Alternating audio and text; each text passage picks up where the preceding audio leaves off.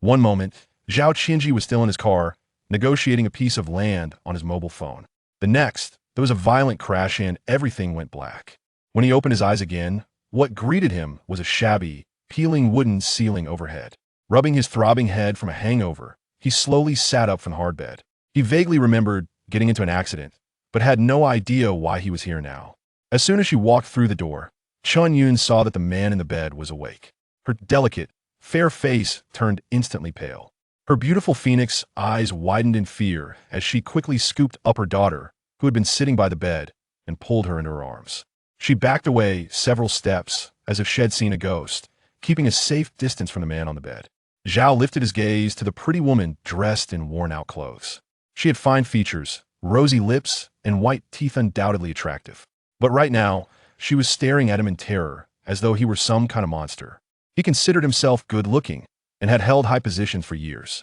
Although he rarely smiled, and was known among employees for always wearing a stern expression, even being called a stone-faced bastard behind his back, certainly didn't think he looked like someone capable of inspiring such fear. As he moved to get out of bed, he noticed the young woman clutching her child tightly in the corner of the room. Her eyes filled with both fear and hatred so intense it seemed ready to overflow. He couldn't understand where these emotions came from, nor did he care to dig deeper. Still dazed, he got out of bed and politely asked, "Where am I? Have my driver come pick me up?" With those words, he stepped toward the window and caught sight of his reflection in the glass. It was still his own face, but younger, early 20s. His short buzz cut made his sharp features look even more severe. Staring at his youthful image, he instinctively reached up and rubbed his face hard. The pain was real. He froze. In that moment of shock, Chen Yun couldn't tell whether this man had drunk himself stupid or not. Taking advantage of his stunned silence, she clutched her daughter and quickly fled the room. Outside, a passing neighbor, Big Annie Peng, was holding 2 tails of pork belly when she spotted Chen Yun coming out with her child. "Zhao Yun," she stopped and said, eyeing the girl in Chen Yun's arms, "Why aren't you at work today?" The girl was just as pretty as her mother, all delicate and fresh-looking but painfully thin, practically skin and bones. Ignoring the scrutinizing gaze, Chen Yun replied simply, "There was something at home, so I didn't go." That morning, she had planned to go to work, but Zhao Qianzhi had returned drunk, had heard some nonsense, and accused her of cheating on him. He had flown into a rage and beaten her senseless. Afraid he might hurt the baby, she grabbed a rolling pin and swung it at his head. He collapsed immediately. At the time, she thought he was just unconscious and didn't take it seriously. She took the baby and went to her parents' house, borrowed 20 yuan from them behind her sister-in-law's back, and came back. But when she returned, she found him still lying on the floor, cold to the touch. When she checked his breath and found none, she panicked. She had often dreamed of leaving him, and many times, after he beat her brutally, she had even wished they could die together. But every time, she thought of her infant daughter only a few months old and swallowed her tears, burying her pain deep inside. Never in a million years did she expect that one swing of the rolling pin would actually kill him. Chapter 2. Don't be afraid, I won't hit you. Inside the room, Zhao Qianzhi was beginning to grasp what had happened, but his modern, educated mind struggled to accept something that defied scientific explanation. His tall, well-built frame sat slumped on a simple wooden chair. Long legs stretched out awkwardly, his back lazily resting against the worn-out seat. His dark, deep-set eyes scanned the run-down interior. It was clean enough, but completely bare, nothing but a single chair and a small bed. Truly a place fit for describing as utterly destitute. Letting out a tired sigh, he rubbed his temples with long, slender fingers before standing up and stepping outside into the yard. The mother and daughter were nowhere to be seen. Stepping out of the courtyard, he followed a muddy path without thinking, eventually reaching the river outside the village. He immediately spotted the young woman sitting by the riverbank, cradling her child. For some reason, he recalled the grief and anger in her eyes and the bruises clearly visible on her slender arm. Before he realized it, his feet had carried him toward them. Chen Yun heard footsteps and turned. When she saw who it was, her face paled. She had come here hoping to hide from him, but he had found her anyway. Panic surged, there was nowhere to run. Zhao noticed the fear on her face and stopped in his tracks. Looking at the trembling, fragile figure before him, he blurted out, "Don't be afraid, I won't hit you." Even as the words left his mouth, he paused. Why had he said that? Chen Yun didn't relax her guard. She glared at the tall, imposing figure in front of her, her voice thick with sorrow and desperation. "If you want to beat me, Zhao Qianzhi, wait until Meow Meow is asleep. Don't do it in front of her." Her plea broke into soft sobs. I don't want my little girl to grow up scared. Zhao exhaled silently. What he had only suspected before was now confirmed the woman and child were the wife and daughter of the original Zhao Qianzhi.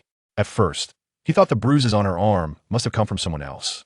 Now, he understood they were from himself. No wonder there was such hatred in her eyes. He wasn't sure how to explain his situation. Even he hadn't fully accepted it, yet how could she believe him? So instead, he changed the subject and said quietly, "It's getting dark. Let's go home." Then he turned and started walking ahead of them.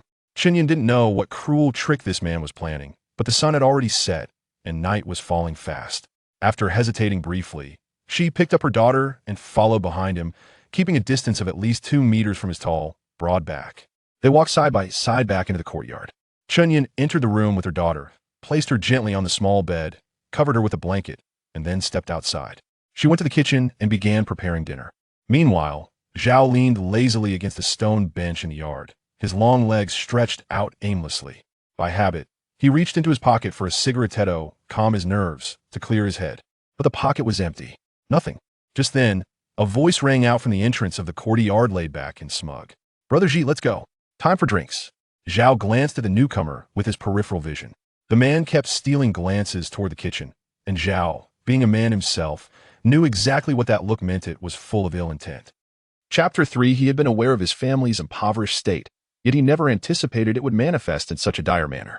Noticing the person within the kitchen, he observed them flinch instinctively at the sound of his approach, a natural reaction born from fear.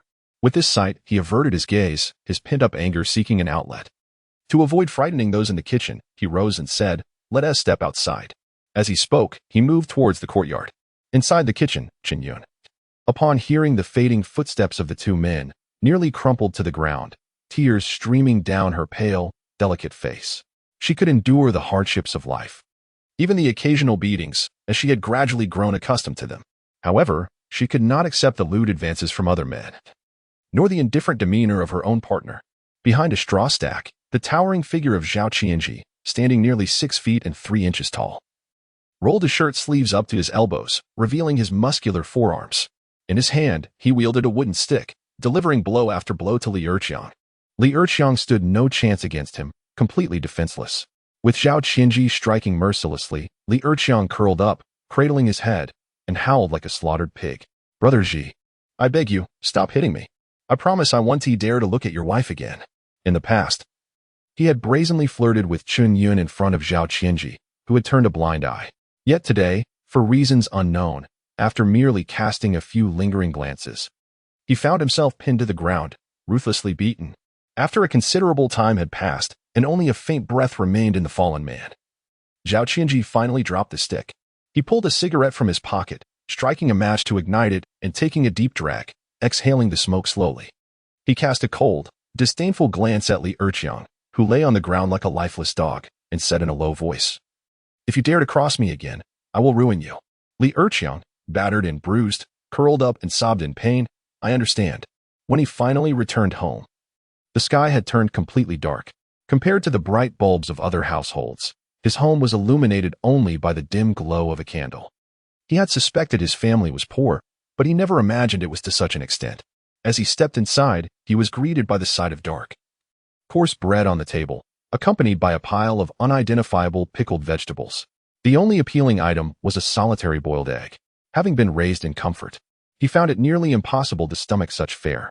Thinking of the sleeping child, painfully thin, he realized that even though he had never been married nor had children in his previous life, he could discern that the child was excessively undernourished, a clear sign of long-term malnutrition. At that moment, Chen Yun had initially thought he would go out drinking and not return. Seeing him come back after only half an hour, she felt anxious and awkward, standing in the corner as she explained, "We've run out of white flour. I'll buy some when I return from work tomorrow." Sensing her unease, Zhao Qianzhi remained silent, striving to soften his expression. But his attempts to muster a reassuring smile were unsuccessful. Ultimately, he gave up, seated himself on a small stool, and said, "From now on, I will work to earn money. You take care of the child at home." He then picked up a piece of the dark, coarse bread and took a bite, chewing on it with great difficulty. Unable to eat, she set the food down again. Seeing her still standing there, he spoke up, "Please, sit down and have your meal." Chen Yun, not wanting to provoke or anger him, moved to the table and cautiously took her seat. She picked up the steamed bun he had bitten into and set aside, taking small bites. Chapter 4. Fishing to enhance the diet. Zhao Qianzhi observed the woman before him. Her delicate arms marked with mottled bruises. He could only imagine the extent of her injuries in places unseen. Rising, he announced, "Lock the door when I leave. I'll be going out for a bit." Chen Yun nodded, her gaze following his tall figure as it disappeared into the moonlight. Hastily, she set down the bun, closed the door, and secured the latch. From a small cupboard, she retrieved a small bowl of steamed egg, adorned with a few glistening droplets of oil. She entered the bedroom, lifted her daughter from the small bed, gently waking her with soft words. "Meow meow, darling, it's time for your egg," she said, cradling her in one arm. With the bowl in hand, she tested the temperature of the egg with a small spoon before offering it to her daughter. Meanwhile, Zhao Qianzhi, armed with a flashlight and his homemade fishing rod, settled by the riverbank. Once engaged in leisurely fishing from a private yacht, he now cast his lines solely to improve his family's meals. After an hour, he surprisingly caught 4 large, plump carp. Realizing it was getting late and concerned for the safety of his wife and daughter, fearing potential disturbances, he promptly gathered his things and strode back home. He tossed the sizable fish into the water tank, removed his muddy shoes, and then his pants and shirt, filling a basin to wash off in cold water. Inside, Chen Yun was still awake. Hearing noises from outside, she quickly grabbed a kitchen knife and stealthily approached the window. Carefully lifting a corner of the curtain, she peered out into the moonlight, spotting his tall figure rinsing himself with cold water. Seeing this, she returned to her bed, placing the knife beneath it. Listening to the sounds outside, she gradually relaxed, yet she waited in silence, choosing not to open the door for him, as summer had just begun. It was not cold outside, and Zhao Qianzhi, not wanting to disturb those inside, spent the night outdoors. The following morning, the sound of the door opening roused him. He saw the woman emerging from the house, already tidied up, and spoke to her. "There are fish in the tank. Remember to stew one. You needn't go to work today. I'll take your place." Chen Yun regarded the man who had spent the night outside with wariness and caution. He had previously taken leave to help her when payday approached, but upon returning, he not only offended his co-workers but also squandered his entire wage on drinking and gambling, leaving nothing behind. At this moment, Zhao Qianzhi overlooked her guarded demeanor. For having lived in comfort for years, he was unaccustomed to sleeping outdoors, let alone on a straw pile, and had hardly slept at all, plagued by mosquitoes throughout the night.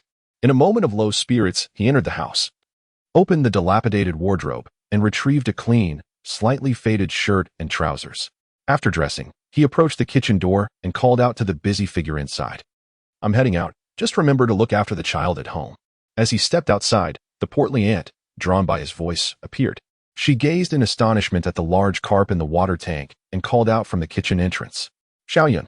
Chen Yun paused her task, lifting her apron to wipe her jade-like hands before stepping outside, her expression one of curiosity. "Aunt, did you come over early for something?" The plump aunt scrutinized Chen Yun, noting her unblemished complexion and the beauty of her lips and teeth, which, despite her weariness, still radiated allure. Being fellow villagers, she observed that Chen Yun's skin seemed so delicate it could almost exude moisture. With a tone tinged with envy, she lowered her voice and said, "You won't believe it.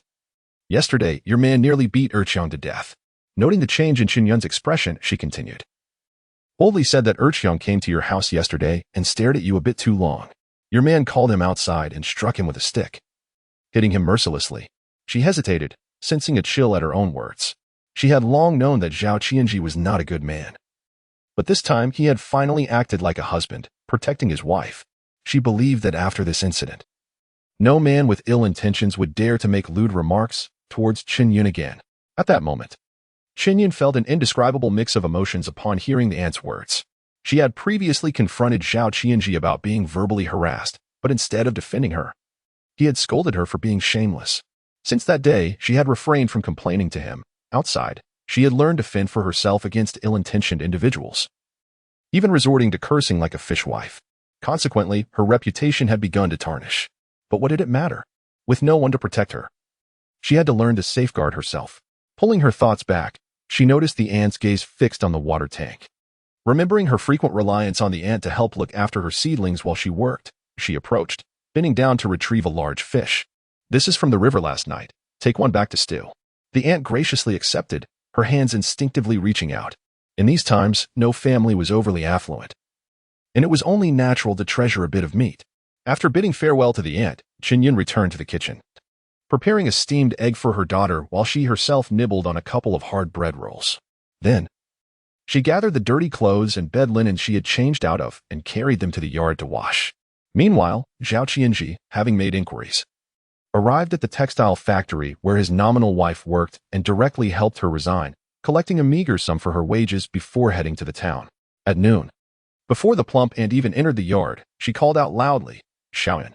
Inside, Chen Yun was changing her daughter's clothes. Upon hearing the aunt's voice, she placed her daughter on the bed and stepped outside to inquire, "What is it, aunt?" The aunt, breathless, replied, "Zhao Yun, my son just returned home and said that your husband has terminated your job. Someone saw him in town." Upon hearing Aunt Pang's words, Chen Yun felt a wave of dizziness wash over her. Fortunately, Aunt Pang was quick to support her, noting the pallor on her once beautiful face. Unable to restrain herself, she exclaimed, "Your husband is truly despicable. If he can't endure, he should leave early." She dared not continue her remarks. While others might be unaware, as a neighbor, she was all too familiar with Zhao Qianzhi's true nature. If it were so easy to divorce, Chen Yun would not have to endure such torment. Moreover, she had heard that her sister-in-law from her maternal family was not an easy person to deal with either. With these thoughts, she felt a pang of sympathy and assisted her into the house, helping her to sit on the bed. Surveying the empty room, which was merely a shelter from the wind and rain, she withdrew her gaze and spoke gently, "All right, Zhao Yun, do not dwell on this too much. When he returns this afternoon, you can ask him what happened." At that moment, Chen Yun's head was buzzing, rendering her unable to hear anything. Although the work at the textile factory was arduous, she had persevered solely for the sake of a stable income, allowing her to occasionally buy her daughter some treats in secret. However, now that she had lost that job, she was left with no income to support her child. Continuing to live with Zhao Qianzhi seemed to extinguish any hope for a better life. Meanwhile, Zhao Qianzhi, in town with a mere 10 yuan in his pocket, wandered through the streets, gaining a rudimentary understanding of the business models of the era. Passing by a stall, he noticed an exquisite celadon vase displayed on a tattered cloth. Recognizing it as a rare treasure, he paused, bending down to examine it carefully before nonchalantly placing it back. He then picked up a blue and white porcelain bowl, scrutinizing it and inquiring about its price from the middle-aged man. After some haggling, he purchased the bowl for 5 yuan, along with the celadon vase. After leaving the stall, he took a bus to the city, where he visited an antique shop and sold the porcelain vase for a tidy sum of 100 yuan. With the money in hand, he did not rush home. Instead, he purchased eggs, meat, clothing, shoes for the child, 2 skirts, and toiletries. His large bamboo basket was filled to the brim with these items before he finally set off for home. Upon disembarking and walking home, he passed by a large mountain and decided to stop, noticing that there was still ample time. Gazing at the dense forest, he found a stick and began to clear the thick underbrush as he ascended the mountain. Clearly, this area was seldom visited, as the foliage was lush and there was not even a well-trodden path. Just as he feared his effort might be in vain, a cool breeze wafted by, carrying with it a faint fragrance. Following the scent, he was soon met with a vast expanse of honeysuckle. If he were to collect and dry this bounty to sell to the apothecary, it could yield some money. With that thought in mind, he marked the location and prepared to descend the mountain, only to discover a rabbit darting into the underbrush. Clearing away the foliage, he noticed an opening beneath the grass. Estimating that it might be a rabbit hole, without a second thought, he grasped a stick and began to dig at the entrance. Carrying 2 rabbits and a bamboo basket, he strode down the mountain, returning home as dusk settled. Upon entering the courtyard, he carelessly tossed the rabbits into the chicken coop, then removed the bamboo basket from his shoulders, holding it in one hand as he leaned into the house. He was immediately met with 2 resounding slaps, a fiery sting radiating across his cheeks, as he discerned the furious expression of the small woman before him. Her lips a vivid red against a pallid face filled with sorrow, her eyes swollen and glistening with unshed tears, she unleashed a torrent of accusations. "You wretched scoundrel! Why did you terminate my job? How are the 2 of us supposed to survive?" Her voice was laced with a tragic hysteria. Hearing her words, the anger that had briefly flickered across Zhao Qianzhi's face dissipated, allowing the despairing woman to pound on his clothes and claw at him until she finally slumped to the ground, deflated. After a lengthy silence, he sighed softly, setting the bamboo basket aside, bending down to lift her from the ground despite her desperate struggles, carrying her to the bed. "Starting tomorrow, I shall go earn money," he declared, withdrawing the remaining coins from his pocket and placing them atop the dilapidated cabinet beside the bed. He then turned and exited the room, settling onto a stone bench outside. Producing a cheap cigarette from his pocket, he lit it in a fit of frustration, inhaling deeply and exhaling a plume of smoke into the evening air. In Chapter 7, where did all this money come from? Chen Yun, who was quietly sobbing indoors, had initially resolved to confront him aggressively, but to her surprise, he did not resort to violence as he had in the past. Perhaps she should feel fortunate that his mood was mild today, sparing her from a beating. Through the dim light, her gaze fell upon a stack of money on the table, causing her pupils to widen in shock. Upon counting, she discovered there were 8 rare 100 yuan bills, not even including the scattered smaller denominations. Staring at the substantial sum, she was momentarily rendered speechless, bewildered by how he could acquire such a fortune in just one day. Had he perhaps engaged in some nefarious dealings? The mere thought sent her heart racing in alarm. Grasping the money, she hurried outside to confront the man smoking nearby. "Where did you get all this money?" she demanded, only to realize her voice had risen too high, hastily covering her mouth. Glancing towards the neighboring wall to ensure there was no one eavesdropping, she returned her furious gaze to him. Noticing her intense reaction, Zhao Qianzhi extinguished his cigarette and waved away the lingering smoke, understanding that she had misconstrued the situation. Striving to soften his demeanor, he replied, "I sold a celadone vase today for your wage." Chen Yun regarded him with skepticism, her eyes scrutinizing his countenance. The money in her hands felt almost too hot to hold. She had never possessed such a sum at once in her life. After receiving her wages, she handed the stack back to him, saying, "Take this money. I do not desire it. All I seek is my salary." As he spoke, Zhao Qianzhi's gaze fell upon the 2 rabbits that had unexpectedly joined the chickens in the coop. Having spent a sleepless night and endured a long day, he lifted his bony hand to pinch the bridge of his nose, confronting the woman who was ostensibly his beloved. Slightly weary, he found himself at a loss on how to engage with this petite figure before him, and lacking the skill to console her, he spoke in a low, hoarse voice. "Take it. I am tired and shall retire to bed. Do not call me for dinner." With that, he brushed past her and entered the house. Outside, night had already fallen, and the room remained unlit, cloaked in darkness, causing him to overlook the child seated on the bed, disrobing his shirt and shedding his shoes. His tall frame collapsed onto the bed, and he soon drifted into slumber. Chen Yun, clutching a thick wad of cash, stood frozen for a long moment, regaining her senses only when she remembered that he intended to sleep. He had never shown much fondness for daughters, and at that moment, their child was still in the bedroom. Realizing this, her expression shifted abruptly, and she hurried into the room to fumble for a candle to ignite. The room suddenly brightened, revealing her daughter perched upon the man's chest. Chen Yun rushed forward to lift the child into her arms, and, upon seeing that he seemed to be asleep, she breathed a sigh of relief. Grateful that her daughter had not roused him, she gently placed the girl in a small bed, only to discover an additional bamboo basket in the bedroom, brimming with various items. As she rummaged through it, she found meat, fine noodles, oil, and beneath these, the child's clothes and shoes, along with a well-sealed bag of milk powder. Next, she unearthed 2 long skirts and, gazing at the large heap of things he had brought back, her expression grew complex as she cast a glance at the sleeping man. She carefully wrapped the wad of cash he had entrusted to her in plastic and concealed it beneath a brick under the bed. Subsequently, she cradled her daughter and exited the room, laying her on a mat in the yard before entering the kitchen to prepare a meal. She divided a fish in half, frying one portion while using the other to make soup for her daughter. Amid her kitchen tasks, the piercing cry of the child startled her, prompting her to drop the spatula and rush outside. She found her daughter with her little head stuck in the chicken coop, her limbs thrashing in a struggle. Without hesitation, she approached and freed the child from the coop, cradling her flushed face and soothing her gently. Inside the bedroom, upon hearing the child's heart-wrenching cries, Zhao Qianzhi was jolted awake. Barefoot and shirtless, he strode out with purpose. Chapter 8. How to Hold. He saw her cradling the child, trying to comfort her. Although he was unsure of the situation, witnessing the child weep in her embrace stirred something within him. Just as he contemplated retreating to resume his rest, he caught a whiff of something burning and glanced towards the kitchen, still aflame. Stepping closer, he spoke in a steady voice, laced with a hint of hoarseness.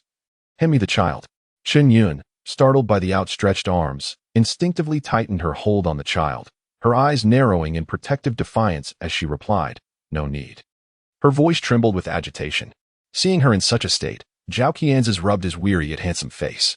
Having lived over 30 years without ever establishing a family, he found himself at a loss on how to interact with women. Faced with a woman who seemed perpetually on guard against him, he endeavored to appear more approachable. Yet his words emerged surprisingly stiff upon his first attempt to speak. "You can't cook while holding her. The dish is burnt." Upon hearing his words, Chen Yun suddenly remembered the fish that was frying in the pan and recognized his growing frustration. Clutching the child, she hurried into the kitchen and used a spatula to remove the fish, which was charred beyond recognition on one side. The stove continued to blaze, while her daughter in her arms cried incessantly. She contemplated putting everything aside to soothe the child but feared Zhao Qianzhi's potential outburst. Just then, Zhao Qianzhi entered the kitchen, his tall figure casting a shadow that obscured much of the room's light. He extended his long arms and took the wailing child from Chen Yun. It was his first experience holding a child, and as he cradled the little one, he was struck by her astonishing softness. Fearful that he might inadvertently hurt her with even the slightest grip. At that moment, he realized he had no idea how to properly hold a baby. Chen Yun, witnessing him take the child, felt her heart leap to her throat and nervously urged, "Be careful." Her voice trembled with fear. Zhao Qianzhi, focused entirely on the baby, failed to notice her apprehension and turned to her with a questioning gaze. "How do I hold her?" Observing that he showed no signs of anger, and that his expression lacked disdain or aversion, Chen Yun felt a warmth she had never experienced before. Yet, even in this newfound gentleness, she remained wary of his hold on Miao Miao. Unable to snatch the child away for fear of hurting her, she stepped closer, attentively guiding his arms to support the child's bottom while placing her other hand protectively around the baby's waist. "This will do," she instructed. At that moment, the previously crying Miao Miao suddenly ceased her wailing, her fair cheeks adorned with 2 streaks of tears, her large, dark eyes now curiously surveying Zhao Qianzhi. With the soft bundle in his arms, Zhao Qianzhi carefully exited the kitchen, his movements deliberate, anxious not to harm the child. He looked down at the little one nestled in his embrace, and to his delight, she broke into a grin, drool trickling from her mouth.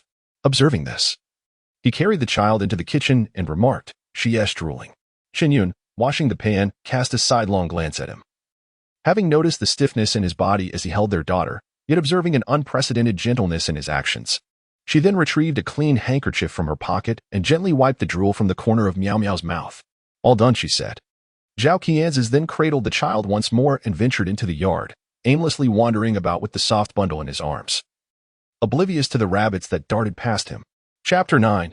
Coexistence in the kitchen. Chen Yun was busy preparing a meal, occasionally glancing outside to check on Zhao Qianzhi. Her mind distracted, she rolled out the noodles, added a touch of oil, sauteed some scallions, and then dropped in a bowl of noodles. After the pot was taken off the stove, the generous bowl of noodles was served, and the fried fish was placed on a worn and chipped plate. The fish soup was brought out, and a small bowl was discreetly set aside, intended for a clandestine feeding to their daughter once Zhao Qianzhi fell asleep. Sitting on a dilapidated stool in the main room, Zhao Qianzhi gazed at the steaming bowl of noodles before him, then glanced at his wife across the table, who had only a meager amount of noodle soup with hardly any noodles.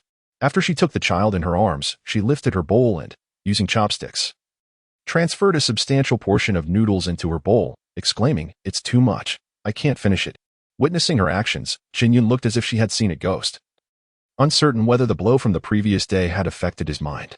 Balancing the child with one arm and holding chopsticks in the other, she ate her noodles in silence, savoring each bite. Zhao Qianzhi, perhaps due to hunger, found the simple bowl of scallion noodles utterly delicious, and soon, the bowl was empty. His tall stature naturally required a larger portion, and half a bowl was scarcely sufficient for him. However, seeing only a bowl of fish soup and half a charred fish on the table, he realized there was little else to eat. He stood up, maneuvered around the rickety wooden table, bent down to take the child from her arms, and stepped into the room. At that moment, Chen Yun instinctively rose, wanting to snatch the child back, anxiously following him. As Zhao Qianzhi settled onto the bed with the child, he noticed she had followed him inside and inquired, "What are you doing here?" "Eat your meal." He disregarded the wariness and concern reflected in her beautiful eyes. He placed the child against the wall, lay down on his side, propping his head up with one hand, watching the child crawling about on the bed. He had never anticipated that one day he would suddenly ascend to the role of a father. After hastily finishing her meal, Chen Yun approached the bed, leaned over, and took the child, saying, "I'll give her a bath. You should sleep." Zhao Qianzhi felt the softness at his waist vanish in an instant, momentarily stunned. By the time he regained his composure, the room was devoid of both the woman and the child. Lying flat on the bed with one hand tucked behind his head, he pondered the sudden responsibility of having a wife and child to care for. He could not quite articulate the feeling, but he did not dislike them. Contemplating, he resolved to find a way to earn money quickly to provide for his family, as both his wife and child appeared alarmingly thin. At that moment, Chen Yun cradled their daughter in the kitchen, closed the door behind her, and retrieved a small bowl of fish soup. Using a spoon, she began to feed her daughter, who sat quietly on her lap, drinking the soup. Once she finished, she quickly wiped the child down, changed her clothes, and returned to the room, only to find the man already asleep in bed. She gently placed her sleeping daughter into a small bed, extinguished the candle, and cautiously climbed into bed beside him. After ensuring she hadn't disturbed the sleeping man, she exhaled in relief, pressed herself against the wall to maintain distance, turned her back to him, closed her eyes, and soon drifted off to sleep. The following day, upon awakening, she discovered that the man was no longer in bed. Chapter 10, Collecting Debts. Upon realizing the situation, she instinctively glanced towards the small bed where her daughter usually lay. However, the sight of the empty bed sent a chill down her spine. Memories of her husband's drunken threats to sell their child, coupled with his recent erratic behavior, flooded her mind. Without a moment's hesitation to don her shoes, she hurriedly dashed out of the house. What greeted her eyes brought her to an abrupt halt. There lay her husband on the cool mat in the courtyard, one hand cradling his head, while their daughter, Meow Meow, played atop his belly. He was vigilant, ensuring that she wouldn't fall, with his other hand protectively positioned behind her small frame. Witnessing this tender scene, the tension that had gripped her heart began to dissipate. Hearing the commotion, Zhao Qianzhi turned his head towards the door, where he spotted a woman with disheveled hair and bare, pale feet. Her dark tresses framed a face that bore a hint of pallor. He averted his gaze and spoke, "I will be heading up the mountain shortly. Please prepare some water and provisions for me." Chen Yun, still in a daze, responded with a simple "all right." However, her concern for their daughter lingered. Seeing that Meow Meow had not shed a tear eased her worries, allowing her to retreat back into the house. Not long after, she emerged, having donned her shoes. She entered the kitchen, kindled a fire, and boiled 3 eggs. In the meantime, she washed her hands and quickly fried a piece of flatbread. Once everything was ready, she filled a jug with water for him. Throughout this time, Zhao Qianzhi remained attentive to their child. Once everything was neatly arranged, he donned a faded shirt, the color barely discernible, and slung a bamboo basket over his shoulder as he stepped outside. Not far from home, he was met by a passerby who, upon seeing the distinct claw marks marring his otherwise respectable face and neck, was momentarily taken aback. Knowing well the man's reputation for drunkenness and domestic abuse, the observer couldn't help but chuckle at the irony of his situation. It was curious to ponder what could have driven his wife to such desperation that she left him marked in this way. Such a beautiful woman. It seemed unfathomable that he could lay a hand on her. As he approached, the passerby retrieved a cigarette from his pocket, plastered on a smile, and greeted him. "Ji go out so early?" His gaze flitted between the marks on Zhao Qianzhi's face and neck as he offered a light, with a cigarette dangling from his lips. Zhao Qianzhi paid little mind to the astonished scrutiny directed at him. He was acutely aware of the severity of his injuries and reflected on his own culpability. He had terminated her employment without consulting her first. Her anger was, therefore, entirely justified. With his long, slender fingers, he removed the cigarette from his mouth, exhaling a plume of smoke, and remarked nonchalantly, "I have matters to attend to. I must be off." Back at home, after Zhao Qianzhi's departure, Chen Yun finally felt a sense of relief. She picked up her daughter and played with her for a while before preparing to take her outside, hoping to find some short-term work. The man had often insisted that she refrain from working, claiming he would provide for the family. In the past, he had made similar declarations, only to revert to his old ways after securing funds from her. Thus, she had ceased to harbor any hope for change. At that moment, Linwan noticed her sister-in-law from her maternal family entering while pushing a bicycle, cradling a child in her arms, and approaching her with a question. "Sister-in-law, what brings you here?" Linwan secured her bicycle and, with a disdainful glance at the dilapidated yard, thought to herself that this household was so impoverished even the rats would scorn it. Were it not for the need for money, she would have no desire to visit. "Is it just you and the child at home?" Chapter 11. Discovering ginseng. Upon hearing her sister-in-law's question, Chen Yun responded affirmatively and stepped outside. Only when she confirmed that the loutish man from her family was absent did Lin Wan breathe a sigh of relief. That man was a mere brute, lacking in capability, and provoking him would yield no benefits. Despite her frustrations, she dared not express them in his presence. With a sneer in her eyes, she sharply interrogated, "Have you borrowed money from your mother again?" Do you have any idea how much you've taken in the 2 years since your marriage? Are you trying to drive me and your brother to the brink? Confronted with her sister-in-law's barrage of accusations, Chen Yun felt her face flush deep crimson. Her eyelashes fluttering as she averted her gaze and murmured, "Sister-in-law, I will repay the debt as soon as I can. The money I received yesterday was substantial, but I dare not spend a penny of it, fearing Zhao Qianzhi might demand it back." Lin Wan was not interested in her excuses, fully aware of her family's circumstances. If she waited for Chen Yun to voluntarily repay her, she might as well wait for the next century. She strode into the main room and, upon seeing a can of milk powder on the table, initially thought she was imagining things. Approaching it, she opened the can and took a whiff. Indeed, it was milk powder. Such an expensive item was usually shunned by city dwellers, and she was astonished that they could afford it for their child amid such poverty. How could they have no money to repay debts yet still indulge in purchasing milk powder for a worthless daughter? The indignation bubbled within her, gritting her teeth. She fixated on her sister-in-law who frequently came to their home under pretenses and demanded, "Explain to me, what is this?" Chen Yun's face displayed her discomfort. She was at a loss for words, weakly calling out, "Sister-in-law." Unmoved, Lin Wan's demeanor remained stern. "Chen Yun, have some shame. You can afford to buy milk powder for your child, yet you still dare to lament your poverty?" As she spoke, she entered their bedroom. Upon opening the rickety wardrobe, she found it nearly empty, save for a few new garments for the child and 2 trendy floral dresses. At this sight, she nearly ground her teeth to dust and turned to Chen Yun, who had followed her in, and shouted furiously, "To squander my family's money like this. Return it to me at once." Her voice resonated with hysteria. Seeing her sister-in-law's anger, Chen Yun realized that no explanation would suffice. She set down the child and approached the bed, bending over to retrieve a cloth bag from beneath the wooden slats, extracting a handful of loose change. After gathering enough to make 20 yuan, she handed it to her sister-in-law. Lin Wan, upon receiving the money, felt her chest heave with unresolved anger. Her expression dark and foreboding. She seethed, "Chen Yun, you had better repay all the borrowed money promptly. Otherwise, do not blame me for making a scene at your home every day." As she exited, she did not forget to seize the 2 pristine dresses before leaving. Upon witnessing this, Chen Yun remained silent, for the dress was purchased by Zhao Qianzhi. Engaged in laborious work daily, wearing a dress was quite inconvenient, rendering it practically unworn. Thus, she thought it permissible for him to take it.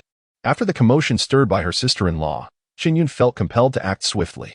She shouldered her daughter and ventured into the fields to gather some grass, and after feeding the rabbits, she set off on foot to the town, eager to seek employment anew.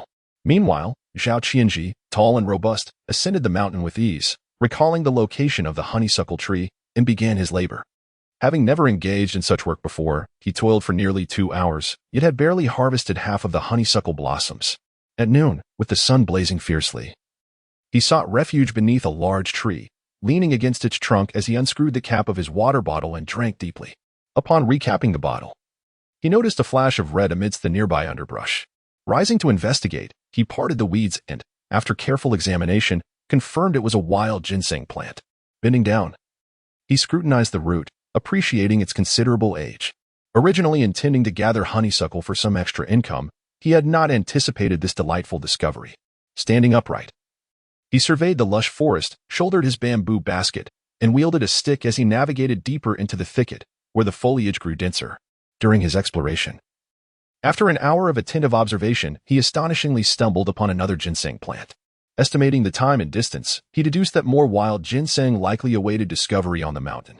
Marking the location on a nearby tree, he refrained from further searching and descended the mountain, eager to study how to harvest ginseng properly, lest he squander such a valuable find. Upon returning home, he found the gate locked. Scaling the wall into the yard, he placed the bamboo basket filled with books into the kitchen and, hitching a ride on a tractor belonging to a fellow villager, made his way to the town. After numerous inquiries, he arrived at a bookstall, rummaging for quite some time until he located the desired tome. However, upon inquiring about the price, he realized his pockets were empty, save for a pack of cigarettes. The stall owner, observing the young man before him, handsome yet poorly dressed, could not help but notice the unintentional air of intimidation he exuded due to his height. To his surprise, this seemingly formidable figure was impoverished to the extent of being unable to produce even a dime. Undeterred by the prospect of having come in vain, Zhao Qianzhi inquired, "May I trade a cigarette for this book?" His tone carried a hint of uncertainty. The stall owner, glancing at the half-consumed cigarette in Zhao's hand, noted that a pack cost over $1. Without hesitation, he nodded. Very well, take the book. As he eagerly accepted the cigarette, he examined it closely, marveling that anyone would indulge in such an expensive smoke. He couldn't resist letting out a few TSKs. Then, after sniffing one, he ultimately refrained from smoking it, returning it to the box. Upon acquiring the book, Zhao Qianzhi began his journey homeward. Not having traveled far, he soon spotted a familiar, slender silhouette seated upon a stone pedestal. She sat with her back to him, patiently soothing the child in her arms. Observing this, he tucked the book into his pants pocket and strode forward, inquiring, "Why are you sitting here?" As he spoke, he noticed the child in her embrace. Wailing with unrestrained anguish, her delicate face flushed from crying. Upon hearing his voice, Chen Yun startled, her body shuddering with surprise.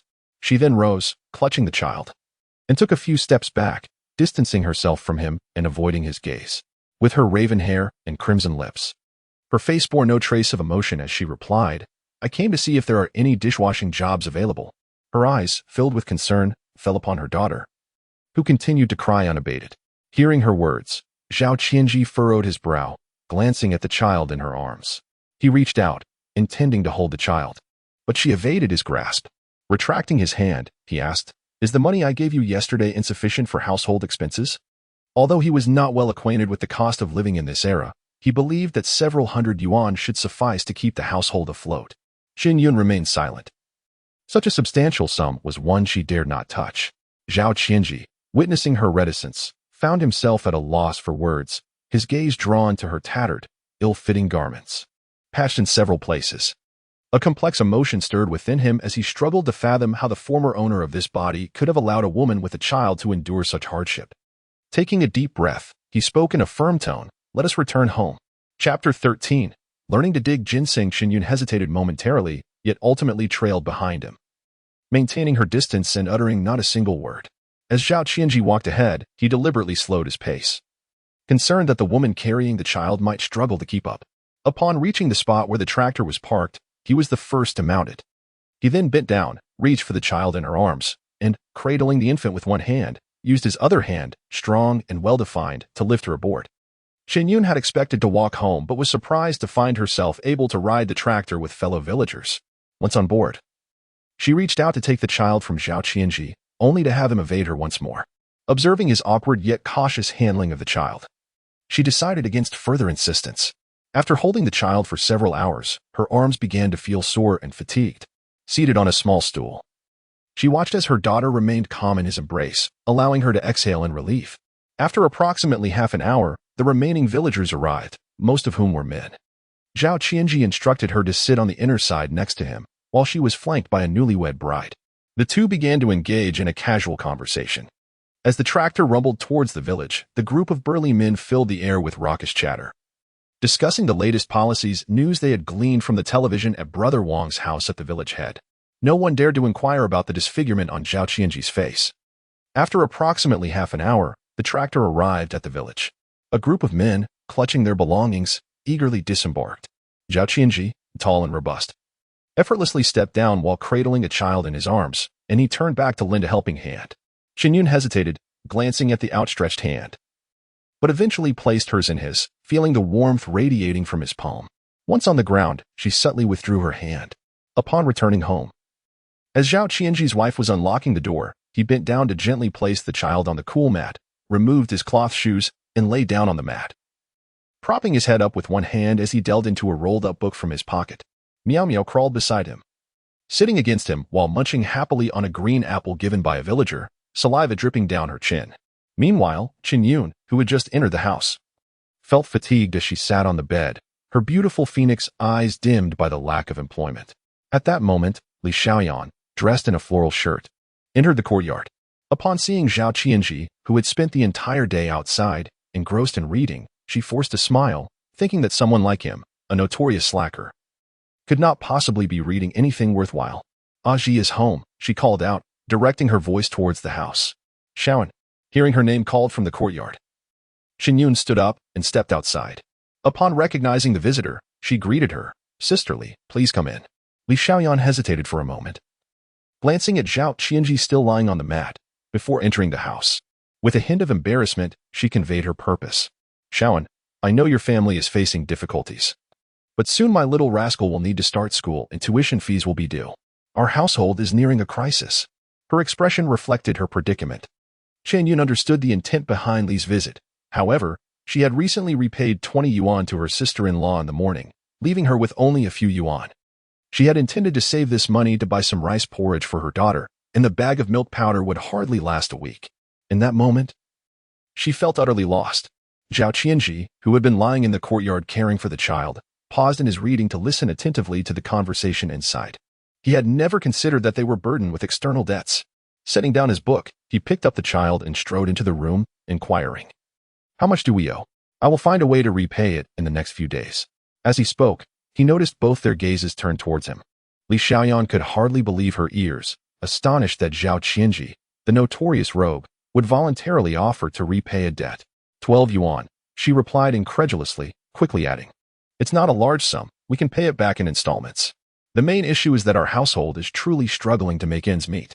Upon hearing it was only 12 yuan, Zhao Qianzhi turned to his wife, only to find her silent, her lips pressed together.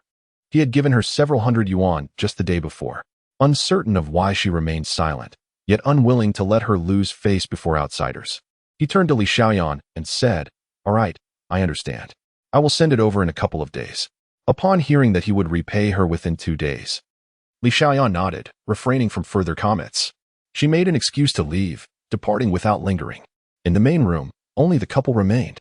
At this moment, Zhao Qianzhi settled into a chair, his tall figure lazily reclining. He placed his daughter on his lap, casting his gaze toward his beloved partner and remarked, "The money I gave you yesterday is for household expenses. Although it may not be much, please use it for now, and let me know if it is insufficient." Pausing for a moment, he inquired, "Do you have other debts?" Upon hearing his words, Chen Yun's face, adorned with dark hair and crimson lips, could not conceal a hint of scorn. She found it baffling that this man, who habitually directed blows towards her, now feigned ignorance in their conversation. Was he truly unaware of the fact that during their 2+ years of marriage, he had never earned a single penny and had relentlessly pressed her for money, even shamelessly begging from her family at times? Losing patience with his nonsense, she rose to leave. As she passed him, he grasped her wrist, preventing her escape. With a glare filled with fury, she commanded, "Let go," her voice trembling with restrained emotion. Zhao Qianzhi, reclining in the chair, met her slightly reddened gaze.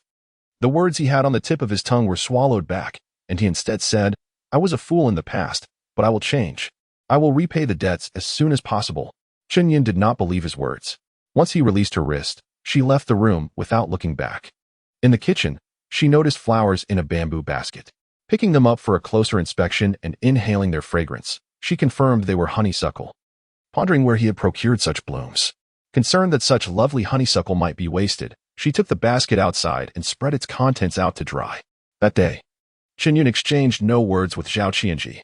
It was not until evening, when they both lay on the same bed, that neither acknowledged the other. Zhao Qianzhi, lying on the not-so-spacious bed, closed his eyes but found sleep elusive, aware that the person beside him was so quiet she seemed non-existent, knowing she too likely lay awake. Chapter 15. Climbing the mountain to dig for ginseng in such close proximity, he could faintly detect a delicate milky scent emanating from her. Swallowing hard, he turned away from her.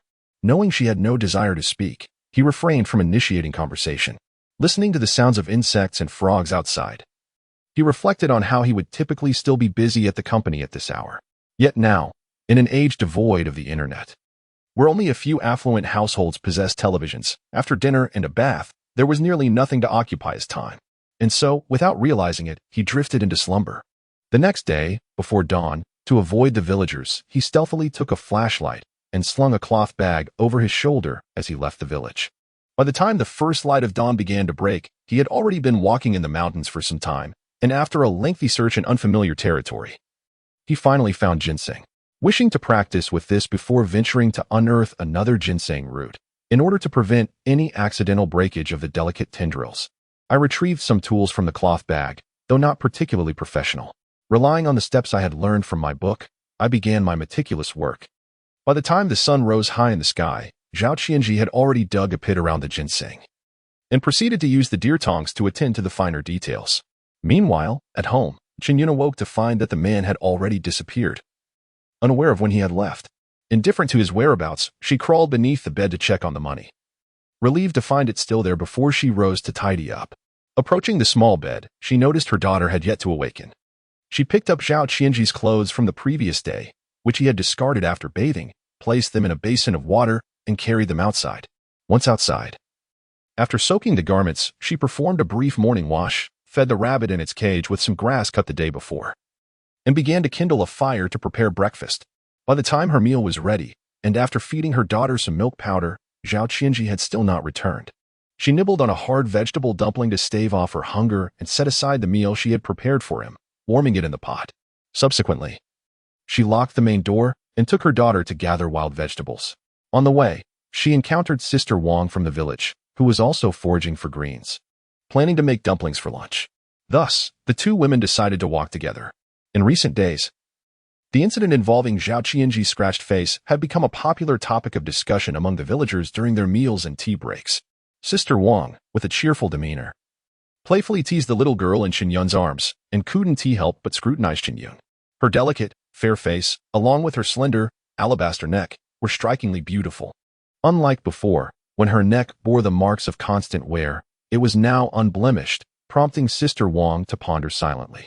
Given her understanding of Zhao Qianzhi, it seemed improbable that after such an incident, he had not inflicted any harm on Chen Yun. The situation was indeed perplexing. She recalled hearing from Sister Li that Zhao Qianzhi, the scoundrel, had even promised to repay his debts in the past few days, a truly astonishing turn of events. Before long, they arrived at the uncultivated land. Chen Yun spread a piece of tattered cloth on the ground and placed her daughter atop it. Armed with a shovel, she began to dig for wild vegetables, frequently glancing anxiously at her daughter.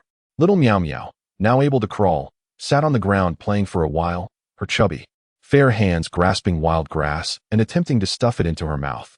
Upon noticing this, Chen Yun immediately abandoned her shovel and hurried over to her child. She scooped her up, removed the grass from her hands, glanced at the pile of wild vegetables she had harvested, sufficient for 2 meals, and, cradling her child in one arm, placed the gathered greens into a basket. Chapter 16. I'm hungry. Sister-in-law, I shall return now, she declared. Sister Wang paused her task. Noticing Chen Yun balancing her child in one arm while carrying a basket of vegetables, she promptly responded, do hurry back. As I watched her slender figure depart, a sense of regret washed over me. Such a beauty, with skin as smooth as jade and brows like distant mountains, had married the unsightly Zhao Qianzhi. It was disheartening to realize that not only did she endure a life devoid of joy, but she also faced the cruel reality of frequent abuse, a truly lamentable fate. Although my own circumstances were not significantly better, at least my husband was diligent and hardworking, with the support of my in-laws. In contrast, she was left to fend for herself, her partner spending his days idling about, leaving her to shoulder the burden of providing for their family and caring for their children. Just yesterday, I heard that her job at the textile factory had been terminated by her husband, who promptly squandered the severance on drinks in the city. It was no wonder that Chen Yun had lashed out at Zhao Qianzhi in a fit of anger. She had every right to be furious. Without that source of income, how could she possibly sustain her household alone? Upon returning home, Chen Yun wasted no time. After putting her daughter down for a nap, she fetched water to clean the wild vegetables, preparing to mix them with coarse grains and steam them into nutritious dumplings, thus saving a bit of food. Meanwhile, Zhao Qianzhi on the mountain was equally industrious, scarcely pausing even to drink water. With unwavering focus, he meticulously extracted the roots of ginseng.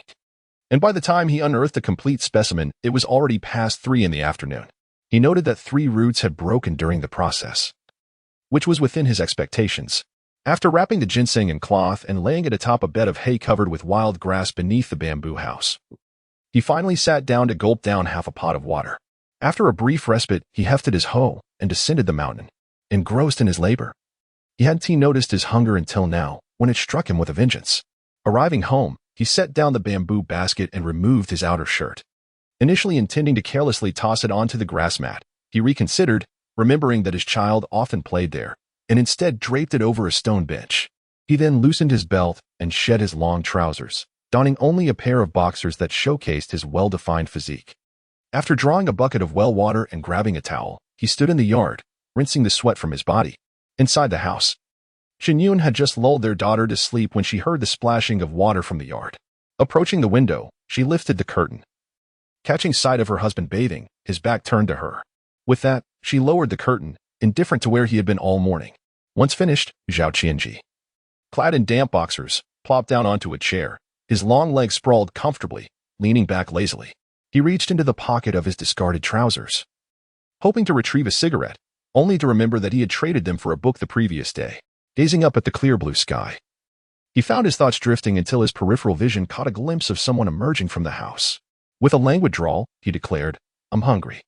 Chen Yun offered him not even a glance, remaining silent as she entered the kitchen. Moments later, she emerged with a plate of scrambled eggs and 2 steamed buns, followed by a bowl of wild vegetable soup adorned with a few pieces of fatty meat. Famished, Zhao Qianzhi seized a bun, taking a hearty bite before using chopsticks to scoop up some eggs, devouring his meal with relish. Chapter 17. Where are the clothes I bought for you? Chen Yun took the clothes and trousers he had just removed and plunged them into a basin of water, silently beginning to wash his soiled garments. Zhao Qianzhi, who was in the midst of his meal, cast his gaze upon her slender figure. In the past, servants had always taken care of such tasks, and this was the first time he had witnessed a woman washing his clothes by hand. His eyes caught sight of the clothes from yesterday, now clean and hanging half-dry on the line. At this moment, his obsidian eyes deepened with contemplation as he withdrew his gaze and returned to his meal. Soon, 2 steamed buns, a small plate of scrambled eggs, and a large bowl of wild vegetable soup were consumed entirely. Once satiated, he strode out, bare-chested and clad in damp shorts, to close the courtyard gate. Chen Yun, who was washing clothes, paused as she saw him shut the gate, her hands momentarily stilling, her body instinctively stiffening, the color draining from her exquisitely beautiful face. Her hands trembled slightly as she continued her task. Each time they were intimate, Zhao Qianzhi's roughness made her feel as if she were enduring a punishment, thus fostering her profound aversion to their physical relations. Unaware of her unease, Zhao Qianzhi approached a bamboo basket, bent down to retrieve the weeds within, and then extracted a ginseng wrapped in cloth before stepping inside. He placed the ginseng in a drawer near the head of the bed, resolving to visit the city in the morning to ascertain its value at various pharmacies. Turning to the dilapidated wardrobe, he opened it to find most of the contents were his own clothes, alongside a few neatly folded garments he had purchased for the child. Reflecting on her attire, which not only failed to fit but also bore patches, he realized she seemed to possess only those 2 tattered pieces of clothing. He had not seen any new skirts bought for her. He retrieved a clean pair of shorts and donned them before striding to the main room. Inquiring of the woman hanging clothes, "Where is the skirt I bought for you?" Upon hearing his question, Chen Yun momentarily halted her movements, then continued without glancing at him. Responding, "My sister-in-law came to collect a debt and took the skirt." Zhao Qianzhi was momentarily rendered speechless, staring at the frail figure for a long while. Unsure of what to say, he turned and retreated indoors, feeling a bit weary after having risen early at 4 that morning. Considering he would need to rise early again to head into the city, he decided to lie down and sleep. After finishing her laundry, Chen Yun hesitated to enter the house, fearing being summoned for intimacy. Instead, she busied herself in the courtyard, sorting the wild vegetables he had brought back, tossing some to the rabbits, and then sweeping the yard with a broom, rolling up the 3rd mat and tidying the space. As dusk settled, she thought that he must have finished his meal, and she nibbled on a wild vegetable bun that had been steamed that afternoon. Upon returning to the dimly lit bedroom, she lit a candle and discovered that the man was already asleep, while their daughter remained undisturbed. Carrying a candle into the main room, she sat on a stool and began to unravel the new sweater she had purchased before marriage, transforming it into a ball of yarn. She intended to knit a pair of woolen pants and a sweater for her daughter, envisioning that she would wear them when the weather turned cold. It was not until nearly midnight that she cautiously climbed into bed, carefully maneuvering over the sleeping man to lie down, turning her back to him. Before long, the man turned over, and an unwelcome heavy arm draped itself around her waist. Annoyed, she wished to remove the arm, but feared waking him. Chapter 18. Earning money. Suppressing her irritation, she attempted to ignore the arm around her waist, yet it left her feeling uneasy. She gently shifted closer to the inner side of the bed, but the arm remained firmly in place. The following morning, before dawn, Zhao Qianzhi awoke. Through the dim light, he noticed the small woman sleeping almost against the wall, without even a blanket over her. At this time of year, summer had not fully arrived, and the nights could still be quite chilly. He worried that she might fall ill. Without a second thought, he propped himself up and lifted her gently, realizing to his surprise just how frail she was, her weight far lighter than that of an adult. As he felt her soft body stiffen slightly at his touch, He knew he had awakened her, yet he feigned ignorance, allowing her to lie in the center of the bed while covering her with the blanket that had been pressed beneath him. He then carefully got out of bed, quietly changed his clothes, and retrieved ginseng from the drawer. Upon touching the nearby cloth bag, he recalled that it was the pouch his wife used for holding money. Knowing they would need to take a bus into town, he realized that having no money would be a problem. He took $1 from the bag and tucked it into his pocket before stepping out of the bedroom. Opening the locked door to the main room, he stepped outside, remembering to close it behind him. In the darkness, Chen Yun, lying in bed, perked up her ears to listen. Once she confirmed he had washed up and left, her tense body gradually relaxed. She pulled the blanket, still warm from his body, around her. Though she found it somewhat distasteful, she still covered herself with it. The cold of the night made her uncontrollably wish to nestle into his warm embrace, yet she restrained her impulses. Now with the blanket covering her, she could no longer resist her fatigue and soon drifted back to sleep. As it was still dark, Zhao Qianzhi, concerned for the safety of the mother and daughter at home, opted not to unlock the yard door, but instead climbed over the wall to exit. With his tall stature and long legs, he made quick strides, reaching the town by the time the sun rose. After inquiring about the bus station, he hurriedly purchased a ticket to the city. Meanwhile, upon waking, Chen Yun recalled that he had opened the drawer before leaving. She quickly opened it, only to find the money pouch contained just a few coins and a handful of change. The $1 was gone, and her face flushed with anger as she could not help but curse. That incorrigible man! Just as she finished her outburst, her daughter awoke, her tousled hair adorably framing her face as she sat up, groggy and rubbing her eyes. Seeing this, Chen Yun closed the drawer and bent down to lift her from the small bed, preparing to make her some milk. At this moment, seated on a crowded bus, Zhao Qianzhi arrived in the city after more than an hour of swaying travel. After some inquiries, he located 3 traditional Chinese medicine shops and presented his items to ascertain their prices. The first shop offered a rather low quote, while the second provided a reasonably fair one. Upon reaching the third shop, the proprietor, noticing the young man before him, barely in his 20s, tall and with sharply defined features, was struck by the fierce determination reflected in his eyes. The shopkeeper took the ginseng that Zhao had handed him, sniffed it cautiously, and a glimmer of interest flickered across his face. He then placed the ginseng delicately on the tray and examined it with great care. Although the ginseng's appearance was somewhat compromised, it was undeniably genuine wild mountain ginseng, and its age was commendable. Without embellishing the price, the shopkeeper extended his hand and tentatively proposed, 300, what do you think? Chapter 19. A fortunate find. Zhao Qianzhi was dissatisfied with the price offered. Although the ginseng had some flaws, the amount was still too low. Not particularly skilled in haggling, he furrowed his brow and remarked, it's insufficient. The shopkeeper, puzzled by his reaction, mused to himself, this lad seemed to hail from the countryside, and the price he had quoted was indeed substantial for someone from that background. After scrutinizing the ginseng closely and weighing it in his hand, the shopkeeper deliberated for a moment. This is the best I can do. It cannot exceed this amount. Faced with the new price, Zhao hesitated but ultimately nodded in agreement. Having set out with only a single coin, he emerged from the pharmacy with several crisp 100-yuan bills in his pocket. With newfound wealth, he did not return home straight away. Instead, he wandered around the city and entered a shopping mall. There, he first purchased milk powder for his child, and then, recalling his wife's worn clothing, which had long lost its original color, he decided to buy her 2 fashionable floral dresses and a pair of sandals. Also noticing the patched fabric on her shoes, an unfamiliar sight to him. Afterward, he bought some nut cakes and rice cakes. Soon emerging from the store with an armful of items, at a roadside stand, he purchased a pack of cigarettes, opened it, took one out, lit it, and inhaled deeply before heading towards the bus station, laden with his purchases and a cigarette between his lips. By the time he returned to the town, it was already noon. Approaching a vendor, he thought of his emaciated family member and paused his steps to buy a chicken. After it was bundled, he intended to head straight home, but recalled his unexpected fortune at the antique stall a few days prior. With time still on his side, he decided to visit the antique market once more, hoping for another stroke of luck. As he surveyed the seemingly endless array of stalls, showcasing an assortment of artifacts, nothing particularly caught his eye. Just as he was about to leave, an unassuming inkstone at a modest stall drew his attention, captivating him. He paused in his steps, bent down to set aside the items he was carrying, and after a careful examination, raised his gaze to the proprietor, inquiring, "How much is this?" The shopkeeper, upon receiving the query, began to extol the virtues of the item, only to state a price of 50 yuan.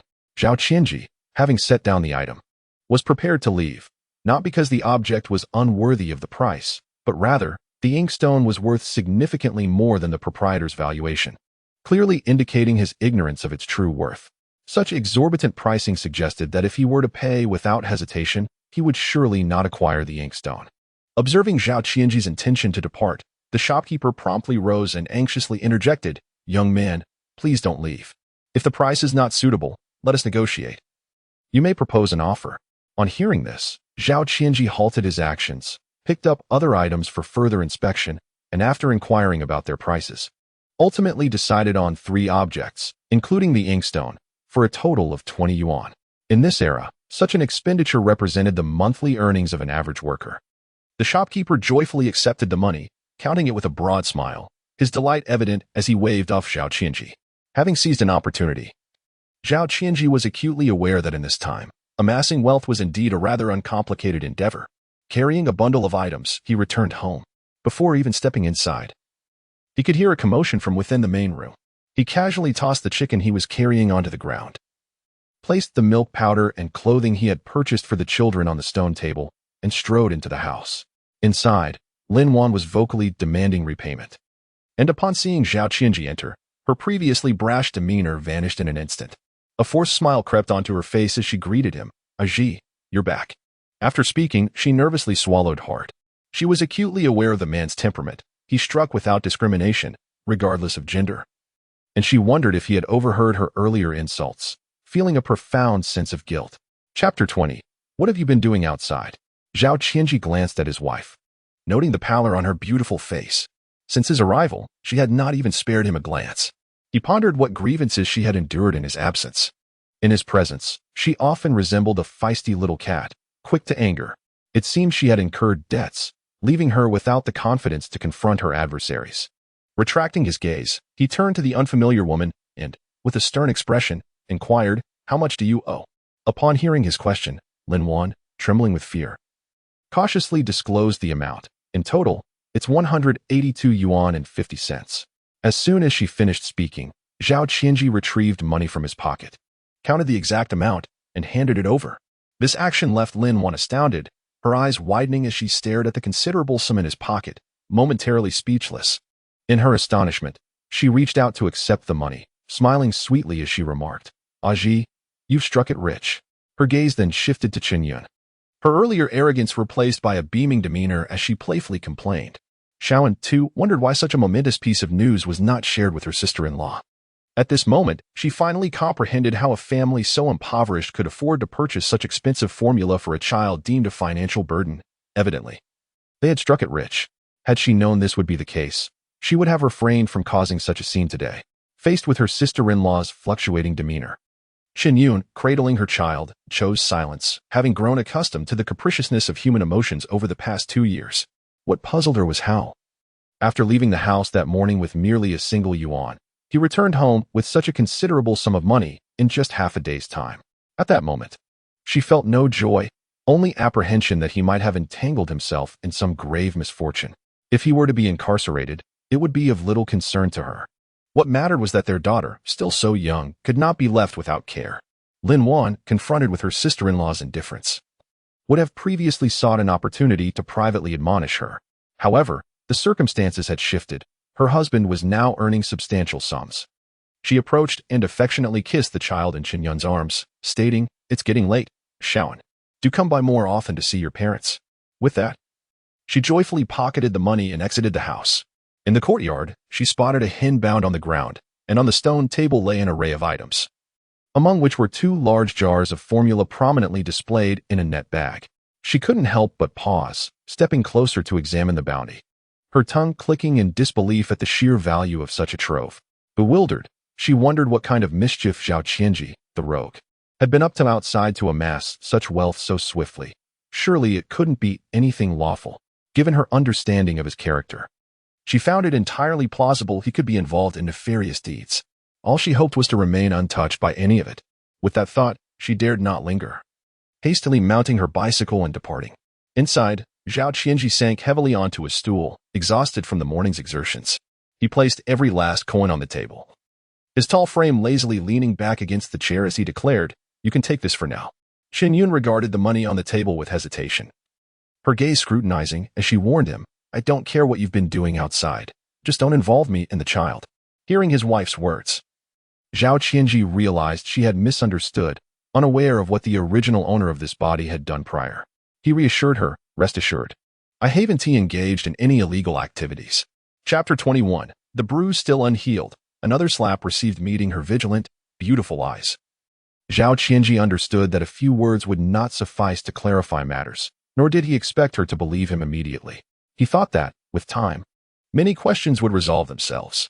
With this in mind, he chose to shift the conversation, expressing his hunger. "I'm famished," he said, rising to head to the bedroom. Shedding his shoes and lying on the bed, awaiting her to prepare a meal. In the main room, only Chen Yun remained, holding the child. Seeing him nonchalantly leave the money on the table, as if treating it with disdain, she bent down to gather the money, securing it for herself.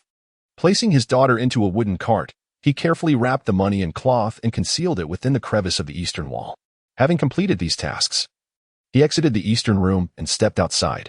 At a glance, he noticed an elderly hen, its legs bound, clucking on the ground, beside which lay a freshly laid egg. Approaching, he picked it up, feeling the warmth of the egg, evidently just laid. To his astonishment, he had purchased a hen that could lay eggs, thus sparing his daughter the need to secretly procure eggs in the future. He tucked the warm egg into his pocket, untied the hen's legs, and, grasping its wings, transferred it to another coop. Turning his gaze towards the stone table, he beheld a pile of assorted items. Upon inspection, he found 2 floral chiffon dresses, a pair of ladies' sandals, some milk powder for children, and various other miscellaneous objects. After his outing, he had returned not only with a considerable sum of money, but also with an abundance of goods, which left him feeling unsettled. He meticulously arranged the items within the house, and, emerging once more, rolled up his sleeves to reveal a slender, pale arm. He washed his hands and deftly bent down to scoop a fish from the water tank, preparing to stew it for dinner. Meanwhile, Zhao Qianzhi, reclining on the bedroom bed, rested his arm on his hand and gazed into the dark, shadowy beams above, contemplating a trip to the mountains after dinner to retrieve the ginseng. This way, he would have ample time the following day to search for more treasures. Should he fail to find anything significant, he would devise another plan to acquire some antiques, hoping to earn a profit before establishing a more stable financial foundation for future endeavors. While lost in thought, a sudden crash echoed from the main room, the sound of porcelain shattering. He swiftly rose from the bed, barefooted, and with long strides exited the bedroom. There, he discovered a jar of canned fruit had toppled, its bright oranges scattered across the floor. Without hesitation, he approached, bending to scoop up his daughter, who sat in the wooden cart, awkwardly cradling her in one arm while inspecting her delicate hands and feet to ensure she was unharmed. Only once reassured did he relax. With the soft child nestled in his embrace, he sauntered back into the bedroom and gently placed her on the large bed before lying down himself. The now mobile Meow Meow, restless and curious, quickly crawled to Zhao Qianzhi's side and plopped down on his arm. She had somehow acquired a comb and attempted to bring it to her mouth. Observing this, Zhao Qianzhi instinctively reached out, snatching the comb from her grasp and placing it on the bedside table. Deprived of her item, Meow Meow pouted, her moist, rosy lips quivering and her eyes brimmed with tears, swiftly bursting into a heart-wrenching wail, as if she had suffered a great injustice. Her cry startled Zhao Qianzhi, who, previously so composed, now displayed a look of panic. Having never soothed a child before, he clumsily lifted Meow Meow into his arms, settling her into his lap, and tenderly wiped away her tears with the hem of his shirt. Meanwhile, Chen Yun, busy in the kitchen, immediately rushed out upon hearing her daughter's cries. Upon entering the main room, I found my daughter absent, her cries guiding me hastily to the bedroom. There, my eyes fell upon a man with his back to me, cradling my wailing daughter. In an instant, memories surged forth. Not long ago, he had struck her twice in response to her incessant cries. Misunderstanding the situation, I assumed he was once again tormenting the child. Anger surged within me as I rushed forward, snatching my daughter from his arms and delivering a sharp slap to his face. Zhao Qianzhi, whose face bore fresh scratches, was momentarily taken aback by the fierce gaze of his furious wife. He opened his mouth to explain, but the words faltered on his lips, swallowed by the weight of the moment. Chen Yun, holding Meow Meow, trembled slightly, her delicate frame reflecting her fury. She shot a piercing glance at Zhao Qianzhi, offering him no opportunity for explanation, and exited the bedroom, clutching their child. Once outside, she sat down, wiping away her tears before meticulously inspecting Miao Miao, lifting her little garment to reveal her smooth, unblemished skin, devoid of any injuries. Zhao Qianzhi, who had followed anxiously, stood there, his tall figure appearing guilty as he cast his eyes downwards, observing his wife as she examined their child. Only then did he comprehend the source of her wrath. She had mistakenly believed he was abusing their daughter. Upon lifting her gaze, Chen Yun noticed Zhao Qianzhi's presence, her eyes falling upon the distinct marks upon his face. Pretending not to see, she chastised herself for her earlier emotional outburst. Forever haunted by the memory of him striking their daughter, providing him with no kindness, she retreated to the kitchen, adding kindling to the stove. Witnessing this, Zhao Qianzhi let out a silent sigh, sinking into a chair, stretching his long, proud legs. He retrieved a cigarette from his pocket, lit it, and inhaled deeply, exhaling smoke slowly towards the azure sky. At that moment, the village chief, Wang Xuanzhu, entered, hands clasped behind his back and a tobacco pouch in hand. He called out to the man lounging in the chair, Aji. Zhao Qianzhi redirected his gaze, removing the cigarette from his mouth and studying the newcomer. Uncertain of his identity, fearing he might misaddress the person, he offered a cigarette instead. As Wang Xuanzhu accepted the cigarette, a flicker of surprise crossed his eyes. Having watched this young man grow up, he was acutely aware of his flawed character. A smile creased his weathered face as he approached, stating, "Tomorrow, the other 2 households in the village will have electricity connected. You will be the only ones left without it. Would you like to join us tomorrow to get your electricity connected?" It was then he noticed the distinct marks marring Zhao Qianzhi's otherwise handsome face. Chapter 22. Encounter with a snake. A startling experience. Word had spread that his wife had scratched his face, and upon seeing it today, the damage was indeed severe. The slap mark upon his cheek appeared fresh, and it was evident that only she could have dealt such a blow. However, given his tempestuous temperament, with his face in such disarray, one can only wonder what condition his wife, Chen Yun, must be in after enduring his wrath.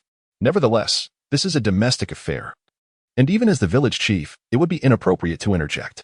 With a resigned sigh, one can't help but lament the fate of such a fine young woman being wed to Zhao Qianzhi, a mere ruffian with an appealing exterior.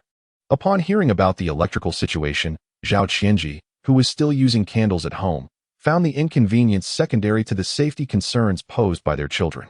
Without a moment's hesitation, he agreed. Then, "Uncle, please have the electrician come by tomorrow to wire up our home as well." The village chief, pleased with this agreement that would electrify the entire village, nodded with a smile. Now that's the spirit. I'll arrange for the electrician to come by tomorrow," he said before taking his leave. In the kitchen, Chen Yun, cradling her child, overheard their conversation with clarity. Deep down, she was reluctant about the electricity. This would mean an additional monthly expense for which she was unprepared, especially since she had yet to find work. The money that Zhao brought home was not to be spent frivolously, as she feared it would need to be repaid in full one day.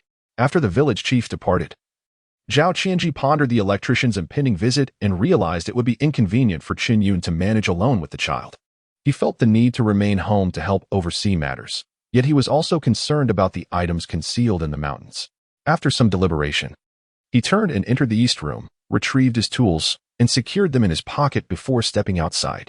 Pausing at the kitchen doorway, he called out to the person inside, who was tending to the boiling pot with the child.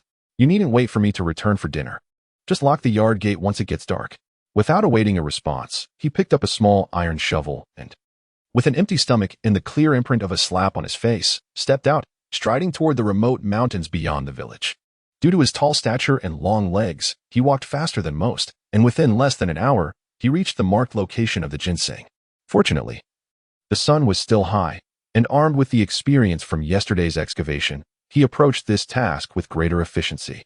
After digging a suitable pit around the ginseng, he took out his tools from his pocket and began the meticulous work. The ginseng he encountered today was significantly larger than the one from the previous day, its roots more intricate and complex, demanding his utmost care and attention. Unbeknownst to him, as he diligently worked, the sun sank below the horizon, and darkness quickly enveloped the area. He was compelled to switch on his flashlight, utilizing its beam to carefully extract each delicate root of the ginseng. The sounds of insects and birds echoed distinctly through the night in the deep mountains. Immersed in his task, Zhao Qianzhi remained oblivious to the presence of a serpent, as thick as an arm, slithering from the underbrush, poised to strike. In an instant, as it lunged, something instinctive urged Zhao Qianzhi to evade. Only when he regained his senses did he realize the formidable snake had vanished into the grass, with the ginseng now partially exposed. He merely needed to uncover the remaining roots to complete his endeavor. To prevent a recurrence of the previous incident, he paused his actions, grasped the shovel, and deftly leveled the surrounding underbrush. Once assured that his field of vision was sufficiently wide, he resumed his search for ginseng. Meanwhile, at home that evening, Chen Yun had secured the courtyard gate early, opting to conserve candle wax by lighting only a single candle in her room. After successfully lulling her daughter to sleep, she boiled some water and carried it into the room, securing the door latch and shedding her garments. The flickering candlelight cast a soft glow upon her fair and graceful form. With a towel in hand, she dampened it and began to wipe her body. When Zhao Qianzhi returned, the stars twinkling overhead, he found the courtyard gate fastened from within. He nimbly scaled the courtyard wall. Observing a faint light seeping through the curtain crevices of the bedroom, he surmised that she was still awake. As he reached for the doorknob, he realized it had been secured from the inside. Just as he was about to knock, he heard the sound of water splashing from within. Realizing that someone inside might be bathing, he halted his movements. Approaching the stool, he sank into it, allowing his weary body to lean against the wooden chair. He stretched his legs and retrieved a cigarette from his pocket, igniting it and placing it between his lips. His long, slender fingers massaged his brow, his slightly fatigued eyes narrowing as he gazed at the starry sky, taking a drag and exhaling a plume of smoke. Inside, Chen Yun had finished drying herself and reached for a clean outfit laid upon the bed, only to discover that her daughter had wet it during her slumber, leaving a considerable stain on the bedding. With no change of clothes available, she approached the wardrobe and pulled out a freshly laundered men's shirt, slipping it on. After fastening the buttons, she carried the basin of water to the door. As she opened the door and stepped outside into the darkness, she spotted a faint crimson glow and detected the scent of smoke in the air. Realizing an unfamiliar man had intruded upon her home, she gasped in alarm. Ah! The basin she held toppled to the ground. Zhao Qianzhi, lounging languidly on the stool, had not anticipated startling her. Removing the cigarette from his lips and extinguishing it with his foot, he spoke, his voice low and gravelly, "It's me." Through the dim candlelight, he observed her slender, delicate frame clad in the oversized shirt, beneath which her bare legs were visible. As he noted this, he unconsciously swallowed hard. Rising, he stepped across the spilled water and, before she could collapse, swept her into his arms, sensing her trembling form quaking in fright. With steady strides, he carried her back inside, gently placing her on the bed, and softly reassured her, "It's all right, don't be afraid. It was my fault. I thought you were bathing inside and didn't call out." His voice resonated with a hint of helplessness. Chen Yun, now on the bed, was pale with shock, her delicate features devoid of color. Her beautiful, elongated eyes shot a fierce glare at the cause of her fright. Noticing her glare, Zhao Qianzhi dared not linger further in the room. He turned to exit, retrieving the fallen basin, and filled it with cold water. Stripping off his clothes, he was left only in loose-fitting shorts.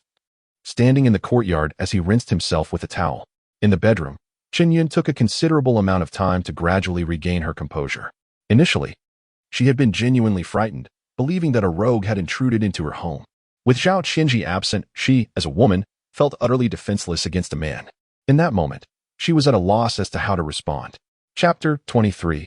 Power on. Once her emotions settled, she resolved to prepare a hoe at the door for self-defense, for after all, that scoundrel Zhao Qianzhi often returned home late at night, leaving her vulnerable to intruders who might take advantage of the situation. With this thought in mind, she glanced at her sleeping daughter beside her and gently lifted her from the bed, placing her in her small crib. Returning to her own bed, she rolled up the mattress, the only bedding they had, now dampened by her daughter's accident.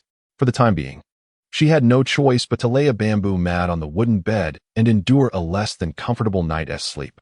Once settled, she heard the sound of the door latch and quickly lay on her side. As the steady and powerful footsteps grew closer, she stiffened and pretended to be asleep. Zhao Qianzhi, fresh from his shower, stood bare-chested, clad only in damp shorts, and strode towards the dilapidated wardrobe. With careful movements, he opened it and retrieved a neatly folded pair of clean shorts. Exiting the room, he changed into them in the east room before returning to the bedroom. Standing at the foot of the bed, noticing that the wooden bed was merely covered with a bamboo mat, he felt a surge of frustration. How could anyone sleep like this?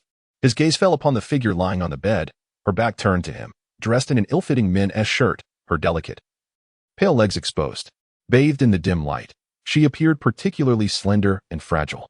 He picked up the worn blanket and draped it over her before removing his shoes and climbing onto the bed. The moment he lay down on the hard surface, he distinctly sensed her body flinch slightly. Affecting ignorance, he blew out the candle beside them, propping his head on one hand, and spoke into the darkness beside him. Tomorrow, once the electricity is on, accompany me to the town to procure some household essentials. This home is utterly devoid of anything. We are so impoverished that even an extra blanket is a luxury. I cannot fathom how I, a woman, have endured the winter with a child all this time. Feigning sleep, Chen Yun did not respond to his remarks, continuing to act as if she had heard nothing. However, she cautiously curled further into the blanket. Despite it being summer, the temperature fluctuations between day and night were still significant, and it was somewhat chilly without any covering at night. In the darkness, listening to the rhythmic sound of his breathing, she realized he had fallen asleep. Gradually, her tense body relaxed. Whether it was an illusion or not, she felt as though this scoundrel had transformed into someone entirely different. This thought quickly succumbed to self-doubt. Over the past 2 years, she had endured too much hardship at his hands to allow herself to be deceived again. At present, she sought nothing more than to raise her daughter in peace, nurturing her into adulthood. The following morning, when Zhao Qianzhi awakened, the daylight had already brightened the room. He found himself alone in bed, completely unaware of when the person who had been sleeping beside him had risen. These past few days had been exhausting, and yesterday had been particularly grueling due to hunger. He propped himself up and swung his legs over the side of the bed, retrieving a faded, worn-out shirt from the wardrobe. After putting it on and donning his trousers, he ambled out with a leisurely gait. In the kitchen, Chen Yun had prepared breakfast. Upon seeing him emerge, she set her daughter down and entered the kitchen to bring out a steaming bun and a plate of pickled vegetables, followed by a small dish of stir-fried greens with meat, placing them on the stone table in the courtyard. After brushing his teeth and washing his face, Zhao Qianzhi sat down at the stone table and reached for the dark bun, taking a hearty bite. Strangely, perhaps due to his intense hunger, the bun did not seem as unappetizing as he had anticipated.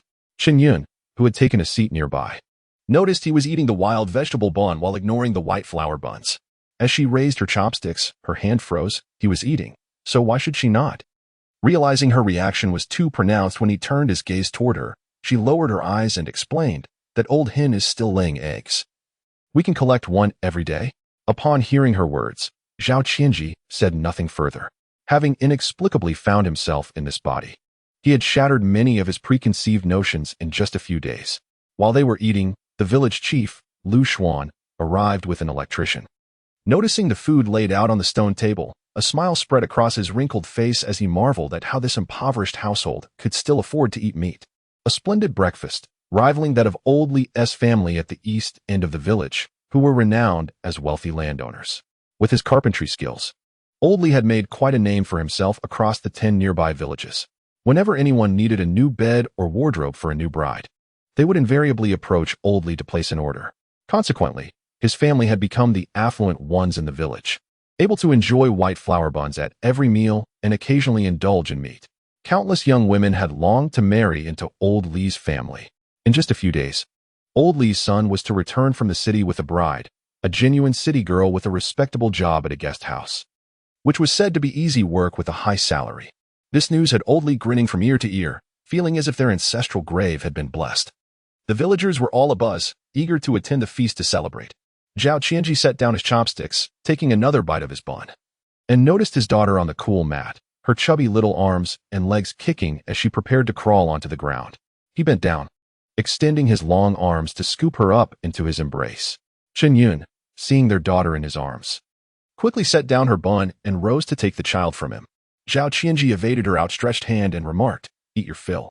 He then cradled the child in one arm while munching on a wild vegetable bun, leading the village chief and the electrician to the back of the house to assist in stringing up the electric wires. The village chief, Lu, appeared taken aback, glancing furtively at Zhao Qianzhi. In the past, he would hoard all the delicacies for himself, and since the child's birth, he had hardly held her once. What could have caused such a transformation? Now, he was munching on a wild vegetable bun while allowing his wife to have the white flour buns, and even took the initiative to hold the child. This was indeed perplexing. As Zhao Qianzhi took the child to the back of the house, Chen Yun lost her appetite, concerned for the child's safety, and followed him closely, watching intently, fearful that he might mishandle their daughter. observing her daughter resting on his shoulder. Drooling and staining his shirt, she feared provoking his ire. Stepping forward, she produced a clean handkerchief, tiptoed, and wiped away the drool from her daughter's mouth. Chapter 24. Is this ginseng? With her gesture, the little one in her arms waved her soft, chubby arms and broke into a joyful smile. Zhao Qianzhi sensed the child's excitement and worried she might lean back too far. He quickly raised his arm, gently shielding her from behind, while turning his gaze down towards the child, only to catch a glimpse of the person standing behind him, unaware of when she had silently followed. He had intended to care for the child, to alleviate her burden so she could have her breakfast. Yet, here she was, directly following him out. Bending down, he offered the child to her, saying, "Take her back to eat." Without a word, Chen Yun accepted the child and turned back towards the house. Lu, observing this scene, felt as though the carefree man before him had been replaced by someone composed and serious, devoid of his usual carefree demeanor. Though his attire was unremarkable, his silent presence exuded an unspoken authority, and one might easily mistake him for a wealthy businessman from the city if he were to dress more finely. After completing the wiring and installing the light bulb, half an hour had passed. Once the village chief and electrician departed, Zhao Qianzhi grabbed another white flour bun and began to eat, during which he ventured into the east room to retrieve the ginseng he had dug up the day before. He wished for her to accompany him to the city and perhaps procure some household supplies on the return trip. While feeding the child rice porridge, Chen Yun caught a glimpse of an object on the table that resembled a radish. Perplexed, she glanced at the person beside her, then returned her focus to the task at hand. Zhao Qianzhi noticed her apparent disinterest in engaging with him, and after decades of solitude, he was at a loss for how to relate to her. He had intended to suggest that she accompany him to the city to sell the ginseng and buy some household items, but instead, his words came out as a command. "You will accompany me to the city." His tone held a hint of authority, an ingrained habit of issuing orders. Hearing his words, Chen Yun did not even spare him a glance, her beautiful eyes cast down as she concentrated on feeding the child in her arms. Noticing her silence, Zhao Qianzhi realized that perhaps his tone had been too abrupt, causing her discomfort. A wave of frustration washed over him. Interacting with women proved to be more taxing than negotiations at the conference table. He mustered a stiff smile and explained, "I intended to purchase this to add some household items." Only then did Chen Yun cease her actions, her gaze returning to the object that bore an uncanny resemblance to a radish, an item that would not draw a glance even if mistaken for a vegetable. Retracting her gaze, a thought seemed to cross her mind. She set down her spoon and picked up the object for a closer inspection, even taking a whiff of it. With a hint of uncertainty, she turned to the man beside her and inquired, "Is this ginseng?" As her words fell, the child in her arms, Meow Meow, unexpectedly seized the ginseng from her hand, her delicate fingers gripping the roots tightly. Chen Yun was startled. If this was indeed ginseng, any damage would diminish its value. She quickly coaxed the child, saying, "Be good, let go." Meow Meow, seated on her lap, beamed with a smile, refusing to release her grip and even attempting to bring the item to her mouth. This made Chen Yun anxious. Despite her small stature, the child possessed surprising strength. She instinctively glanced at the man beside her, who remained nonchalant, showing no signs of anger, as if Meow Meow were clutching some inconsequential trinket. Withdrawing her gaze, she gently urged her child, "Come on, let go." While speaking, she attempted to pry open Meow Meow's soft little hand. Observing this, Zhao Qianzhi pulled up a chair and sat beside them, adopting an indifferent demeanor. He casually remarked, "It's fine, let her play. If it gets damaged, we can always use it to make chicken soup." Upon hearing this, Chen Yun was convinced that the item was indeed ginseng. Such a rare object could not be allowed to be mishandled by her daughter. She picked up a small rattle from the table, offering it to Meow Meow. The moment the child released her grip, Chen Yun swiftly placed the ginseng on the table. Yet, despite her efforts, she noticed that several roots had been broken off, eliciting a pang of regret that she hadn't kept a closer eye on her child. With a hint of trepidation, she looked to Zhao Qianzhi and asked, "Can it still be sold like this?" As she handed the ginseng to him for his inspection, Zhao Qianzhi did not miss any subtle expressions on her face.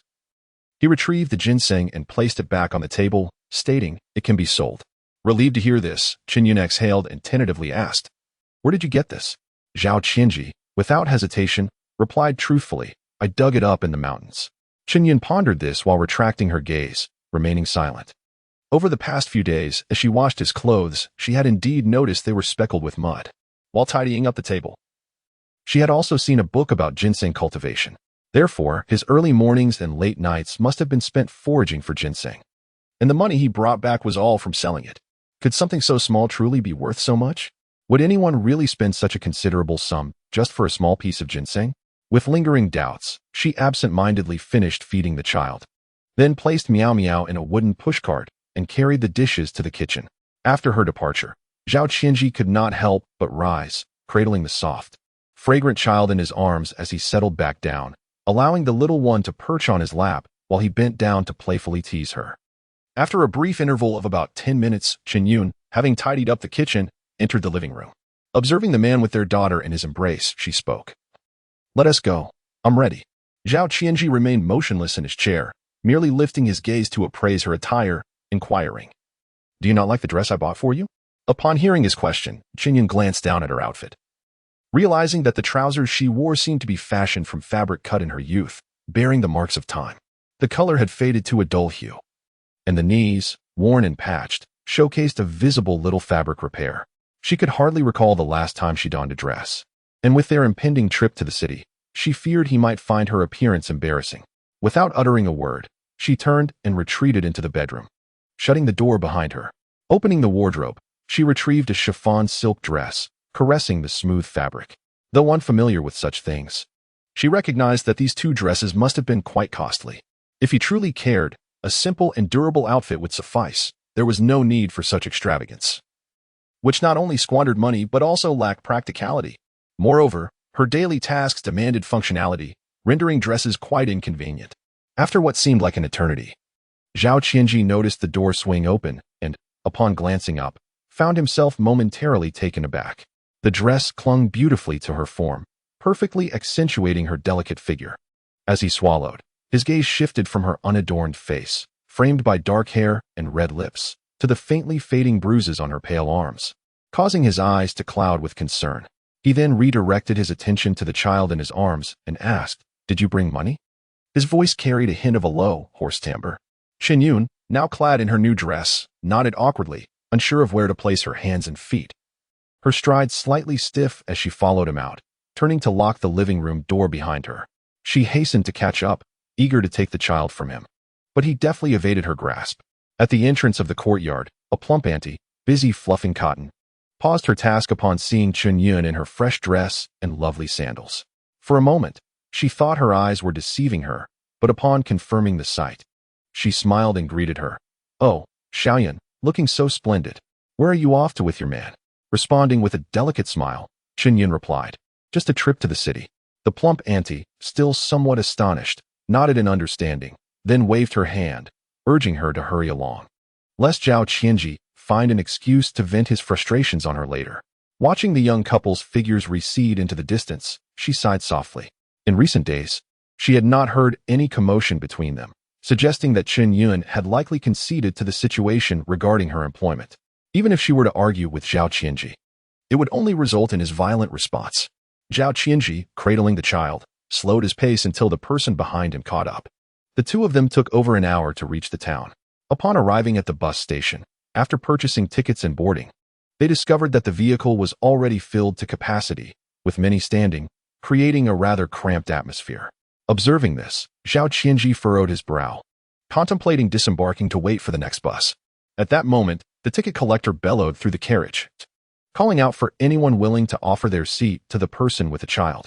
Responding to the call, a young man stood up and offered his seat. Zhao Qianzhi acknowledged him politely with a slight nod. He then cradled the child in one arm while using the other to protectively encircle Chen Yun's slender waist, ensuring she was shielded from the unfamiliar man's proximity. Once she was seated, he bent down to hand her the child. The ticket collector then counted the passengers and closed the bus's folding doors. The vehicle swayed as it navigated the uneven road, heading toward the city. Throughout the journey, Zhao Qianzhi stood beside his wife, his long arm resting on the seats in front and behind, creating a protective barrier around her, even in the crowded bus. No other man could brush against her. His tall and lean figure made him quite conspicuous within the bus. Most of the time, he cast his gaze downward, observing the child in his wife's arms, who was quietly chewing on his hand, bringing a softness to Zhao Qianzhi's eyes. After approximately 40 minutes, the bus arrived in the city, which was much livelier than the town, bustling with bicycles, motorcycles, and a few small cars, causing the bus to move slowly. About 20 minutes later, they reached their destination. Zhao Qianzhi leaned down to take the child from Chen Yun's arms, holding him with one hand while simultaneously using his long arm to shield her as they maneuvered through the throng of people to disembark. Once outside, Chen Yun released her grip on his strong arm, feeling a bit anxious due to the crowd, worried about losing him and secretly fearing that he might harbor ill intentions. Using the pretext of purchasing ginseng to sell their daughter. Sensing her unease, Zhao Qianzhi turned to her and said, "There are many people. Hold on to my clothes so you don't get lost."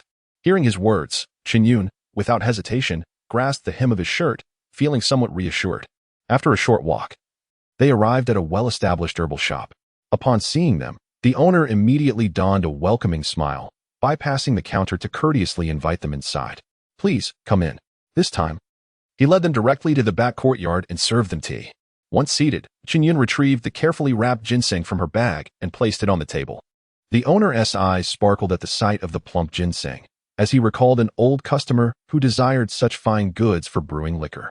After carefully picking it up for examination, he couldn't help but exclaim in admiration, "Ah, such a splendid item, yet so many roots have been severed.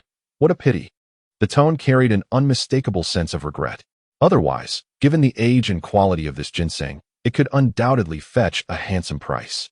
Upon hearing her employer's words, Chen Yun tightened her grip on the cloth bag, silently chiding herself for not having paid attention to the child in her arms, which led to the unfortunate loss of several roots. Her fingers, gripping the bag, turned pale with tension as she anxiously inquired, "Could you perhaps offer a price?" Upon hearing her question, the boss lifted his gaze to scrutinize the fair-skinned, beautiful young woman before him, then glanced at the man holding the child. It was clear that this man had ceded authority to the young woman. One would not have guessed that this seemingly aloof individual was under the thumb of his wife. Redirecting his attention, he replied, "Let me take a look first. I will weigh it shortly and then provide you with a quote. If the price is agreeable, you may keep the item." As he spoke, he picked up a magnifying glass and examined the ginseng carefully. Afterward, he took a delicate scale to measure its weight, which aligned closely with his estimation. He then extended his hand and tentatively proposed a price, asking, "What do you think of this figure?" Seeing him make a sign of the cross, Chen Yun's beautiful phoenix eyes flickered with uncertainty, unsure if it was the amount she had anticipated. Instinctively, she glanced at her partner, who nodded encouragingly. With her fingers still tightly gripping the bag, she finally relented. "All right." The boss, beaming, carefully stored the item, saying, "Very well. Please wait a moment while I fetch your payment." Sitting in the chair, Chen Yun watched anxiously as the boss departed, her heart racing. She could hardly believe that such a small item, despite its damage, was worth so much. Had it not been for the severed roots, would it have been even more valuable? Lost in her tumultuous thoughts, the pharmacy owner returned with the money. "Please count it and verify the amount." Chapter 26. Engaging in unlawful acts. We must not partake in even a single one. Chen Yun accepted the money, still feeling as though it were unreal.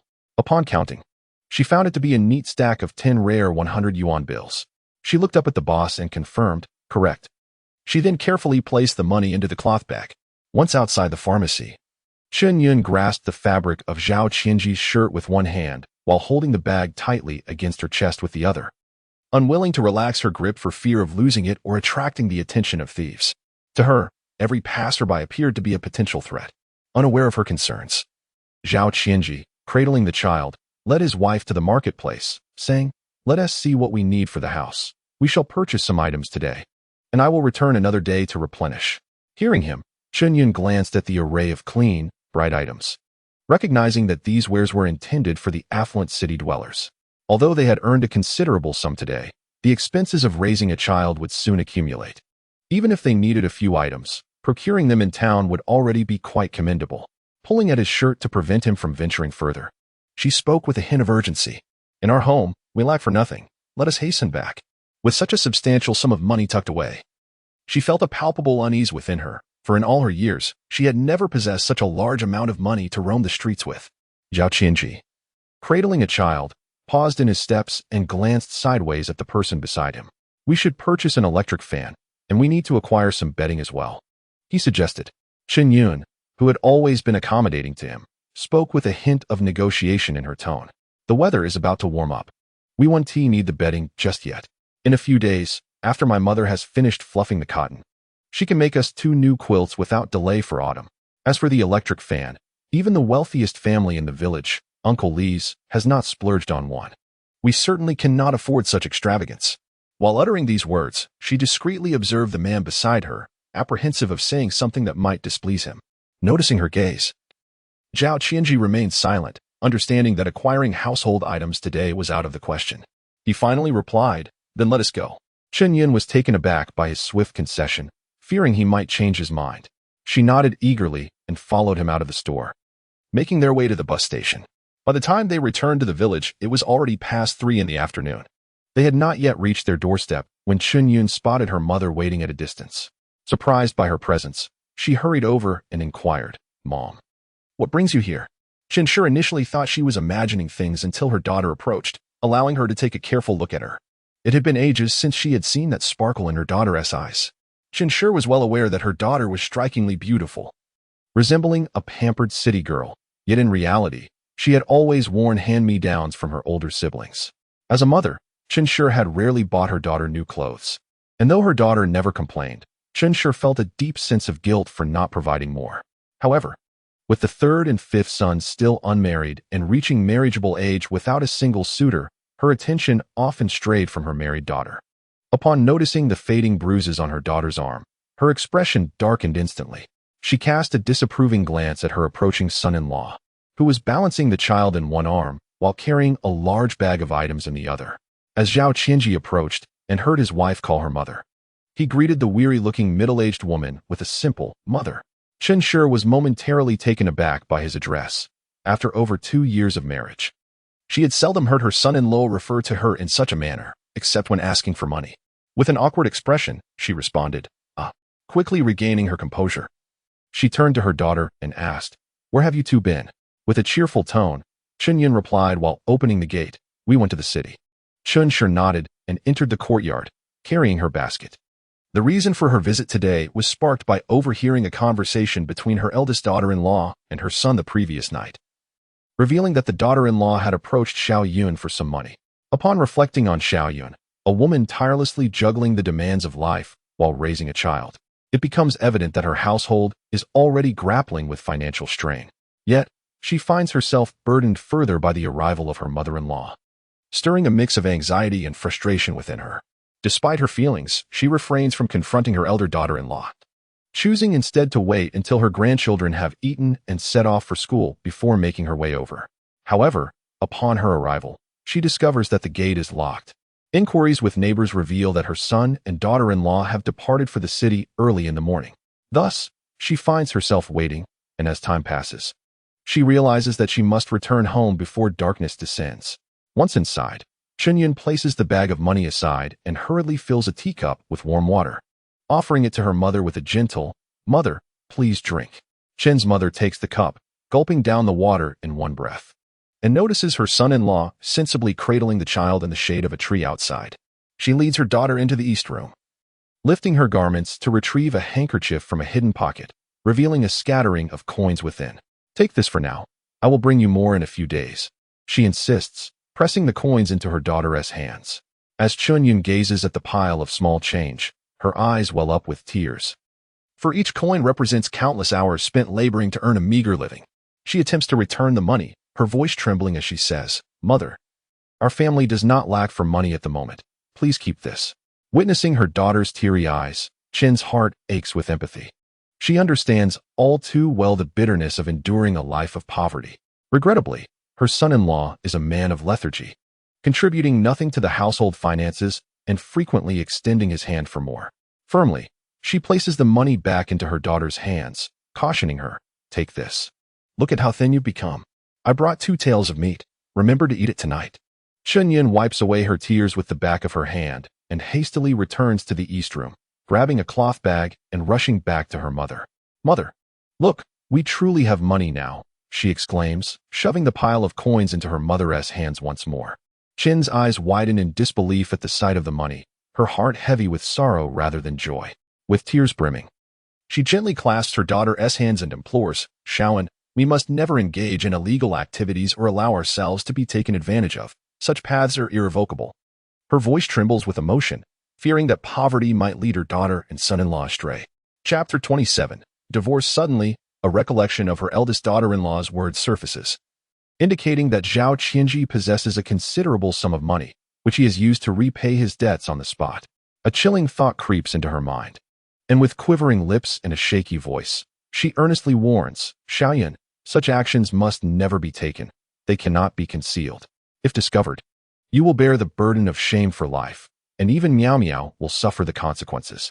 As she utters these words, her voice breaks, filled with the weight of her concerns. Chen Yun gazed at her mother, realizing that there had been a misunderstanding. She hastily opened her mouth to explain that the money was earned from selling ginseng by Zhao Qianzhi. However, the words lingered on her lips, swallowed back with trepidation. She feared that if she revealed the truth, her mother would share it with the family, and before long, the news would spread throughout the village, drawing crowds eager to seek ginseng in the mountains. At that point, the situation would inevitably turn into a fierce competition for scarce resources. Regardless of whether Zhao Qianzhi was merely acting impulsively or how long he would maintain this charade, she did not wish to be the cause of this information leaking out. Mom, please don't overthink it. This money is what your son-in-law earned from working. It's absolutely legitimate, Chen Yun implored. Upon hearing her daughter's words, Chen's eyes brimmed with tears, filled with anguish. What kind of work could he possibly do to earn so much money, Shaoan? Take my advice. Never tread down that path of disgrace from which one cannot return. In that moment, she loathed her own powerlessness for allowing her daughter to marry such a scoundrel. It was one thing for him to be lazy and treat Xiaoyan poorly, but now he was compelling her to engage in unsavory activities. Overwhelmed by a surge of indignation, she disregarded her dignity and called out, Zhao Qianzhi, come in here. Zhao Qianzhi, seated in the shade of a tree, heard his mother-in-law's voice echoing from the house. He picked up the child in his arms, rose, and stepped inside. Upon entering, he was met with the sight of his mother-in-law, her eyes red with fury, while his wife stood silently beside her. What's wrong, Mom? He inquired, noticing the tension in the room. Chen, glaring fiercely at him, could no longer suppress her frustration. Previously, she had endured his behavior, hoping he would treat Shaoan better, often providing him with clandestine support and turning a blind eye to certain matters. But now, he shamelessly pressured Xiaoyan into disgraceful actions, and her anger overflowed. You and Xiaoyan should part ways. Today, I will take her back. Zhao Qianzhi's chiseled features remained impassive at her declaration. His deep, dark eyes merely cast a calm glance at his wife, whose bruises still marked her arms days later. Stark against her pale skin, seeing her silent, he eventually nodded in agreement, his voice steady and devoid of emotion. All right. Chen Yun lowered her gaze, her eyelashes obscuring her troubled thoughts. The notion of divorce had crossed her mind countless times. Yet she feared that returning home with a child would hinder her brother's prospects of finding wives. The small bed she once occupied at her parents' house had been repurposed by her elder sister for storing books. Upon returning, not only would she lack a place to stay with her child, but she also worried that Zhao Qianzhi might go mad and cause chaos at her family home. With so many concerns weighing heavily on her, she had gritted her teeth and endured for as long as she could. Upon witnessing her son-in-law relent so easily, Chen Shi stepped forward and took her granddaughter from his embrace, addressing her daughter with a commanding voice. Come, let us return home. Her tone was resounding and filled with conviction. After a moment's hesitation, Chen Yun followed her mother, and as they passed through the main hall, she placed a cloth bag of money on the table. Zhao Qianzhi, noticing this, picked up the bag she had set down and grasped her fair wrist, saying, Take this with you. Chen Yun, feeling the firm grip of his dry yet powerful hand, glanced at the additional bag of money in her grasp. She refrained from being coy. Enduring hardship was tolerable for her, but not for her daughter. After all, raising a child would inevitably demand considerable financial resources in the future. Without uttering a word, she followed her mother out. Once they departed, Zhao Qianzhi found himself alone in the house.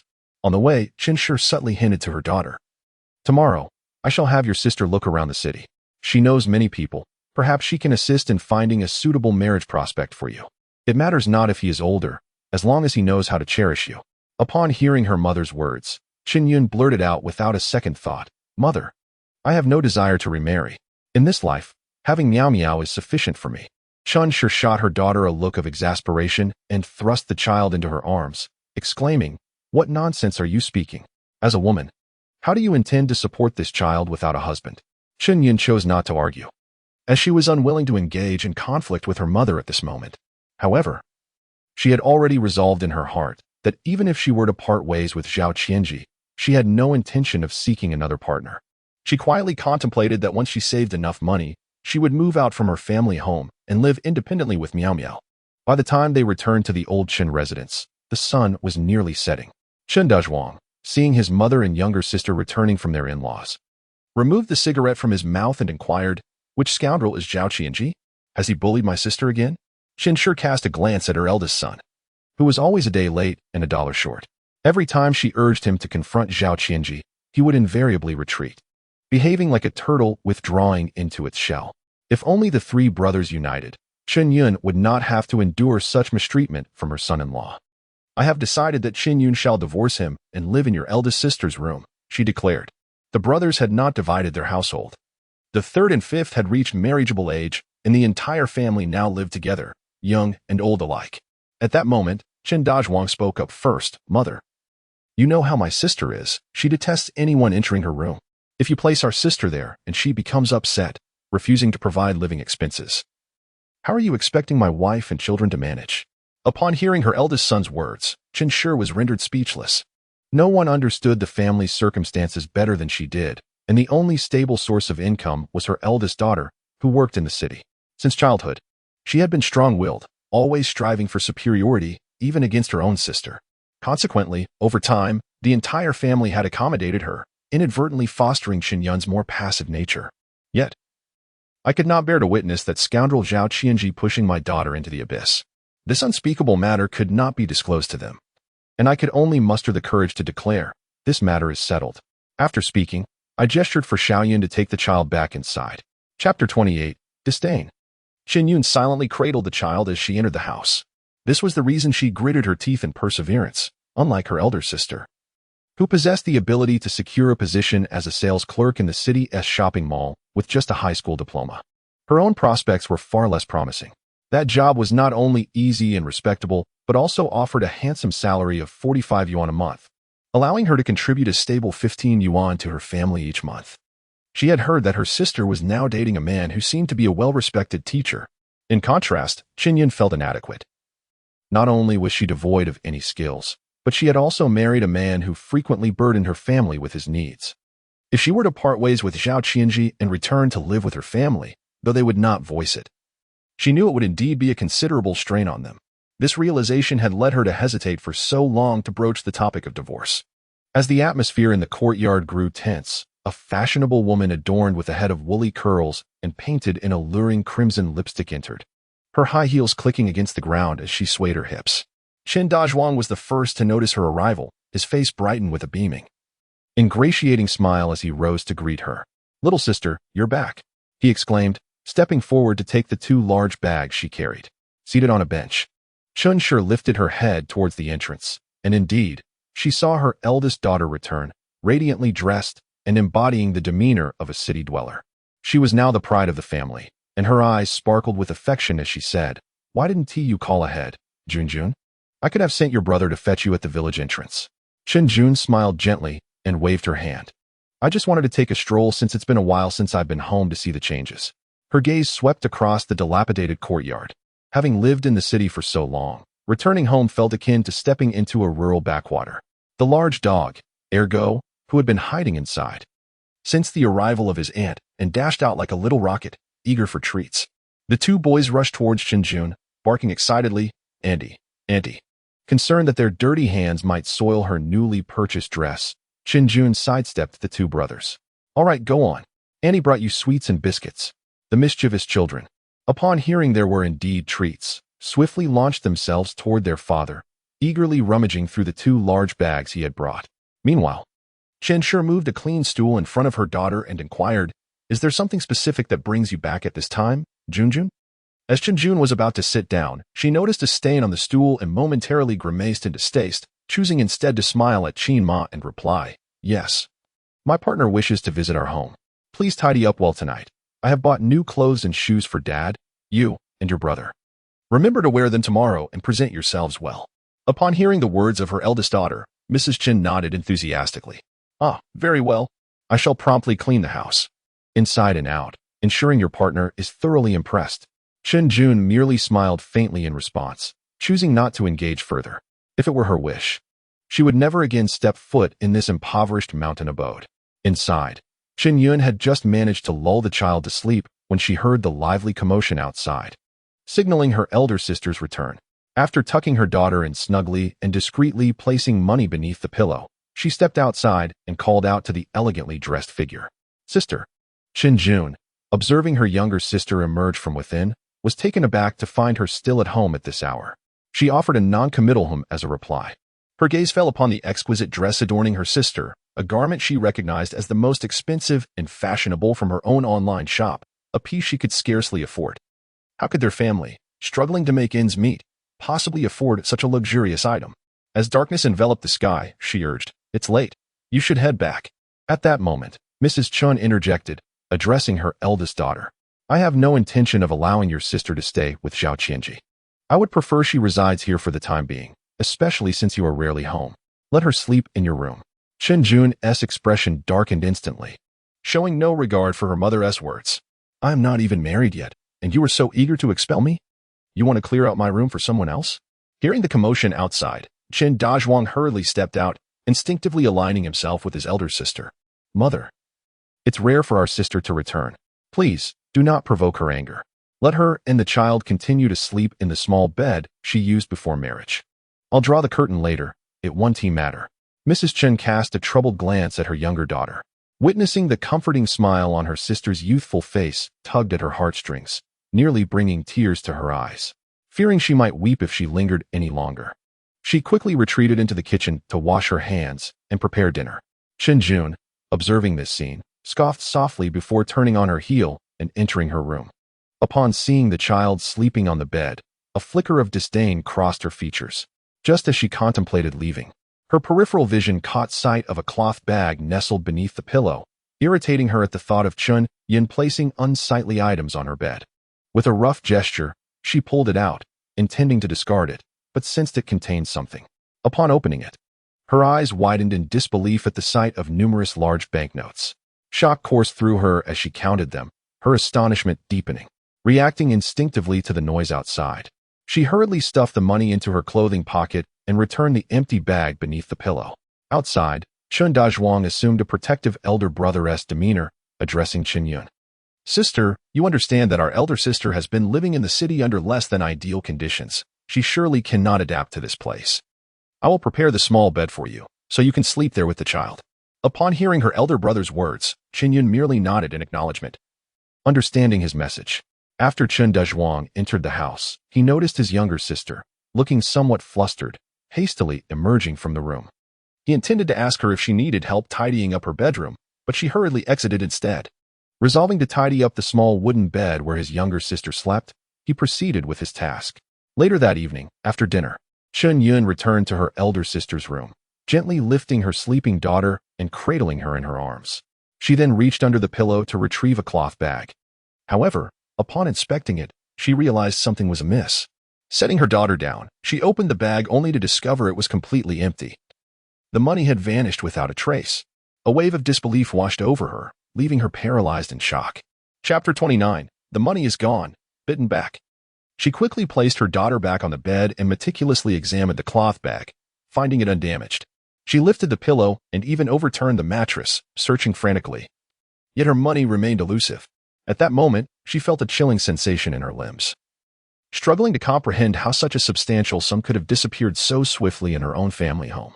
She had been so careless, thinking there were no outsiders around, and thus believed her money was secure. Noticing her daughter had not yet emerged with the child, Chen Shi felt compelled to enter the room, especially as her elder daughter was urging for a new mattress, eager to rest. Upon entering, she was puzzled to see the once orderly bed now in disarray. What happened here? She inquired, moving closer to pick up her granddaughter still lying on the bed. Hearing her mother's question, Chen Yun paused her actions and looked up. Her voice trembling slightly as she replied, "The money I brought is gone missing." Chen Shi's expression shifted to concern. She had witnessed her son-in-law personally hand the money to her daughter. Throughout the journey, her daughter had clutched it tightly, never letting go. But how could it possibly be lost at home? Think carefully. Perhaps you placed it somewhere else. There are no outsiders here. How could so much money just disappear?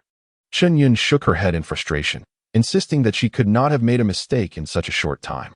Suddenly, She seemed to recall something. She rushed past her mother and into the courtyard, confronting her family members who were engaged in conversation. "Who took the money from under my pillow?" Her voice quivered with agitation.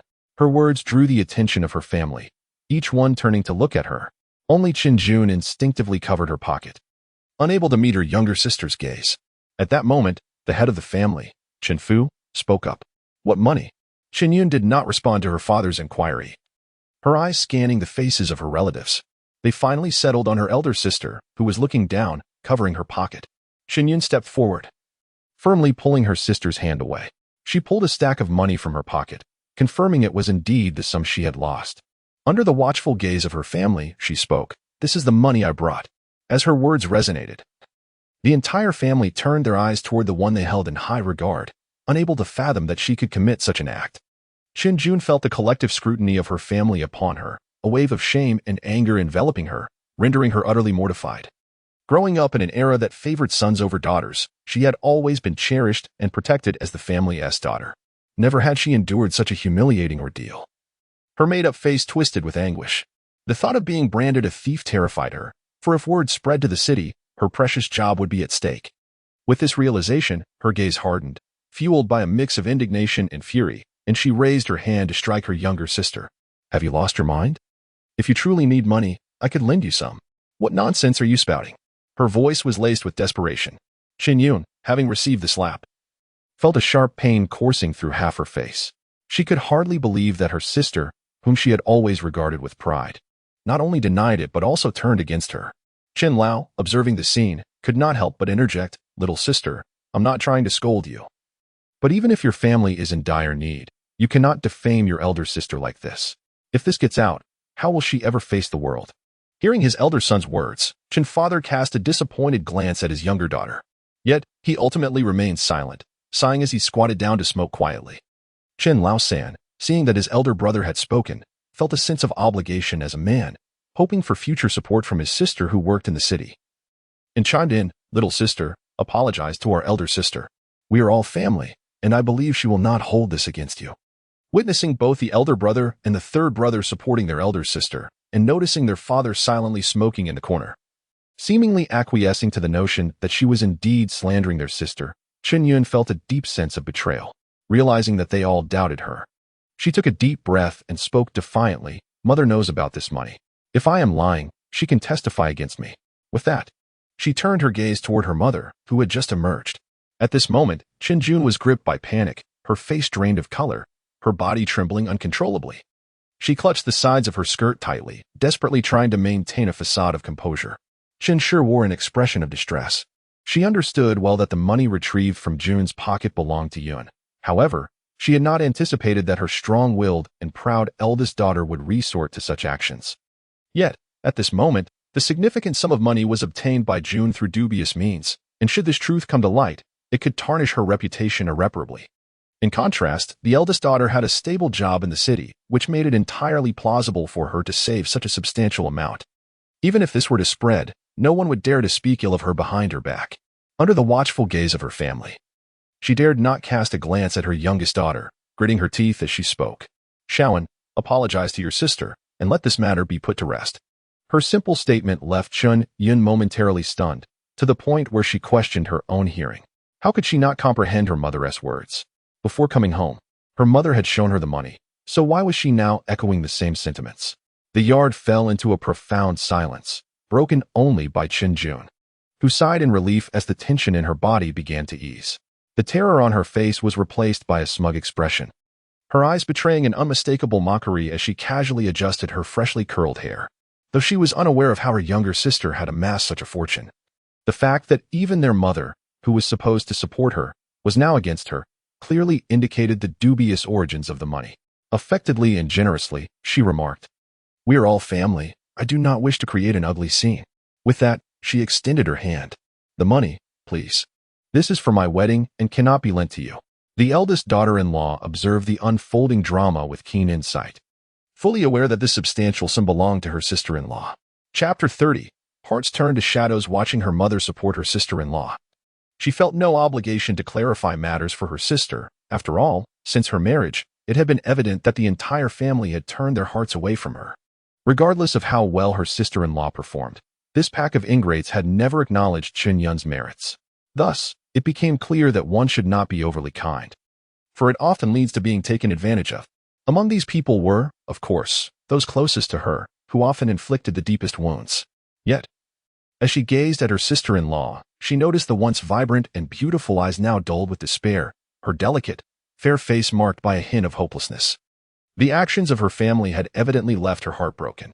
One could not help but feel sympathy for her sister-in-law. It was one thing for relatives to show favoritism, but to marry a man who was lazy and unambitious was another matter entirely. Their lives were riddled with hardship, punctuated by frequent brawls that rendered existence nearly unbearable. At that moment, no one anticipated that the usually silent Zhao Wu would suddenly seize the money from Chen Yun's grasp with a swift and brutal motion, causing her fair wrist to redden instantly. Unperturbed, he approached Chen Yun and handed her the money, saying, "Eldest sister, take this. Do not let anyone snatch it from you again."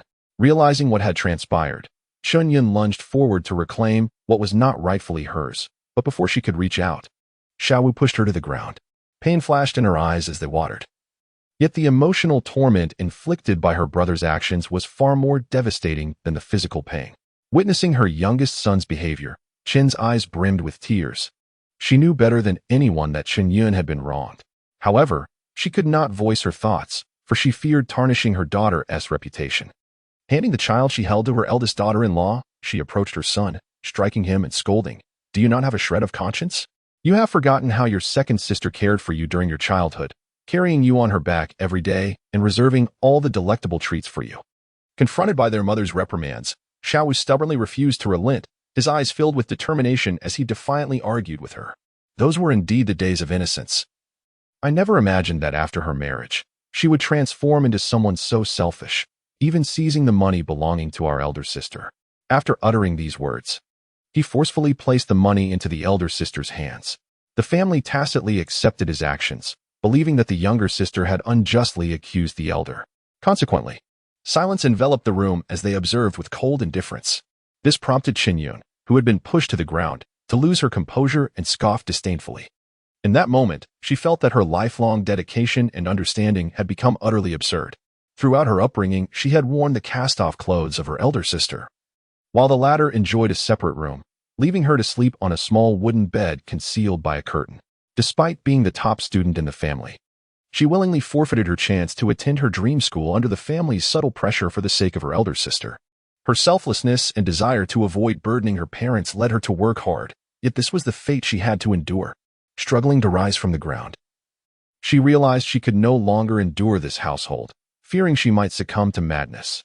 As darkness enveloped the sky, upon seeing her daughter, holding a child, walk towards the exit, the Chen matriarch could not help but pursue her, inquiring, "Zhao Yun, where are you going?" Without turning back or uttering a word, Chen Yun disappeared into the inky night, cradling the child. The elderly men and women in the household were reluctant to follow her. Instead, offering words of comfort to Chen Yun particularly, Chen Laoda expressed his indignation, saying, "I always thought the younger sister was gentle and understanding, never vying for anything. I never expected her to turn out like this. It is truly disappointing." Fu Lao Sen echoed in agreement, "Indeed, elder sister, do not stoop to her level." Chen Fu, who had remained silent, could no longer contain himself. He was acutely aware of his youngest daughter's character. Although he was unsure of the circumstances, he discerned that his wife knew more than she was letting on. Since she was unwilling to speak, it must be out of fear of offending the elder daughter, who contributed financially to the household each month. Otherwise, this large family would have long been reduced to destitution. He scolded the others, "Everyone, go back to sleep." In response to his command, the family members discreetly silenced themselves and retreated to their respective rooms. Upon returning to her chamber, Chen Yun gazed at the thick stack of money in her hands, counting the amount in disbelief. Curiosity piqued. She wondered how her usually impoverished younger sister had acquired such wealth. She recalled her mother's evasive and guilty demeanor at that moment. Could it be that the younger sister had engaged in some disreputable activity, prompting their mother to cover for her, even if she knew the money belonged to her sister? Was she too afraid to admit it? Upon reflection, it was not entirely implausible. The younger sister had always been fair-skinned and beautiful, remarkably so, even without adornments.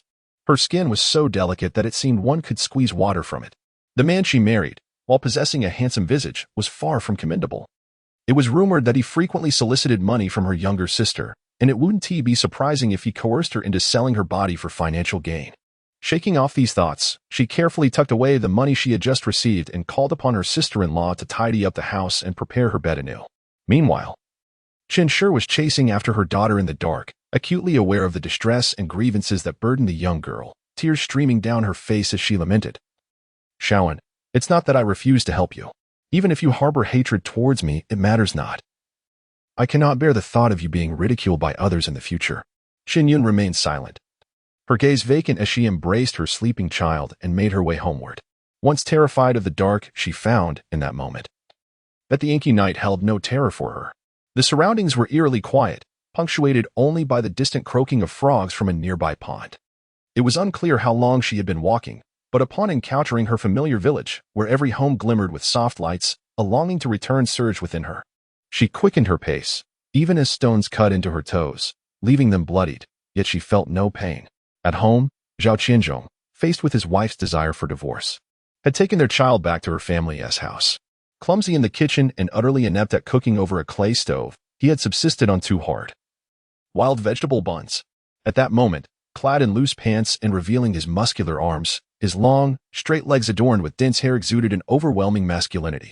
The cool breeze brushed against him as he took a cold shower, seemingly oblivious to the chill. Suddenly, a knock echoed from outside, followed by a familiar call for entry. Zhao Qianzhi opened the door, momentarily taken aback by the voice. It was late, and in the absence of streetlights. He wondered how a woman could return alone at such an hour. As he pondered, he tossed the towel into the basin and strode swiftly to the door. Upon unbolting it, the moonlight illuminated his wife's fair face, though he quickly noticed a distinct handprint on her left cheek. At this sight, the implications were clear. She had been mistreated at her family's home and had returned at this hour, cradling their child. Without uttering a word, he reached out to take the child from her arms. In that moment, Chen Yun did not resist this man, who often resorted to violence against her. She allowed him to take the child and walked into the house without a backward glance. Chen Yun, who had been silent throughout, watched her daughter's retreating figure with a heavy heart. Though she felt deep sorrow for her, she understood the injustice her daughter had endured. Yet some words must remain unspoken, even if they fester within. Shifting her gaze to her son-in-law, she contemplated the wrongs he had inflicted upon her daughter. A part of her yearned to strike him, yet she feared that if she did, he would retaliate against Zhao in her absence. Suppressing her fury, she finally spoke. "If you dare to coerce Zhao Yun into engaging in any unsavory activities again, I shall risk my very life to ensure that you do not escape unscathed." With that, I granted him no opportunity to respond and turned to leave. Standing there, Zhao Qianzhi watched as his mother-in-law's figure vanished into the darkness. He could piece together, from her recent words and the unmistakable slap mark on his wife's face, that the money he had given her had indeed brought about this disaster. Initially, he had thought that she was struggling here, enduring countless grievances, and that this visit to her family would offer her some respite. He intended to bring her back after a while. Thus, he had given her some money, believing it would alleviate her burdens, even if she was accompanied by their child. Yet, unexpectedly, that very sum not only failed to assist her, but also caused her immense distress, leading her to return that very night with their child in her arms. As these thoughts crossed his mind, his expression darkened, and he gently closed the courtyard gate while cradling the child in one arm. With long strides, he entered the house and saw his frail wife, her back turned to him, bending over to wipe the cool mat on the bed with a towel. Unable to see her expression, he was uncertain whether she was angry. For the first time in his life, he felt a gnawing anxiety. He approached cautiously, bending down to place the child in her small bed, only then realizing that the dampness from his clothes had soaked her little outfit. "I've gotten the child's clothes wet," he said. Chen Yun, diligently wiping the mat, did not turn around. Her tone calm and devoid of any emotion as she replied, "It's fine. I'll change her later." Upon hearing his wife's words, Zhao Qianzhi felt an inexplicable sense of relief and responded, "All right," before stepping outside. Once he left, Chen Yun finally paused her task, discarding the towel. Unable to contain the tightly wound emotions any longer, she covered her face and began to sob softly. Beneath her skirt, her delicate, pale frame trembled with each quiet cry. Outside, Zhao Qianzhi, clad in damp trousers, had just settled into a chair when he heard the muffled sobs from within, a sudden heaviness settling in his chest. He was utterly unaware of the tribulations she had faced at her family home. When she left, she had done so with such resolve, clearly wishing to escape this household. Yet mere hours later, she returned bearing the unmistakable mark of a slap. Frustrated, he reached for a cigarette from the stone table, placing one between his lips before striking a match to ignite it.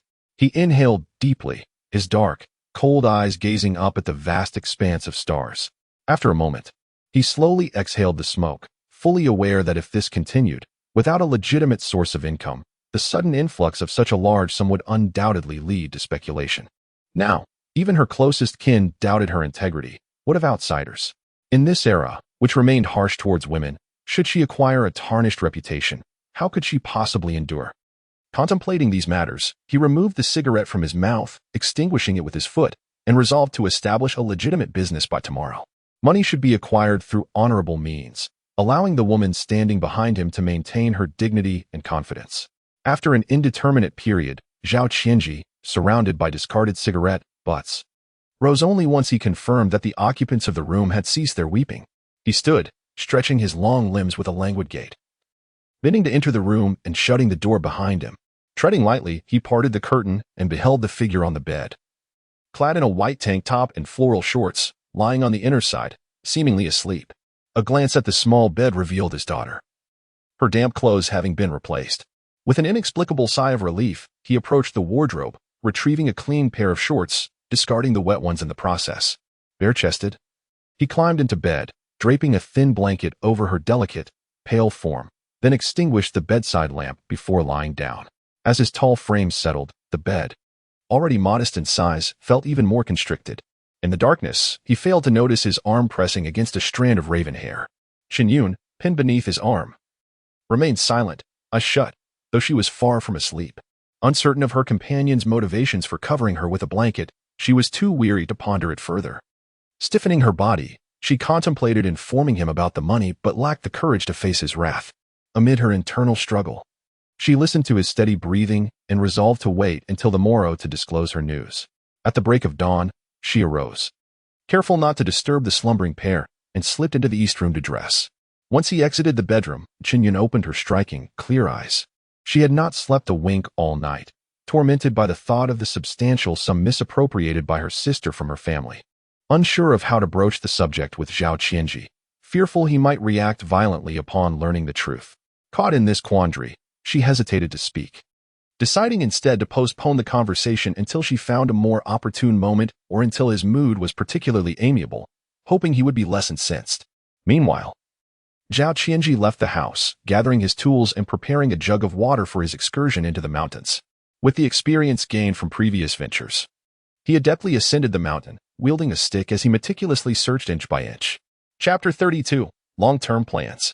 On the other side, the Chen family was already bustling with activity, having risen early to prepare for the arrival of their future son-in-law from the city. Chen Yun was the last to awaken, unfazed by the flurry around her, taking her time to dress and present herself. Having received a considerable sum the night before, she felt no remorse in her spending. Handing 50 yuan to her younger brother, saying, "Little Five, go buy 2 packs of good cigarettes, 2 bottles of strong liquor, and some canned meat."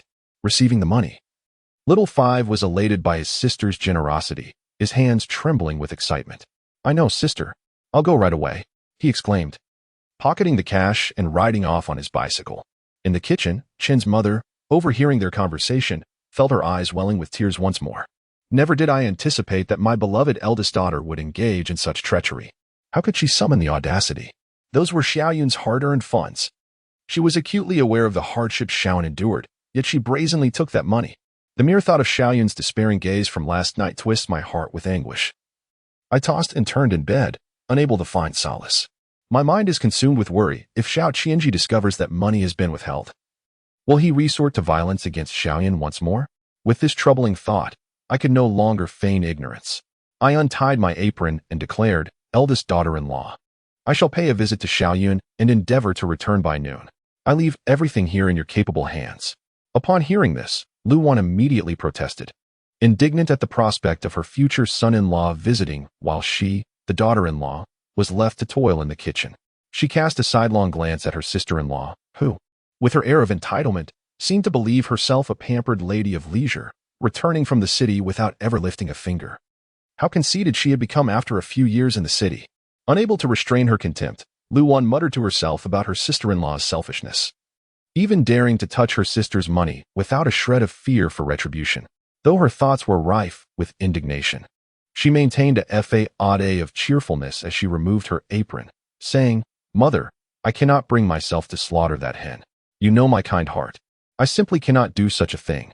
Deep down, she was reluctant to sacrifice the hen that laid eggs daily. With 2 sons in their growing years, depriving them of proper nourishment could hinder their development. Upon hearing her daughter-in-law's words, Chen Yun paused, recognizing Lu Wan's intent to abandon her responsibilities. Ordinarily, she would have said nothing and allowed Lu Wan to remain in the kitchen, but her concern for Zhao Qianzhi overshadowed everything else. She raised her voice, "Eldest daughter, you must slaughter that hen. Let your wife stew it for later."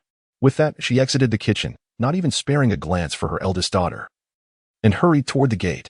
Chen Yun, noticing her mother's departure, called out, "Mother, are you not preparing any meals? Where are you going?" Chen Yun seemed to disregard her daughter's inquiry, hastening out of the courtyard without looking back. At that moment, Lu Wan emerged from the kitchen. A false smile plastered on her face, and remarked sarcastically, "Mother must be anxious about Zhao Qianzhi and is going to her home. You know how unsavory her man is. If he finds out about the lost money, he might just beat her to death." As she spoke, her smile faded. She fixed her gaze on her heartless sister-in-law. And after witnessing her reaction, Lu Wan could not suppress a derisive chuckle. Although Chen Yun was aging, years of hard labor had kept her agile, braving the scorching sun. She hurried along, reaching her younger daughter's house in about an hour. Noticing the gate was ajar, she wiped the sweat from her brow and entered. At a glance, I spotted my granddaughter sitting contentedly on a mat beneath the shade of a tree, cheerfully gnawing on a wild vegetable bun. My daughter was nearby, washing clothes by the well. I approached her, observing her face, as well as her fair arms and calves that were exposed, relieved to see no signs of injury. I called out softly, "Zhao Yun," my voice tinged with a hint of emotion. Chen Yun, who was busy scrubbing clothes on a washboard, seemed oblivious to my presence, not lifting her eyelids or pausing her task, as though I were invisible. Witnessing her indifference pained me, knowing I had hurt her feelings the previous night. I was aware that the money in question rightfully belonged to her, yet I had failed to communicate my thoughts. Unable to contain myself, I attempted to explain, "Zhao Yun, I understand you are upset." Before I could finish my sentence, Chen Yun halted her movements and looked up at me, interrupting, "Mom, there's no need for you to stay. I'm busy here and can't attend to you." She truly felt at a loss for how to confront her closest kin, lacking the courage to behave as recklessly as her elder sister. She acknowledged her own meekness, yet accepted this as her fate. Meanwhile, on the mountain, Zhao Qianzhi realized it was nearly noon, yet he found nothing. He settled against a large tree, unscrewing his water bottle and gulping down a significant amount to quench his thirst. During this moment of respite, he couldn't help but recall the suppressed sobs he had heard from her the previous night, pondering the grievances she must have endured in her family, which led her to bear her pain in silence until she was alone, finally allowing herself to weep openly. Reflecting on the situation, he recognized his own shortcomings. Realizing he had not considered the implications of the money, which had caused her family to mistakenly believe she had engaged in disreputable dealings. Nevertheless, he had conceived several business ideas that were awaiting initial funding. Once he secured the necessary capital, he could relocate his wife and children from the inconvenient countryside to the city, where he envisioned opening a guest house. In the future, as restrictions eased, a plethora of foreign investors would flood the market, making the tourism and hotel industry a burgeoning sector, alongside extensive land development. In an era ripe for opportunity, even the most unassuming could soar, and he was determined not to miss this chance. Regaining his focus, he ventured deeper into the woods, where the foliage grew denser. Before long, he discovered another ginseng plant nestled within the underbrush, not far from the great tree. One could not deny that in this agrarian age, such treasures remained undiscovered in the mountains, presenting a promising avenue for wealth. However, this was not a venture to be flaunted. One must tread quietly to amass fortune. Chapter 33. The money was taken by my elder sister. After clearing a sizable pit around the ginseng, he retrieved his tools and began the meticulous process of excavation. Deep within the mountain, surrounded by lush shade, only a few beams of light penetrated, rendering the heat of the day nearly imperceptible. Engrossed in his task, he soon lost track of time, and by the moment he unearthed the ginseng, twilight had descended. Upon closer inspection, I discovered that this ginseng was somewhat larger than the previous one. After tidying up briefly, I descended the mountain and returned home, only to find that night had fully enveloped the surroundings. As Chen Yun was preparing to secure the courtyard gate, she noticed a figure emerging from the shadows, resembling him. She paused her actions, waiting for the person to approach. Once she recognized him, her attention was drawn to the mud speckled across his shoes and trousers. Realizing he had ventured back to the mountains early in the morning, she shifted her gaze and advised him to secure the courtyard gate. As she spoke, she turned to head back inside, preparing a basin of water for him to wash his face and placing a clean towel on the rack beside it before retreating to the kitchen.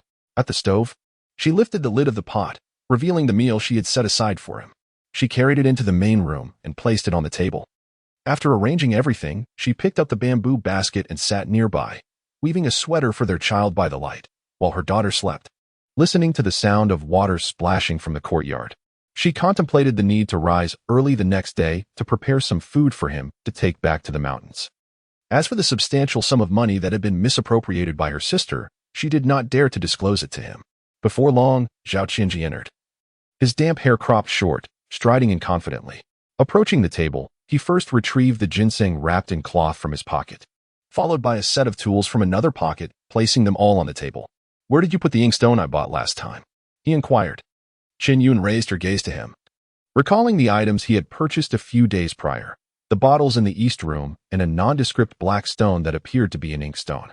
Assuming it to be a worthless stone, she had placed it under the table as a prop for the table corner.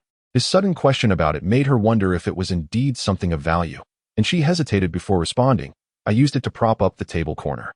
Zhao Qianzhi paused mid-action, his hand hovering above the chopsticks, and looked at his wife, noticing the color drain from her face, as if a wave of tension washed over her.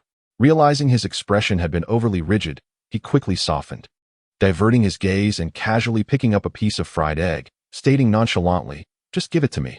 I need it." His voice remained calm and devoid of emotion. Upon hearing this, Chen Yun hastily set down her bamboo basket, replying, "I'll go get it right away." With that, she turned and entered the bedroom. Shortly thereafter, she emerged with the inkstone she had used as a table prop, carefully inspecting it to ensure it was undamaged, allowing herself a slight sigh of relief before placing it on the table. "Here, take a look. It's not broken," she said. Zhao Qianzhi detected the caution in her tone and felt a pang of regret for his earlier demeanor, realizing he might have frightened her. Sometimes, he wished she would be a bit more assertive. Even if it meant enduring a few scratches on his face and neck, it was inconsequential. After all, he was a man, and a few blemishes were of little matter, as long as she felt at ease. Striving to soften his tone, he cleared his throat and added, "Well, if it's broken, it's no big deal. It's not worth much anyway." The term worthless inevitably reminded Chen Yun of the ginseng that his daughter had carelessly ruined. At that time, he too had declared it to be of little value. Yet it astonishingly fetched a considerable sum. Now, as he claimed that this inkstone was also worthless, did it imply that this item was indeed expensive? In that moment, he felt a pang of regret for his ignorance, which seemed to perpetually hinder his progress. With lowered eyes, he discreetly scrutinized him, relieved to see no signs of anger or irritation. Returning to the bench, she picked up the sweater from the basket and began to knit, saying, "During the day, Uncle Li visited our home and insisted that you must attend the banquet tomorrow." Zhao Qianzhi, who had initially planned to head into the city the next day, acknowledged his wife's words. "All right, you and the child can accompany me." Without lifting his gaze, Chen Yun remarked, "Just bring 10 eggs. The child and I will not be going." Although she too desired to attend, she feared being ridiculed for her appetite if too many people were present. Zhao Qianzhi grasped the underlying message in his wife's words. The visit was primarily to offer gifts, and taking too few would be inappropriate, rather than her unwillingness to attend. Focusing on this detail, he responded, "That's fine, then bring more. I do not wish to go alone." Chen Yun was taken aback by his statement. Deep down, she wished he would abstain from drinking, as every time he returned home intoxicated, she was subjected to his wrath, with each incident resulting in fresh wounds atop old ones. Though she should have grown accustomed to it by now, these past few days he seemed transformed, no longer hurling harsh words at her or resorting to violence. Even after he had dismissed her from her job, leaving her in a fit of rage that marred his face, he had shown no signs of anger. Each day, he bore the marks of his injuries while coming and going, seemingly indifferent to the whispers behind him. Now, he had entrusted all his earnings to her, rendering everything surreal. as if she were in a dream. While she was uncertain how long this would last, she no longer harbored any expectations. After all, just a day prior, she had contemplated fleeing this place, but the events of the previous night had extinguished any such thoughts. For the first time, she felt an intense yearning to return to this home. Bringing her thoughts back to the present, she looked up at the man devouring his steamed bun. His sharply defined features, though still rigid and stern, seemed to possess an unidentifiable change.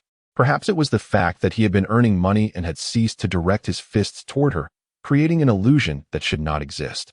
Nevertheless, the matter of finances weighed heavily upon her chest, akin to a great stone that left her breathless. After much contemplation, she resolved to confide in him about the money. The money you gave me yesterday was taken by my elder sister. The family believes it to be hers, while my mother knows it was given to me by you. As she spoke, her voice trembled. She endeavored to steady her emotions, pressing her trembling left hand against her quivering right. Yet she was convinced that she had engaged in something shameful, fearing that the money was tainted. She was anxious about being subjected to scrutiny and, in front of the entire family, she denied that it was your gift to her. Upon hearing her words, Zhao Qianzhi finally comprehended why she had seemed so lost the previous day. It was evident that even a day later, as she spoke of the incident, her hands trembled with residual agitation. Chapter 34. The money shall be reclaimed. From this, one could discern her profound sense of injustice and helplessness at that moment. Her gaze deepened and sharpened. She set her chopsticks down and leaned languidly against the back of her chair, her striking profile exuding a serious inquiry. Shall I intervene on your behalf?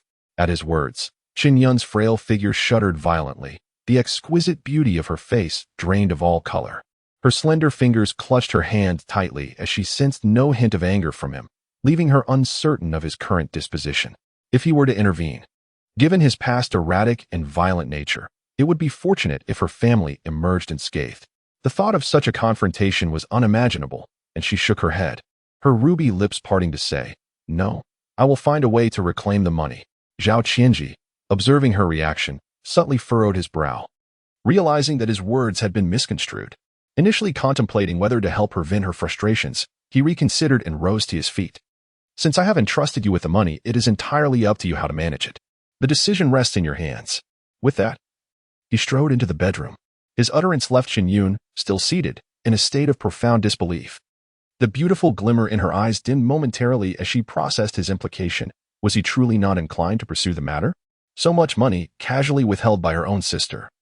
And he had neither struck her nor expressed anger. It was as if the incident had been effortlessly brushed aside. After a day and night filled with apprehension and discomfort, this matter was simply allowed to fade away? In that moment, she found herself at a loss for words, grappling with a tumult of emotions. Her own sister had silently appropriated the funds, claiming them for herself. Despite the fury that erupted when the truth was unveiled, resulting in a slap directed at herself, as well as a denial of the theft, this man, who typically resorted to violence at the slightest provocation, had afforded her an unexpected respect at this juncture. It felt surreal, almost beyond belief. Though he wished to dismiss the incident lightly, she could not simply let it go. The future held many financial demands, especially regarding raising a child. Now, without a job, she was aware of Zhao Qianzhi's erratic work ethic. He was prone to inconsistency, and she could only wonder how long his current enthusiasm for harvesting ginseng would last. She could not afford to be idle. Every penny must be spent judiciously. After a long day, Zhao Qianzhi, having satiated his hunger and refreshed himself with a cold wash, hastily dried off before collapsing into bed. Once he had settled in, Chen Yun noted that it was still early. Not wishing to waste electricity, she lit a candle and resumed her efforts to knit a sweater, hoping to complete it during her free time. As the candle burned low, she extinguished it cautiously, carefully removed her shoes, and climbed over the sleeping figure to lie down on the inner side of the bed. The following morning, Zhao Qianzhi awoke to find that the person beside him had risen without his knowledge. Turning his gaze toward the small bed not far away, he discovered the child was also missing, leaving him alone in the bedroom. Meanwhile, Chen Yun had awakened before dawn to prepare a meal for Zhao Qianzhi. Not having eaten a morsel herself, after ensuring the child was well fed, she took the baby back to her maternal home. When she returned, a clear handprint adorned her fair face. Yet, despite this, a joyful smile remained on her lips, for she had reclaimed the money that her elder sister had wrongfully taken. Chapter 35. Jealousy. At that moment, chaos erupted in the old Chen household, following Chen Yun's departure with the money.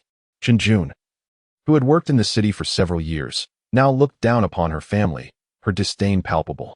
She harbored a deep-seated animosity towards her younger sister Chen Yun, who had always outshone her in beauty.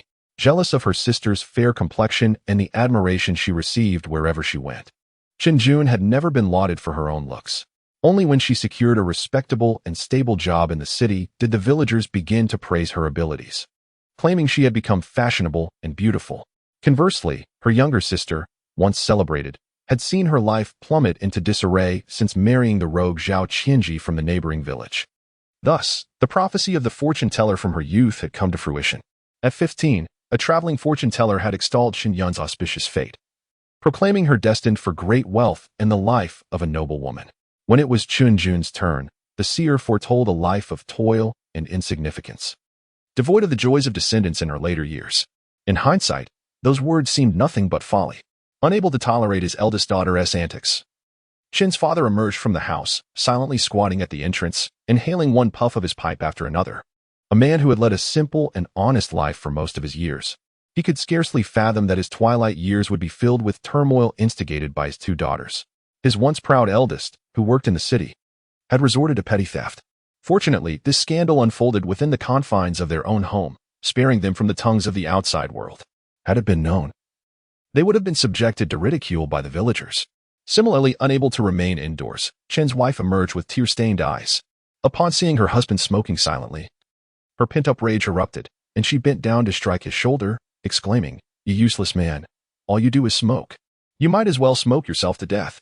With that, she collapsed to the ground, sobbing uncontrollably, devoid of any semblance of dignity. Chen's father, receiving her blows in silence, wore a pained expression on his darkened face. Inside, the fifth son observed his elder brother's silence and could no longer refrain from speaking to his distraught sister. "Sister, this is not your fault. The money was on your bed. How could you have known it belonged to her?" Chen Yun could no longer bear her family's discussions about money. With bloodshot eyes, she erupted in a fit of rage, shouting at Lao Wu, "Why did you wait so long? Silence yourself." Lao Wu, recognizing the gravity of the situation, obediently fell silent, not daring to utter another word. Yet, instead of feeling relieved, Chen Yun's anger intensified, her teeth grinding in frustration. Having made a fool of herself, she found it infuriating that her family, who had always supported her, suddenly fell silent upon hearing Chen Yun mention the inability to obtain money, prompting her husband Zhao Qianzhi to come and demand it. The entire family, once vocal, now resembled a group of mute spectators, heads bowed in defeat, unwilling to speak. Not only did they allow Chen Yun to plunder their finances, but they also forced her to sign an IOU, demanding that she return 20 yuan from her monthly salary first. At that moment, she realized that none of the four men in the family were of any use. All were terrified of the local thug, Zhao Qianzhi. This feeling of helplessness weighed heavily on her chest. Chapter 36. Who struck the blow? Chen Laosen was the most perceptive among them, keenly observing every grimace on his elder sister's face. He understood that she was still seething with anger, and any word from him would only deepen her frown. Thus, he chose to remain silent, striving to diminish his presence. Meanwhile, Zhao Qianzhi, upon rising, discovered he was alone in the house. The chickens in the coop and the rabbits appeared to have been fed, but he was oblivious to where Chen Yun had taken the children so early in the morning. Entering the dim little kitchen, he lifted the pot lid to find 2 large steamed buns and a plate of pickled vegetables inside. After munching on a bun, he realized there was still time to spare and decided to take a stroll around the village. The village was neither particularly large nor small, with an estimated 200 to 300 households. The disparity between the rich and poor seemed minimal, as nearly everyone lived in brick houses, with only a few dilapidated families still residing in earthen dwellings. His own household was among the oldest, inhabiting a time-worn mud house. The interior was not only dusty but also let in light through the roof during the day, which was tolerable in sunny weather. However, on rainy days, it was likely to feel as if it were raining inside as well.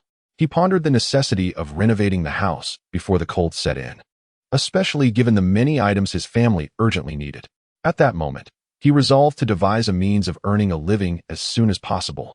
Lost in thought, he unconsciously returned to his own home. Just as he settled onto a chair in the courtyard and reached for a cigarette, he glanced up to see his wife, carrying their child, returning from outside. Dressed in a faded floral blouse, her dark hair tied back, revealing a delicate neck, her face bore a hint of timidity. For a fleeting moment, the sunlight illuminated her features, leaving him momentarily dazzled. She was still young, a vibrant spirit who should be enjoying life carefreely. Yet, she had been compelled to marry the original owner of this body, enduring countless hardships and experiencing the harsh realities of life. As Chen Yun entered with the child, noticing that Zhao Qianzhi was awake, she met his scrutinizing gaze and, fearful of provoking him, hesitantly inquired, "I've left the food in the pot. Have you eaten yet?" Upon hearing his wife's inquiry, Zhao Qianzhi withdrew his thoughts and responded affirmatively, having already eaten. As she approached, he noticed the pale complexion of her cheeks now marred by a distinct fingerprint. At this sight, his deep, dark eyes clouded with an unyielding gloom, and his sharply defined features bore no extraneous expression. He returned the cigarette to its case, stowing it in his pocket, and stood before her. Gripping her delicate chin with a frigid tone, he inquired, "Who struck you?" His voice was devoid of warmth. Seeing his stern demeanor, Chen Yun felt a wave of panic, uncertain of what had provoked this unpredictable man. When she heard his question, she responded off-topic, "I retrieved the money." With that, she freed one hand, cradling the child in the other, and produced a wad of cash from her pocket, presenting it to him. "Here." Zhao Qianzhi's obsidian eyes glanced at the money she offered. "Is this worth the beating you took?" His voice remained calm and unwavering, revealing no hint of emotion. Chen Yun was at a loss as to why he was upset. Compared to his usual violent outbursts, this slap seemed rather mild. She feared more the prospect of being so impoverished that she could not afford to buy necessities for her child. Thus, it did not seem significant. Avoiding his discerning gaze, she replied blandly, "Yes." Upon her acknowledgement, Zhao Qianzhi retracted his hand, a tempest of suppressed anger swirling in the depths of his eyes. He swallowed hard and spoke in a low, resonant voice, "You take the money, use it as you need, and from now on, do not worry about finances." Hearing his words, Chen Yun did not feign reluctance. She tucked the money back into her pocket, disregarding him as she entered the house, cradling the child. Once in the bedroom, she placed the child in the crib and closed the door behind her. Approaching the bed, she bent down and reached beneath it, removing a brick to retrieve the money hidden below. After counting to ensure not a single cent was missing, she placed the cash from her pocket alongside it, wrapping it securely before returning it to its concealed spot under the bed. There was still a sum in the main room. Zhao Qianzhi had given her money 3 times in total. If she budgeted wisely, it would suffice for their daughter's schooling. In the meantime, if she could find ways to earn a little more, their future might not be as dire as before, where they struggled to put food on the table.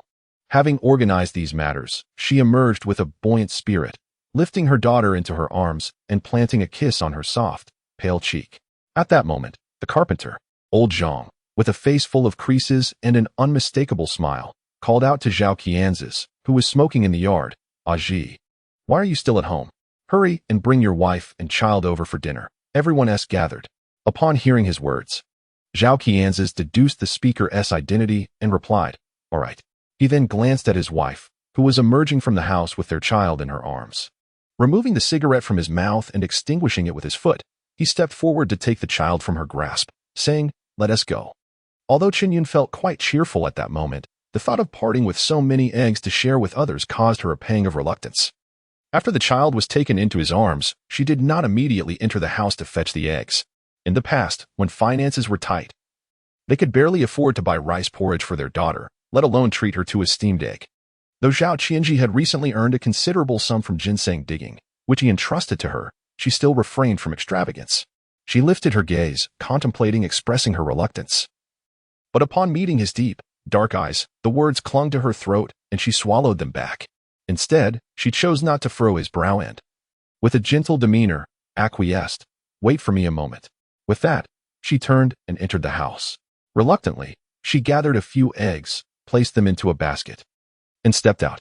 By the time the couple arrived, the Zhang family had already set up 4 tables, nearly filled with guests. They were all from the same village. And upon seeing Zhao Qianzhi arrive with his wife and child, they were taken aback. Who did not know that Zhao Qianzhi was not particularly kind to his delicate and beautiful spouse? Today, however, it seemed the sun had risen from the west.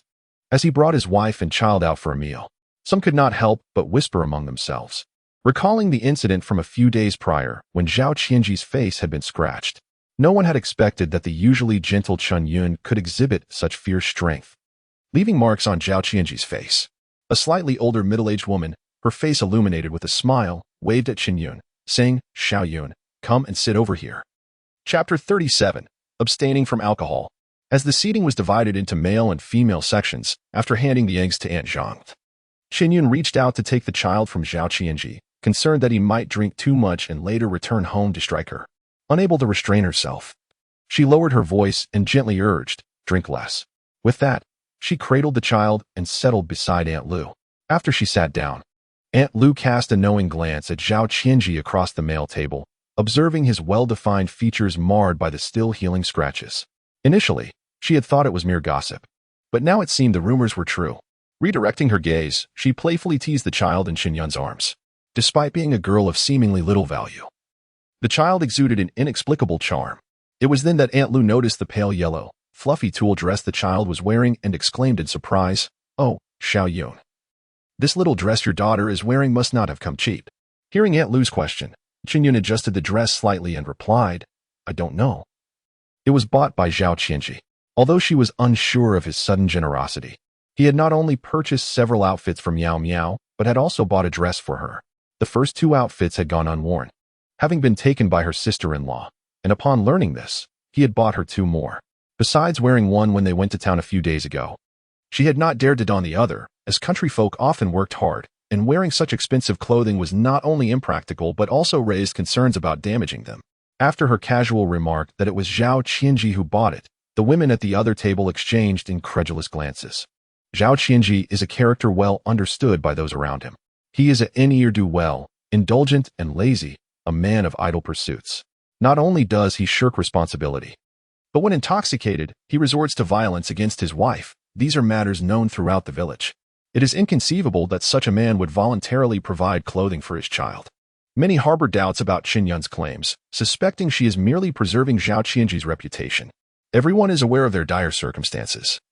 They are so impoverished that they can barely afford to eat, having only recently connected their electricity. Previously, they lived by candlelight.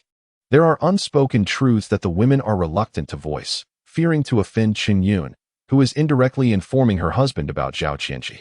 At this moment, Aunt Lu, with a beaming smile, praises him, saying, "In truth, when your Zhao Qianzhi is not acting foolishly, he is quite a considerate individual.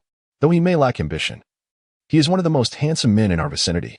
Her words resonate with the group, eliciting nods of agreement from the other women. Indeed, Zhao Qianzhi possesses not only a striking appearance, but also a tall and athletic build, radiating an energy that seems boundless. One can hardly imagine how Chen Yun, with her delicate frame, could withstand his fervor. The mere thought of their intimacy leaves the women blushing. Meanwhile, in the kitchen, 2 older women bustle about, bringing dishes to the table: fish, chicken, and pork, an extravagant spread for their rural setting. It is a feast that one might not even experience during the New Year celebrations. They marvel at old Zhang, the village's wealthy man, whose generosity is evident. Zhang's elder sister, grinning, encourages everyone to eat while the food is still warm. On the other side, a group of men has already begun to drink. Zhao Qianzhi, adhering to his wife's request, limits his intake and abstains entirely from alcohol. The men notice a transformation in him. The man who once lit up at the sight of liquor now avoids it completely and speaks little. His demeanor suggests a newfound elegance, almost regal. Even Zhang Shaoan, who has returned from the city and is accustomed to the ways of the world, finds himself treating Zhao Qianzhi with unexpected deference. There is an inexplicable air of authority about Zhao Qianzhi, particularly evident in his piercing gaze. Though his attire may be unremarkable, his presence commands more respect than any affluent businessman Shaoan has encountered in the city. "Brother, it brings me great joy to have you here today. I shall drink, and you may partake as you wish," he exclaims, raising his glass and downing its contents in one go. Zhao Qianzhi leans back in his chair, his tall frame relaxed against the backrest. He holds a cigarette in his left hand and raises a cup of tea in his right, taking a symbolic sip before setting it down. No one finds fault with his actions, nor does anyone dare to criticize him. At that moment, the sound of a child crying resonates from the women's table. Zhao Qianzhi, upon hearing the cries of his beloved daughter, silently extinguished the cigarette in his hand and rose to approach. He bent down to take the child from his wife's arms, saying, "Allow me to hold her. You go ahead and eat." This gesture left a group of women in astonishment, their jaws nearly dropping. Which man, while dining, would carry a child? It was already a rarity for them to tend to the little ones even occasionally. As Chen Yun felt her arms liberated after the child was taken, a wave of anxiety washed over her. She might be restless. It's not a good time to soothe her. Perhaps I should take over, she suggested. Hearing her words, Zhao Qianzhi did not return the child to her. Although he was not yet entirely adept at holding the baby, he had improved significantly from his earlier clumsiness. The child, at least, did not resist his embrace. Turning to his wife, he reassured her, I understand. Please eat. With that, he cradled the child and returned to the men's table. As Zhao Qianzhi entered the room with the child in his arms, the men at the table instinctively extinguished their cigarettes upon meeting his gaze. Those cigarettes were precious to them, often reserved for special occasions, with even the cheapest pack costing 80 cents. Meanwhile, Chen Yun, having regained her ability to eat after the child was taken from her, occasionally glanced towards the men's table. Since Zhao Qianzhi's back was to her, she could not see their daughter in his arms, but, after listening closely and confirming that the baby had ceased crying, she felt a slight relief. Guessing that the child had fallen asleep against him, a young woman seated to Chen Yun's left could not contain her curiosity, lowering her voice to inquire, Goodness, Sister Yun, how did you manage to tame him? Her eyes sparkled with undisguised intrigue. As she spoke, the gazes of the other women turned towards Chen Yun. Under their scrutinizing stares, she forced a smile, albeit a strained one, and replied, Perhaps he is simply trying to prevent Meow Meow's cries from disturbing everyone.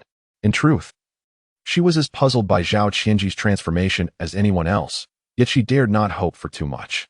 Such occurrences were not unprecedented. They had happened before. Yet he had never maintained this behavior for more than a month, ultimately reverting to his old self. After countless disappointments, she had grown numb to the cycle. Chapter 38. A visit from an old flame without expectations. There are no disappointments. If he could continue like this, it would be ideal. If he returned to his former self, she would grit her teeth and endure the days as they came. At that moment, a young woman seated diagonally began to whisper her thoughts. Look at the future daughter-in-law of the old Zhang family. She isn't even half as beautiful as our little Yun. How can someone from the city, who never works the fields, have skin so dark? As soon as her words left her lips, a chorus of responses erupted among the women. Chen Yun, however, refrained from joining their chatter, her attention intermittently drifting towards the men's table. She noticed that Zhao Qianzhi, who had originally worn a shirt, was now clad only in a white tank top, revealing his sun-kissed, muscular arms. Upon closer inspection, she realized that he had draped his shirt over their daughter, who lay on his lap. At that moment, she found herself momentarily taken aback. As he approached to embrace their daughter, the proximity allowed Chen Yun to discern a faint scent of tobacco, but no trace of alcohol, leading her to believe he had not been drinking. Initially intending only to comment casually, she hesitated, fearing it might provoke his anger. To her surprise, he absorbed her words. Indeed, he had not been drinking, which offered her a slight sense of relief.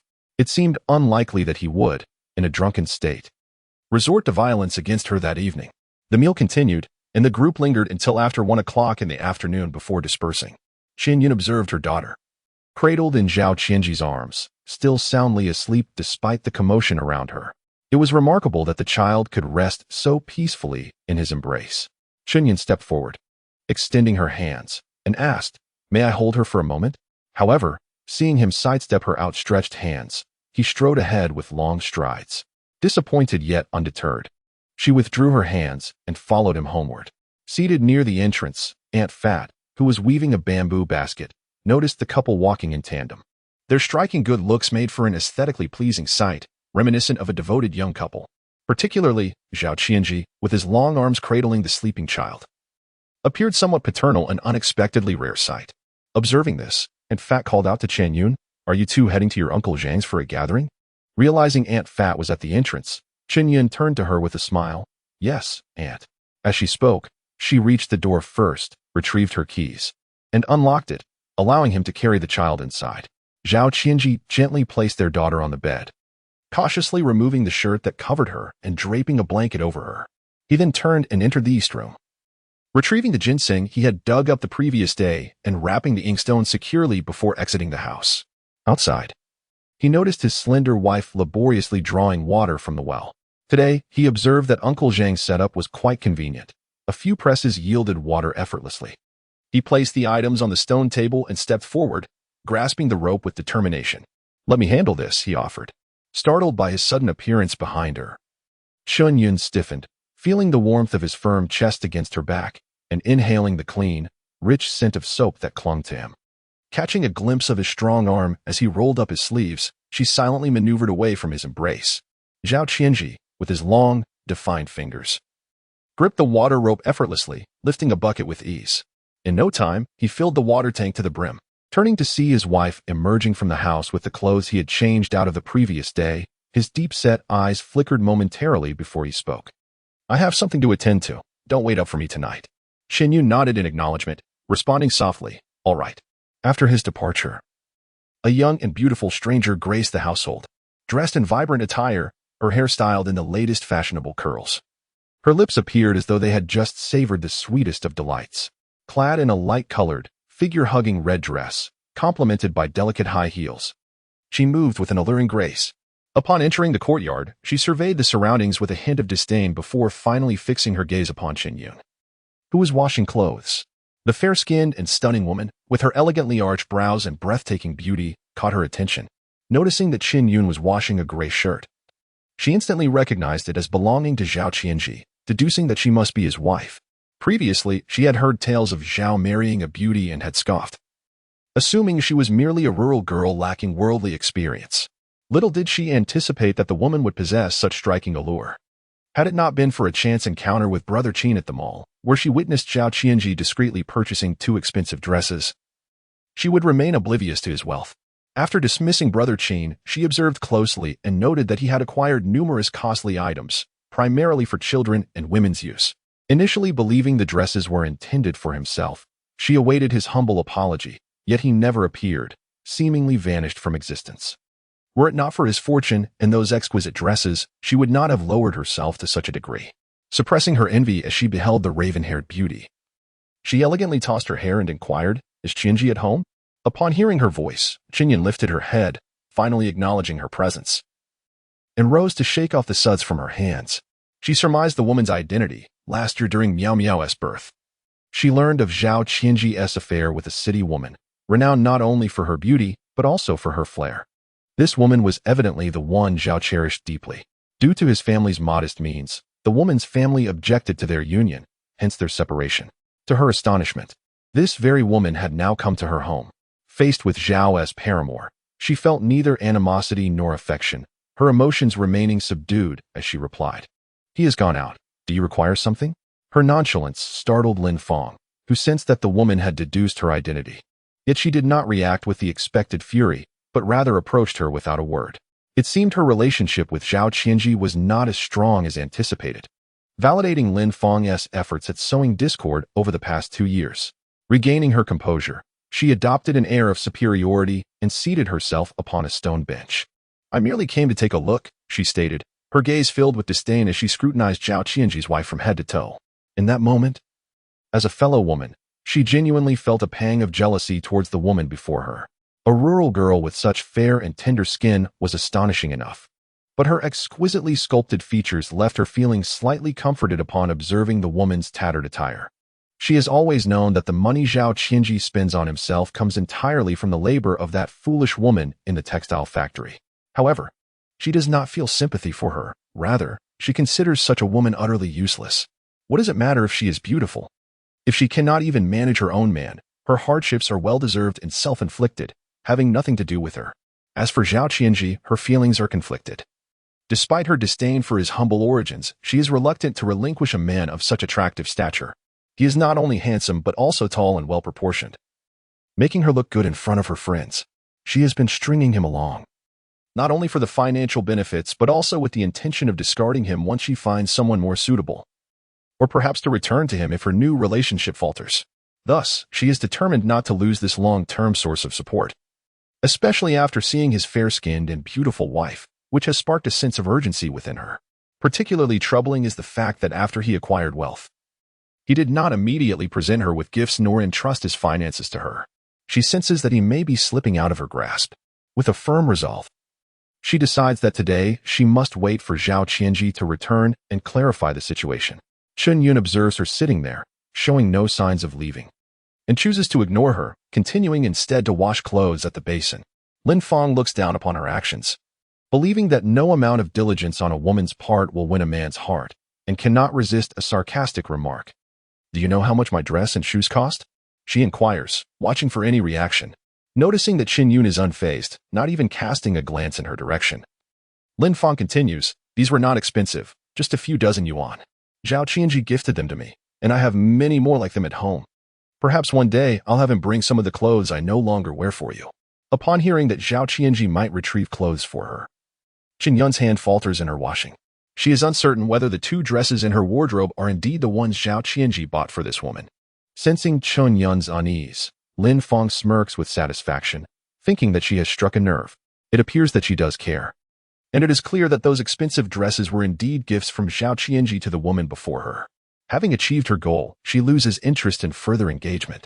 As evening descends, she observes this woman, bustling about like a top, finishing the laundry, only to be interrupted by a waking child, whom she hurriedly feeds. To conserve electricity, she prepares dinner before darkness falls, finding all of this rather amusing.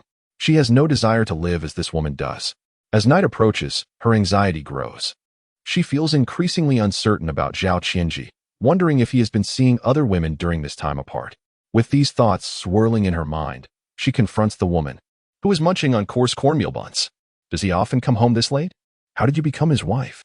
Upon hearing her inquiry, Chen Yun did not even lift her eyelids, choosing to ignore her completely, unwilling to engage, and certainly not eager to send her away. Fearing that she might later report to Zhao Qianzhi, she was acutely aware of how much Zhao Qianzhi valued her as a companion. Provoking her anger could easily lead to a severe beating. As Lin Fang, who had been waiting for several hours, grew increasingly impatient and hungry, she snapped at Chen Yun, asking, "Are you mute?" Her voice was laced with desperation. Just then, Zhao Qianzhi, who had hurried back after selling ginseng and inkstones in the city, was anxious about the safety of the 2 individuals left at home. Before he even stepped inside, he overheard her words. He cautiously entered, his gaze icy and devoid of warmth, fixing it on the unfamiliar woman before him. With a stern expression, he furrowed his brows and coldly commanded, "Apologize." The chill in his voice was palpable. Upon hearing his magnetic tone, Lin Wan turned her face to see who had entered. A flicker of light flashed in her shrewd eyes, and a smile graced her beautifully painted face. However, when she heard his words, her expression momentarily froze. Especially when her gaze met his frigid, emotionless black eyes. A shiver ran from her feet to the crown of her head. The man before her felt so familiar yet utterly alien at the same time. No matter how unreasonable she had been in the past, Zhao Qianzhi had never shown her a cold shoulder. Today, he felt so unfamiliar that she momentarily questioned whether he had been replaced. Suppressing her grievances, her eyes welled with tears as she trembled and spoke, "Zhao Qianzhi, I waited for you all day. Your wife treated me with disdain, and I endured it. And this is how you greet me upon your return?"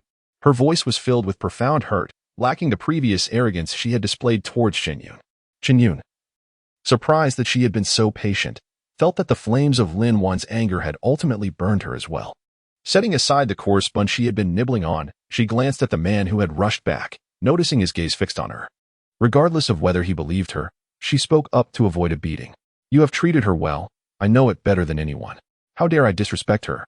Unbeknownst to even herself, there was a hint of mocking sarcasm in her words. At this moment, Lin Wan, with tears glistening in her eyes, approached Zhao Qianzhi and reached out to take his hand, only to have him evade her touch. This action sent a chill through her limbs. In the past, even the slightest initiative from her would have elicited a joyful response from him. Now, despite her overt gestures, he had chosen to withdraw. Trembling, she incredulously questioned, "Zhao Qianzhi, tell me, have you taken another woman behind my back?" Hearing her question, Chen Yun could not help but stifle a laugh. If an outsider were to hear her, they might mistakenly believe she was Zhao Qianzhi's legitimate wife. Having lost interest in their emotional drama, she tidied up the dishes, cradled the child in her arms, and gracefully made her way to the kitchen, leaving the 2 of them in the living room. She had been so considerate, voluntarily giving them space. Now it was up to Zhao Qianzhi to see if he could soothe his beloved. Otherwise, one might end up venting their frustrations upon oneself. However, the thought of the 2 dresses that Zhao Qianzhi brought back, possibly belonging to some other woman, constricted her heart and evoked a wave of nausea. It was one thing to squander a fortune on another woman, but to demean oneself in the process was unbearable. Chapter 40. His beloved was upset. Yet he did not pursue her? An indescribable feeling welled up within her. It was certainly unpleasant, yet with such a man, she could only grit her teeth and endure. She understood all too well the hardships faced by a divorced woman with children, enduring whispers that others could scarcely fathom, coupled with the advances of unscrupulous men. However, should she reach that point, she had no intention of seeking another partner. She would resolutely devote herself to raising her child alone, no matter the cost. Lost in thought, she soon spotted that woman, covering her mouth, rushing out from the room, stifling sobs as she hurried away. Was it possible that she had not been sufficiently soothed? Then she noticed Zhao Qianzhi, hands in his pockets, standing nonchalantly at the kitchen door, seemingly unfazed and devoid of anger. The night was dark. Yet he made no move to chase after her, unconcerned about the woman's departure. Zhao Qianzhi's tall figure blocked the doorway, and as he gazed at the empty countertop, he noticed that no meal had been left for him, unlike usual. His eyes turned to his wife, whose expression remained as inscrutable as ever, her raven hair and crimson lips betraying no hint of emotion. Once assured that she was not angry, he finally inquired, "Is there any food left? I'm hungry." Approaching her, he bent down to scoop up the child she was holding. Chen Yun was momentarily taken aback, wondering if that last strike had truly affected his mind. He was now indifferent, even when his beloved was upset, yet still had the presence of mind to ask if she had food. Though she was reluctant to engage with him at that moment, seeing their daughter drooling and gnawing on her fingers prompted her to speak coldly, "Wait a moment." Upon hearing her, Zhao Qianzhi did not leave but instead sat down on a small stool.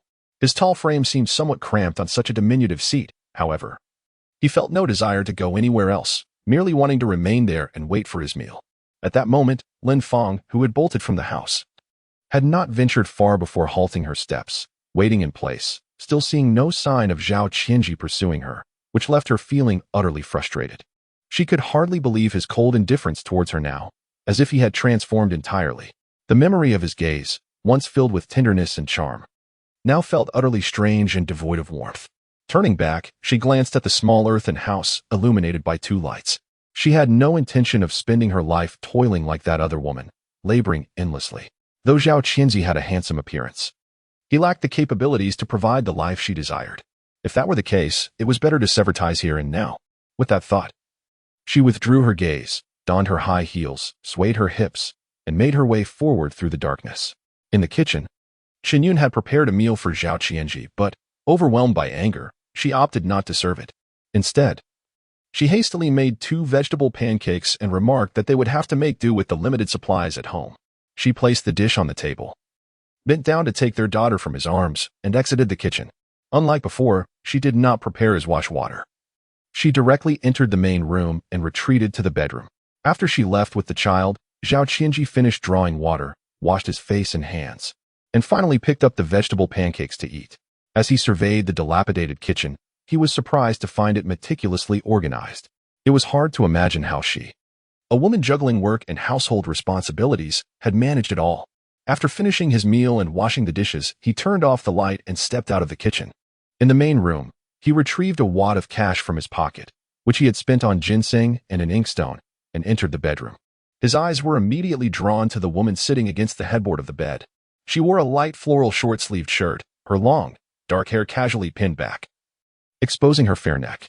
At that moment, she was focused intently on knitting a sweater, her delicate fingers deftly manipulating the yarn and needles. Their child sat beside her, nibbling on her tiny, moist fingers. In that instant, Zhao Qianzhi felt a peculiar emotion swell within him, an unfamiliar yet not unpleasant sensation. He stepped forward, placing the money on the table, and addressed her. "Here, keep this and give me all your loose change. I have use for it." Chen Yun, engrossed in her knitting, lifted her beautiful, slender eyes to meet his gaze. A glance at the table revealed a thicker stack of cash than what he had just produced, significantly more than previous amounts. She withdrew her gaze, hesitating to reach for the money. The arrival of her suitor today served as a constant reminder that this man, before her, harbored feelings for another woman, no matter how much she invested in him. In his eyes, she was worth less than a mere hair from the other woman. Despite their financial struggles that had even left them unable to buy clothes for their child, he remained unwilling to part with a single coin, instead covertly spending that money on new garments and shoes for another woman. To claim that she felt no resentment would be disingenuous. It mattered little if he held disdain for her. Yet, Miao Miao was his own daughter, and his cold-heartedness in this regard was truly heartbreaking. Rather than squander the money on another woman, she resolved to keep it all in her possession. Even if he were to eventually divorce her and start a new life with someone else, he would not take a single cent from her. She set aside the half-finished sweater, rose from the bed, and collected the thick stack of money from the table, saying, "You go out first. I'll give you change in a bit." She was determined not to reveal where she hid her money, wary that he might develop ulterior motives and take all their funds for another woman. Upon hearing her words, Zhao Qianzhi turned and left the bedroom, ensuring to close the door behind him. Once he was gone, Chen Yun counted the amount and then crawled beneath the bed to retrieve the money she had hidden there. After extracting a few scattered coins, she carefully wrapped the larger sum and returned it to its original place. Once everything was in order, she counted the change in her hand, realizing that her household had no immediate need for money. Her daughter's formula and rice porridge were plentiful, enough to last for about a month. She set aside 5 yuan before making her way to the bedroom door and opening it. There, she spotted Zhao Qianzhi seated on a chair in the living room, indulging in a cloud of smoke. Approaching him with her finely arched brows furrowed, she stated, "This is all that's left." Zhao Qianzhi took note of the slightest shift in her expression, removed the cigarette from his lips, discarded it on the ground, extinguished it with his foot, and enveloped in smoke, accepted the money, saying, "This is sufficient." Chapter 41. Wife, I am home. Please open the door. He pocketed the money and stepped outside, taking advantage of the moonlight to visit the butcher in the neighboring village, intending to procure some meat to enhance their living conditions. It was not merely for himself. A grown man could manage, but his wife was alarmingly thin, and their child was not receiving adequate nutrition. He resolved to work harder to earn more money, determined to truly support his family. Chen Yun, upon seeing him leave, mistakenly assumed he was going after his former lover who had departed. Given his previous indifference, she was dismayed that, after such a short time, he had once again sought money to pursue someone. Unable to contain her frustration, she muttered under her breath, "A dog cannot change its nature." Subsequently, she secured the courtyard door from the inside, lulled her daughter to sleep, boiled some water, and carried it inside. After closing the door, she wiped her body briefly and climbed into bed for a night's rest. Upon returning with his purchases, Zhao Qianzhi discovered that the courtyard door had been locked from the inside. How much disdain must his wife have for him to lock the door so soon after he had left? The earthen walls of the courtyard were not particularly high. With his tall stature and long legs, he easily vaulted over and entered the yard. Once inside, he headed to the kitchen and hung the meat from the beam. Stepping out, he noticed that the lights in the house had been extinguished. Approaching the window, he knocked gently on the glass, mindful not to wake the child inside, and softly called, "Wife, I'm back. Please open the door." However, after a moment of silence, there was no response. Zhao Qianzhi, unable to restrain himself, knocked again and called out more loudly, "Wife, open the door. I'm home." Still, there was no sound from within. At that moment, his neighbor Su Wenxiang, who was perched on a stool and leaning against the wall, called out to Zhao Qianzhi, "Brother Qian, stop shouting. Your wife is likely in a deep sleep. Why not come to my place? I'll have my wife prepare some fried insects, and we can enjoy a drink together." Hearing this, Zhao Qianzhi paused his knocking, contemplated for a moment, and replied, "All right." With his long legs, he easily scaled the wall into the neighbor's yard. Su Wenxiang welcomed him inside and gestured for him to take a seat at the dining table. Su Wenxiang engaged in various profitable ventures outside, and, though he seldom returned home, when he did, he brought back considerable wealth, which made for a very comfortable existence in rural life. Thus, his family was among the most well-off in the village. After Zhao Qianzhi was seated, he cheerfully produced a bottle of liquor. Unscrewing the lid, he presented a bowl before him and said, "Brother, do taste this. I procured it from a tavern in the city. Although it may not compare to those purchased from the market, it is undoubtedly authentic and possesses a significant kick." Upon hearing this, Zhao Qianzhi lifted the bowl and took 2 hearty gulps. The spicy liquid coursed down his throat and into his stomach, igniting a fiery sensation. He picked up chopsticks and brought a couple of peanuts to his lips, exclaiming, "Not bad." Su Wenxiang, upon hearing his approval, grinned widely and replied, "Typically, I seldom indulge. But today, in honor of you, Brother Qian, I shall partake a little."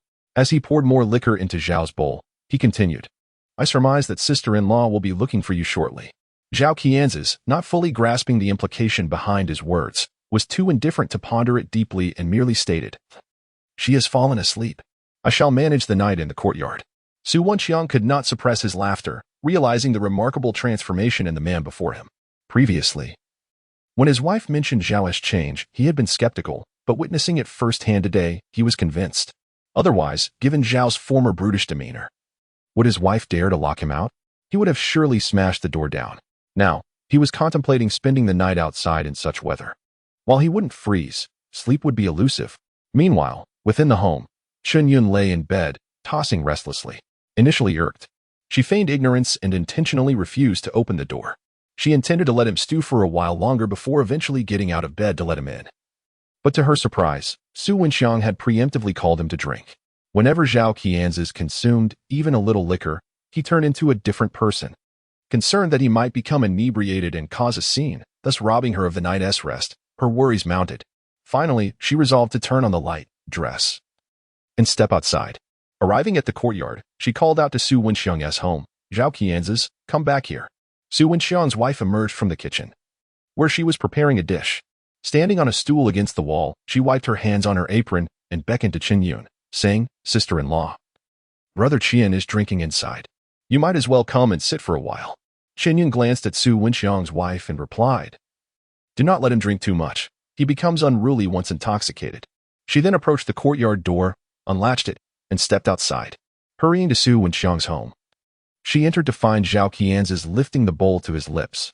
Seeing him drinking sparked her anger, and with a stern expression, she commanded, "Go home." Zhao Qianzhi froze with the bowl suspended in midair, confusion etched across his face. "Wife, weren't you asleep?" he inquired. Hearing his question, Chen Yun shot him an exasperated glare, said nothing further, and turned to leave. Observing this, Zhao dared not drink any longer, setting down the bowl and addressing Su Wenxiang. "Another day, I shall treat you." He then rose, striding after his wife, all the while noting the cold, displeased expression on her face.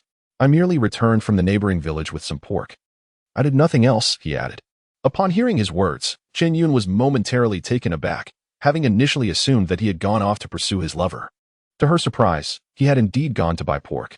She realized her misunderstanding and her expression softened slightly.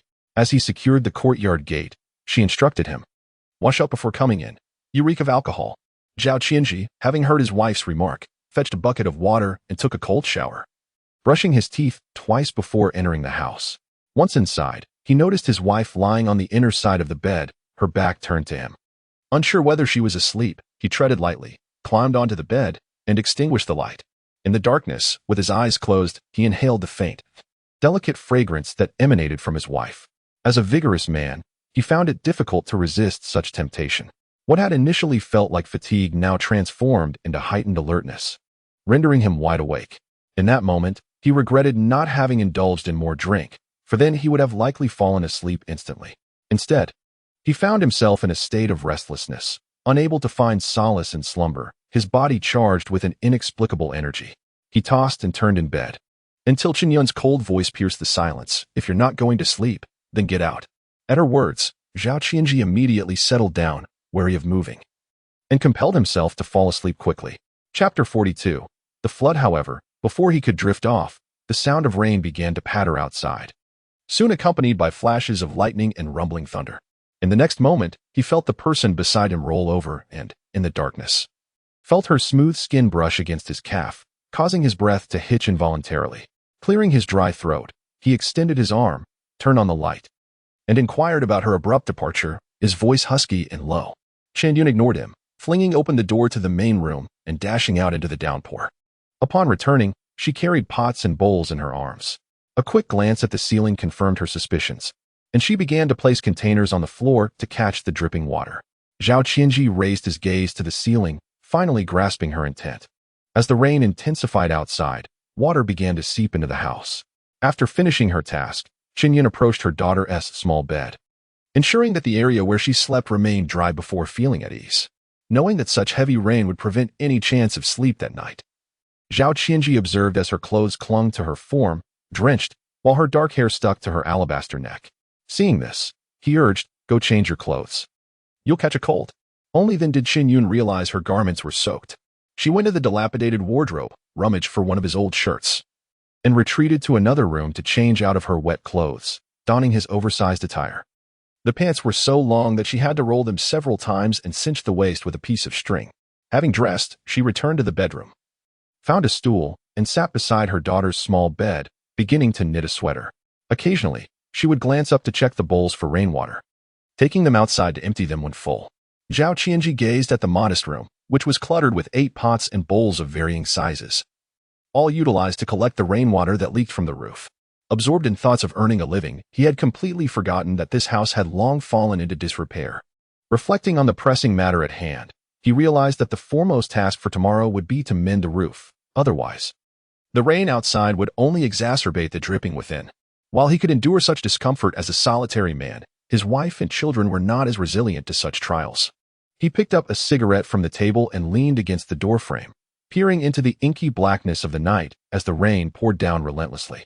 After lighting the cigarette, he took a deep drag, narrowing his deep-set eyes as he slowly exhaled the smoke into the night air. In the time it took to smoke one, his wife had already emptied the collected water outside twice.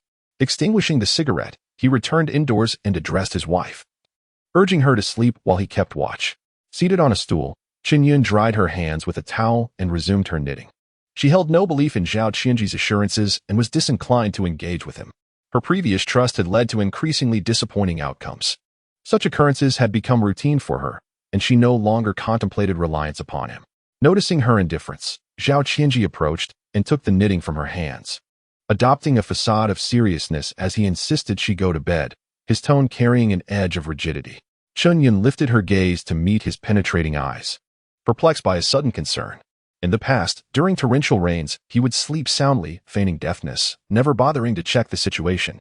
She recalled the time when she was 9 months pregnant, enduring the same heavy rain while laboring alone to gather corn borrowed from her family, her condition making the task cumbersome. Despite her pleas for him to assist, he remained in bed, unresponsive.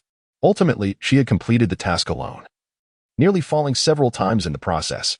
Such incidents were too numerous to count, leaving her with an ambiguous resentment that she could not pinpoint.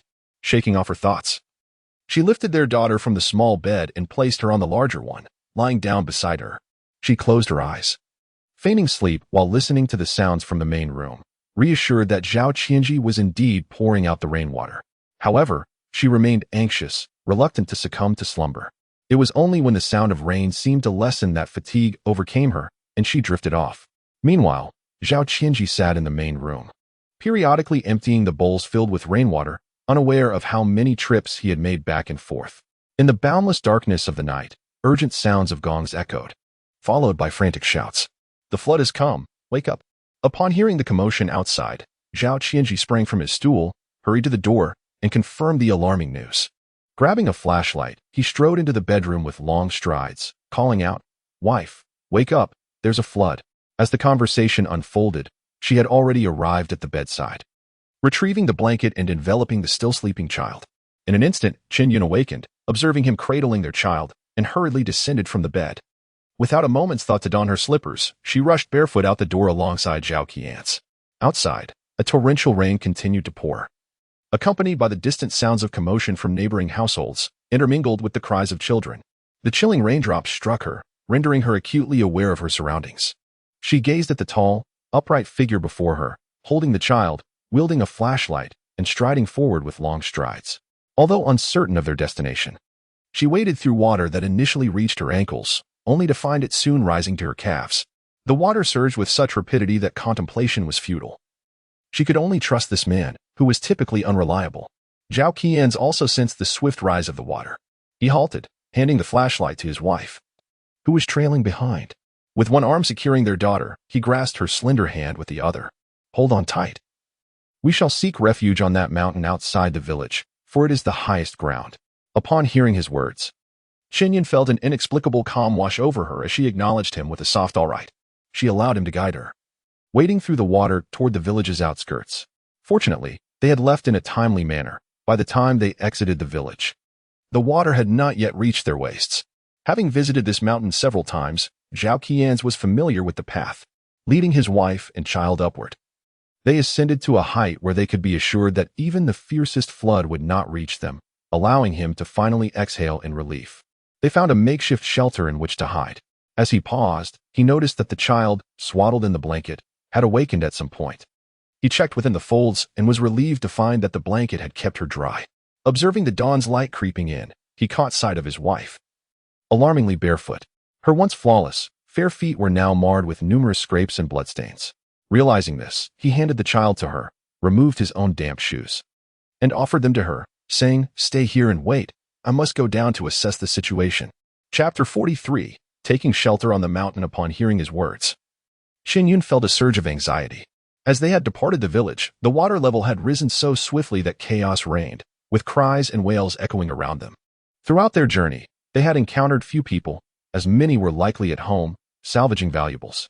In the face of disaster, material possessions paled in comparison to the sanctity of life. Fortunately, this reckless man, upon hearing the sound of the gong, had scooped up their daughter and called for her to follow him outside. In their haste, they had left the house unlocked. And aside from the blanket wrapped around their daughter, they had taken nothing with them. Despite the urgency, time had been lost in their ascent, and the water had risen perilously high. Now, she remained unaware of the severity of the situation below. With a surge of anger and a sense of protectiveness, she grasped the fabric of his waistcoat, exclaiming, "You cannot go anywhere. Stay here." Zhao Qianzhi could naturally sense his wife's anxiety as he grasped her delicate, pale wrist. He noticed that the blanket wrapped around their child had already become damp and was no longer providing any warmth. In their haste to leave, they had taken nothing with them. Now, they had finally settled in this relatively safe location. The cave entrance was spacious and well ventilated, allowing them to stay here temporarily without concern, and he felt reassured that he could return home for a brief visit. It was essential to gather some supplies, otherwise, both his wife and child would suffer from hunger, not to mention the lack of warm coverings. Meeting her gaze, he spoke soothingly, "Do not worry, I can swim. Everything will be fine, and I shall return swiftly."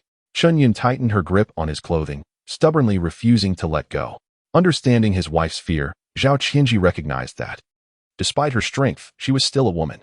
He extended his long arms to embrace both her and their child, explaining, "I must return for a while. The water will recede in no less than half a month, and during this time, the child will need sustenance. The nights atop the mountain are cold, without proper coverings. Both you and the child will suffer." Upon hearing his words, Chen Yun fell silent, her face buried in the warmth of his sturdy arm, her emotions a tumultuous blend. She had never imagined that he would one day embody the role of a true protector, shielding her and their child from the peril they had just faced. It was difficult to envision what might have happened had he not remained composed, resolutely carrying only their child and leading her up the mountain. After a considerable time, Zhao Qianzhi finally released his wife from his embrace. He rose and walked to the other side, retrieving several pieces of dry wood he had previously gathered. Laying down some dry grass beneath, he took out the damp matches, snapping several before successfully igniting a flame. Occasionally, he added more dry grass until he was certain the wood had caught fire, at which point he ceased adding grass. At that moment, he could not help but feel grateful for having gathered firewood at the cave entrance. He had merely thought that should it become too late one night, they might need to spend the night in the mountain, hence the preparation of some dry grass and wood. Little did he know, it would prove invaluable now. Observing the fire burning vigorously, he addressed his wife, "I have rested here before. It is relatively safe. You and the child must stay put. Do not wander off. I will return shortly."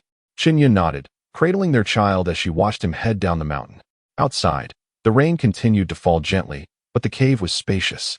And with the dry grass spread on the ground, they did not feel cold sitting beside the fire. After placing the child down, she set the blanket that had wrapped around her near the fire to dry. It then occurred to her that she was still wearing Zhao Qianzhi's shoes, which she had forgotten to return to him. She removed her damp shoes and placed them beside the fire to dry. At this moment, Zhao Qianzhi descended the mountain barefoot, each step punctured by unseen thorns. He found it hard to fathom the hardships his wife endured walking barefoot, yet she remained resolute in her silence. After approximately half an hour, still not having reached the base, the water had already begun to rise. He gazed at the water level, unable to fathom the dire state of the village below. Surely, the entire dwelling must have been submerged. Fortunately, his own house was situated on a small hill in a different flat area, and he estimated that if he hurried, he could salvage some belongings. With a determined plunge, he swam towards the village. Along the way, he spotted several individuals clinging to tree branches, some wrapped in bed sheets, precariously balancing their belongings on their backs. As he pressed forward, he heard various lamentations mingled with piercing cries. It was evident that the night's flood had caught many off guard. Zhao Qianzhi was consumed by a singular thought. He needed to return home swiftly to assess the situation and gather whatever he could to take to the mountain for safekeeping. He swam tirelessly, unyielding in the face of numerous remnants of destruction, fully aware that in this age of scarcity and limited transport, encountering such a calamity was akin to surrendering to fate. His sole concern was for his wife and child. Upon reaching home, He found that the flooding had not been overly severe. He pushed open the kitchen door and retrieved the pork he had purchased the previous day, carefully lowering it from the beam. The food stored in the vat had been soaked and was no longer edible. He gathered a few intact eggs and waded back inside. He retrieved 2 cans of milk powder from the cupboard, then recalled the money his wife had stashed away. Collecting everything, he wrapped it up and placed the meat, eggs, and money into an empty milk powder canister. Having painstakingly assembled a substantial bundle of valuables, he secured the door behind him. As he waited outside, he swam through deeper waters with his belongings on his back. The dawn had broken, yet the rain showed no signs of abating. As he exited the village, he encountered a group of people, some weeping, others wailing, all bearing heavy loads. They spoke of leaving the village to seek refuge with relatives for a time, clearly anticipating that the floodwaters would not recede soon. The village was entirely submerged, rendering it uninhabitable. They could only temporarily evacuate until the waters diminished. At that moment, a villager named Yang Dan'er called out to Zhao Qianzhi, inquiring, "Brother Zhao, why are you alone? Where are your wife and child?" Zhao Qianzhi paused, finding a shallower spot to stand, and replied to Yang Dan'er, "They're on the mountain." Upon hearing this, Yang Dan'er glanced towards the distant hill. Recalling that he had once tended cattle there but had never ventured up, he felt uneasy about the safety above and, withdrawing his gaze, asked, "We plan to leave the village together. Do you want to bring your wife and child along?" Zhao Qianzhi surveyed the tragic scene of the flood and replied, "I am uncertain about the extent of the disaster. I cannot go. The child is too young to endure such turmoil." Hearing this, Yang Dan'er and the other villagers hesitated, contemplating the dire circumstances they would soon face, where sustenance and shelter had become insurmountable challenges. At present for them, seeking refuge with relatives appears to be the most prudent choice. Even in the worst-case scenario, it is certainly preferable to the dire circumstances they currently face. After some deliberation, the group began to take action, resolved not to delay any longer. As they departed one by one, Zhao Qianzhi, having rested sufficiently, gathered his belongings and made his way to the riverbank, where he found a tree branch to pull himself out of the water. With bare feet navigating the muddy, slippery mountain path, he strode confidently upward. Throughout the journey, he scarcely paused until he reached the mouth of the cave, where he finally exhaled a sigh of relief upon seeing his wife and children. At that moment, Chen Yun was folding the dried blanket, and upon spotting Zhao Qianzhi returning with his load, her eyes sparkled with delight. Unable to contain her curiosity, she approached him and inquired about the situation below. "How bad is the flooding?" After unloading his belongings, Zhao Qianzhi removed his damp trousers and clothes, leaving only a loose pair of shorts. Approaching the fire, he addressed his wife, "It's completely flooded. Many people are planning to leave the village to stay with relatives for a while." His voice carried a hint of hoarseness from a sleepless night. Upon hearing this, a troubled expression crossed Chen Yun's face, framed by her dark hair and red lips. She had anticipated a severe situation, but the reality was more dire than she had imagined. Concern for her mother weighed heavily on her mind. As she wondered how they were faring, Zhao Qianzhi, noticing the gravity of her expression, understood her worries. Given the severity of the disaster in their area, it was likely that her mother's home, being closer to the reservoir, had experienced even worse conditions. However, he refrained from voicing these thoughts to avoid adding to her anxiety and tactfully shifted the conversation, saying, "The empty milk powder tin is filled with meat, eggs, and the money you had hidden away." His words successfully diverted her attention. She moved closer, picking up the lightest of the 3 tins, extracting a large piece of pork, followed by some eggs. To her surprise, at the bottom lay her concealed money, wrapped in oil paper, miraculously untouched by the water. She pondered how he had discovered her hiding spot, knowing she had concealed it from him. In her confusion, she contemplated where to place the money, given the current circumstances, eventually deciding to return it to the milk powder tin. Afterward, she took Zhao Qianzhi's damp clothes and hung them on her makeshift rack to dry. Once that was accomplished, she opened the military flask, boiled the water inside, and prepared the milk powder. Approaching, she took their daughter from Zhao Qianzhi's arms and began to feed her. Meanwhile, Zhao Qianzhi sat not far from the fire, contemplating their next steps. Staying temporarily in the cave was feasible, but the lack of food and clean water posed a significant challenge. While these issues could be addressed, he remained uncertain about when the water levels would recede. Moreover, the thought of leaving his wife and daughter alone in such a desolate place filled him with unease. Pulling his thoughts back to the present, he turned to his wife, who was cradling their child, and asked her a question. "Later, I shall descend the mountain to assess the damage in the town. You and the child should wait for me here." If the situation in town is not dire and the roads are passable, we shall relocate to the city." Upon hearing his words, Chen Yun cast a wary glance at the milk powder canister where the money was kept, fearful that this untrustworthy man would abscond with the funds, abandoning her and the child to seek his paramour in the city. Given the current circumstances, while he might manage, she and her child must not be without their own resources. Without sparing him a glance, she continued to tend to the child in her arms and said matter-of-factly, "If you wish to leave us behind to pursue your lover, so be it, but you must leave the money. We cannot do without it." Zhao Qianzhi had never suggested abandoning them. Nevertheless, he understood that his previous lack of assurance might have led her to such thoughts. At this moment, descending the mountain again would only serve to fuel her anxieties. Surveying the surroundings, she noted that the rain had ceased, and there was enough water in the flask to last until tomorrow. "Forget it. I will act as if I have said nothing. You stay here with the child while I see if I can catch some wild chickens to roast," she declared, seeing him about to leave without shoes. Chen Yun couldn't help but speak up. "Your shoes have dried." Zhao Qianzhi turned to glance at his wife, noticing the wounds on her delicate feet before averting his gaze. "You wear them. I find it easier to go barefoot," he replied, and then ventured deeper into the mountains. This time, he was headed into uncharted territory. Along the way, he used a long stick to beat through the dense underbrush. Although he spotted a few wild chickens, they were remarkably swift and elusive, making capture exceedingly difficult. However, he stumbled upon a rabbit burrow and, with a sense of experimentation, managed to catch 2 plump rabbits. On his return journey, while parting the foliage, he discovered a palm-sized reddish-brown fungus beneath a fallen tree branch. This unexpected find felt like a windfall to him. In the current herbal market, its value was quite high, selling for a premium. After handling it with care and weighing it, he estimated it could fetch at least 2,000 yuan. Armed with his bounty, he returned to the cave entrance as afternoon approached. Chen Yun was somewhat astonished to see him return with something in hand, especially since he had not harbored much hope of success. To her surprise, he had indeed procured something valuable. Zhao Qianzhi approached his wife, revealing his unexpected treasure. "Take a look at this. Isn't it splendid?" Chen Yun accepted the item from his hands, scrutinizing it with curiosity. "Mushroom?" she inquired, perplexed.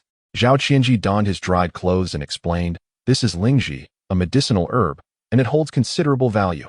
Upon hearing this, Chen Yun felt the object in her hands grow exceedingly precious. Fearing it might be damaged, she carefully placed it beside the milk powder canister, anxious that their daughter might inadvertently mishandle it. Once dressed, Zhao Qianzhi strode over and lifted his daughter, who was sitting on the blanket. He subsequently lay down on the thick hay, utterly exhausted after a sleepless night and a day spent in constant motion.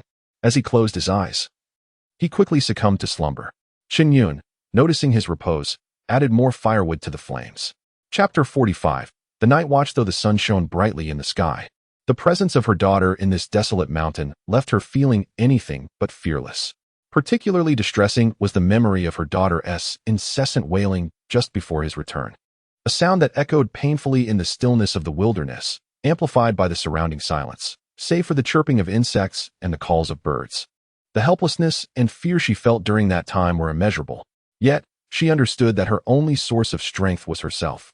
With his return, even in silence, and despite his slumber, she found a sense of reassurance in his presence, though she could not quite decipher the origin of this comfort. Casting a glance at the sleeping man, she noticed her daughter nestled in his embrace, quiet now, her small hands gripping his neck. The surrounding area bore the marks of her delicate fingers, red imprints scattered about. Clearly, the man was profoundly fatigued, despite her daughter's persistent tugging. He remained undisturbed in his deep sleep. She approached, bent down, and gently lifted her daughter, placing her on the other side. She then skewered the rabbit they had brought back onto a stick, positioning it over the fire to roast. As the rabbit meat turned golden, she sprinkled a touch of salt upon it, instantly releasing a delightful aroma. Meanwhile, further down the mountain, a gathering of villagers emerged, their eyes glistening with tears as they mourned the loss of their homes and food, filled with trepidation about the uncertain days ahead. The once vibrant village now lay submerged, with only rooftops visible above the floodwaters. The deluge had struck in the dead of night, catching most residents off guard in the depths of slumber. When the patrolling security personnel sounded the alarm, the immediate reaction was to rise and salvage valuable belongings and essential supplies. This haste resulted in many bearing too much as the waters rose, leaving them with nowhere to escape. Some who could not swim clung to tree branches for safety, while others, quick to react, led their families to higher ground. The the mountains being their safest refuge. A small number took their families and fled to seek refuge with relatives. Zhao Qianzhi slept until the sun was nearly setting. Upon awakening, he surveyed the unfamiliar surroundings, taking a moment to gather his thoughts before realizing where he was. Not seeing his wife and child, he sprang up from the hay in alarm. Glancing towards the entrance, he noted that darkness had fallen, and faintly heard the sound of a child crying. He hurried towards the sound, and not far off, he spotted his wife comforting their wailing child. He approached and, reaching out, took the child from her arms, cradling her expertly as he inquired, "What is the matter?" He examined the delicate little feet, noting several large welts on her pale calves. Chen Yun, her expression neutral, reached out to wipe the tears from her daughter's face and responded, "It must have been a bite from some insect." Hearing his wife's words, Zhao Qianzhi pressed his thin lips together in silence, cradling the child as he made his way back. Upon reaching the entrance of the cave, he surveyed his surroundings. The ground was strewn with hay, and there lay only a clean blanket he had brought out. Indeed, it was unsafe for the child to rest in such conditions. Observing the little one in his arms, now softly sobbing with red eyes and nose, he could not ascertain how long she had been crying. He turned his gaze towards his wife and said, "I will take her for a short walk nearby. I shall return shortly." Instinctively, Chen Yun wanted to refuse, but upon seeing her daughter settled in his embrace, no longer crying, she hesitated.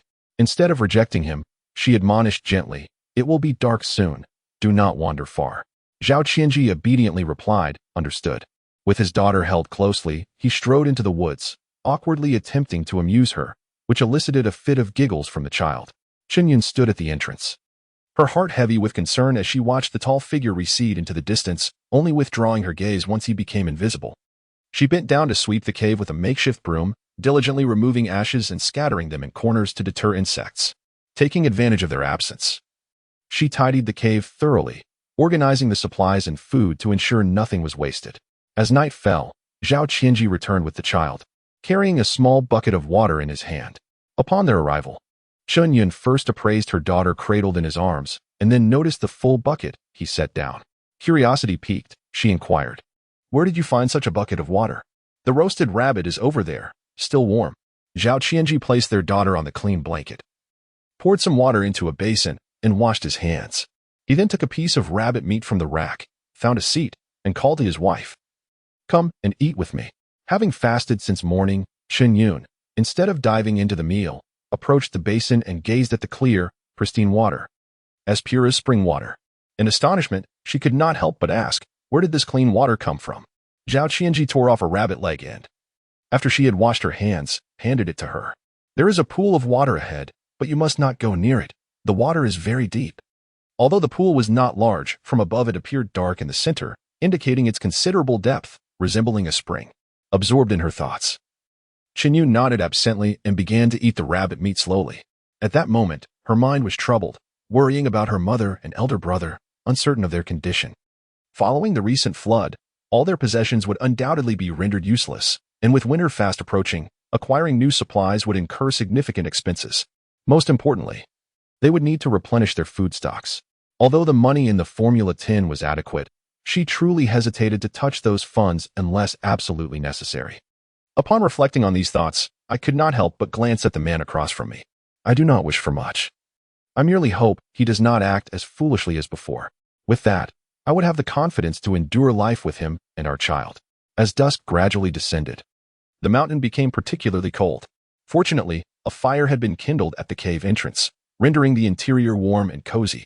Throughout the night, Zhao Qianzhi sat close to the fire, vigilantly watching over his sleeping wife and child until dawn broke. This unprecedented torrential rain resulted in widespread devastation. Shaoling village was among the affected areas, but due to its remote location, the rescue team arrived only after the villagers, who had taken refuge halfway up the mountain, first spotted them. Overcome with emotion, they ran down the hill to greet the rescuers. The dispatched personnel were all soldiers. The team leader, after setting down some provisions, informed them that their current location was relatively safe and advised them to remain on the mountain for the time being. They needed to enter the village to conduct search and rescue operations before returning to evacuate them. Chapter 46. Priority evacuation. Upon receiving the promise from the rescue team, the villagers felt a profound sense of relief. After distributing the provisions, they began to eat. Throughout one afternoon, They gradually brought many elderly individuals and children out of the village, leaving the younger and stronger members for last. Zhao Qianzhi intended to descend the mountain to assess the situation in the village. Just as he reached the halfway point, he encountered villagers taking refuge from the flood. Yang Dan, who initially planned to flee to relatives, was accompanied by a group of people who felt increasingly uncertain as they ventured further ahead. Thus, they had chosen to hide in the mountains. Seeing Zhao Qianzhi, Yang Dan excitedly approached him and called out, "Zhao Gu, you are here too. Quickly tell sister-in-law to bring the child down. The rescue team will arrive soon and will first evacuate a group of women, children, and the elderly. The rest may have to wait until tomorrow to leave." Zhao Qianzhi glanced down the mountain, assessing the situation, and concluded that it was indeed best for his wife and child to evacuate. "All right, I will call them down. If the rescue team arrives and we have not come down yet, please ask them to wait." Upon hearing this, Yang Dan nodded in agreement. "Okay, don't worry." Zhao Qianzhi turned and quickly made his way back up the mountain. At that moment, Chen Yun was sitting on a rock, playing with her daughter. Hearing the commotion, she looked up in surprise at his swift return. "How did you come back so quickly?" Zhao Qianzhi approached and took the child from her arms, saying, "The rescue team has arrived and is prioritizing the evacuation of women, children, and the elderly. You should take the child, gather some milk powder, and bring any money you have. It's best to evacuate now." Chen Yun paused for a moment, carefully scrutinizing the expression of the man before her. Recognizing that he did not appear to be deceiving her, uncertain of where they would be evacuated, she pondered the risks of carrying a substantial amount of money as a woman alone with a child. However, based on his actions over the past few days and his consideration to wrap the child in a blanket during the previous night's turmoil, perhaps it was time to trust him once more. She began to gather the child's milk powder, responding to him, "Take the money with you, and return it to me later. Do not give it to that paramour of yours, or I shall not let this matter rest with you." Zhao Qianzhi. Upon hearing his wife's words, Zhao Qianzhi obediently nodded and replied, "All right, you and the child should find safety first. I will come to you shortly." As he spoke, he began to descend the mountain, cradling the child in his arms. Chen Yun wore Zhao Qianzhi's oversized shoes, which made her steps quite cumbersome. Noticing this, Zhao Qianzhi instructed her to hold onto his shirt at the waist, slowing his pace to ensure she could follow without excessive strain. After traversing the mountain path for more than 20 minutes, they reached a clearing halfway up. Upon learning that rescuers had arrived below, Zhao Qianzhi carried the child and led his wife downwards. Indeed, they discovered many elderly individuals and children already boarding a boat, having departed ahead of them. Only one boat remained, nearly filled to capacity. Several middle-aged women on the vessel noticed Chen Yun and promptly made room for her, urging her to board quickly. The rescue team member assessed the situation and announced, "Ladies and children may board first. The rest will be evacuated tomorrow." Zhao Qianzhi nodded in gratitude to the rescue personnel. After his wife boarded the rescue boat, he handed her the child and urged, "Take good care of yourself and the child. I will find you tomorrow." Chen Yun, seated on the boat, nodded in response, "All right." However, at that moment, she felt a sense of uncertainty, unsure of the truth behind her husband's words. She could only hope that this time, he would not disappoint her again.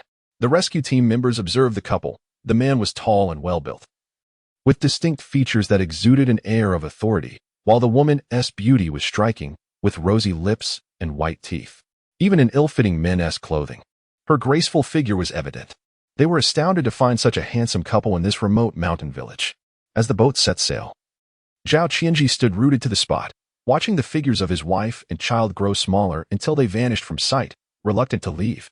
Yang Dan, witnessing this, could not help but reassure him, "Rest assured, Brother Zhao.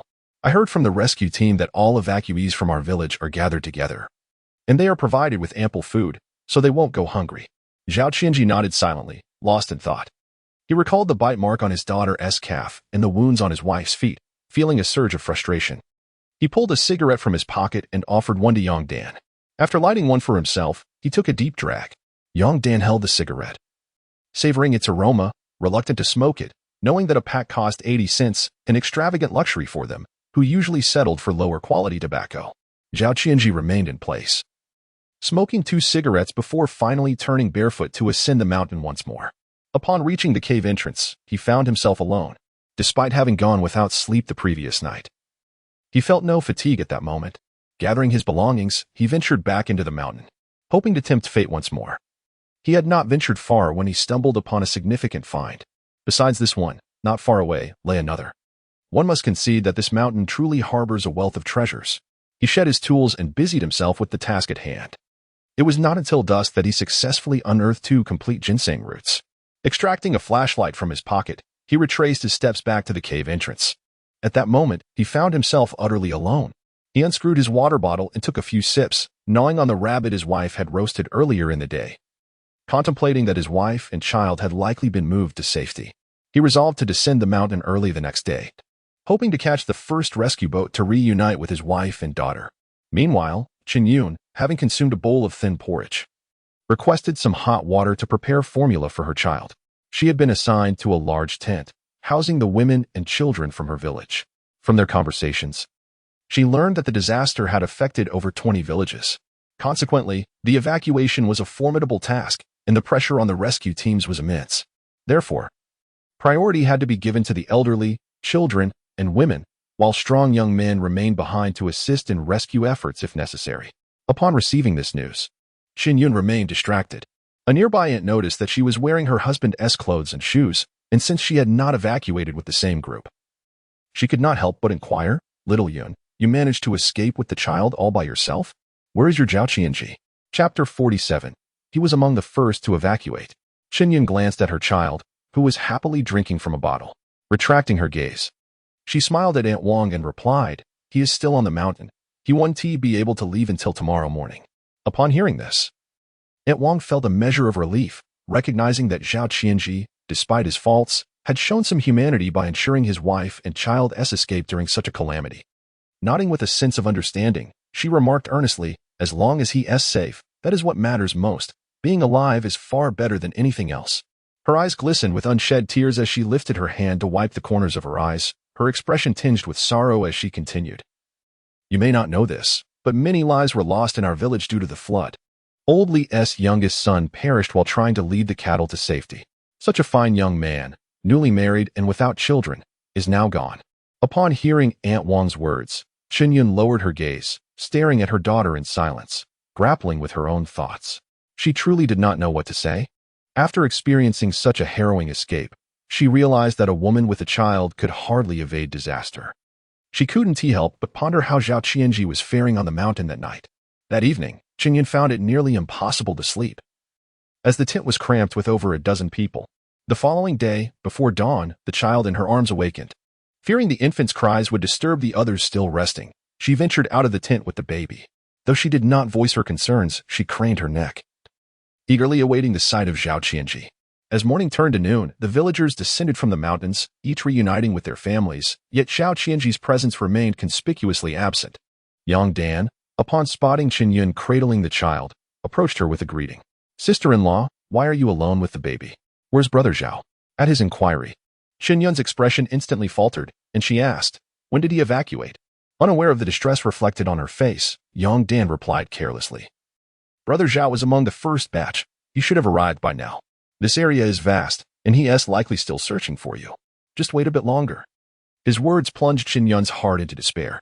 That scoundrel had evacuated with the earliest group, and here, despite the vastness, all others who had come later had already found their families, yet he remained unaccounted for. Given his notorious past, it was difficult not to entertain dark thoughts. Meanwhile, Zhao Qianzhi, seated on a rescue boat, was noticed by the team leader due to his height and robust physique, and was swiftly recruited as a member of the rescue team.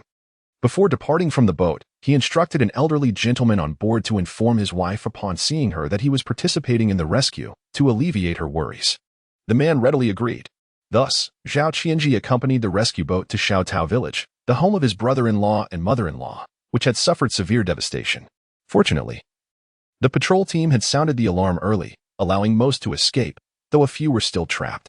The rescue efforts were harrowing. Many cattle and pigs had drowned, their lifeless bodies floating on the surface alongside some deceased individuals. Zhao Qianzhi, assessing the dire circumstances, proposed a series of rescue strategies. Due to limited resources, the immediate plan was to rescue everyone and temporarily relocate them to the nearest safe area before conducting a unified evacuation. The rescue team leader deemed this approach feasible and consented to focus on searching for trapped individuals within the village. As they passed his mother-in-law's house, Zhao Qianzhi insisted on stopping to survey the surroundings. Unfortunately, the flooding was severe, submerging all nearby structures, leaving no signs of survivors. However, shortly thereafter, a faint, raspy voice emerged from a tree branch. Xiao Xiao. Following the sound, Zhao Qianzhi spotted his mother-in-law, pale and devoid of color, yet exhibiting a semblance of vitality. He swiftly directed the boat closer, clutching a life ring, and jumped into the water to rescue her, bringing her aboard the rescue vessel. After supporting himself on the boat's edge and nimbly climbing aboard, he retrieved his water bottle, unscrewed the cap, and offered it to his mother-in-law, inquiring, "Mother, why are you alone?" Upon hearing her son-in-law's question, Chen's eyes instantly welled with tears as she clutched the water bottle in her hand, her lips trembling. She could hardly express that her son and daughter-in-law had abandoned her in such a critical moment. Under those circumstances, her son had no choice. He had promised to return for her after ensuring his wife and child were safe. Yet, as she waited on the tree branch, he never arrived. She hoped that he, along with her daughter-in-law and eldest grandson, were unharmed. She bore no resentment towards them, having lived to this age and encountering such a calamity. Her only wish was to not become a burden to them. Suppressing her tears, she shifted the conversation, inquiring, "How are Xiaoan and the child?" Upon hearing his mother-in-law's question, Zhao Qianzhi discerned her intentional change of topic and chose not to probe further, responding to her inquiry instead. "They are both well. Yesterday, they were relocated to a safe area while I remained to assist with rescue efforts." Upon learning that her daughter and granddaughter were safe, Chen felt a wave of relief wash over her. Little did she anticipate that it would be this son-in-law who would save her. The moment he had unhesitatingly plunged into the water to rescue her had deeply moved her. Now, as she observed her son-in-law, she noticed how he had transformed. He appeared more composed and less impulsive, emanating an inexplicable sense of reliability and trust. If he could maintain this demeanor, it would not matter if Xiaoan had to endure hardships or fatigue alongside him, as long as they could lead a good life together. As the search and rescue operations continued, the rescue vessel quickly filled with personnel. They temporarily relocated everyone to a hillside at a brick factory outside the village. Given the elevated terrain and the expansive area of the slope, many could wait here for further rescue and relocation. Here, Chen spotted her son and daughter-in-law with their child. Seeing them all safe brought her genuine joy, yet it was accompanied by a chill in her heart. After all, she knew her son could swim, and given the distance, he could have easily sought her out. Chen Chang, upon seeing his mother brought over by his brother-in-law, was shocked and hurriedly approached her. "Mom, are you all right?" His gaze shifted to his brother-in-law, noticing the rescue team's insignia on his arm, and he could not help but inquire, "How did you come to do this work?" "Xiao Yun and the child are safe, right?" Zhao Qianzhi, observing his exuberant brother-in-law, recalled the moment he had rescued his mother-in-law from the tree branch and finally understood the difficulty of her silence. "They are both fine," he replied, turning to his mother-in-law. "Mom, I must get back to work." Chen nodded eagerly, waving him off. "Go ahead, and please be safe." Watching their rescue vessel disappear from sight, the villagers could not help but praise Chen. "Andy, that is your son-in-law. He is so capable and looks so upright. You're going to enjoy the benefits of having such a son-in-law." The crowd, captivated by the rescuers, spontaneously expressed their admiration for Zhao Qianzhi, showering him with compliments. Listening to the praises of her son-in-law from the villagers filled Chen with immense joy. At that moment, Chen Chang, resembling a devoted son, assisted his mother and found a flat surface to sit down. He was still pondering how his brother-in-law had become a member of the rescue team. Such an honorable achievement would surely bring prestige when shared in the future. He never anticipated that one day he would bask in the glory of his seemingly inept brother-in-law. Meanwhile, Chen Yun had scarcely eaten anything from morning until noon. Although the food here was free, it was also relatively scarce. Today, she had only taken a small portion of the food allocated to her, saving the rest for that dog of a man, fearing that he would go hungry due to his large appetite. Now, it seemed, he had not shown up and she had no idea of his whereabouts. In her troubled state, she sat alone in a quieter area, cradling her child. Suddenly, a sharp and caustic female voice pierced her thoughts, feigning sweetness. "Oh, why are you here all alone? Where's Zhao Qianzhi?" Chen Yun was already feeling irritable, and the sound of that voice only intensified her annoyance. To her dismay, she had encountered Zhao Qianzhi's mistress once more. With no desire to engage, she averted her gaze, adjusting the position of the child in her arms and gently patting her back to lull her to sleep. Lin Wan, seeing that she was being ignored, scrutinized Chen Yun's attire, which was evidently a gift from Zhao Qianzhi. It was hard to fathom what kind of life she had led previously. Such beauty and figure wasted on such a meager existence at such a young age. Taking out a handkerchief, she sat beside Chen Yun and began to mock her. Look at you, so beautiful, yet you ended up with a pauper like Zhao Qianzhi. Aside from his height and decent looks, he truly lacks any merit and has a terrible temper. I doubt any woman would willingly marry him. Though Chen Yun recognized the truth in her words, she couldn't help but retort, if he is truly so worthless, why do you still accept his money? Are you even aware that he is married? Lin Wan, dismissively tossing her hair, responded with a sense of pride, it's his choice to spend money on me. If you think you can control his finances, then good luck with that. Engaging with her felt like inviting humiliation. With a cold expression, Chen Yun picked up her child and headed towards her tent. Upon entering, she was met with chaos, as several children were chasing one another. At that moment, her little one was nearly asleep.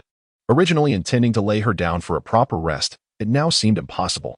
Thus, she held her child tightly and stepped back outside. Observing the families gathered around in conversation, she felt an emptiness within her, her eyes growing heavy with unshed tears. Tightening her embrace around her child, she mentally cursed Zhao Qianzhi's entire lineage. Chapter 49. Where have you been these past days? Even so, her anger and resentment remained unabated. Unbeknownst to Zhao Qianzhi, he was diligently engrossed in his search, scarcely affording himself a moment to quench his thirst since the early hours of the day. The soldiers aboard the same rescue vessel were equally committed, striving to make the most of every fleeting second to expedite the evacuation of those trapped. As night fell, a day of relentless toil came to a close. Initially, he had anticipated returning to his wife and child, but it dawned on him that their encampment was situated far from the safe haven designated for evacuees. This realization extinguished his hopes of reuniting with his family. After hastily consuming some provisions and drinking a bit of cool water, he sought a place to rest. He crossed his arms, using his household messenger bag as a makeshift pillow and the ground as his bed, quickly succumbing to slumber. 3 consecutive days passed, with Chen Yun tending to her child alone. During this time, she wandered about, harboring a faint hope of encountering Zhao Qianzhi. One morning, due to a scarcity of supplies, an individual wielding a loudspeaker urged the crowd to gather their families and belongings and seek refuge with friends or relatives for a time, or to find a nearby lodging until the waters receded. Upon hearing this, many began to pack their belongings. Chen Yun, cradling her child, felt lost. Her close relatives were also within the disaster zone, making it impossible for her to seek refuge. With no money to stay at an inn, she felt utterly stranded. Observing others packing their bags and departing, she returned to her tent, intending to retrieve her belongings before devising a new plan. However, upon entering, she was met with a disheartening sight. Her designated storage space was empty, the infant formula and the remaining rations were gone. She hurriedly stopped the departing woman to inquire, her voice trembling. "Auntie, have you seen my belongings?" "A gray messenger bag, that was my daughter's sustenance. Without the formula, what will my child eat?" Gui Xiang, a woman from the same village, looked at Chen Yun, her pale face reflecting concern. For days, she had been caring for her child alone, and had not seen her husband, Zhao Qianzhi. Understanding the plight of another woman burdened with a child, she hesitated to speak, fearing the repercussions of offending someone from their village, but ultimately could not restrain herself. "I believe I saw Aunt Wang packing it into her bundle. By now, she has likely left with her son. You should not pursue it. Quickly gather your things and seek refuge with your relatives. I have heard that this place will soon be dismantled." At this, Chen Yun felt as though the ground had fallen away beneath her. She could withstand hunger, but her child was too young to endure such deprivation. Struggling to hold back tears welling in her beautiful eyes, she asked, "Auntie, did they head in that direction?" Seeing her distress, Gui Xiang urged her gently, "Little Yun, don't go after them. As a woman with a child, you cannot compete with her 3 sons. Even if you catch up, you will not reclaim your belongings." With a heavy sigh, she concluded her counsel. Chen Yun was unwilling to listen. "Aunt, please tell me quickly, what will my child eat without milk powder?" Upon hearing that it was milk powder, Gui Xiang initially thought it was rice porridge. Such an expensive item lost indeed caused a pang of regret. However, Aunt Wang's sons had long been rampant in the village, and as a woman, she had little hope of retrieving it. At that moment, Zhao Qianzhi, whose rescue mission had concluded ahead of schedule, arrived in a military vehicle. After a brief inquiry, he found the tent where his wife and child were temporarily residing. Lifting the curtain, he immediately spotted his wife holding their daughter and called out, "Wife." Hearing his deep, hoarse voice, Chen Yun turned to face him. The accumulated grievances from the past few days suddenly poured out, as if she had found her anchor. She freed one hand, clenched her fist, and lightly struck his solid chest. With reddened eyes, tears welled up as she trembled and questioned, "Where have you been?" Zhao Qianzhi, though he felt a slight sting from the blow, was puzzled by his wife's distress. Seeing her eyes swollen from crying, he sensed she must have suffered. Watching her tears fall helplessly, he felt a pang of anxiety, unsure of how to comfort her. He gently lifted a corner of his shirt, using a clean spot to carefully wipe her tears, and sincerely explained, "I have been participating in rescue efforts these past few days. I sent someone to let you know." Chen Yun, seemingly ignoring his words, indignantly retorted, "You dog. You promised to come find me and the child first thing in the morning. You left us for days, and now the milk powder is gone." Her voice trembled with a mix of sorrow and indignation. Zhao Qianzhi's heart ached at the sight of his wife crying. Gui Xiang, witnessing the scene, was utterly astonished. When Chen Yun struck Zhao Qianzhi, she couldn't help but sweat nervously, her heart racing with fear that he might retaliate in anger. Chen Yun's frail figure could hardly withstand Zhao Qianzhi's strength. However, to her disbelief, Zhao Qianzhi, after being slapped, did not erupt in fury. He didn't even furrow his brow and instead wiped Chen Yun's tears while explaining his absence over the past few days. This shattered her perception of Zhao Qianzhi. In the 10 miles around, who did not know of his notorious reputation, he was known for drinking and beating his wife as if it were commonplace. Yet today, she witnessed Chen Yun striking Zhao Qianzhi. This was indeed astonishing. Chen Yun brushed aside Zhao Qianzhi's hand that was wiping her tears and turned to Gui Xiang, asking, "Aunt, you said at Wang and the others went that way. I'll have Zhao Qianzhi chase after them." Gui Xiang, regaining her composure, replied, "They all went east." Understanding her words, Chen Yun looked at her husband and said, "While they were packing, they took your daughter's milk powder too. Go get it back." Zhao Qianzhi nodded, took off a shoulder bag, handed it to his wife, and then turned to Gui Xiang, saying, "Aunt, please keep an eye on them for a moment. I will return shortly." After speaking, she turned and bent down, stepping out of the tent. Inside, Gui Fang's astonishment had yet to dissipate. She could hardly believe that the person she had just seen was indeed the Zhao Qianzhi she knew. Her gaze shifted to Chen Yun, who, in a tentative manner, inquired, "Is your Zhao Qianzhi possessed or something?" Upon hearing this, Chen Yun suddenly became aware of her actions. In her haste, having lost the baby formula and not having seen him for so many days, she had impulsively struck him. Chapter 50, Retrieving What Was Lost. She was acutely aware of the force behind that punch, as her palm still tingled faintly. In front of others, she had struck that scoundrel. Yet he displayed no anger whatsoever. Clearly, he had committed no wrong. On the contrary, he had participated in the rescue efforts, which was indeed a commendable act. It was merely a matter of her not having communicated properly, and she should not have acted so rashly towards him.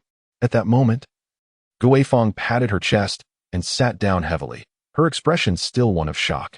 "Xiaoyan, you have no idea, when you struck your man just now, you nearly scared me to death. God knows how worried I was that he might retaliate and I wouldn't be able to intervene." Chen Yun felt a twinge of embarrassment at her words. Indeed, she had been a bit excessive. A nervous smile escaped her lips. If it had been in the past, had she dared to treat Zhao Qianzhi in such a manner, she could only imagine the consequences. Reflecting on this, she began to explain, "I was just too anxious earlier. That is why I acted like that." Gui Fang shook her head, understanding well the plight of a woman alone with a child. However, given the force with which Chen Yun had struck Zhao Qianzhi, it was evident that he must have indulged her at home. Otherwise, how could Xiaoyan have dared to confront him so? The familiarity with which she had struck him suggested this was not the first time she had taken such liberties with her husband. It was not uncommon for men, even those with a reputation like Zhao Qianzhi's, to be intolerant of their wives treating them so. Thus, it was easy to imagine just how much Zhao Qianzhi spoiled Xiaoyan in private. "You know, your man seems to have changed quite a bit. When he is not drinking and acting foolish, he doesn't treat you too poorly." Chen Yun recalled how he had transformed after that incident when he sobered up, replying truthfully, "Yes, but I wonder how long this change will last." A hint of melancholy tinged her voice. Upon hearing this, Gui Fang wore an understanding expression.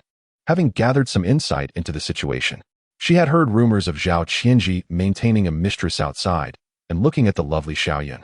With her fair complexion and bright smile, she was indeed striking. Such a beautiful and capable daughter-in-law was a rarity. Since her marriage, Xiaoyan had rarely needed to seek new clothes. In the village, she was renowned for her good reputation and with a tone of someone who had been through similar experiences. Guifang consoled Chen Yun. The man in your life, possessing a handsome visage that easily attracts attention, has, in his youthful exuberance, been beguiled by the allure of other women. My advice to you is to keep a tight rein on your finances, preventing him from frivolously spending, and let us see how those sirens will pursue him then. Pausing momentarily to ponder her next words, she refrained from speaking too harshly, mindful of her listener's sensitivity, and chose her vocabulary with care, adding, "You are young and beautiful. Should you wish to remarry, you could certainly find someone better. However, men are generally of a similar nature. The next one might be no better than this current one. Rather than seeking another, it would be wiser to train him well, making him useful for your needs." Her words seemed to illuminate Chen Yun, akin to unlocking hidden pathways. She recalled the bag Zhao Qianzhi had given her upon his departure, and, placing the child down, opened it to inspect its contents. Upon discovering an empty canister of formula, she unearthed a familiar bundle of cash wrapped in oiled paper, which brought her a sense of relief. She also noticed 2 ginseng roots nestled within. She wondered when he had harvested them. Indeed, as her aunt had pointed out, could she guarantee that a new husband would surpass Zhao Qianzhi? Since he was attempting to change and striving to improve their lives, perhaps she should grant him another chance. She replaced the lid and sincerely expressed to Guifang, "Thank you, Aunt. I will keep a close watch on him from now on." As she cradled her daughter once more, Guifang observed the transformation in Chen Yun and smiled, saying that as the spirit, there is no obstacle that cannot be overcome. As long as a man's heart remains somewhat intact, and he is willing to cherish his family, we women must find ways to make our lives better. Shortly after, Zhao Qianzhi returned, holding the lost bag containing 2 heavy cans of formula for the child. Upon seeing him return with the retrieved items, Chen Yun felt a wave of relief wash over her. Guifang, sensing that her presence was no longer required, remarked to the young couple, "Well, I shall take my leave now. You two should tidy up and find a place to settle down soon." Chen Yun handed their daughter to Zhao Qianzhi while she escorted Aunt Gui out of the tent. Zhao Qianzhi slung both bags across his body and, holding their daughter, exited the tent, turning to his wife and stating, "Let us head to the inn in the city and stay there for a while." Primarily, he sought to sell his goods. Lingji and ginseng, if not properly managed in this weather, would lose their market value. Chen Yun noticed he had no intention of relinquishing the items to her. Having spent several days in this bustling area, she kept her daughter close, never allowing her to stray from her sight. Consequently, the child felt as if she were a part of her very being. Her arms were weary and numb from holding her, so she allowed him to carry the child while he bore their belongings. Together, they moved towards the throng of people, during which she inquired of him, "In recent days of rescue operations, have you encountered my mother and elder brother?" Hearing his wife's inquiry, Zhao Qianzhi promptly responded, "Rest assured. They are all safe. The relocation site is somewhat distant from here." With those words, Chen Yun finally felt a sense of relief. As they reached the roadside, a military vehicle halted upon spotting Zhao Qianzhi. The officer, Lieutenant Liao, inquired, "Comrade Zhao, where are you headed? I can give you a ride. It's quite crowded here, making it difficult for you to catch a vehicle." With that, he alighted and opened the door.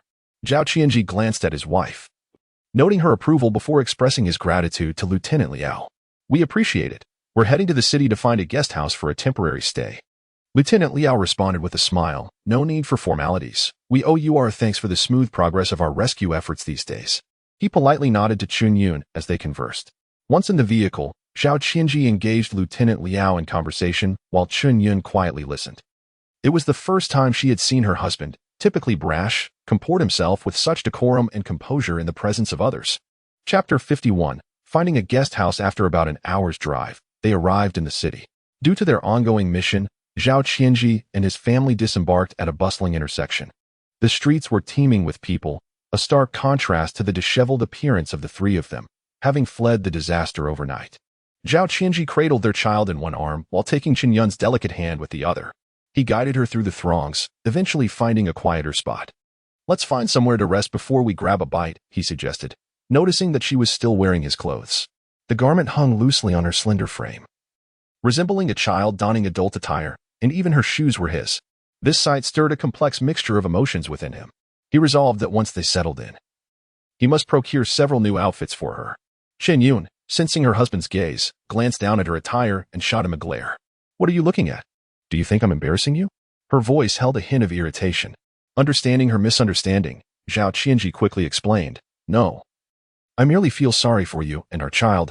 I intend to buy clothes for both of you. She instinctively opened her mouth to refuse, wishing to save him some money, but recalling how he had spent their earnings on another woman ignited her frustration. With a stern expression, she freed her hand from his grasp and declared, "From now on, I will manage all the finances. You are not to touch the money." Zhao Qianzhi, recognizing her resolve, nodded in agreement. "Very well, I'll defer to your wishes." Seeing his compliance eased her heart, and she tugged at his shirt, saying, "Let us go check ahead." As the couple proceeded, they caught the attention of many onlookers. After a long search, they finally found a guest house. The staff, upon observing the couple's attire, frowned and quoted the room rate, 5 yuan per day, with a 20 yuan deposit. "Will you stay?" Upon hearing the price, Chen Yun instinctively wanted to pull Zhao Qianzhi away. Feeling that spending 5 yuan daily just for accommodation was a waste, even if they had money, such extravagance was unthinkable. However, Zhao Qianzhi halted his wife's protest, disregarding her concerns, and addressed the staff, "We will stay." He then handed the child to his wife, opened his cloth bag, retrieved the money, and passed it to the attendant. After receiving the room key, he took the child back and ascended the stairs. Chen Yun followed him, her frugal nature making her feel that staying there was a regrettable choice. Yet, considering their child was so small and would have to endure hardships alongside them, she realized that even if she did not think of herself, she had to consider the well-being of her child. Soon, Zhao Qianzhi located their room. Upon entering, he found a narrow bed, a 14-inch television, and a hot water kettle. The bathroom was at the end of the corridor and was shared. Observing these meager conditions, he felt a throbbing in his forehead. However, with the price being only 5 yuan a night, what could one expect?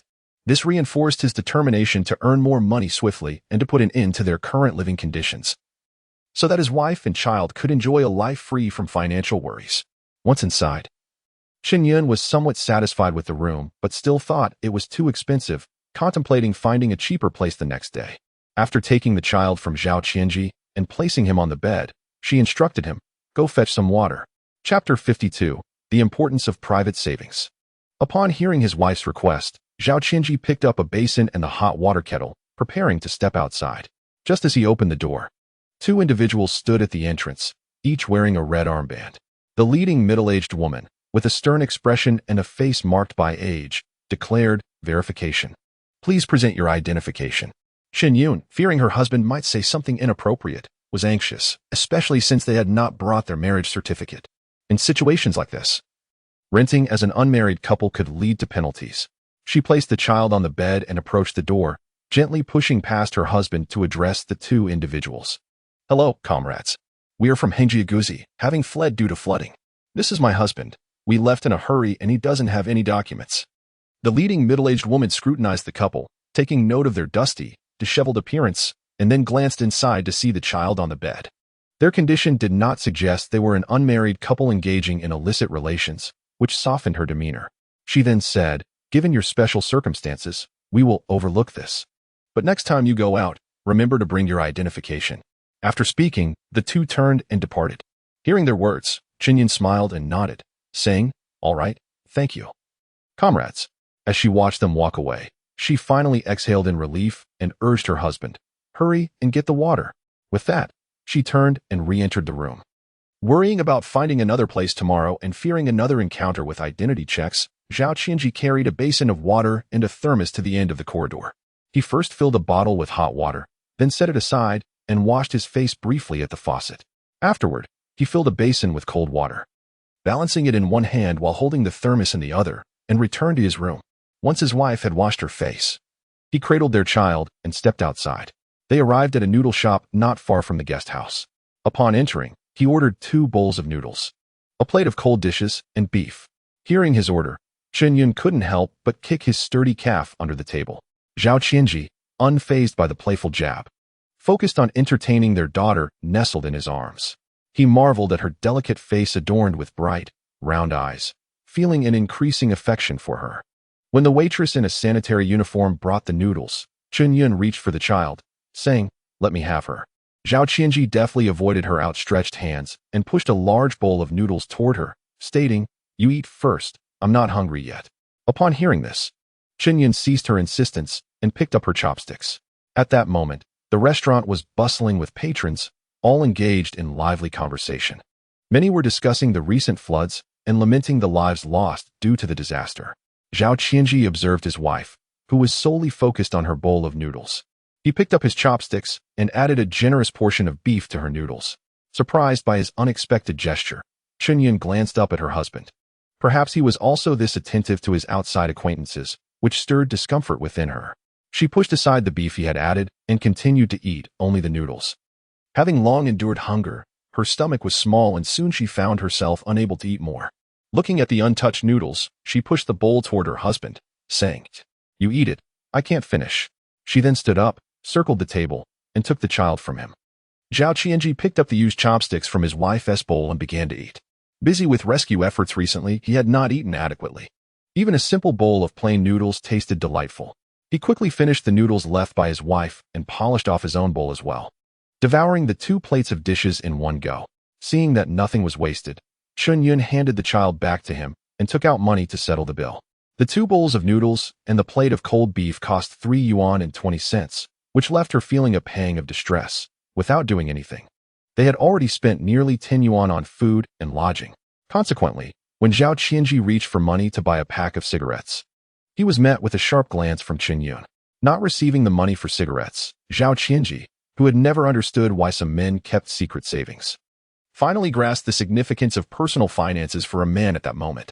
After all, without funds, he lacked even the privilege to enjoy a cigarette.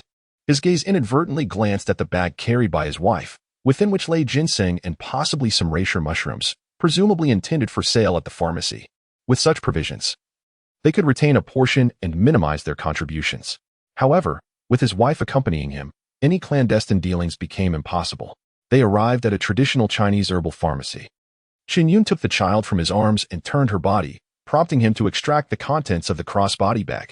The staff member clad in a white lab coat, upon seeing the goods, promptly summoned the owner. The owner, emerging with a courteous demeanor, ushered them into a courtyard behind the pharmacy. They settled at a stone table in the courtyard. The shop owner examined the 3 items meticulously, engaging Zhao Qianzhi in conversation, attempting to glean insights about the young man's knowledge of the mountain goods value. After thorough verification, it was clear that the goods were indeed exceptional. Removing his glasses, he regarded the modestly dressed young man, noticing his impressive demeanor and the air of intelligence that surrounded him. Through their dialogue, it became evident that he was well educated, not a mere illiterate. Initially intending to probe for information regarding the source of the goods, he found his attempts to extract information thwarted. Ultimately, he refrained from haggling and offered a fair price. For the 3 items, he quoted 4,800. Upon hearing this, Zhao Qianzhi realized this was the best price he could hope for, considering that the previous purchases had not even reached the value of a single ginseng root. After a moment of contemplation, he nodded in agreement. The deal was struck. Chen Yun, seated beside him, had remained silent throughout, her dark hair and red lips betraying a calm facade, yet her heart was tumultuous with excitement. While she understood the value of these items, she had not anticipated their worth to be so substantial. The amount they had acquired could easily fund the construction of 3 new houses. She mused that once the floodwaters receded, they could renovate their home, eliminating the need to catch rainwater with pots and pans during downpours. The owner collected the goods and retreated to fetch the payment. Zhao Qianzhi verified the amount and, confirming its accuracy, handed the entirety to his wife. After passing the child back to him, Chen Yun meticulously secured the money, placing it all within the crossbody bag. Chapter 53. Acquiring new attire with one hand clutching the crossbody bag and the other tightly gripping the hem of Zhao Qianzhi's shirt, she finally exited the pharmacy. This marked the first occasion in her life that Chen Yun had encountered such a significant sum of money, all in her possession. Although elated by their newfound wealth, her predominant emotion was anxiety, fearing that the purse of money might attract unwanted attention. Thus, as they made their way to the shopping mall, she remained tense, not daring to relax for a moment, staying closely beside her husband. Noticing her unease amidst the bustling crowd, Zhao Qianzhi would often free a hand to hold the child, extending his arm to envelop her in a protective embrace, ensuring she remained unharmed in the throng. In an era where holding hands in public was often deemed improper, their bond remained steadfast. Chen Yun, disregarding the curious glances of passers-by, tightly clutched her purse while her husband wrapped his arm around her waist, whispering, "Perhaps we should refrain from purchasing clothes today. What I have on can be washed and worn again." The thought of carrying so much money while wandering the streets filled her with anxiety about the possibility of losing it. Upon hearing his wife's words, Zhao Qianzhi cast a glance at her slender frame, clad in oversized and ill-fitting garments. In contrast, the bustling street was filled with young women, most of whom sported the latest trendy styles reminiscent of the Hong Kong fashion. Their attire was vibrant and polished, complemented by dainty shoes and chic handbags, each face radiating joy. Yet, his wife, despite being in the bloom of youth with fair skin and striking beauty, had endured a long period without a single decent outfit due to their financial struggles. As Zhao Qianzhi's woman, it was unacceptable for her to dress like a frump, living frugally while others enjoyed life's pleasures. What others possessed, she too must have, and what was beyond others' reach, she should also possess. This, he believed, was the essence of a man's purpose in earning a livelihood. Thus, he resolved to ensure that his wife and child would acquire suitable clothing and necessities, no matter the cost. Unable to resist her husband's determination, Chen Yun accompanied him to the mall. As she gazed at the opulent surroundings, she recalled her colleagues mentioning having spent an entire month's salary on a woolen coat there. At the time, she thought it was exorbitantly priced. Simultaneously, she envied those unmarried women who could freely spend their earnings on desired items, while she had to stretch every penny to support her family. Zhao Qianzhi, undeterred by the scrutinizing gaze of the sales staff, selected 2 of the trendiest chiffon dresses for his wife and urged her to try them on. Reluctantly, she relinquished her tightly held purse to him and entered the fitting room with the garments. Upon seeing the price tags, she felt utterly aghast. The cost of a single dress could have bought several outfits at a market. Just as she was about to emerge and declare her reluctance to try them, she noticed a young salesgirl blushing as she discreetly stole glances at Zhao Qianzhi, who was holding their child. She had always known that her husband, with his handsome features and tall stature, attracted attention, even in plain clothing. Glancing at her own reflection and recalling her aunt's reminders, she steeled herself, closed the door, and changed into the new, fashionable chiffon dress. The moment she stepped out, Zhao Qianzhi was momentarily taken aback. Then a smile graced his lips as he earnestly complimented. "You look stunning. It suits you perfectly." Hearing his words, Chen Yun felt her cheeks flush with warmth and a hint of shyness as she shot him a glance. Gazing at her reflection in the mirrors, she could hardly believe this was indeed her. An older sales associate approached and adjusted the waistband of the dress. Her eyes gleaming with envy as she remarked, "This is the finest long dress we offer. Your fair skin and graceful figure make it a perfect match." Chen Yun gazed at her reflection in the mirror, remaining silent. Out of the corner of her eye, she caught a glimpse of her husband, who was cradling their child, his gaze unwaveringly fixed upon her. When their eyes met, his dark, profound eyes caused her to quickly avert her gaze and retreat into the fitting room. While she changed her clothes, she overheard an older saleswoman outside exclaiming, "This must be your child. They are truly beautiful." Zhao Qianzhi, hearing the praise for their child, looked down at the little one in his arms with tender affection and replied, "Yes, takes after her mother." In the midst of changing, Chen Yun felt her cheeks flush with embarrassment, puzzled by her husband's inability to maintain decorum in public. After emerging in her second outfit, Zhao Qianzhi turned to the saleswoman and declared, "I'll take both." As the weather had turned cooler with a significant temperature drop between day and night, he instructed the saleswoman to wrap up a long-sleeved jacket for his wife while she was changing. By the time Chen Yun reappeared, the 2 outfits had been packed, and payment had been settled. This left her feeling somewhat regretful as a woman from the countryside. She felt unworthy of such fine clothing and questioned the extravagance of spending money in this manner, wondering how it aligned with a frugal lifestyle. Lost in thought, she was then taken to a shoe store, where they purchased a brand new pair of leather shoes. In a short span, they had accumulated numerous items, a notion that previously would have been unthinkable for her. Reflecting on it, she realized that this was Zhao Qianzhi's first time gifting her anything since their marriage, leaving her astonished at his apparent talent for spending. It occurred to her that he must have indulged his former partner in a similar fashion, which caused a pang of discomfort in her heart. Nevertheless, her grip around his waist remained steadfast. After wandering for over an hour, they had gathered several essentials, including clothing for their child. As dusk approached, the family of 3 finally returned to their lodging. Upon their arrival, Zhao Qianzhi promptly took a basin and towel to wash up. Inside, Chen Yun tucked their child into bed, covering them with a blanket. She counted the money, setting aside some for small expenses while securely storing the rest away. When Zhao Qianzhi returned from his shower, he placed his soiled clothes into the basin, added soap, and proceeded to the laundry area to wash both himself and the laundry. After several days of exhaustion and restless nights, Zhao Qianzhi collapsed onto the bed and fell into a deep slumber, his tall frame nearly occupying the entire bed. Chen Yun, having finished washing her hair and bathing, donned the new nightwear Zhao Qianzhi had purchased for her, her damp hair cascading down and revealing her delicate neck as she lowered her head. Standing by the sink, she washed the clothes that Zhao Qianzhi had changed out of, unaware that a man lurked in the shadows, watching her as she worked. Once she finished washing and carried the basin of clothes back to their room, she retrieved her keys and opened the door. A fleeting glance at the sleeping pair on the bed, a big one and a small one, was all she took before locking the door and hanging the clothes to dry. In that moment, she heard a knock at the door. Given the late hour, she hesitated before responding with caution. Who is it? Chapter 54. I'm sorry, big brother. I promise I won't dare again. As the last words faded, the persistent knocking at the door continued unanswered, leaving Chen Yun feeling somewhat unsettled. She turned her gaze to the man asleep on the bed, noting that he was slumbering as soundly as a log. It seemed he had not rested properly amidst the recent rescue efforts. Listening to the incessant knocking from outside, she could not help but inquire once more, who is it? Yet the person outside remained silent, continuing to rap on the door. Chen Yun had no desire to disturb the man on the bed, but the relentless knocking was becoming untenable. Approaching the bedside, she gently nudged the sleeping figure, saying, "Wake up, go see who is knocking." Startled awake by the nudge, Zhao Qianzhi opened his eyes to find his wife beside him. The sharpness in his gaze softened, and in a low, gravelly voice, he asked, "What is the matter?" As he shifted to the edge of the bed, he assumed he was occupying too much space, leaving her little room to rest. Chen Yun pointed towards the door and whispered, "I don't know who it is, but they keep knocking. I'm scared, please go check."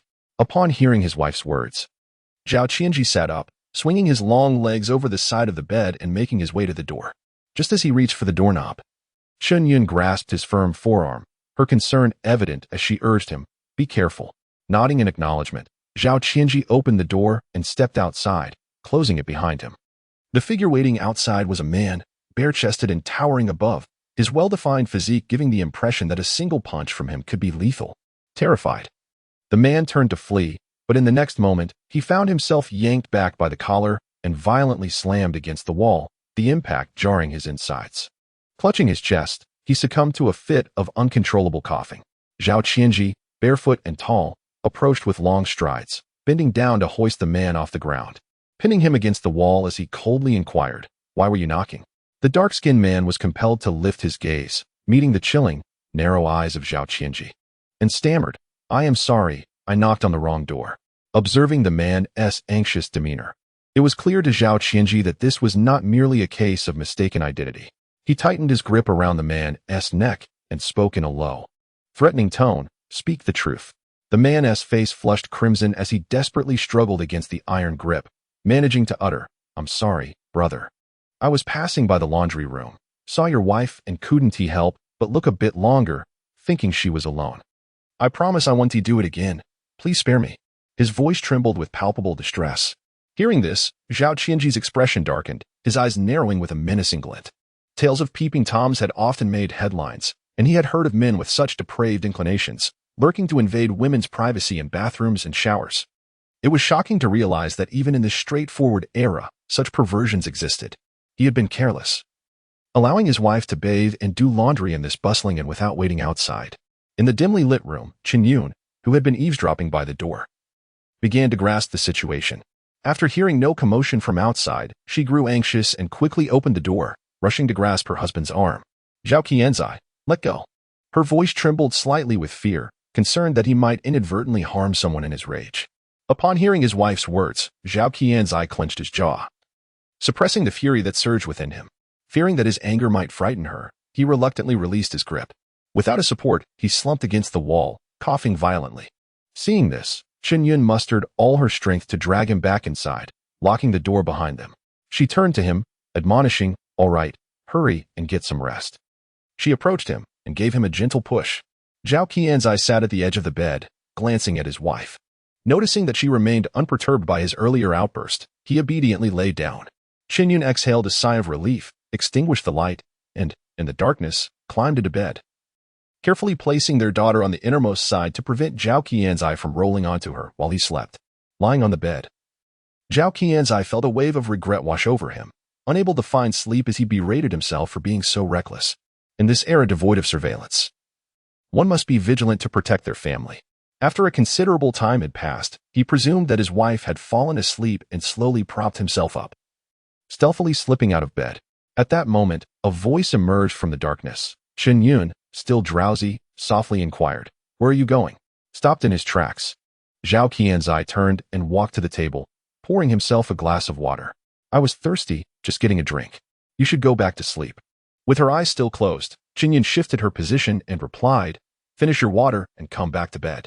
Don't think about going out to find trouble." Zhao Qianzhi remained silent, gulping down the entire cup of water before returning to bed. Chen Yun, unable to sleep as well, felt uneasy knowing someone had been watching them. It was disconcerting, and she hadn't anticipated such a strong reaction from Zhao Qianzhi. She suspected he thought she had been observed while bathing, which might have incited his anger. In the laundry room, she had been entirely alone, oblivious to the presence of anyone lurking in the shadows. It seemed she would need to be especially cautious in the future to prevent a recurrence of such incidents. The following day, before dawn, Chen Yun awoke from the heat. As she opened her bleary eyes, she was met with the sight of a solid wall of flesh. No wonder it was so warm. She realized she was enveloped in Zhao Qianzhi's embrace, one of her legs wedged between his firm ones. She was perplexed, as she distinctly remembered not being in such a position while sleeping. When she lifted her head, she noticed their daughter had awakened at some point. Sitting quietly in front of Zhao Qianzhi, her delicate little hands poking at his face. Despite this, he showed no signs of waking. Supporting herself, Chen Yun gathered her daughter into her arms and carefully stepped over him to get out of bed. When Zhao Qianzhi eventually awoke, he found himself alone in the room, with neither his wife nor child in sight, utterly unaware of when they had left. This instantly roused him, and he got out of bed, bare-chested, opened the door, and was about to venture out in search of someone. Chen Yun, returning from breakfast, was engaged in conversation with a female college student next door when she saw her man emerging from the door, dressed in nothing but oversized shorts and without shoes. She inquired, "What do you intend to do dressed like that?" The neighboring college student, witnessing the scene, blushed profusely, quickly averted her gaze, and hastily retreated into her own room. Chapter 55. Ascending the mountain again, encountering a truck, it was only then that Zhao Qianzhi noticed that his wife was carrying a loaf of white bread and 2 eggs. Clearly, she had just returned from purchasing breakfast. He reached out to take the child from her arms and asked, "Why didn't you wait for me to get up to buy it?" Chen Yun cast him a glance and replied, "You were sleeping like a log when I left. Our daughter even scratched your face, and you didn't wake up." Now, having opened his eyes, he appeared in nothing but oversized shorts, entirely oblivious to the fact that they were not in a rural home. Seeing how the girl had been startled and rushed back into her room, one could easily misconstrue his appearance as lewd. Ignoring him, she went ahead into the house, took out the buns and eggs, and placed them in a lunchbox, instructing the people entering, "Put on your clothes, wash your face and brush your teeth, and come eat." Zhao Qianzhi casually closed the door, sat down beside the bed, and admired his wife in her new dress, which reached her ankles, revealing a glimpse of her delicate, fair ankles, beautifully complemented by her flat black shoes. Having prepared the meal, Chen Yun turned around, saw him sitting motionless on the bed with the child, and couldn't help but urge, "What are you dawdling for? The buns and eggs will get cold." Hearing his wife, Zhao Qianzhi placed the child on the bed, donned his shirt, and then put on his trousers. He picked up a basin of water, opened the door, and stepped outside. In the washroom, he paid special attention to the shower stall, which was unisex, acknowledging the risk of peeping for women bathing here. He grabbed a washcloth, carried the basin back to the room, and upon entering, saw his wife making the bed. He set down the basin and took a bite of a white bun, saying, "I have something to do later. I might not be back until the afternoon." Chen Yun, still arranging the bedding, paused, glanced at him, then resumed her task and asked, "Where are you going?" Munching on the bun, Zhao Qianzhi replied candidly, "I want to go back up the mountain and try my luck." Upon hearing this, Chen Yun placed the folded quilt neatly, turned, and sat on the bed. Looking at him as she asked, "How do you plan to cross such deep water?" Zhao Qianzhi met her gaze and was about to explain his intention to approach from the other side of the mountain when, at that moment, the sounds of firecrackers and drums echoed from not far below. He rose and moved to the window, observing the scene outside, then turned to his wife and asked, "What is that all about?" Chen Yun picked up their daughter and approached the window, looking down as she responded, "The newly constructed tenement has commenced its sales." Upon hearing his wife's words, Zhao Qianzhi lost interest and returned to the table, nibbling on his steamed bun. It was then that he noticed the black and white promotional flyer on the table. The title was unmistakably that of the tenement downstairs, advertising a price of 500 yuan per square meter, with complimentary appliances and furniture. It dawned on him that this flyer had been brought home by his wife. Considering their leaky old house, he surmised that she too must yearn for a new home, but perhaps she saw no hope in their current situations, which is why she remained silent about it. At this price point, with a bit of effort, he believed he could soon secure a city dwelling for his wife and child. After quickly finishing his bun, he stood up and addressed his wife, asking her for some travel money. Chen Yun, cradling their child, returned and retrieved a handful of loose change from her pocket, handing it to him with a cold expression. "Spend less on dubious individuals," she remarked. Zhao Qianzhi was acutely aware of whom his wife was referring to, and instinctively retorted, "It's not me. I haven't done anything." His words elicited a sharp glare from Chen Yun. He understood that no matter what he said, she would not believe him. Thus, he wisely chose to remain silent to avoid further upsetting her, lowering his gaze and saying, "I'll be off then. If you and the child find it dull here, perhaps you could watch some television or take a stroll." As he departed, Chen Yun insisted he take the remaining buns, stuffing them into his bag. Once outside, Zhao Qianzhi wasted no time in hailing a taxi back to the town. Subsequently, he caught a ride on a fellow villager's tractor, heading to the other side of the mountain. Fortunately, this area had not been flooded. However, it was even more remote, lacking even a small path through the woods. He had no choice but to find a sturdy stick, using it to probe the terrain as he made his way up the mountain. The deeper he ventured, the thicker the underbrush became, reinforcing Zhao Qianzhi's belief that there were treasures yet to be unearthed. Thus, he meticulously inspected his surroundings. As he passed a plateau on the mountainside, he stumbled upon the roots of a fallen tree, beneath which lay a dark purplish-red lingzhi mushroom. Upon closer inspection, he discovered it was larger than a water ladle and bore several smaller ones atop it. Such a connected wild lingzhi was a rare find indeed. In all, he carefully extracted it with a small knife from his bag, realizing it could serve as a prized possession in a medicinal shop, and anticipated a handsome profit from this discovery. Just then, he faintly heard voices nearby. Holding his breath, he listened intently, confirming his suspicion that this mountain had attracted the attention of others. Perhaps these individuals had followed him here. Safely wrapping the lingzhi, he placed it in his bag and continued deeper into the woods with his stick in hand. In such a vast mountain, if there was indeed something to be found, it was inevitable that it would attract watchful eyes. At present, he needed to earn enough capital swiftly for his transition. Furthermore, he had no intention of relying solely on mountain goods for wealth. However, he recognized the necessity of utilizing this opportunity to secure the funds required for his future plans. Consequently, residing in the city is more advantageous for one's future development. After all, transportation in the countryside is currently quite inconvenient. After wandering in the mountains for nearly 2 hours, I finally decided to descend. The descent was relatively smooth, and upon reaching the foot of the mountain, I walked for almost an hour until I encountered a gentleman on a motorcycle who was heading to town for some errands. I asked him for a ride, and he kindly obliged, taking me to the guest house in the city, where it was already past 4 in the afternoon. From a distance, I spotted my wife, holding our child, seated at the entrance and chatting with a few local women. As Chen Yun saw me return, her bag was noticeably bulging, clearly containing other items. Upon noticing this, she stood up, cradling the child, and accompanied me back to our guest house room. After closing the door, Chen Yun placed the child down and poured me a mug of water, inquiring, "Has the water level receded back home?" She also observed that my clothes were dry and had not been in contact with water. I accepted the water from her and, after gulping it down, replied, "I took a detour and did not go that way." I then set the mug down and explained, "This recent flood has claimed many livestock, even after the waters recede. We cannot drink from our well for some time. I plan for our family of 3 to settle in the city for now." Hearing this, Chen Yun fell into silence, pondering for a long while without speaking. She had initially intended for me to remain diligent and industrious, and once the water subsided, to renovate our house or perhaps construct a new 3-room, tiled dwelling. In her life, Chen Yun sought not great wealth or luxury, but merely wished for our days to continue as they are, raising our child in good health. This would suffice for her contentment.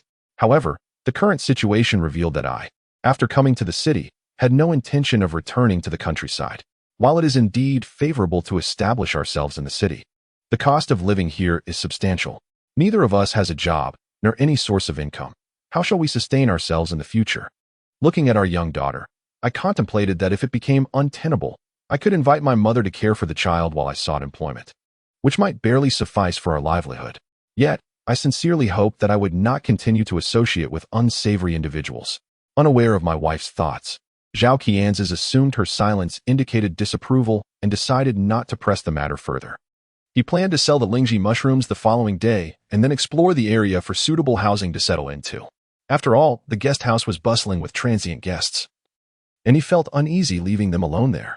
That evening, after Chen Yun finished bathing, she also cleaned the child. Throughout the process, Zhao Qianzhi stood just a few steps away in the bathing area, resembling a sentinel. His tall frame leaned against the wall, one hand in his pocket, a cigarette dangling from his lips as he exhaled clouds of smoke.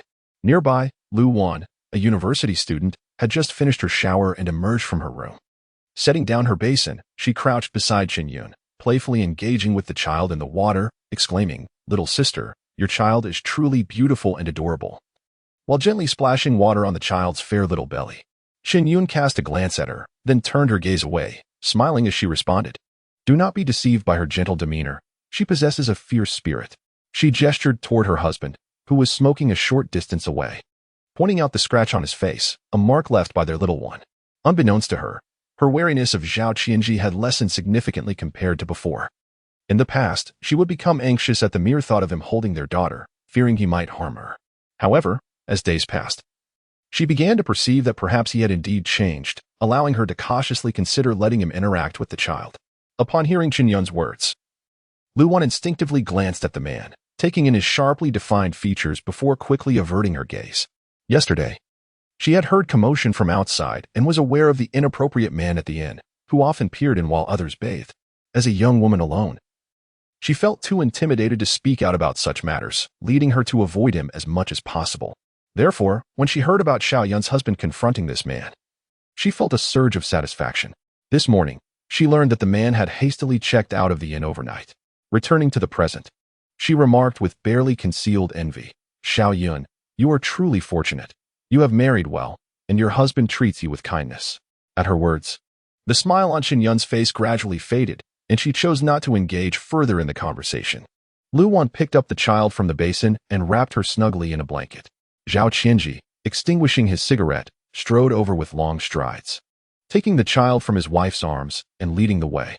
Chen Yun emptied the basin and, gathering her belongings, said to Lu Wan, "Let us head inside. You should finish your laundry and take some rest." With that, she followed her husband back to their room. Lu Wan waved at her with a smile. Uncertain if her previous comments had been inappropriate, it was evident that Xiao Yun's husband was quite protective of her. After all, he had stayed close by during her bath following yesterday's incident. Additionally, the garments she wore were clearly from high-end stores, suggesting a certain affluence. Puzzled, Lu Wan pondered why the moment she praised Xiao Yun's husband, her smile had vanished. With a sense of confusion, she approached the sink to wash her clothes.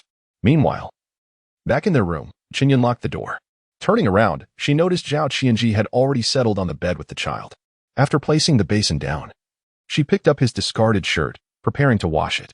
To her surprise, she spotted a lipstick stain on the elbow of the sleeve. Almost incredulous, she felt a mix of amusement and irritation. She had thought he was genuinely seeking fortune on the mountain, only to realize he had deceived her. He had evidently been with another woman. How foolish she felt for believing his lies. Lying on the bed, Zhao Qianzhi supported his head with one hand, tucking the blanket around their daughter. He contemplated various business ventures. Given the current gradual relaxation of restrictions, he sensed an impending opportunity for profitable endeavors. With the money he had on hand, he could invest in a small business. However, his wife's ambiguous attitude posed a challenge. That evening, Chen Yun, filled with anger, did not utter a single word to Zhao Qianzhi.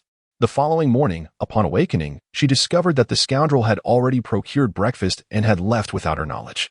At that moment, Zhao Qianzhi had arrived at the large pharmacy. The clerk recognized him and promptly led him to the backyard. The pharmacy owner, upon seeing him, immediately sensed that he was there for a significant transaction and welcomed him with a beaming smile. When he beheld the items Zhao Qianzhi presented, his eyes widened in astonishment. He carefully examined the Lingji, scrutinizing it meticulously before glancing at the cut, gaining a sense of assurance. After setting down the item, he extended his finger and inquired, "Young man, would this price be acceptable? If so, I shall fetch the money for you." Zhao Qianzhi shook his head, and raised his finger, responding, "This item is rare and cannot be easily obtained. I shall not sell it for less than this price." The price he quoted left the pharmacy owner hesitating, as it was double the amount he had initially offered. He had anticipated that Zhao Qianzhi would acquiesce as he had previously, considering that price was exorbitant for those rural folk who dealt in mountain goods. However, he was taken aback that this time the price Zhao Qianzhi demanded was nearly in line with his own selling price. Logically, given the quality of this Lingji, he could still raise the price further. Yet after much contemplation, he gritted his teeth and nodded. "All right, I shall accept your price. I will take the item." Leaning back in his chair, Zhao Qianzhi sipped his tea, contemplating how this sum would suffice for his stability in the city. Thus, he planned to execute his intentions discreetly, intending to secure a residence first, and once everything was in order, inform his wife. Consequently, with the money in hand, he visited a modest apartment building, inspecting two one-bedroom units. After comparing both, he chose the one with a slightly larger layout, devoid of any furnishings. As for the furniture, he resolved to acquire only the essentials, intending to refrain from adding any superfluous items. In due time, when financial circumstances permitted, he would consider relocating. Thus, he promptly decided on the last unit. Following the staff's instructions, Zhao Qianzhi was informed that he needed to provide certain documents and proof. Given that he held a rural household registration, the process of acquiring property in the city was somewhat more intricate, due to the peculiar circumstances in the village. He resolved to first transfer his household registration to the city. For 2 consecutive days, he departed early and returned late, reeking of alcohol each evening. Chen Yun assumed he had reverted to his old habits, as he had been socializing with his acquaintances lately, and thus she chose not to bestow him any kindness. Nevertheless, she diligently washed his soiled garments each day. Yet, Zhao Qianzhi remained fixated on the household registration transfer, and despite noticing his wife's recent discontent, he gave it little thought. He intended to present her with a gift the following day to expedite the registration process. For any further delay would hinder his forthcoming plans and cost him a considerable amount of money. On this day, as he stepped outside, he had not ventured far when he spotted a familiar silhouette. Initially doubting his vision, he took a closer look and confirmed that it was indeed his mother-in-law. She sat by the roadside, her face covered in dust, her eyes vacant as she stared ahead. Observing this, I crossed the street and approached her, calling out, "Mom, why are you here alone? Where are the others?" Chen Shi, noticing her son-in-law, quickly got up, forcing a smile as she replied, "They went to your sister-in-law's family. I'm not accustomed to staying there, so I came out. What about you? Where's Zhao Yun and the child?" Upon hearing her words, Zhao Qianzhi understood everything without needing further explanation. He spoke, "She is with the child at the guest house nearby. You can stay with us for a while." At this, Chen Shi's eyes brimmed with tears, her eyelids reddening as she fought to hold them back. After wandering for several days and experiencing the harshness of life, she never imagined that in her twilight years, she would find herself without support. In her moment of despair, it was this unreliable son-in-law who extended a helping hand. Nodding, she replied, "All right. I shall not be polite then," her voice tinged with a hint of emotion. Zhao Qianzhi, perceiving his mother-in-law's concealed sorrow, discreetly guided her back to the guest house. Upon reaching the door, he knocked and called out, "Wife, open the door. Mom has arrived." Inside, Chen Yun, hearing the knock, initially wondered how he had returned so soon. But upon hearing his words, she quickly set down the child and opened the door. The sight that greeted her nearly brought her to tears. It had only been a short while since their last meeting, yet her mother appeared gaunt, her complexion darkened, and she looked utterly worn out, her clothes seemingly unchanged for days. Understanding that the two women likely had much to discuss, Zhao Qianzhi gently reminded, "Mom hasn't eaten yet. Please give her the buns and porridge. I have some matters to attend to, so I will step out." Chen Yun led her mother inside, ignoring Zhao Qianzhi, while Chen Shi cheerfully addressed her son-in-law, "All right, go ahead and take care of your business." After he left and closed the door, she turned to her daughter and asked, "Why didn't you acknowledge Qianzhi? Did you have a fight, or did he hit you again?" Her gaze scrutinized her daughter, noticing not just the bruises but also the rosy glow on her face and the new dress she wore, which suggested she had not been mistreated. This realization eased her heart. Given the recent floods, she had been too preoccupied to attend to her daughter, but now, seeing her looking well and her eyes sparkling, it was evident that life was treating her kindly. Chen Yun retrieved the buns from the container, deciding against revealing Zhao Qianzhi's situation to her mother to spare her worries. Instead, she shifted the topic, asking, "Did your sister-in-law throw you out?" Chen Shi quickly dismissed the notion, saying, "No, don't think too much of it. I just felt uncomfortable at her home with so many people, so I came out." While speaking, she glanced around. "How long have you two been staying here?" Chen Yun, peeling an egg, was acutely aware of her sister-in-law's true nature. Her mother had clearly been abandoned by her. Her elder brother was somewhat submissive, never daring to voice his opinions against his wife. The resentment towards her elder brother grew a few more degrees. Suppressing the anger and dissatisfaction within, she spoke. "You've been living here for several days now." Upon hearing this, Chen Shi, burdened with worries, blurted out, "This place isn't cheap, is it? And it has a television." Chen Yun placed the peeled eggs into her mother's hands and remarked, "5 yuan a day?" She sighed as she spoke. If it were possible, she would want to stay here, paying 5 yuan daily without doing anything. It felt like a loss in every sense. However, at this moment, without any other place to go, they had no choice but to stay here. Chen Shi was taken aback by the price. 5 yuan a day meant they would rack up quite a sum in a few days. She had barely over 20 yuan on her, unsure if it would cover their accommodation costs. Noticing her mother's concerns, Chen Yun reassured her, "Don't worry, we have money, enough for lodging and meals." Fearing her mother might misunderstand and overthink, she added, "Zhao Qianzhi earns money from the mountain goods, all hard-earned and clean." Chen Shi, comforted by her daughter's words, relaxed slightly and glanced at the eggs in her hands, saying, "That's good. As long as you're living well, that's all that matters. Just remember, the days ahead are long, spend wisely. As the children grow, if you decide to have another son, there will be plenty of expenses." Upon hearing her mother's words, Chen Yun remained silent. Zhao Qianzhi had someone outside. Perhaps, life would become unbearable one day, making it impossible for her to bear another child, lest the child suffer alongside the parents. Noticing her daughter's silence, Chen Shi, unable to decipher her thoughts, attempted to comfort her. "Zhao, I believe Qianzhi has indeed changed after all he has been through. Don't overthink it. Focus on living well with him." Chen Yun nodded but didn't take her mother's words to heart, preferring to keep certain matters to herself to avoid causing her mother worry. Although Zhao Qianzhi had been elusive recently, he was still there, watching over the child while she bathed, playing with the child even when it cried and scratched his face. He no longer exhibited impatience or the desire to lash out as he once did. Reflecting on these changes, she felt conflicted, sensing a growing discontent within herself. Chapter 58. A night away from home. The past had been so difficult.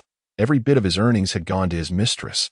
Yet after that night of drinking, when he had hit his head and awakened as if transformed, he had not harmed himself again and had become more affectionate towards the child. He even understood the need to forage for mountain goods to exchange for money. All the money he earned was handed over to her. Perhaps she ought to adjust her mindset. As long as he was willing to take care of the family, earn a living, and provide for the child, it mattered little how many mistresses he had outside, as long as the money came to her. Chen Shi sensed her daughter was troubled but reluctant to share her burdens.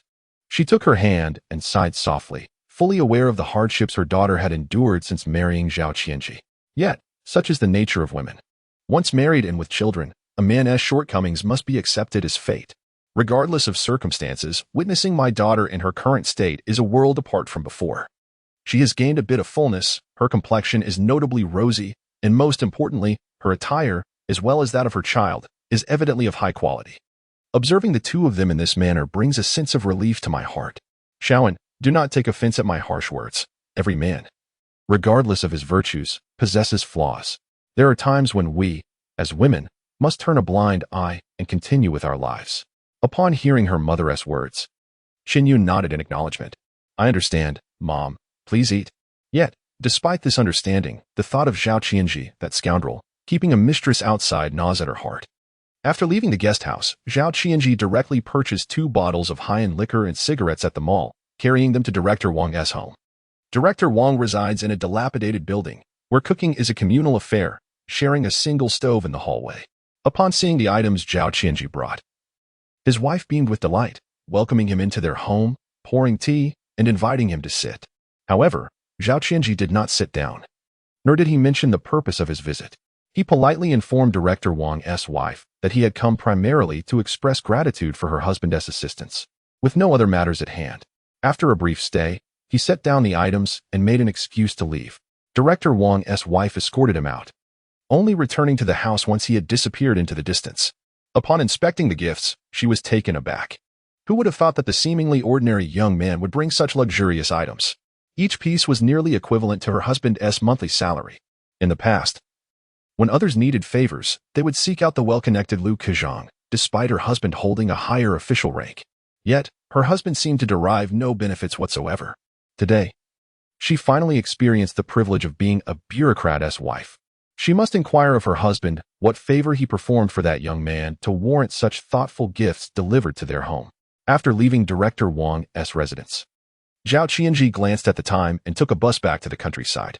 Upon reaching the mountain, he began his shopping spree. In recent days, due to matters concerning the house, he had not visited this area. Today, taking advantage of the early hour and the fact that only 2 procedures remained for the household registration transfer, he decided to try his luck. Upon arriving on the mountain, he initially harbored little hope. However, after a short distance, he spotted a ginseng root, and not far off, another. Such occurrences were not uncommon, invigorating him instantly while he marveled at the abundance of resources in these mountains. He resolved that once the property transfer was finalized, he would make several trips to the mountains before the cold fully set in, hoping for more good fortune, as harvesting ginseng requires time. By the time he focused intently on extracting the 2 roots, dusk was nearly upon him. As he gazed at the mountain, he realized that even if he descended now, returning to the city's guest house was impossible. In this era of limited transportation and communication, there was no way to return or to make a phone call to inform anyone. Reassured by the thought of his mother-in-law keeping his wife and child company, he decided to spend the night atop the mountain rather than return. He carefully bundled the ginseng with the bark and moss he had collected, placing it into his messenger bag. Armed with a stick, he continued his search on the mountain. As darkness enveloped the landscape, the chirping of insects began to fill the air. He retrieved a flashlight from his bag, determined to persist in his quest. Meanwhile, at the guest house in the city, Chen Yun anxiously awaited Zhao Qianzhi's return. At this hour, he would typically be back, taking her and their child out for dinner. With the time growing late, her patience waned as she turned to her mother, saying, "Mom, let's eat without him." Glancing at the clock, Chen's mother noted it was already 7 in the evening. She asked her daughter, "Does he often come home this late?"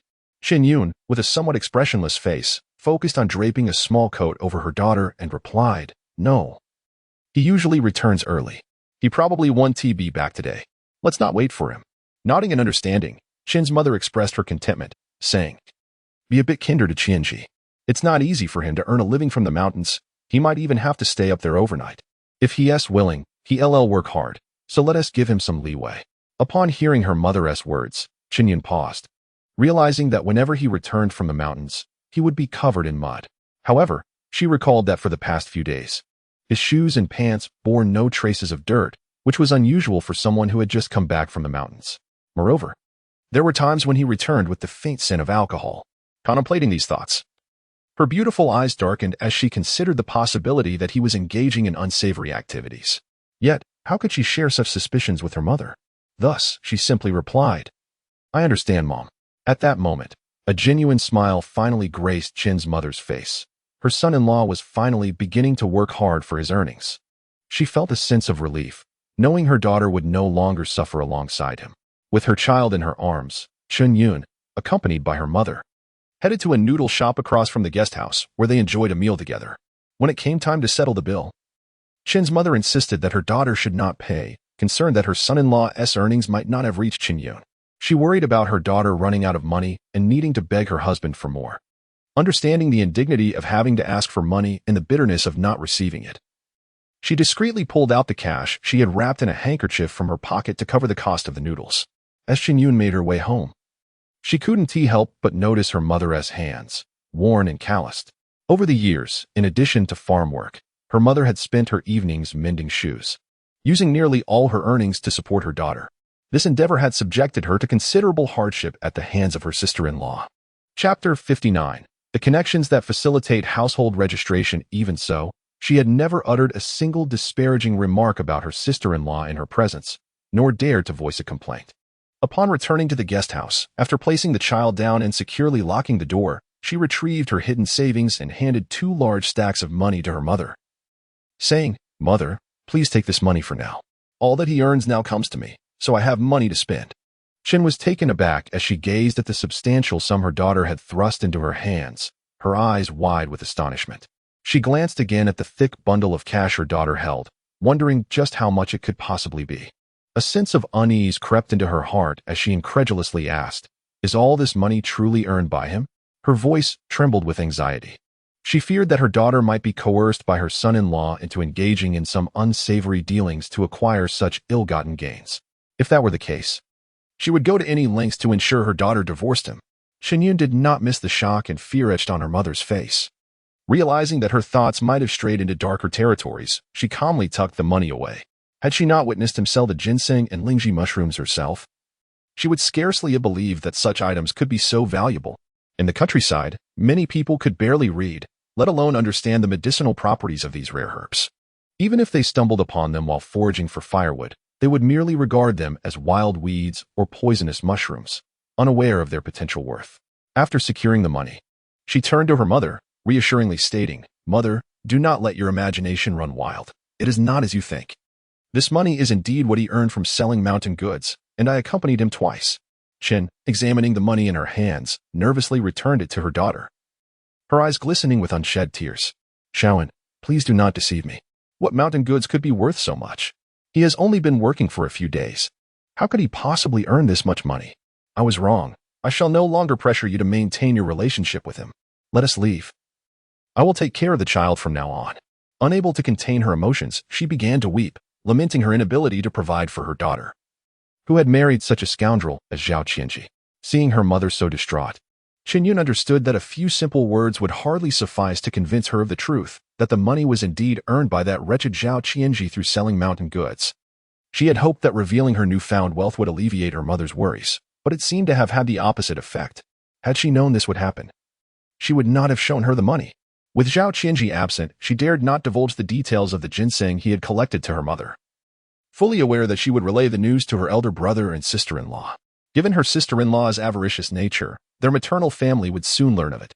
Once the news spread, people would flock to the mountains to dig for goods, and no matter how rare the items, human greed would soon strip the mountains bare. Determined to keep this matter from her mother, she implored, "Mother, I am entrusting you with this secret. Please do not tell anyone."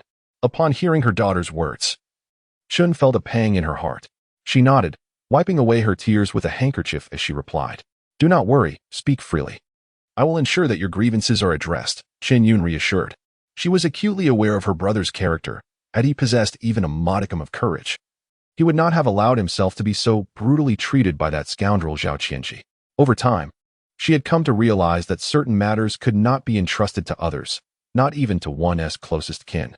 Under the watchful gaze of her mother, she fabricated a tale, explaining, "He is engaged in speculative endeavors, thus the money comes swiftly. Otherwise, why would we be residing in a city hostel? It is merely to facilitate his dealings." Upon hearing her daughter's words, Chen Shi paused, her tears, skepticism etched upon her face. "Is it truly speculation?" she queried, only to see her daughter nod affirmatively. This brought her some solace, and upon reflection, she recognized that she had indeed been excessively irrational.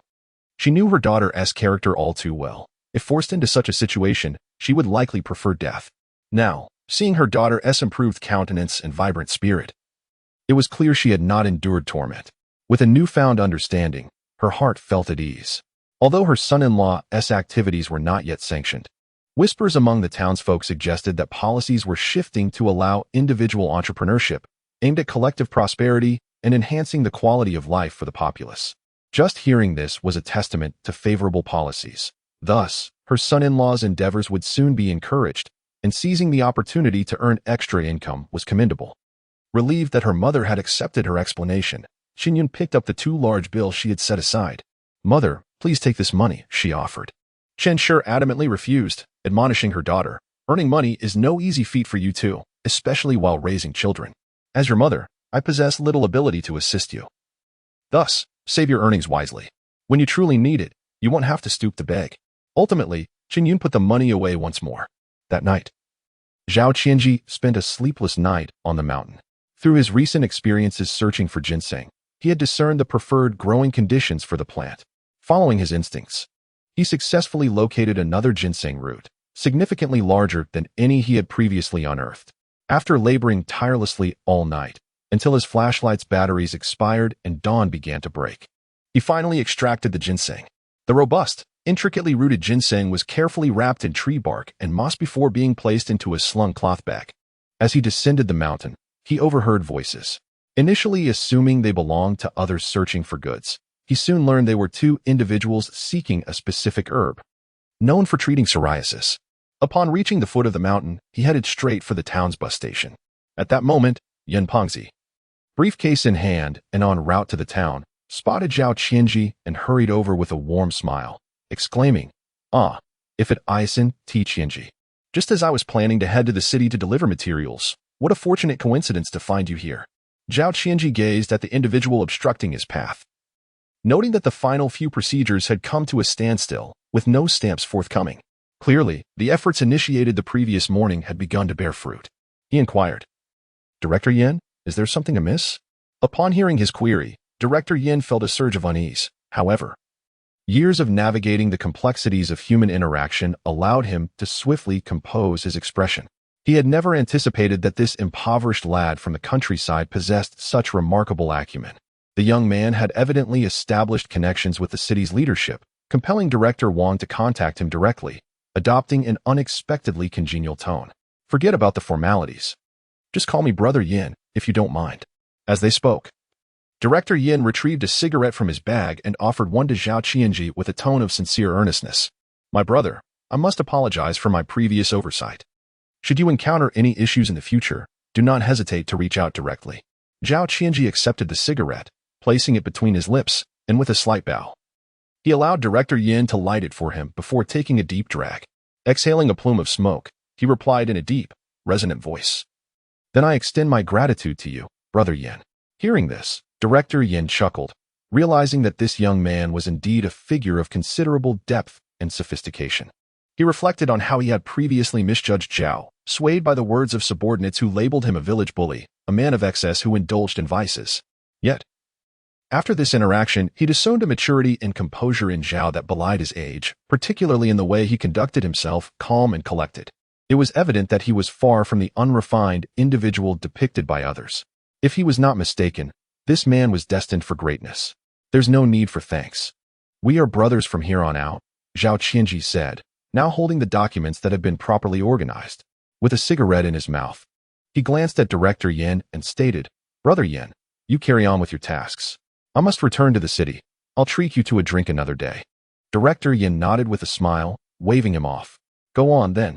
Upon returning to the city, Zhao Qianzhi wasted no time and immediately took all the necessary documents for the household registration to the relevant department. With all materials in order, he successfully completed the process. Within a week, he would be able to collect the new household registration book. Once in possession of this document, he and his family would officially establish their residence in the city. Having resolved this significant issue, Zhao Qianzhi felt a sense of relief wash over him. Now, he awaited the new household registration book to share the news with his wife, also planning to inform her about their newly purchased home, though he wondered if she would be upset upon learning of this development. The thought alone caused him a headache. He entered a noodle shop, ordered a meal, and savored his first bite of food since the previous day. While dining, he watched the news on television, which invigorated him with a renewed sense of purpose. He realized the importance of seizing this opportune moment to advance his ambitions. After finishing his meal and settling the bill, he headed to the pharmacy, where he had become a familiar face after 2 prior visits. Upon his arrival, the proprietor immediately sensed the presence of a significant shipment and joyfully led him to the backyard, neglecting even to offer him tea, eagerly anticipating the treasures he had brought. As the man unveiled his goods, peeling away the bark and brushing aside the moss, a stunning old ginseng root emerged before him. Instantly, his eyes sparkled with uncontainable delight, and he gingerly picked it up to examine it. Once assured of its impeccable condition, he set it down and went to prepare tea for his guest. Just the previous day, a wealthy client had visited, seeking a superior quality old ginseng root to bolster the health of his aging mother, proclaiming that price was of no concern, as long as the quality was exceptional. However, the proprietor's existing stock had not piqued the client's interest. Today's offering would undoubtedly satisfy him. Setting aside the tea, he inspected the other 2 roots, which also displayed flawless qualities. He marveled at his extraordinary fortune. Such fine specimens were indeed rare and hard to come by.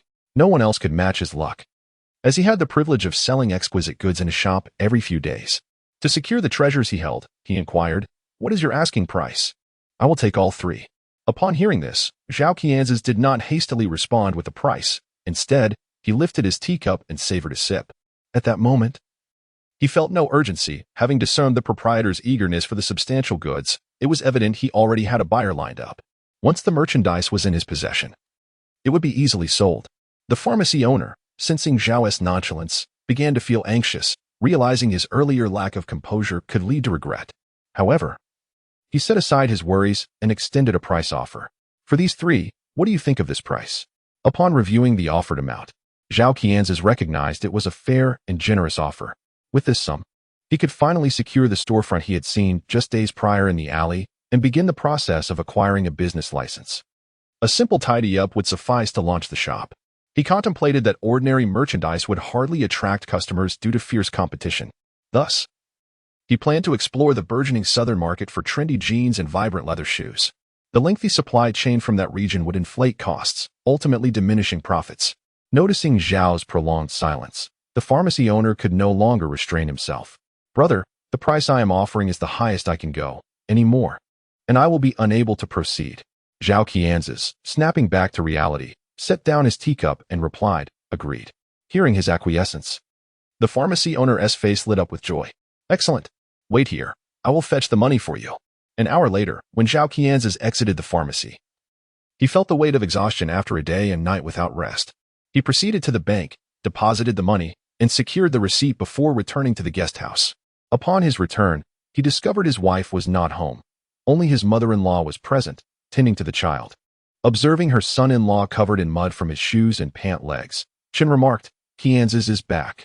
Go wash up quickly. Zhao Qianzhi initially yearned to embrace his child, but upon realizing he had not changed his clothes or bathed, he withdrew his hand and inquired of his mother-in-law, where is my wife? Chen, his mother-in-law, did not disclose that their daughter, Zhao, had gone out to seek work. Instead, she simply replied, she just stepped out for a moment. She will return shortly. Zhao Qianzhi did not dwell on it, but instead gathered his clothes and carried a basin of water to the bathroom at the end of the corridor to wash himself. Concerned about the inconvenience of handling the child, Chen took the baby and, upon her son-in-law's return from his bath, made an excuse to take the child outside. After they left, Zhao Qianzhi locked the door and went downstairs to open a room across the hall. Once he had arranged everything, he finally collapsed onto the bed to catch up on some sleep.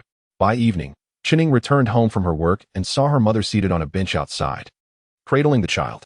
She hurried over, handed her mother the shopping bag, and took the baby from her arms, asking, why are you outside in this wind? Why not stay indoors? As she spoke, she affectionately pressed her cheek against the soft, tender face of the child.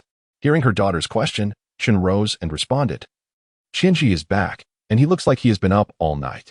I feared the baby might disturb his rest, so I thought it best to take him out for a little while. Chen Yun's expression momentarily soured at the thought of that scoundrel, who had likely been out gallivanting all day and night. However, reassured by her mother's presence, she quickly regained her composure and said, let us head back home. Chapter 61. The child falls ill at midnight. Chen held her daughter back and sat down on the bench, saying, let us wait a bit. I noticed Qianzhi seems worn out from foraging in the mountains. His eyes are bloodshot. Clearly he has not rested well. When we return, the baby's cries will surely disrupt his sleep. Upon hearing her mother's words, Chen Yun lowered her gaze to the child in her arms, remaining silent. Ever since she had given him money that day, he had not asked her for any more. If he were truly out indulging himself, that amount would hardly suffice for his whims. Thus, she remained uncertain whether that rogue was genuinely foraging. If so, she would buy some meat buns to take home for him, as he had a hearty appetite and would need a bowl of noodles alongside it. The mother and daughter relaxed on the bench, engaging in light conversation until darkness enveloped the surroundings, prompting them to return to the guest house. Upon reaching the entrance, Chen Yun, still holding the child, called out for Zhao Qianzhi to open the door. After a considerable time passed with no response, she handed the baby back to her mother and raised her hand to knock on the door, exclaiming, Zhao Qianzhi, open the door. Observing the situation, Chen could not help but advise, perhaps we should wait a little longer. He is likely still asleep. However, Chen Yun was reluctant to wait any longer, as the child's hands and feet were growing cold from the chill outside. Fearing for the baby's health, she continued to knock vigorously, her fair palms reddening from the force. The loud knocking eventually roused Zhao Qianzhi from his slumber. He emerged bare-chested, revealing a well-built torso, with loose shorts hanging around his waist. He sauntered leisurely to the door, his long legs carrying him with ease.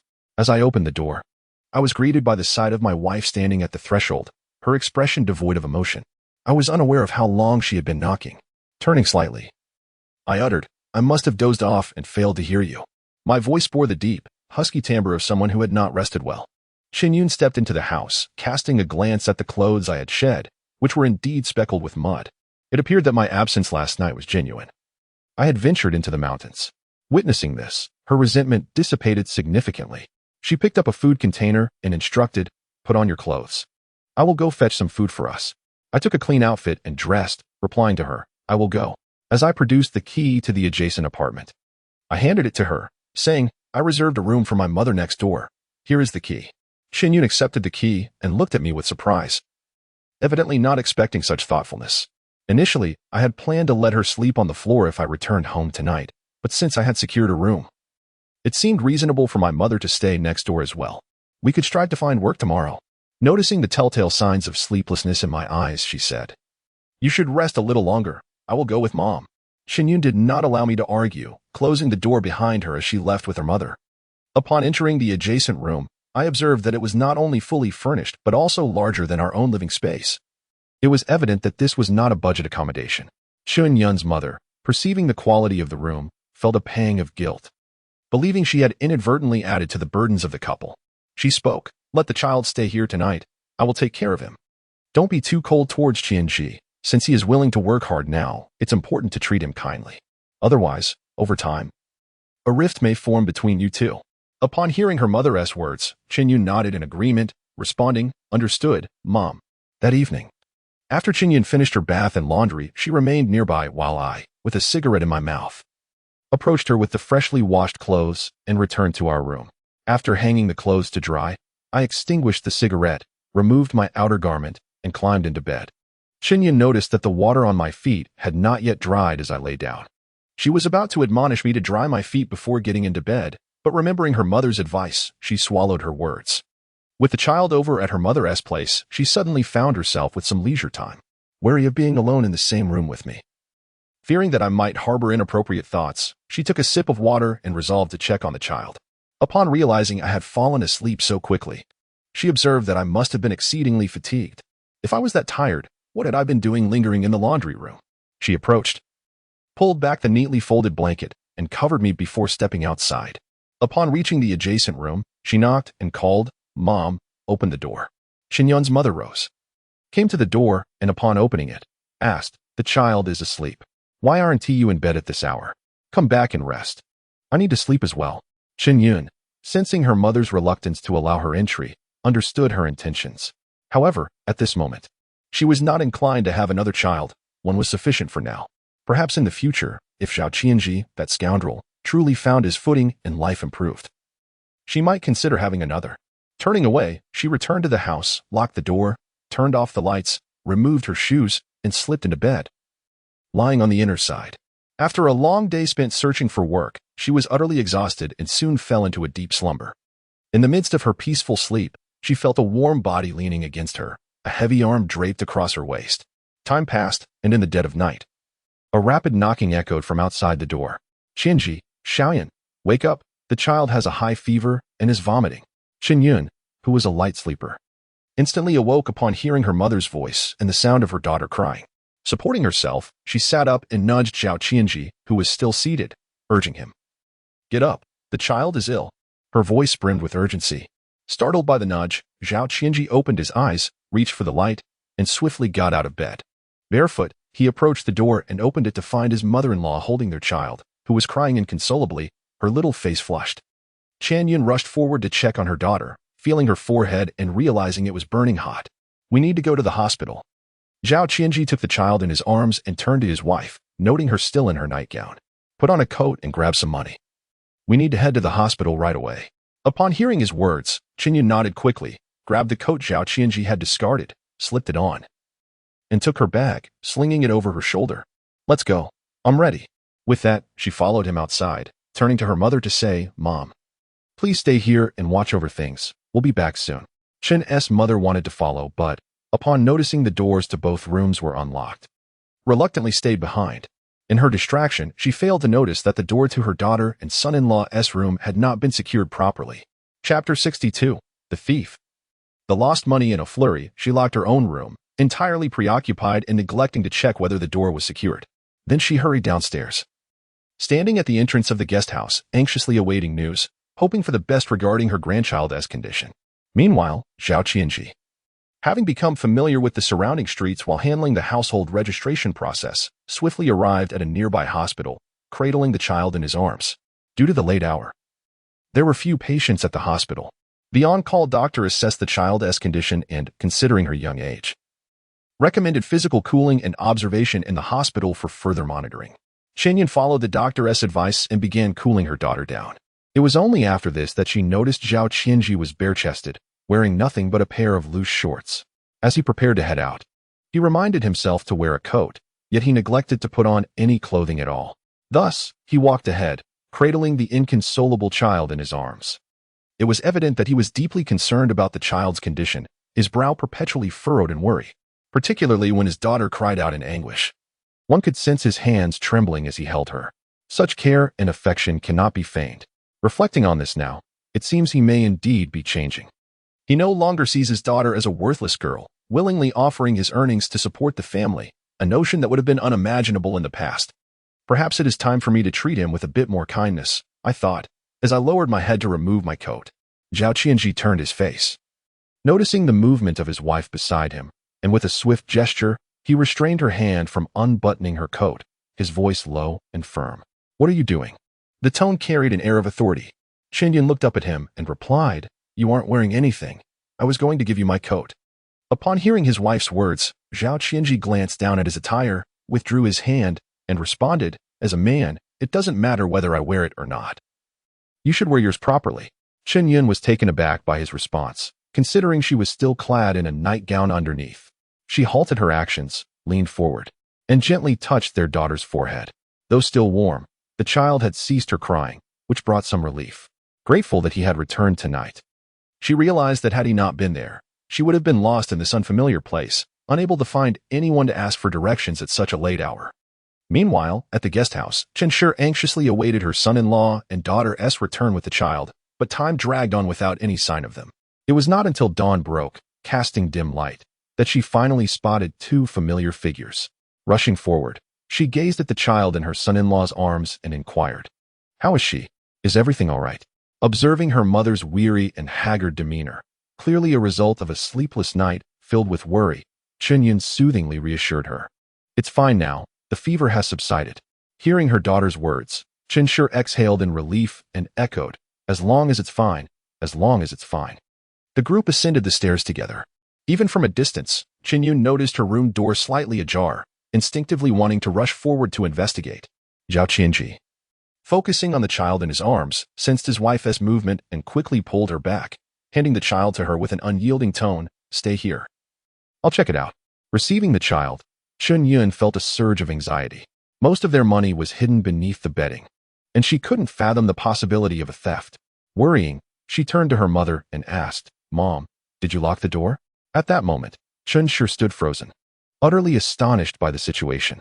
She distinctly remembered having locked the door, yet her mind was consumed with worry for her ailing granddaughter, rendering her oblivious to whether the lock was secure. Zhao Qianzhi approached the entrance and saw that the lock was intact. He raised his hand and pushed open the partially ajar door, revealing a modest interior that offered no hidden corners. As he stepped inside, he was met with a scene of utter disarray. The room had been ransacked. Even the 2 cans of baby formula that had been on the table were nowhere to be found. Bending down, he picked up his cloth bag from the floor and opened it, discovering that the deposit slip was still there. But the cash he had kept as a reserve was missing. Exiting the room, he called out to his wife, who was standing at a distance holding their child. "Come here." Upon hearing her husband's voice, Chen Yun hurried back into the room with a near sprint. The sight that greeted her made her feel as though the sky was collapsing. After handing the child to Zhao Qianzhi, she quickly checked the place where she kept the money, searching frantically but finding no trace of it. Overcome with despair, she sank onto the bed, her gaze lost and helpless as she turned to Zhao Qianzhi. "What should we do, Zhao Qianzhi? The money is gone." Tears streamed down her cheeks as she spoke. Chen's mother, who had followed them in, nearly fainted upon hearing the news, her eyes darkening in shock. Zhao Qianzhi remained relatively unperturbed. He understood well that in an era devoid of surveillance, theft and loss of money were commonplace, and lost items were seldom recovered. Fortunately, the deposit slip held little value to a thief. Only a portion of cash had been taken. Yet, witnessing his wife's distraught state, he spoke with a tone of indifference. "It's just money. Let it go." Chen Yun could scarcely accept this nonchalance. She had once toiled for a month to earn a mere handful of coins. Now, with her job gone and Zhao Qianzhi having painstakingly accumulated a considerable sum from his ventures in mountain goods, she felt a profound sense of failure for not safeguarding it properly. How would they survive without money? Covering her face, she sobbed uncontrollably. It was over 8,000 yuan. Her frail frame trembled with emotion as she spoke. This money had been earmarked for renovating their new home. Now, the prospect of living in the city seemed bleak. She had hoped that with this sum, they could find work and lead a stable life. But now, all of it was lost in an instant. Upon hearing of such a significant loss, Chen's mother stood in shock, unable to fathom the gravity of the situation, and struck her own head in disbelief. She could not accept that her mistake had inflicted such severe consequences on her daughter. Faced with the sorrow of his wife and the guilt of his mother-in-law, Zhao Qianzhi found himself at a loss for how to comfort them. The chaotic state of the bed made it impossible to lay the child down. Instead, he cradled the sleeping infant in one arm and retrieved the deposit slip from his bag, offering it to his wife. "I still have some money. Take this and use it." Chapter 63. Where are you going? Will you return tonight? In her emotional turmoil, Chen Yun, covering her face and weeping bitterly, did not hear Zhao Qianzhi's words, nor did she notice the deposit slip he extended toward her. At this very moment, it is utterly inconceivable to accept that such a substantial sum of money has simply vanished, leaving one ensnared in sorrow. In comparison to Chen Yun's distress, Chen's guilt is so profound that he wishes to dash himself against the wall in despair. He berates himself for failing to secure the door properly, hastily exiting and inadvertently inviting a thief. He laments the loss that has befallen his daughter and son-in-law, feeling utterly ashamed to face them again. The more he reflects, the more he perceives himself as a burden to his children, existing without purpose. Zhao Qianzhi, confronted with such a dire situation for the first time, observes his wife weeping inconsolably. Grasping her delicate fingers firmly, he speaks softly, "Enough of the tears. Take this and make use of it for now." Chen Yun, with tear-stained eyes, lifts her gaze to Zhao Qianzhi, who cradles their child in one arm. Her helpless tears cascade uncontrollably, and with a quivering voice, she implores, "How can we recover such a large sum? Can you devise a plan to retrieve it?" As she speaks, her other hand clutches his loose trousers. Though fully aware of the improbability of retrieving the lost money, a flicker of hope still ignites within her heart. Zhao Qianzhi, hearing his wife's plea, remains silent, releasing her fingers and presenting her with the deposit slip. "Well, I still have some funds here, so you need not worry about going hungry." Chen Yun's gaze flits to the slip before she relinquishes her grip on his waistband and reaches for it. She stares at the amount for a prolonged moment, momentarily at a loss for words, repeatedly wiping away the tears that threaten to fall, confirming that her vision is not obscured by tears. She raises her damp eyes to Zhao Qianzhi. Despite her having lost such a considerable sum, she sees no hint of reproach or disdain in his eyes. Rather, he hands her this deposit slip. At this moment, a myriad of emotions swirls within her, and with a nasal tone, she says, "You should keep this." The thought of holding on to such a significant amount terrifies her, having already lost so much at once. Zhao Qianzhi understands his wife's concerns. He gently wipes the tears from her fair cheeks and reassures her, "This time it was merely an accident. You should keep it." Chen Yun withdraws her gaze, her eyes cast down at the deposit slip, concealing her thoughts from everyone around her. Conversely, Zhao Qianzhi, noticing that her emotions have settled somewhat, allows himself a faint sigh of relief. At present, he contemplates the urgent need to finalize the necessary paperwork and relocate from this guest house to their new home. Only after ensuring his wife and child are settled will he feel at ease to commence the process of establishing a small business. Planning to open a storefront within the next month or two, he adjusts the bed slightly and carefully lays the child down, ensuring she shows no signs of waking. Then, he retrieves his clothes from the disordered floor, disregarding the presence of his mother-in-law as he swiftly dresses. Bending down, he extracts a handful of coins from the bag slung over his wife's shoulder, saying, "Here are some coins. I went out to buy breakfast. Please comfort my mother and assure her not to feel guilty. The money lost is lost, and it can be earned back in due time.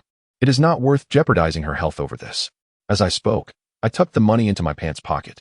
Hearing her husband's words, Chen Yun finally noticed her mother's condition. She had been so preoccupied with her own distress that she had not considered her mother's feelings of guilt. Carefully, she placed the savings bond into her crossbody bag. With a voice still tinged with the remnants of tears, she said, "Mother, please do not be upset. This incident is not anyone's fault." Mrs. Chen shook her head, and after watching her son-in-law step out the door, tears began to flow uncontrollably. Pointing at the intact door lock, she lamented, "It was I who locked the door securely, which inadvertently invited the thief." With that, she fell into a deep, heart-wrenching sob. While her son-in-law was present, she had restrained her emotions, fearful that her crying might provoke his impatience and lead to anger directed at Chen Yun. Now, however, with her son-in-law gone, she could no longer hold back, crying out, "It is my age that has caused you such great trouble, such a large sum of money." She beat her chest in despair. At that moment, Chen Yun realized that the door lock was indeed intact, indicating that the thief had not forced their way in. From Zhao Qianzhi's demeanor, it seemed he had been fully aware of the situation all along. Despite the significant loss of money, he had not uttered a single word of reproach, nor had he even frowned. Instead, he had reassured her that the loss was inconsequential. Emerging from the guest house, Zhao Qianzhi approached a large tree, retrieved a cigarette from his pocket, and lit it. He took a deep drag, tilting his head back slightly as he exhaled the smoke. Leaning lazily against the tree, one hand in his pocket, he continued to smoke. Once the sun had fully risen and he finished his cigarette, he leisurely strolled to a nearby bun stall. He ordered several buns and a boiled egg, and with breakfast in hand, he returned to the guest house. Upon entering, he found his wife tidying up the room while his mother-in-law sat on a stool, still sobbing. Seeing this, he placed the breakfast on the table and said, "Mother, please do not be upset. That amount of money is not worth your distress. Let's have breakfast, and afterward, you should rest well." Hearing her son-in-law's words, Mrs. Chen felt a wave of shame wash over her. Such a large sum of money could hardly be dismissed as insignificant. She thought of their dilapidated, leaky house. Had it not been for that money, they could have built a lovely new home and still had some left for living expenses. Now, due to her negligence, it was all gone. Lowering her head in shame, she murmured, "All right." Zhao Qianzhi nodded and turned to his busy wife, saying, "I have something to attend to. I will step out for a moment." Hearing that he was leaving again, Chen Yun paused her tasks, turned, and called out, "Where are you going? Will you be back tonight?" Her gaze was fixed on her husband, anxious about his absence. Zhao Qianzhi was evidently taken aback by her inquiry. Glancing at the child still slumbering on the bed, he, fearing a recurrence of last night's situation, finally spoke, "I am going to the mountain, but I shall return by evening." The message board inexplicably refused to accept comments, so he noted here his gratitude to all the dear readers of this book. He had seen some comments in the message area and expressed his affection, promising to strive for better writing. If you enjoy it, feel free to add it to your bookshelf and urge for updates. Chapter 64. Obtaining the Key to the New House. Upon hearing his promise to return, Chen Yun merely nodded in acknowledgement. Understood. With that, she diverted her gaze and resumed her tasks. At that moment, she was unaware of her own feelings. Anxious that Zhao Qianzhi might not return that evening, fearing he would seek solace with another. In her past, she had wished fervently for his absence, dreading his return. Yet now, unbeknownst to her, she found herself yearning for his company. Zhao Qianzhi, oblivious to his wife's thoughts, assumed her question was casual and did not take it to heart. Armed with his cloth bag and belongings, he stepped outside. However, instead of heading to the station, he made his way toward the new house, disdainful of deceit. He found himself instinctively telling a fib to his wife when he could have seized the opportunity to inform her about the new house. For reasons unknown, his lips betrayed him at that crucial moment, fabricating a tale before her. Accompanied by a staff member, he took the key and unlocked the door. Upon entering, he assessed the interior. The electrical systems were functional, and there were no apparent issues with the doors, windows, or walls. However, cooking was not permitted within the confines of the unit, as the kitchen was communal, shared with others. The shower and restrooms were also public spaces. These two factors alone made Zhao Qianzhi feel significantly inconvenienced. Yet, given the current circumstances, he had no room for complaints and resolved to endure for the time being. He planned to earn money in the future and upgrade to a larger residence, ensuring a better living environment for his wife and child. After leaving the new house with the key in hand, he proceeded to the furniture market. The vast marketplace was replete with a variety of furnishings, including some rare leather sofas. He inquired about the prices of beds and sofas, estimating the funds necessary for the furnishings. Just as he was about to depart, he unexpectedly encountered a man and a woman. At that moment, Lin Fong was adorned in a flamboyant chiffon dress, her makeup reflecting a Hong Kong style. Her arm linked with that of a portly man beside her. Upon spotting the tall, handsome figure approaching, her body momentarily stiffened. To claim indifference would be disingenuous, after all. Over the past 2 years, she had come to understand just how well Zhao Qianzhi treated her. Setting aside other considerations, his tall stature, long legs, and chiseled features were undeniably appealing, attracting countless admiring glances wherever he went. But what did it matter? He could not provide her with the life she desired, and she was unwilling to endure a precarious existence akin to that of his wife. The thought of her spouse's impoverished appearance and the grim realities of life ahead was simply unbearable for her. Retrieving her thoughts and adjusting her expression, she greeted with a smile, "Zhao Ge, what brings you here?" As she spoke, she tightened her grip on the arm of the man beside her, hoping he wouldn't spoil her good fortune.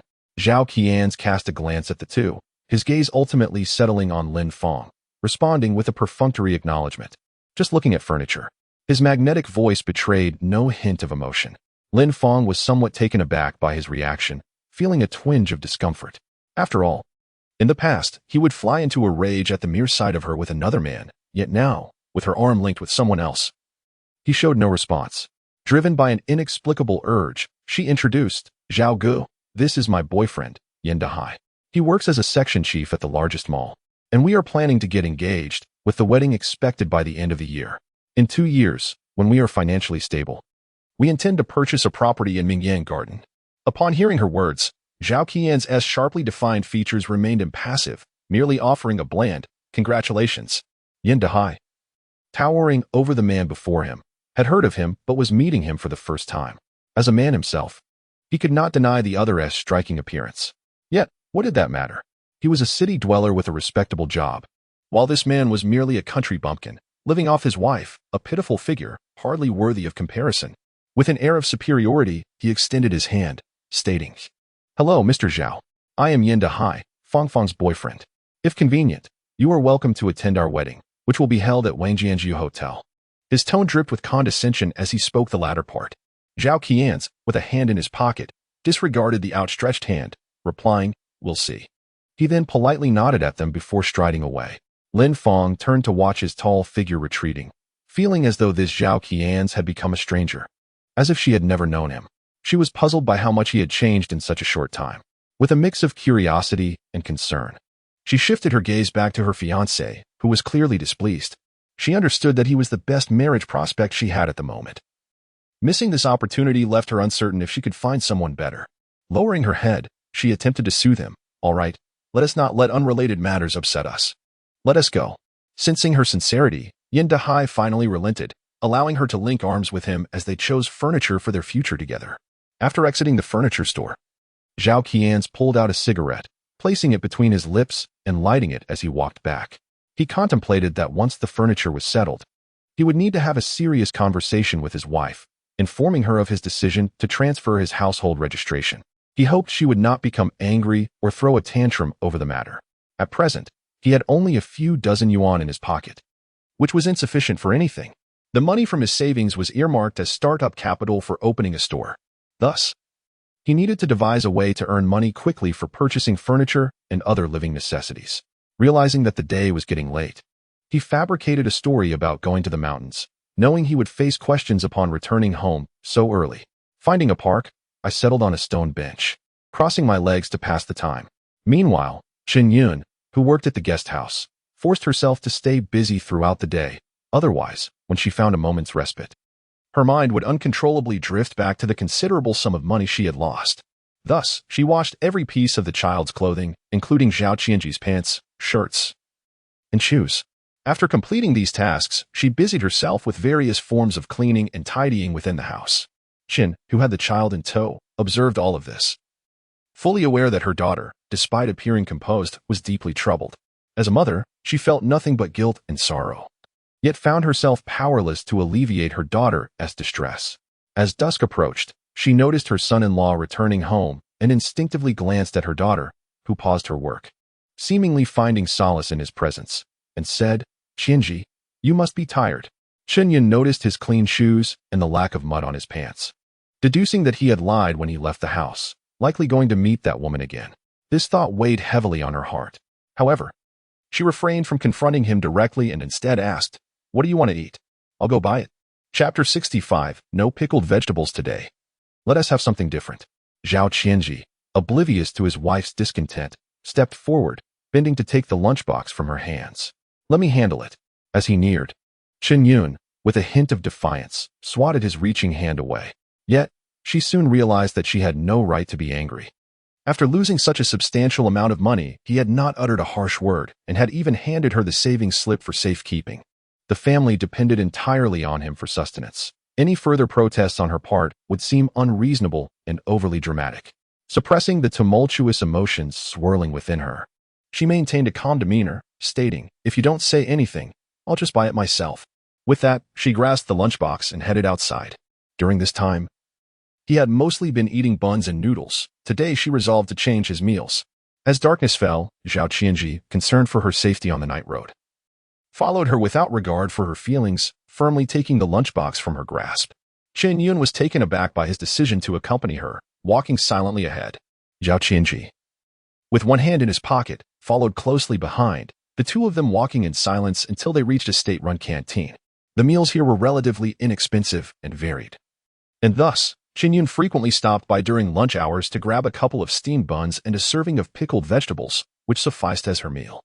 The woman serving the food, having seen Chen Yun frequently at noon, recognized her as a pleasant and attractive young woman from the countryside. She often found herself chatting with her during the meal service. Upon learning that she and her husband had come to the city to escape the floods, the server could hardly believe she was from the countryside, given her refined attire and beauty, which did not fit the stereotype of a rural dweller. As Chen Yun approached, the server smiled, ready to greet her, but then noticed the tall, handsome young man accompanying her. The two of them standing together looked like a perfect match. Realizing that the person before her must be her husband, she greeted him warmly. "Xiaowen, if you had mentioned coming by this evening, I would have set aside some pickles for you tomorrow. There are too many people tonight, and all the pickles are sold out. Perhaps you could consider something else." Upon hearing the words of the cafeteria lady, Zhao Qianzhi understood that during his absence, his wife had been resorting to pickles to save money. In that moment, he felt a profound sense of failure as a man, unable to articulate the tumult of emotions within him. If only he had the means to earn enough to provide her with a sense of security, she would not have to endure this. Standing beside Zhao Qianzhi, Chen Yun wore a subtle smile, addressing the elderly woman behind the glass window. "Let us skip the pickles tonight and have something different instead." At the counter, Zhao Qianzhi surveyed the array of dishes, selecting a portion of braised pork, a serving of braised carp, along with 2 side dishes. The woman serving the food occasionally glanced at Chen Yun's expression. Noting her silent presence, she understood everything without needing further explanation. After settling the bill, she discreetly slipped a chicken egg into Chen Yun's hand, saying, "Take this to eat, but don't let your husband see it." Chen Yun was taken aback by the gesture, suspecting there might be some misunderstanding. In this challenging era, she placed 2 pennies on the counter and said, "Auntie, I must be on my way." With that, she hurried to catch up with her husband. On their way back, Zhao Qianzhi slowed his pace to ensure that his companion did not struggle to keep up, while tentatively asking, "What do you think of the city? Are you settling in comfortably?" Upon hearing his question, Chen Yun lowered her gaze, her long, delicate eyelashes casting shadows over her thoughts. While the city undoubtedly had its merits and she would relish the opportunity to thrive here, the greatest obstacle was the financial burden of living expenses. She had tried to find work but had been unsuccessful. Without employment, both housing and food incurred costs, not to mention the added responsibility of raising a child. She couldn't comprehend why he was so determined to remain in the city after their arrival, with the child still so young and dependent on her.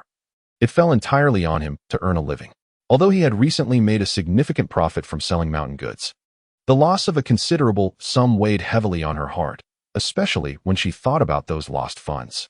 Zhao Qianzhi noticed his wife's prolonged silence, mistakenly believing she was reluctant to reside in the city. The keys in his pocket felt increasingly burdensome. Now that they had moved their household registration and acquired a place, he was uncertain whether his hasty decision was misguided. Having just suffered a financial setback, he feared that suggesting they settle in the city might be overwhelming for her. Thus, he resolved to endure for now, focusing on earning enough to furnish their home before broaching the subject again. Neither spoke further as they returned to the guest house. Chen Yun picked up a basin to fetch water. Taking this opportunity, Chen spoke to her son-in-law, her eyes glistening with tears as she expressed her heartfelt remorse. Qianzhi. The loss of money is entirely my fault. Although Xiaoan does not voice it, she is deeply troubled. Could you perhaps take her out for a stroll later to comfort her? Upon hearing his mother-in-law's words, Zhao Qianzhi momentarily paused, realizing that he had indeed overlooked this aspect while preoccupied with his own thoughts. That sum of money was, without a doubt, a staggering amount for someone earning merely a few dozen yuan a month in that era, especially for those in the countryside, who earned even less throughout the year. Thus, it was clear that his wife would not easily come to terms with it. With this in mind, he turned to his mother-in-law and replied, "Understood, mother." As he spoke, he noticed his wife returning with a basin of water. Upon taking the basin from her, he observed that her once delicate and fair hands were now red. Seeing this, his dark eyes dimmed, and he pressed his lips together in silence, averting his gaze. After washing their hands, the three of them gathered around the small table to dine. Chen Yun, preoccupied with her thoughts, barely touched her food. Upon seeing her daughter awaken, she set down her chopsticks and picked up the child, saying, "I'm full. You all can leave the leftovers here, and I will wash them later." Zhao Qianzhi noticed everything keenly. After the meal, he asked his wife to hand the child to her mother and took her out of the guest house. Chen Yun, following him, was uncertain of his intentions at such a late hour. The couple walked side by side under the dim streetlights, their shadows stretching long. After a short distance, they arrived at a bustling night market, alive with a constant flow of people and lined with diverse stalls. The sight of the endless market left Chen Yun momentarily stunned. In the countryside, everyone would have long since closed their doors. She was unaware that the city at night could be filled with so many people leisurely wandering about. The vibrant atmosphere filled her with a sense of wonder. Due to the crowd, Zhao Qianzhi extended his long arm, pulling his delicate wife close to him to shield her from the throngs of people. Observing her, a rare smile graced his angular features as he looked down at her and explained, "This is the night market, where you can buy food and various trinkets. Let us take a look."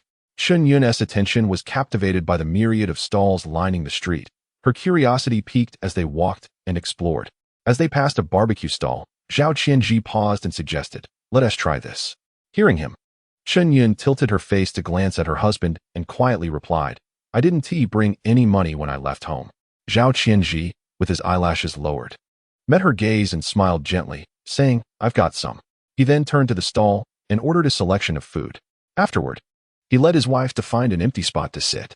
While waiting for the barbecue, he noticed a nearby stall selling soda and stood up, preparing to buy some.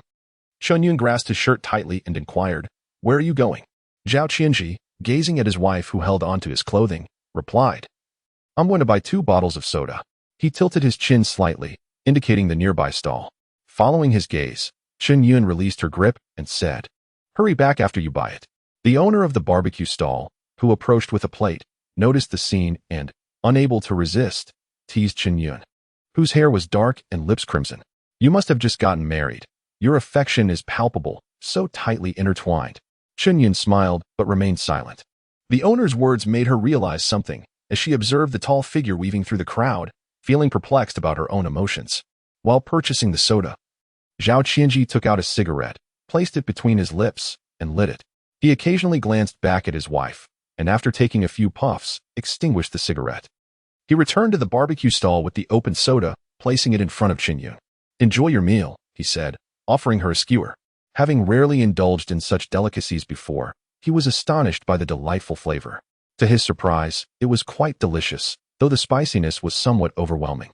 He observed his wife, who was savoring her food leisurely, her already rosy lips becoming even more vibrant. After finishing her skewer, she gulped down the soda in one go. Yet her mouth and stomach still felt intensely fiery. Noticing this, Chen Yun offered him her half-finished soda, saying, "Drink this." Zhao Qianzhi accepted the soda and drank most of it, finally feeling a slight relief. After finishing their barbecue, the couple continued to stroll through the night market. Even though it was already past 8 o'clock at night, the crowd remained vibrant and bustling. Protected by Zhao Qianzhi, Chen Yun walked along, her curiosity piqued by the various sights, discovering for the first time the existence of a night market, a place for people to enjoy food and entertainment. By the time they returned home, it was well past 10. After washing up, Chen Yun intended to go next door to fetch their child, but was halted by Zhao Qianzhi, who, with a basin in hand and preparing for a shower, urged her, "Let mom take care of her. Otherwise, I fear she might overthink things." Upon hearing his words, Chen Yun realized that he possessed a surprisingly delicate sensibility, one she had not considered herself. "Understood," she replied. While Zhao Qianzhi took his shower, she picked up his discarded clothes, inspecting them thoroughly and sniffing for any unusual scent of women's perfume, which eased her mind somewhat. Unbeknownst to her, she had begun to pay attention to Zhao Qianzhi in a way she had not before. When Zhao Qianzhi returned from his shower and saw his wife lying on the bed, her back turned to him. He hesitated, uncertain if she was asleep.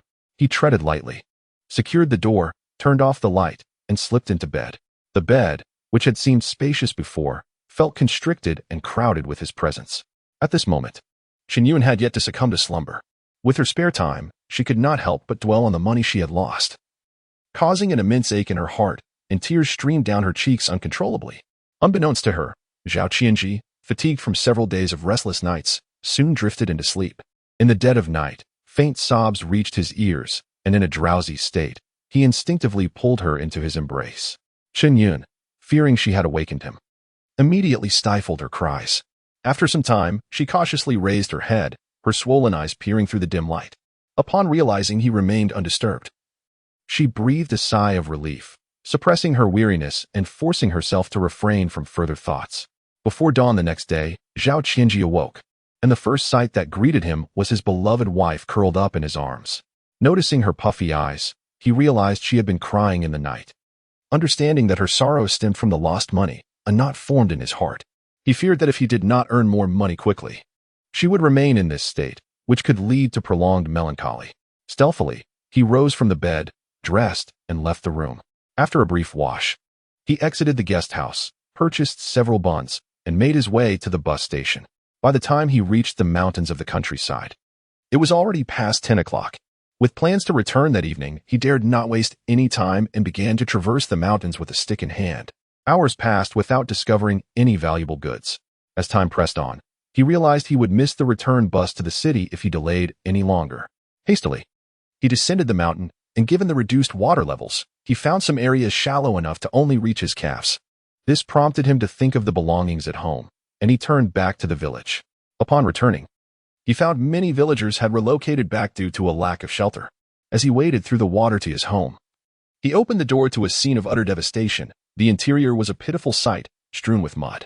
In the empty room, he retrieved the salvaged items he had managed to secure, all of which remained unscathed.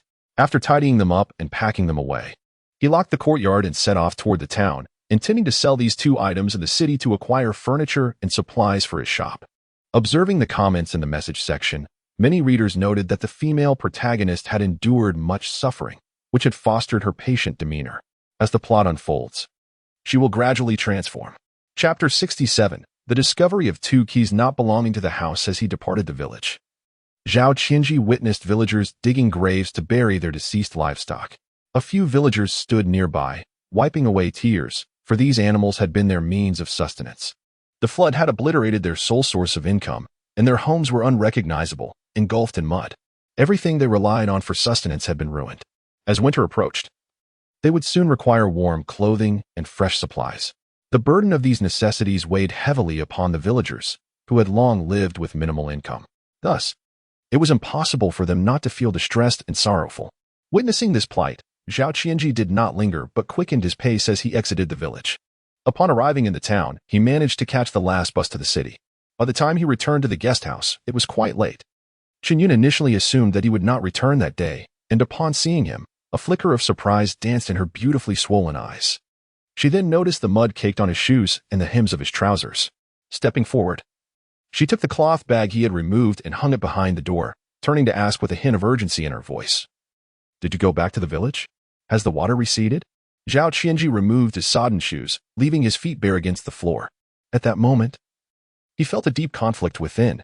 If he were to tell his wife that people had already begun returning to the village, she would undoubtedly insist on going back. Loosening his belt and removing his trousers, he lifted his gaze and saw the eager expression on his wife's face, making it impossible for him to deceive her. He could only speak the truth. The water has receded significantly. Some people have already moved back, but the house is still filled with mud and many livestock have perished. The current situation is not good, and our child is still small, so we cannot return to live there. Upon hearing his words, Chen Yun naturally conjured images of the devastation that awaited after the floodwaters receded. Nevertheless, she felt a surge of happiness, for this meant they could return home soon. As she placed his discarded clothes in a basin, she said, "It's all right. In a couple of days, I will take some time to go back and tidy up the house. After some time, when the situation improves, we can move back in." Zhao Qianzhi was taken aback by his wife's eagerness to return and thought to himself that he needed to quickly arrange their new home. He had to discuss the matter of moving their household registration with her soon. Chen Yun, preoccupied with sorting through his dirty clothes, remained oblivious to Zhao Qianzhi's unease. After placing all the garments in the basin, she looked up at him and asked, "Have you eaten? I can get you some food." Zhao Qianzhi, clad only in his underwear, glanced at the remaining steamed buns and pickles on the table and replied, "This will suffice." As he spoke, he draped a clean towel over his shoulder, picked up a box of soap, and strode towards the bathroom at the end of the corridor. Chen Yun, carrying a basin of his dirty clothes, locked the door behind them and followed him to the bathroom to wash the clothes. Hearing the commotion, Chen's mother also arrived, cradling a child in her arms. Observing her daughter washing clothes, she eagerly inquired, "Did Qianzhi go to the village? Is it safe to enter now?" Turning to her mother while washing, Chen Yun responded, "He is back and is currently bathing. The water hasn't fully receded yet, but it shouldn't be long before we can move back." Upon hearing her daughter's words, Chen's mother nodded, contemplating that if they were to return home, she needed to hurry back herself in the next couple of days. After all, each additional day they spent at the guest house would mean more expenses incurred by her daughter and son-in-law. Shaking off her thoughts, she addressed her daughter, who was still washing clothes. "All right then, you both should rest early. I'll head in first." With that, she carried the child back to her own room. Chen Yun felt her spirits lift significantly upon learning that the water levels had dropped at home. As I pondered the matter, I recalled the 2 keys I had extracted from Zhao Qianzhi's pocket while washing his trousers during the day. It was evident that those keys did not belong to his rural home. The only alternative I could conceive was that they were keys to a future home he envisioned for us. I was taken aback by how our relationship had progressed to the point of exchanging keys. It was no wonder he was so intent on remaining in the city. It seemed he wished to provide a home for both of us. The more I contemplated this, the heavier my heart felt. Lost in my thoughts, I remained oblivious to Zhao Qianzhi emerging from the bathroom and standing behind me. Zhao Qianzhi pressed against me, looking down at the delicate curve of my neck, which was partially revealed by my pinned-up hair. He swallowed hard as the water from the basin overflowed, reaching out to turn off the faucet. "Why are you dawdling? Finish up and come back." His voice, deep and slightly hoarse, resonated in the air. His sudden movement startled me, and I turned to see him standing behind me, his warmth palpable. I nudged him with my elbow and replied, "You go ahead. I'll join you once I'm done." Zhao Qianzhi stepped back, reaching for the cigarettes and matches I had taken from his pocket. Striding with his long, sturdy legs to the door, he leaned against the doorframe, extracting a cigarette from the pack, lighting it with a match, and inhaling deeply before exhaling a cloud of smoke, idly awaiting my completion of the laundry. The other tenants, accustomed to the routine of washing and bathing, paid little heed to the scene. As more tenants arrived for their showers and laundry, most of them being women, I hastened to finish my task, eager to spare them any embarrassment. After handing him the basin, I led the way back to our room. Once inside, Zhao Qianzhi hung the clothes to dry and settled on a low stool, munching on steamed buns accompanied by pickles. Watching him, a man of considerable height perched on that diminutive stool, struck me as amusing yet somewhat constraining. Suppressing a smile, I spoke up. "While washing earlier, I found 2 keys in your pocket and hung them on the hook behind the door." Upon hearing my words, Zhao Qianzhi felt a pang of realization. He had forgotten to retrieve the keys after placing them in his pocket yesterday. He took a hearty bite of his bun and replied, "Got it." Noticing his lack of explanation left me feeling quite disheartened. My suspicions were confirmed. He truly intended to settle down here with someone else, with no desire to continue the conversation. I neatly arranged the folded clothes, pulled back the covers, and lay down on the bed, turning my back to him. When Zhao Qianzhi finished his meal, brushed his teeth, and prepared for bed, he glanced at me lying in the middle of the bed. This was unlike her. Had she become upset? Confusion clouded his mind, as he had not uttered anything inappropriate. Puzzled, he lifted the covers and nestled against my slender, fragrant form. As he reclined, Chen Yun felt the intense warmth of his body. She wrapped herself in the blanket and shifted closer to the wall, burrowing deeper beneath the covers. Her fair face nearly submerged, with only a few strands of dark hair peeking out. Lying in bed, Zhao Qianzhi, who had only speculated before, was now fully convinced that his wife was indeed upset. Propping his head up with one hand, he gazed at the figure hidden beneath the blanket. With a hint of playful amusement, he watched for a long while before finally reaching out to tug at the blanket covering her and asked, "Do you wish to go back? I'll be free the day after tomorrow and can accompany you to the countryside for a visit." Upon hearing his words, Chen Yun quickly pulled down the covers and turned to meet his eyes, which were narrow and bore a faint smile. "Really? Then let us set off early the day after tomorrow. Once we arrive home, we'll have ample time to tidy up." Zhao Qianzhi brushed aside her tousled hair with a heavy, resonant voice, responding, "All right, as you wish. Get some rest." His tone conveyed a touch of helplessness. Feeling somewhat relieved by his prompt acceptance, Chen Yun no longer buried her face in the blanket. After he switched off the light in the room, she hesitated before finally speaking. "Zhao Qianzhi, please don't let our child and me down again." With that, she turned away, presenting her back to him and falling silent. Although Zhao Qianzhi was perplexed by her abrupt statement, he still responded in agreement, "Okay." The following day, upon awakening, Chen Yun was surprised to find him still beside her. She gently removed the heavy arm draped around her waist, lifted the blanket, and stepped over him to get out of bed. Standing before the mirror, she gathered her hair into a ponytail with a rubber band, casually tying it back. Feeling a slight chill in the air, she donned Zhao Qianzhi's coat, took the wash basin and toothpaste, and opened the door to step outside. Meanwhile, Chen's mother, who had risen early, heard movement in her daughter's room and opened the door, carrying the grandchild. Upon entering, she found her son-in-law still asleep. So she placed the child on the inner side of the bed before quickly closing the door and rushing to the bathroom. Zhao Qianzhi awoke from discomfort, blinking the sleep from his eyes, and was greeted by the sight of his daughter's cherubic face. He wondered when she had been brought to him. Gently stroking her damp cheek, observing her drooling and smiling joyfully, he felt his heart melt in that moment, and with a husky voice still laced with sleep, he coaxed, "Come on, Meow Meow, call out Daddy for me." Seated at the head of the bed, Meow Meow, dressed in a lovely pale yellow outfit, waved her tiny fists excitedly, babbling cheerfully at his face. Upon returning from washing up, Chen Yun noticed her daughter's presence and then caught sight of Zhao Qianzhi, whose left cheek bore 2 distinct bite marks. Instantly realizing that he had been awakened by her, she set down the wash basin and toothpaste.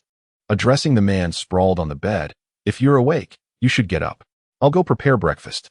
Zhao Qianzhi glanced at his wife and, noticing that she was wearing his coat, became aware of the significant temperature difference between day and night. It is time to acquire some winter garments for her and her child. Thus, today I must act swiftly. After procuring furniture, I still need to obtain several household essentials, ensuring that my wife and child will find delight in their new abode. With these thoughts in mind, I withdrew my gaze and propped myself up, reaching out to embrace my daughter before stepping down from the bed. I turned to my wife and said, "You both may eat without me. I have matters to attend to." With one hand cradling the child, I retrieved the new house keys hanging behind the door and placed them into a cloth bag. I contemplated the necessity of first addressing the items in hand to secure some funds, then proceeding to the furniture market to select suitable pieces, which would later be transported back to our new home by a cart. These tasks alone would consume the entire morning, and I had other errands to complete in the afternoon. After finalizing these arrangements, I planned to take my wife to the countryside the day after tomorrow, allowing her to see our rural home before introducing her to the new house. This way, I hoped her heart would lean towards our new residence. Chen Yun did not inquire about his affairs. Instead, she stepped forward to take the child from his arms, noticing that the keys hanging on the door were missing. Clearly, he had tucked them away, presumably intending to meet someone early in the morning. Suppressing her emotions, she responded indifferently, "Understood."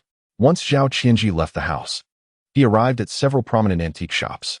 The proprietor, a middle-aged man, observed the tall and slender Zhao Qianzhi, who, despite his youth and modest attire, did not appear to be affluent. However, having dealt with various antiques and a myriad of individuals over the years, he had honed a discerning eye and patiently began to introduce each item Zhao had examined. After approximately half an hour, Zhao Qianzhi presented the treasures he had acquired. The owner, donning glasses, carefully scrutinized the items laid out on the table. After examining them, he could not conceal his astonishment and cautiously set them down, inquiring, "Young man, do you wish to sell this inkstone?"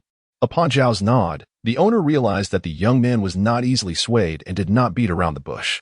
He extended his hand and offered a price, asking, "What do you think of this amount?" At that moment, Zhao Qianzhi felt a twinge of hesitation. He had not intended to sell this item. However, the necessity for funds was pressing. After a brief pause, he replied, "Increase it by 2 layers." The shopkeeper hesitated, recognizing that the other party was not genuinely inclined to part with the inkstone. The price he had proposed far exceeded its market value. Such a remarkable piece is rare and could fetch 10 times the amount from a future admirer. Having considered the nature of his business, the shopkeeper ultimately nodded, saying, "Agreed." With the transaction successfully completed, Zhao Qianzhi departed with several thick bundles of cash and proceeded to the furniture market. He finalized the selection of the furniture he had previously admired and arranged for it to be transported to the new house by a nearby cart, paying extra to ensure all items were moved into the new residence. For rickshaws, laden with a bed, a wardrobe, a sofa, and a small cot for the child, entered the once barren, now bright and welcoming home. As the furniture found its place, the empty house transformed into a cozy haven. Zhao Qianzhi paid the rickshaw pullers and, after they departed, firmly closed the door behind him. Surveying the living room's layout, he noted its modest size. However, it offered a refuge from the rain and was sufficiently spacious for his family of 3 to settle in temporarily. In the bedroom, he felt a sense of satisfaction upon seeing the large 1.8-meter bed adorned with a comfortable mattress, even though the room was nearly consumed by its presence. He opted for a 2-door wardrobe with a mirror positioned against the wall by the window, taking up minimal space. The child's cot was placed adjacent to their bed for easy access during the night. Beyond these essentials, the house remained devoid of any other items. With the main pieces of furniture in place, only the necessities of daily life remained to be acquired. He planned a trip to the mall to purchase bed linens and other essentials, anticipating that upon his return from the countryside tomorrow, he would be able to bring his wife and child to their new abode. After securing the door, he descended the stairs and made his way to a nearby shopping center. Lacking experience, he approached shopping with the exuberance of a newfound wealth, indulging in a spree of purchases. The sales clerks were taken aback by his enthusiasm and suggested he invite his wife or family to assist with the shopping, as items bought from the store were non-returnable. While he would have preferred his wife to handle the purchases, he understood that she would likely only buy what was immediately necessary, saving the rest for future expenses. When it came time to check out, his total expenditure barely exceeded 100 yuan. The sales clerk assisted him in carrying his purchases to the entrance, where he summoned another rickshaw to transport his haul back home. Upon entering his new residence, he found the living room cluttered with a mountain of items. Having been busy since morning without a moment to spare for a drink, he navigated through the disarray, finally collapsing onto the leather spring sofa. His tall frame sank into the plush seating as he retrieved a cigarette from his pocket, lighting it and leaning back to gaze at the pristine ceiling, exhaling clouds of smoke. After finishing one cigarette, he glanced around for the time, only to realize the inconvenience of not having a watch or clock. The home required an abundance of items: pots, dishes, thermoses, and various sundries, each a necessity for daily living. Rising from the sofa, he ventured back to the mall, this time to procure clothing for his wife and child, as well as any other household essentials he could think of. On his way back, he spotted a young girl by the bridge holding a sign looking for work. For 5 yuan, he hired her to help clean and tidy the new home. The girl, recently arrived from the countryside, appeared refreshingly simple and unpretentious. Upon entering the building, she was utterly astounded by the scene before her. The exquisite, brand-new furniture and the sofa resembling a bed, items she had only ever seen on television, were now laid out before her eyes. Amidst her astonishment, she did not forget her purpose for coming. She rolled up her sleeves, grasped a basin and a towel, and declared, "Brother, I shall begin tidying up the house." Zhao Qianzhi gestured for her to proceed freely, then reclined on the sofa, crossing his legs and indulging in a leisurely rest. The young girl fetched a basin of water from the public sink outside and commenced her cleaning. As she busied herself with the task, Zhao Qianzhi succumbed to sleep, only to awaken when darkness enveloped the sky. The interior of the house appeared revitalized. The once chaotic assortment of household items had been meticulously organized. The bed in the bedroom was neatly made, and the curtains hung gracefully in place. The young girl was in the process of mopping the floor. Seeing this, Zhao Qianzhi rose and sat up, rubbing his face. He produced a 10 yuan note and approached the girl, who was still mopping, saying, "All right, it's getting late. You should head back." The girl paused her movements, straightened her back, and glanced up at the handsome man with distinct features who wore a serious expression. Blushing slightly, she looked at the money in his hand and replied, "I don't have change." Zhao Qianzhi slipped the money into her outer pocket, insisting, "It's all for you. Take it, no need for change." Upon hearing this, the girl's blush deepened. Originally, 5 yuan would have been a generous sum, enough for several days of work. She hadn't anticipated being given 10 yuan outright. Setting down the mop, she said, "Thank you, brother. If possible, I'll come back tomorrow and clean the rest for you." Zhao Qianzhi assessed the state of the house, rubbed his forehead with one hand, and replied, "No need." The girl nodded in understanding, tidied up the mop, stowed away her sleeves into her pocket, and departed. As she left, Zhao Qianzhi turned off the lights, placed the money atop the wardrobe, locked the door, and returned to the guest house. Just as he was preparing to go out for a meal, Chen Yun, who was about to leave, subtly scrutinized him upon his return. She then approached, stood on her toes, and adjusted his collar, asking, "What would you like to eat?" "I can go get it." Her face, framed by dark hair and adorned with crimson lips, bore little expression. Zhao Qianzhi was surprised that they had not yet eaten, clearly waiting for him to return to share a meal together. He took a food container from his wife, saying, "Stay here. I'll go." With that, he casually slipped his hand into his pocket, grasped the food container, and strode toward the stairway. After his departure, Chen Yun glanced at the child sleeping on the bed and turned to her daughter, inquiring, "What were you just checking?" Chen Yun hadn't anticipated that her actions would be so evident to her mother. A flash of panic crossed her eyes as she replied, "Nothing. I was just adjusting his collar." Understanding her daughter's reluctance to elaborate, Chen Yun refrained from probing further into the matters of the young couple.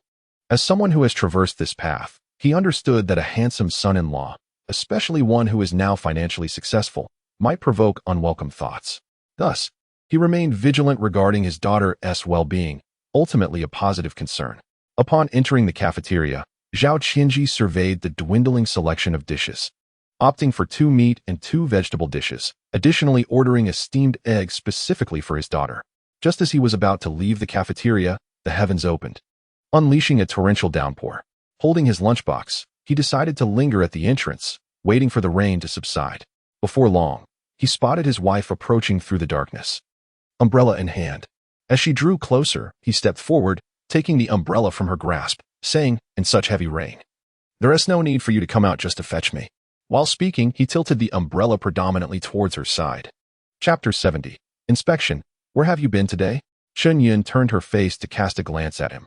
Then, feeling the umbrella lean towards her, nestled closer into his embrace, raising her delicate, pale arm to wrap around his lean, strong waist, her body pressing against him.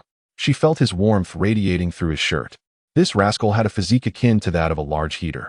Initially chilled by the rain, being so close to him made her feel considerably warmer. Recalling what Lu Wan had mentioned earlier, she couldn't help but inquire, "Where did you go today? You returned so late." Earlier in the day, she had encountered Lu Wan, a university student from next door, who had greeted her with a hesitant demeanor, seemingly wanting to say something but holding back. At the time, she hadn't given it much thought. As she prepared to fetch water, Lu Wan had stopped her, leading her to her room where she divulged that she had seen Zhao Qianzhi accompanied by a woman, visiting a lavish apartment complex. Upon hearing this, she immediately conjectured that the woman must be Zhao Qianzhi's romantic interest, especially considering the unfamiliar key. However, based on Lu Wan's description and the attire of the woman she had spotted, it was clear that she was not Zhao Qianzhi's previous partner. When he had returned home, while helping him with his clothes, she hadn't detected any scent of women's perfume on him. He always slept bare after his showers, revealing no peculiar marks on his skin. She chose to trust that he was not involved with another woman, yet she remained oblivious to the extent of Zhao Qianzhi's secrets. As Zhao Qianzhi felt his wife's embrace, his mind was distracted when her question pierced through, instantly alerting him.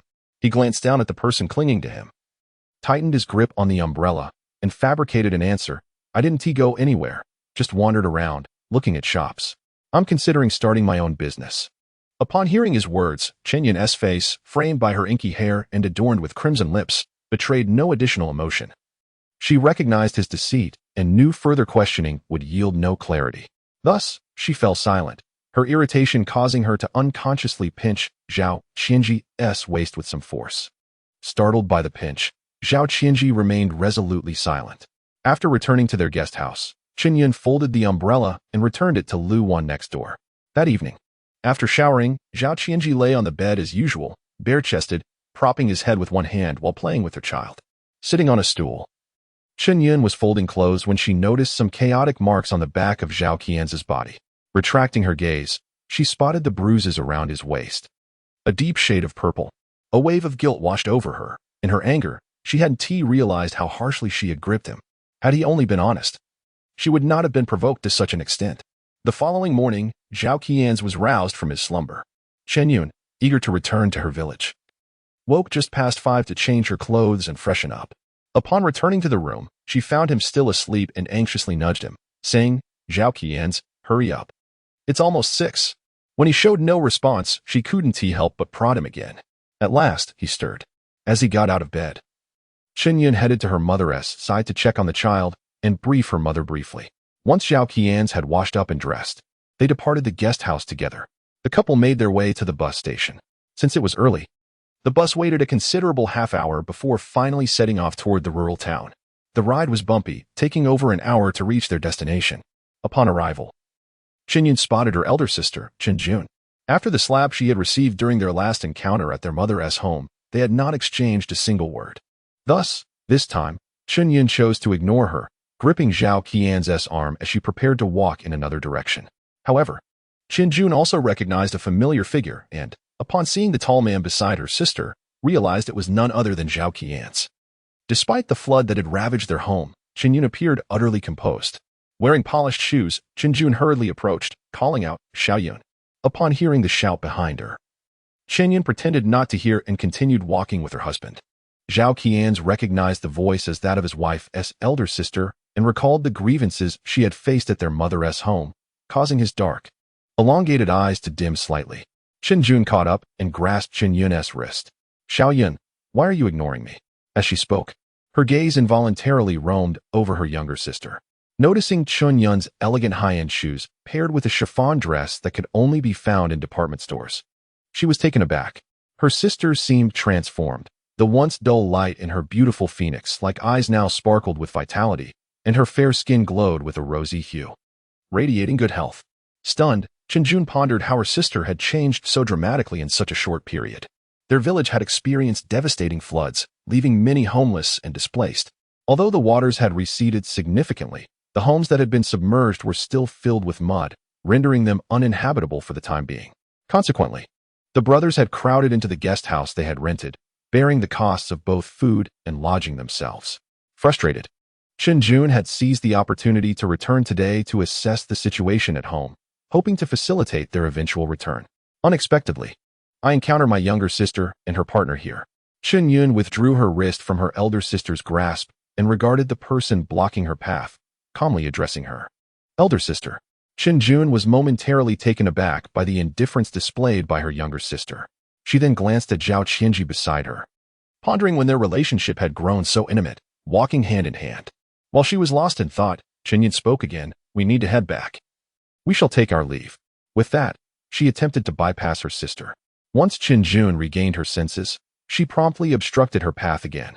Given Zhao Qianzhi's presence and the psychological impact of their previous incident, she hesitated, her concerns evident as she addressed her younger sister.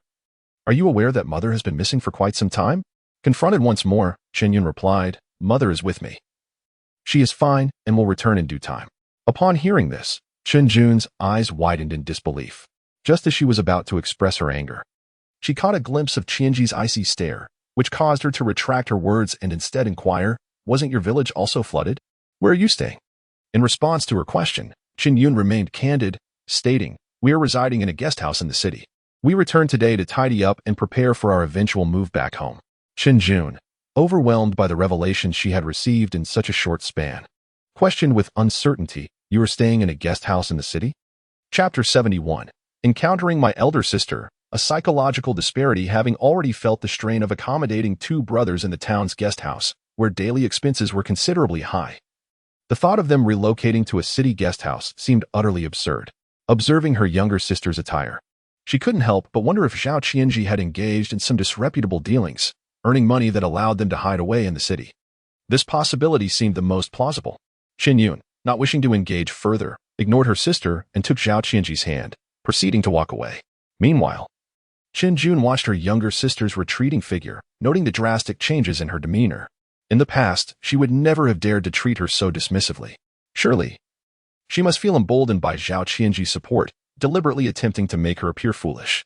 This thought soured her mood instantly, leading her to offer her younger brother a frosty reception upon his arrival. Grabbing the soda he had bought, she remarked tersely, "I just saw your second sister. She and that rogue brother-in-law of yours are preparing to return to the village." Little Five, sensing his elder sister's discontent, inquired, "Isn't she borrowing money from you again?" Chen Yun shot him a glare, remaining silent as she turned to head back, resolved to vacate their guesthouse room by tomorrow. During this period, her funds had become increasingly scarce, especially as she observed her younger sister's attire, which far exceeded her own in quality. This disparity was particularly disconcerting. At any time, she felt a sense of superiority only when her circumstances surpassed those of her younger sister. Now, seeing her sister dressed better than herself, how could she possibly feel at ease? Little Five, witnessing his elder sister's demeanor, privately resented the second sister for being of no assistance. Yet she always seemed to be in a foul mood whenever they crossed paths. In a state of urgency, I hurried after her, attempting to offer some comfort. "Sister, do not let my second sister's predicament bother you. Her life has merely been one of enduring the hardship of not having enough dishes for a single meal." Upon hearing my younger brother's words, Chen Yun recalled Zhao Qianzhi, that ruffian. Although he possessed good looks and a tall stature, he was nothing more than a sloth, doing nothing but indulging in drinking and violence. Reflecting on her younger sister's previous circumstances and considering the man she was about to marry, a teacher with a respectable and stable job, she felt reassured that, once married, she would not have to worry about basic sustenance. In comparing their situations, she suddenly realized that her fate was far better than that of her beautiful sister, which brought her a measure of solace. As Chen Yun noticed the path becoming increasingly muddy as they approached the village, Zhao Qian, without hesitation, simply lifted her up and carried her until they reached a more passable area. Initially, Chen Yun felt a twinge of embarrassment at being carried in broad daylight. But as they continued on their way without encountering anyone, she acquiesced and allowed him to carry her forward. Nearing the village, she found herself resting upon his sturdy back. Observing the muddied, dilapidated houses and roads left in the aftermath of the flood, before returning home, she had anticipated the conditions would be dire. But witnessing them firsthand evoked a different sensation altogether. Regardless of how impoverished or dilapidated her home might be, it remained her sanctuary, providing shelter from the storms. Along the way, they encountered familiar faces from the village, many greeting the couple warmly. After enduring a calamity and emerging unscathed, seeing familiar villagers again felt exceptionally heartwarming. Upon returning home, Zhao Qianzhi gently set her down on the stone table in the courtyard and spoke to her with a serious tone, "Do not get down. The mud is quite deep, and there is little to tidy up here." Hearing his words, Chen Yun realized that the mud had reached above Zhao Qianzhi's calves. Observing the sheen of sweat on his forehead, she recognized that he had mostly carried her back, only allowing her to walk when they entered the village to avoid drawing attention. "Come here," she beckoned.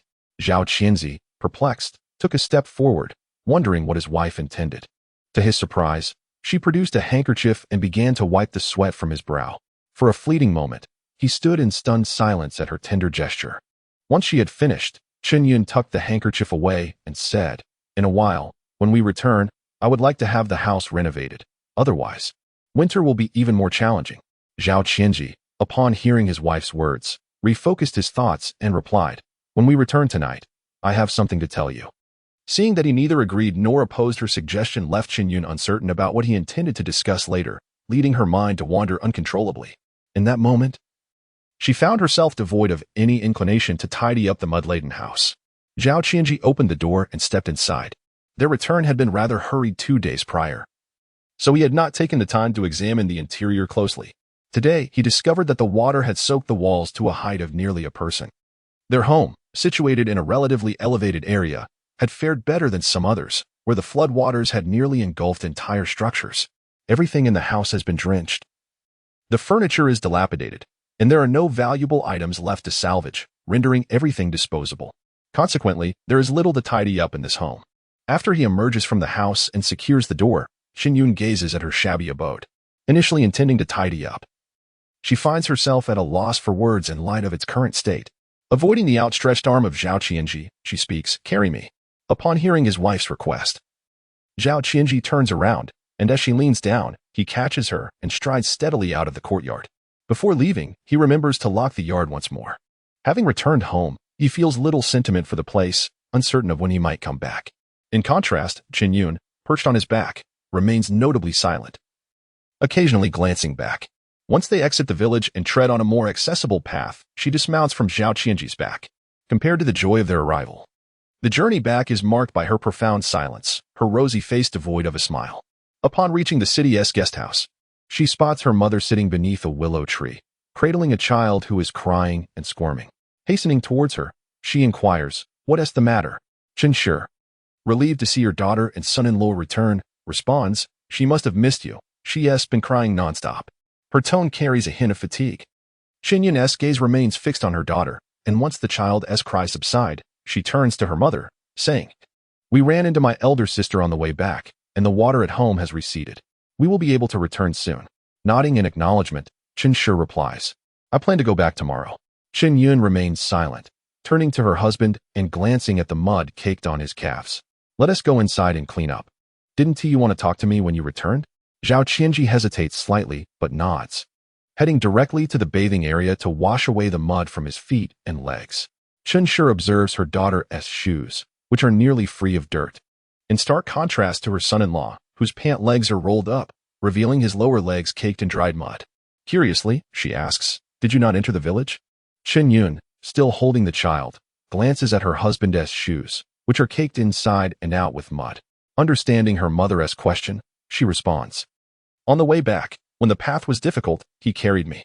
Chen Shi, taken aback, exclaims incredulously, "He carried you back?" Realizing her mother's disbelief, Chen Yun becomes aware that her behavior seems excessively dramatic. She had insisted on returning to tidy up the house, yet throughout the journey, she had been carried back, leaving her shoes entirely clean. Upon arriving home, I scarcely touched the ground.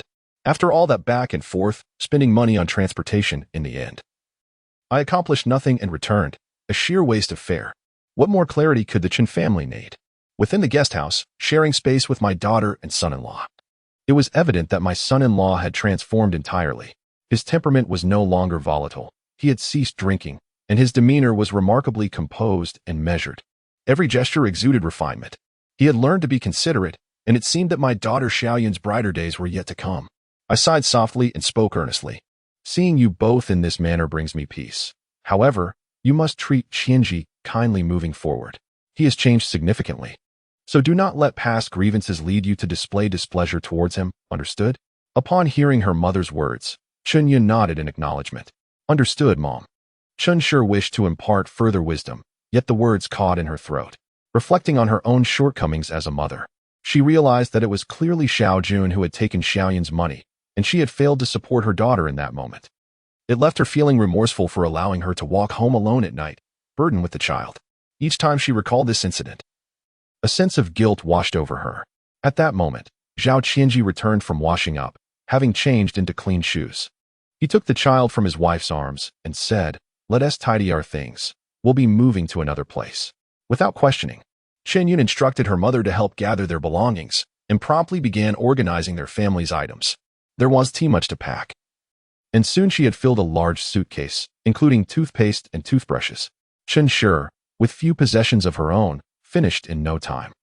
Zhao Qianzhi handed the child back to his wife, took the luggage, and went to check out of the guest house, leading them toward their new home. Along the way, Chen Shi couldn't help but admire the clean and orderly surroundings, marveling at the charms of the city. It was no wonder that her ambitious daughter desired a city dweller as a partner, though her current boyfriend wasn't from the city. He was a teacher with a stable job, promising a secure future. Before long, they arrived at the foot of a new apartment building. Chen Yun, carrying the child, was lost in thought, unclear about where he intended to take them. As they approached the pristine building, her confusion deepened. She could not fathom why he had brought her and their child here. Upon reaching the 6th floor, he retrieved a key and opened the door, stepping inside first, leaving her in a state of bewilderment. Zhao Qianzhi placed the bag he was carrying on the table and noticed his wife standing at the entrance, still holding the child. He walked towards her, gently taking the child from her arms and said, "I have moved our household registration here. This is our new home. From now on, we shall reside here." As he spoke, he took her hand and led her inside. Chen Yun was led into the house by her husband, and at that moment, she felt as though there was something amiss with her hearing. She watched him effortlessly cradle their child and take a seat on the sofa. With a stiff neck, She began to survey the immaculate, luminous abode around her. The sight of the brand-new furniture, so complete and pristine, felt surreal as she wandered about, touching and examining everything. Even the floor was adorned with beautifully patterned tiles, in stark contrast to their dilapidated, leaky farmhouse in the countryside. Everything here made her feel as though she were in a dream. At that moment, Chen's family, who had come in with her, were equally astonished. They had presumed that the best life in the Chen family would belong to Zhao Jun, who had a job and was engaged to a teacher, ensuring a bright future. Little did they expect that in a single night, Zhao Yun had transformed into a city dweller, residing in such a clean and beautiful home. It was unimaginable how much money their son-in-law must have earned during this time. After losing several thousand, he remained unperturbed, producing another deposit slip to entrust to Zhao Yun. Although the exact amount was unknown, her expression revealed it was undoubtedly substantial. Now, he had silently acquired a property without a word, even relocating their household registration. His capabilities were indeed remarkable. The younger members of the family, who were all quite unruly, could certainly learn a thing or two from this son-in-law about seizing opportunities. With this thought in mind, she resolved to return home early the following day. Meanwhile, Zhao Qianzhi, seated on the sofa with the child in his arms, observed his wife and felt reassured that she would no longer be angry. He relaxed slightly, resolving to begin scouting for a shop the next day to expedite the acquisition of a business license. This would allow him to import a batch of popular jeans from the southern markets for sale, if they sold well. He planned to contract a clothing factory here to process the fabric, thereby saving a significant amount of costs. As Chen Yun entered the bedroom, she noticed the new wardrobe contained 2 woolen coats still bearing their tags, along with several sets of children's clothing neatly arranged. It was evident that the place had been tidied up. Knowing that Zhao Qianzhi wouldn't have been able to manage all of this on his own, she turned to her husband, sitting on the sofa with their child, and asked, "Is this really the property you purchased?" Zhao Qianzhi shifted his gaze from the child to his wife, responding, "Yes. I didn't tell you earlier because I feared you might not want to stay in the city. I wanted to ensure everything was in order first." Upon hearing this, Chen Yun recalled his previous attempts to gauge her feelings and realized the reason behind them. She had misunderstood him during those times when she was unaware of the truth. Chapter 73. How could they afford to buy a house when they were so poor they could barely afford to eat? In that moment, she felt a profound sense of guilt. He had tirelessly worked to earn money from the mountains, diligently handled the relocation of their household registration, and managed the property acquisition, all on his own. The remaining funds were entrusted entirely to her for safekeeping. Yet, in her ignorance, she had rashly doubted him. She felt a pang of suspicion regarding his fidelity, and at times, she had not shown him the warmth he deserved. Just contemplating this made her feel rather remorseful. Moving forward, she resolved to place her trust in him, shedding the doubt and wariness that had plagued her in the past. Recollecting her thoughts, she approached him, bending down to retrieve their child from his embrace. Sitting beside him, she candidly expressed her feelings, saying, "I truly adore this house."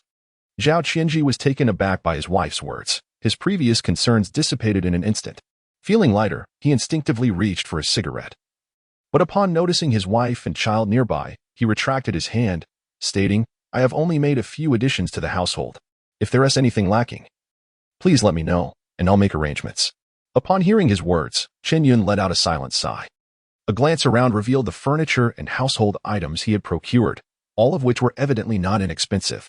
As a man, he certainly wouldn't have purchased these items without a considerable expense, she thought. She promptly replied, "There is no need. I've looked around, and there is nothing more we require. If we need anything later, I can take the child and get it." Zhao Qianzhi nodded in agreement. "All right." At that moment, Chen Yun remained in a state of astonishment, her gaze wandering over the immaculate and beautiful home. Not a speck of dust was in sight, and the sofa was astonishingly soft. She could scarcely fathom the cost of the furniture, let alone the price of the house itself. Everything within the space left her utterly astounded. That evening, Chen Yun was reluctant to spend money dining out, especially since it was their first meal in this new home. She had specifically purchased flour, eggs, and meat, and used the communal kitchen's coal stove to prepare egg and shredded meat noodles. During this time, Zhao Qianzhi counted the remaining cash and decided to secure the shop the following day, intending to apply for a business license. The next morning, before dawn, Chen Yun took her belongings, indicating her intention to return to the village. Fully aware of the situation at home, and with the water now receded, she did not insist on keeping her there. She left their child with Zhao Qianzhi and took her to the bus station. Along the way, she could not help but remind her daughter, Zhao Yun, don't think your mother is nagging. Remember to keep a close eye on your man. He is now able to earn money, and with his handsome looks, it's natural for others to take notice. Be vigilant and aim to have another healthy boy soon. In response to her mother's advice, Chen Yun merely acknowledged it with a thoughtful nod. I understand. After sending her off, she returned home, stopping by to buy meat buns and congee for Zhao Qianzhi, who was still asleep. Once back in the town, Chen Yun did not return to the village immediately, but instead waited outside her eldest daughter's factory. When Chen Yun finished her shift, her mother intercepted her at the factory entrance. After bidding farewell to her co-workers, Chen Yun pulled her mother to a quieter spot, scrutinizing her with a concerned look. Mom, why are you here? Didn't I ask Xiao Wu and the others to take you home? You should go back. I haven't had time to visit lately. Chen gazed at her beloved eldest daughter, feeling a sense of dismay as they met for the first time after such a significant incident. Rather than inquiring about her well-being, her daughter immediately urged her to return home. To claim that this did not sadden her would be a falsehood. Suppressing the pangs of bitterness within, she spoke. I came to see you specifically to alleviate your worries and to assure you that I am well. Upon hearing these words from her mother, Chen Yun was instantly reminded of the unpleasantness that had transpired the previous day. She replied, Yesterday, I encountered Zhao Yun, and she informed me that you were staying at a guest house in the city. Moreover, I asked, Mom, have you secretly given Zhao Yun money behind my back? They are fully capable of supporting themselves. How long do you intend to sustain them? Seeing her daughter's misunderstanding, Chen hastened to clarify, I have no money to give them. In fact, I have been relying on their hospitality these past few days. Chen Yun was unconvinced. If you are not providing them with financial support, how could they possibly afford accommodation in the city? They are merely putting on a facade. Her tone conveyed her dissatisfaction and disdain. In response to her daughter's prejudiced remarks, Chen spoke candidly. Zhao Yun's husband has recently improved his circumstances and is now engaged in substantial business in the city. They have even purchased a new home, making their living situation quite splendid. As she recounted this, the corners of her lips could hardly contain her elation. Chen Yun, incredulous, struggled to maintain her composure, her expression twisting as she exclaimed, What are you saying? They were so impoverished they could barely afford a meal, yet now they've bought a house in the city? Are you joking? Did you and Dad use my allowance to support them? Her voice escalated with each word. Chen was not surprised by her daughter's reaction, understanding that Chen Yun had always held a low opinion of Zhao Yun. As a mother, she was acutely aware of the child's character. Had it not been for Chen Yun's refusal to marry Qianzhi, Zhao Yun would not have wed him instead. While it was one thing to be indifferent to Zhao Yun's struggles, it was another to make disparaging remarks each time. Now that Zhao Yun was thriving, Chen Yun could not bear it. In response to her daughter's skepticism, Chen added, I just visited Zhao Yun's new home today.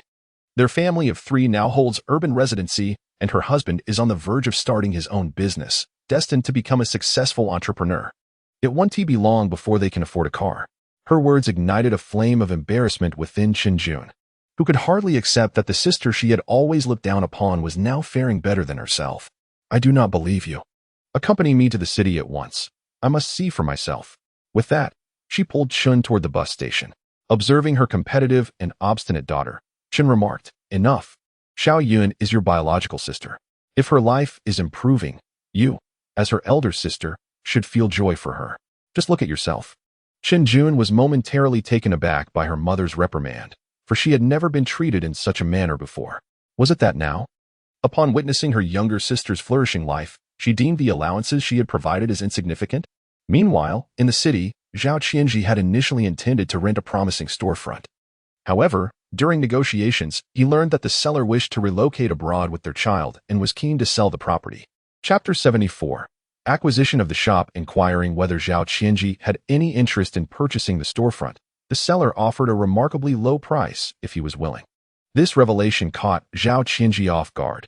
He had indeed been eyeing 2 other locations with substantial foot traffic, but had opted for this one due to various considerations. To his astonishment, the owner was eager to sell. Though his finances had been meticulously planned, he found himself without sufficient funds for this acquisition. Yet, upon hearing the quoted price, he felt a surge of desire. The space exceeded 300 square meters, and the price was undeniably appealing. Missing out on such an opportunity would render it difficult to find a comparable property. However, his available cash was insufficient. With the addition of his savings certificate, He was confident he could manage. He requested the seller to allow him 3 days to gather the necessary funds. The seller, recognizing Zhao Qianzhi's earnestness and understanding that the property would not sell immediately at that price, readily acquiesced. At that moment, Chen Yun, with her sleeves rolled up, revealing her flawless, fair arms, was seated on a small stool, diligently cleaning Zhao Qianzhi's shoes from the previous day. Hearing the door open, she glanced up to see him enter, then returned her focus to her task, inquiring, "Have you eaten? I saved some food for you in the pot." Zhao Qianzhi approached the sofa, his tall figure lazily leaning against it as he replied, "I've already eaten. I'll need to head out shortly, and I may not be home for the next couple of days. Is it all right for you and the children to stay here?" Chen Yun halted her shoe cleaning and looked at him thoughtfully. "You're going up the mountain for supplies and staying there?" Upon his nod, she scrutinized him for a moment before rising, lifting her apron to wipe her hands. She then retreated into the house and soon returned with the savings certificate from before, offering it to Zhao Qianzhi. "If you need the money urgently, take this. We have enough provisions at home, so it won't be necessary for us. You can use it for emergencies." Zhao Qianzhi stared at the document presented before him, momentarily stunned, as he had not intended to touch her funds.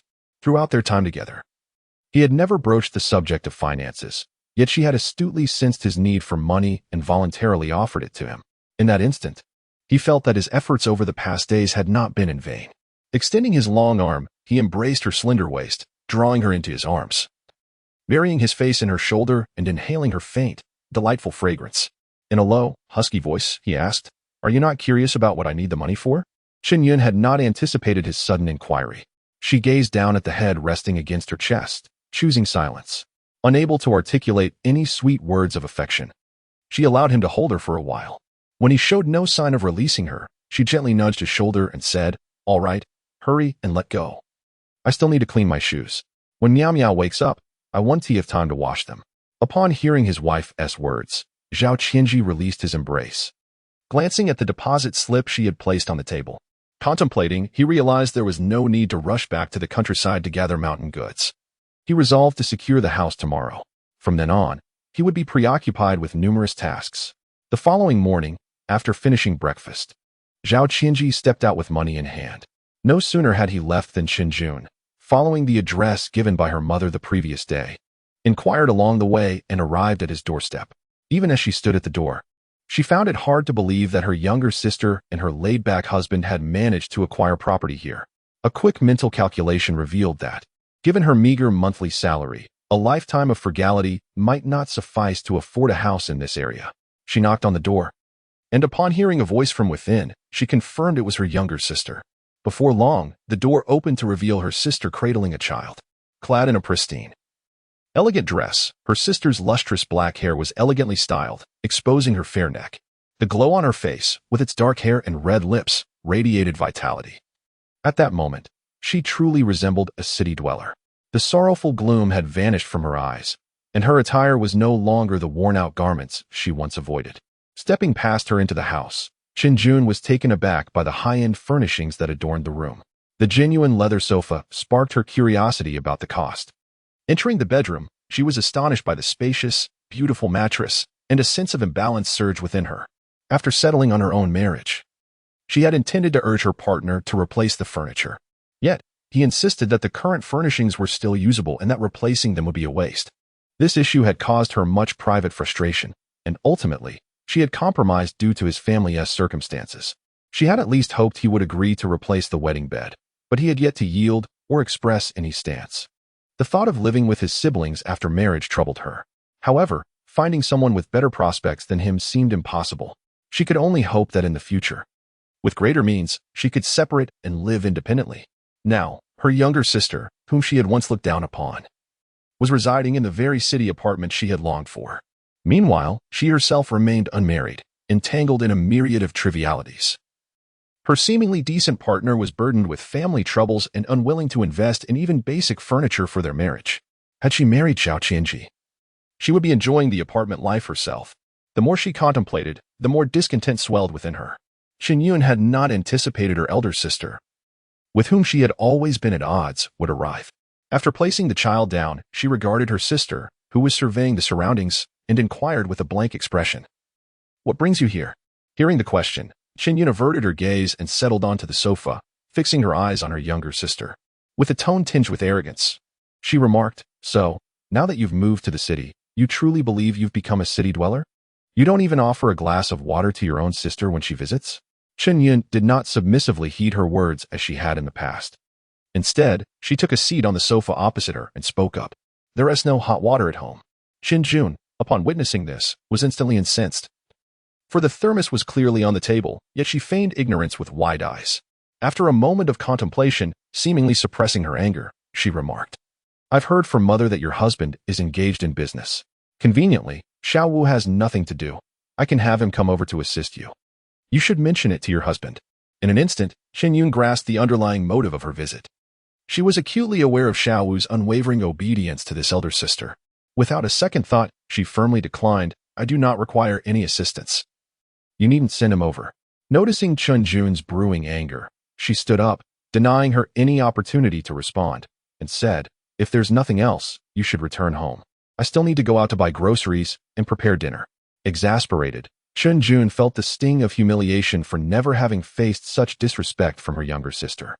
Her face flushed with anger. She pointed an accusatory finger at Chen Yun, exclaiming, "What do you mean, Chen Yun? Do you think just because you now reside in the city, you can look down upon us? Do not forget, if it weren't for me, how could you possibly have had the chance to marry Zhao Qianzhi?" Hearing this, Chen Yun's expression hardened as she retorted with a hint of sarcasm, "Indeed, thanks to you. Otherwise I would never have married him, nor would I be living in such a splendid house." As she gestured around the room, deliberately trying to provoke her sister, she added, "What is this? Given my husband's current earning potential, it won't be long before we can reside in a small villa and drive a car. The best days are yet to come." Chen Yun, not foolish, recognized her younger sister's intent to provoke. Nonetheless, knowing this did little to alleviate her frustration. She had not traveled all this way merely to be subjected to such indignation. Observing the luxurious and pristine furniture she had never encountered before in her own home, she pondered that as she was soon to be married, and her fiancé's family was not well off, she could take some furniture as a dowry. This would ensure that her future in-laws would not underestimate her. With this thought in mind, she strutted to the bedroom door, imperiously pointing at the bed inside. "Since you are aware that everything you have today is thanks to me, one must understand the virtue of gratitude. That mattress and this sofa, I find quite appealing. Consider them my wedding gift." Chen Yun was nearly amused to the point of laughter, her expression darkening as she faced her sister. "Do you think my home is a charity? Whatever you fancy, I must provide." Noticing the derision in her younger sister's eyes, Chen Yun realized that Chen Yun was no longer the malleable sister she once knew. With no recourse to retrieve what she desired, she could only leave in a huff. Grabbing her bag and departing her sister's home, she resolved to return home and complain to their parents, hoping they would reprimand Chen Yun for neglecting to support her family now that she had prospered. Do not think that just because you've acquired a home in the city, you are now superior. As long as she resides in the Chen household, she must maintain a position of dominance over her sister-in-law. The days ahead are long, and given her husband's limited abilities and meager earnings, it is only a matter of time before he squanders everything once more. After her departure, Chen Yun settled back onto the sofa, taking a moment to compose herself. This was her first instance of defying her elder sister in such a manner. In her natal family, opposing her elder sister was tantamount to turning against the entire family. Over time, a peculiar dynamic had developed. Her elder sister held the most sway in the household, and anyone she disliked became an adversary within the family. Consequently, Chen Yun found herself as the most unwelcome member of the household. Thus, in this era that champions free love, she lacked any voice in her own marriage. The courage to speak so boldly today stemmed largely from the confidence bestowed upon her by Zhao Qianzhi. Each day felt like a dream, living in a spacious apartment. She no longer feared leaks during rainstorms. Adorned in expensive clothing from the mall, the pantry overflowed with provisions, alleviating any concerns of uncertain meals. Hence, she sought not to live in the shadow of others, but rather to care for her child and build a life with Zhao Qianzhi. Contemplating the possibility of another child to provide Miao Miao with a younger brother. As for her biological brother and younger sibling back home, she felt powerless to assist. Each person has their own fate, a phrase she had often heard within her family, having experienced the warmth and chill of familial ties. She could now grasp its deeper meaning. Gathering her thoughts, she took some money and her child before stepping outside. She procured various seasonings for cooking and even bought some meat for her husband. Noting how much more particular he had become about his food, he no longer enjoyed spicy or heavily seasoned dishes, nor did he indulge in organ meats. She had never realized he was so finicky. Meanwhile, Zhao Qianzhi had successfully purchased the shop from the landlord and was busy completing the transfer paperwork alongside him. This endeavor consumed the entire day. Once the paperwork was finalized and he received the property deed, although the remaining funds were limited, they were sufficient to procure a batch of goods. With this, he awaited the establishment of his business license to commence operations. On his return, he held the transfer documents and the newly issued household registration book. Now, their family of 3 could truly call the city their home. Upon arriving home that evening and gazing at the dishes laid out on the table, he addressed his wife, saying, "From now on, you need not wait for me. Please start eating, just save me some food." Chen Yun, cradling their recently awakened child, approached the dining table and noticed the items he had placed there. Setting her daughter down, she picked them up, examining them closely with a smile gracing her rosy lips. "Is this our new household registration?" she asked, turning to her husband, who was washing his hands with his back to her. She then retreated into the room, carefully putting away the household registration documents. After washing his hands, Zhao Qianzhi leaned against the doorframe of the bedroom, his tall figure silhouetted against the light as he watched his wife, Chen Yun, hiding their household registration booklet. He spoke to her, "With the money from the savings account you gave me, I've purchased a shop and plan to establish a sole proprietorship to venture into the clothing business. If you have no plans tomorrow, I would like to take you to the shop." Upon hearing her husband's words, Chen Yun felt a sudden pang of anxiety. Neither of them had any experience in business. Would such a significant investment truly yield returns? With a heavy heart, she closed the cabinet door and gazed into his attractive, profound eyes, offering a gentle smile as she replied, "All right, since I have nothing to do at home, I can keep an eye on the shop." She didn't want to dampen his confidence. Now that the shop was acquired, all they could do was manage it diligently and strive to avoid losses. As for her sister's visit during the day, she chose not to mention it, wishing to spare him from additional worries after a long day's work. Unbeknownst to Zhao Qianzhi, his wife held such thoughts. He was pleasantly surprised that she, usually conservative in her views, did not oppose his entrepreneurial endeavor. During dinner, he noticed the table was laden with well-balanced dishes of meat and vegetables. It seemed she had been attentive to his earlier complaints and ceased to be frugal with their meals. The next morning, after breakfast, Zhao Qianzhi took their child in his arms and, accompanied by his wife, headed to the shop. The distance from their home was considerable, necessitating a walk of over half an hour. Upon arrival, Chen Yun gazed at the expansive shop, her heart brimming with emotion. Just recently, she had been living in a leaky house. Yet, in the blink of an eye, they had not only moved into an apartment but also acquired a shop. Chapter 76. Establishing a sole proprietorship. Each day felt surreal, filled with a sense of uncertainty, as if she might awaken one day to find it all a dream. Recalling her thoughts, she observed her husband, now cradling their child. His once harsh demeanor had softened, no longer characterized by the anger that would erupt at the slightest inconvenience. He had become an enigma, exuding a calmness that made it difficult to discern his thoughts, approaching life with patience and composure. She stepped closer, tiptoed, and adjusted the collar of his shirt, which had been tugged askew by their child. Then, taking the child from his arms, she said, "All right, you continue with your tasks. I'll take the child home now. Remember to return early this evening." After bidding farewell to his wife and locking the shop door, Zhao Qianzhi proceeded to the government compound to inquire about the process of establishing a sole proprietorship. Upon arrival, he found a considerable crowd gathered. After inquiring, he learned that recent policy relaxations had prompted many state-owned enterprises to begin transitioning. Those privy to insider information were already raising funds to take over local state-run restaurants with the intention of operating as sole proprietorships. This transition meant that all future revenues from the restaurant would belong entirely to the individual owner, and if successful, one could become a bona fide entrepreneur. The announcement of such a policy had ignited the enthusiasm of many young individuals eager to seize the opportunity to ascend the social ladder. Thus, it was no surprise that so many had congregated to inquire about the qualifications required to establish a sole proprietorship. However, it became apparent that many did not meet the necessary criteria for starting such an enterprise. However, Zhao Qianzhi, due to his possession of a commercial premises and the nature of his handcrafted service industry, was able to augment his workforce. He met the requisite qualifications and successfully completed the registration process, awaiting the submission of pertinent documents for review and approval. after which he would receive a certificate for individual business operation. A multitude of onlookers, witnessing that he was among the few to secure such a certificate, cast envious glances in his direction. Upon receiving the document, Zhao did not rush home. Instead, he visited several small garment factories in search of supply channels. Yet, most of these factories operated under a supply system, making it nearly impossible to reach their respective managers, as they maintained fixed distributors and were solely responsible for production and sales, leaving the issue of inventory accumulation to others. Thus, for an individual entrepreneur to procure goods through this channel proved to be an arduous task. After several attempts, he managed to meet with the heads of only 2 factories. However, upon examining the designs of their garments, he found them to be monotonously similar, lacking the unique styles he desired.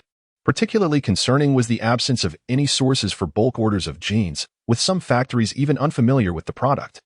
This scarcity was one of the reasons he intended to engage in wholesale jeans sales.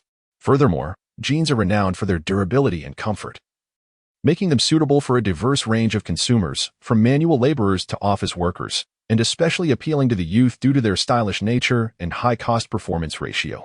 This made jeans an excellent choice for contemporary individuals. Nevertheless, the greatest challenge lay not in the market's existence, but in the lack of supply. Currently, the demand for jeans has surged in the southern market, while the northern region remains largely unacquainted with this trend. Should circumstances prove dire, he might have to embark on a journey southward to procure stock and transport it back for sale, a process that would require significant manpower and time. After a long day of running around, he returned home, took a shower, and lay in bed, discussing his plans to source supplies from the south with his wife. He explained his intention to venture into wholesale jeans. Fearing she might not fully grasp the concept, he elaborated on the characteristics and materials of jeans. Chen Yun, busy stitching a cotton coat for their child, paused upon hearing Zhao's description and looked up at him. At my previous textile factory, we produced a similar fabric.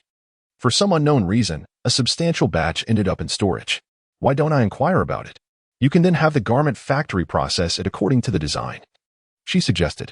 Upon hearing his wife's proposal, Zhao Qianzhi felt invigorated, sitting up in bed to inquire, was there a quality issue that caused it to remain unsold? Chen Yun, with her delicate features radiating sincerity, replied, no, that batch was of excellent quality, absolutely no problems. If you're interested, I can ask about it tomorrow. As soon as the words left his lips, he was met with a firm hand cradling his face, the forehead offering a warm and soft sensation. Realizing that she had been kissed, Chen Yun raised her hand to push against the solid chest, retorting with annoyance, what are you doing, you rascal? The child is watching.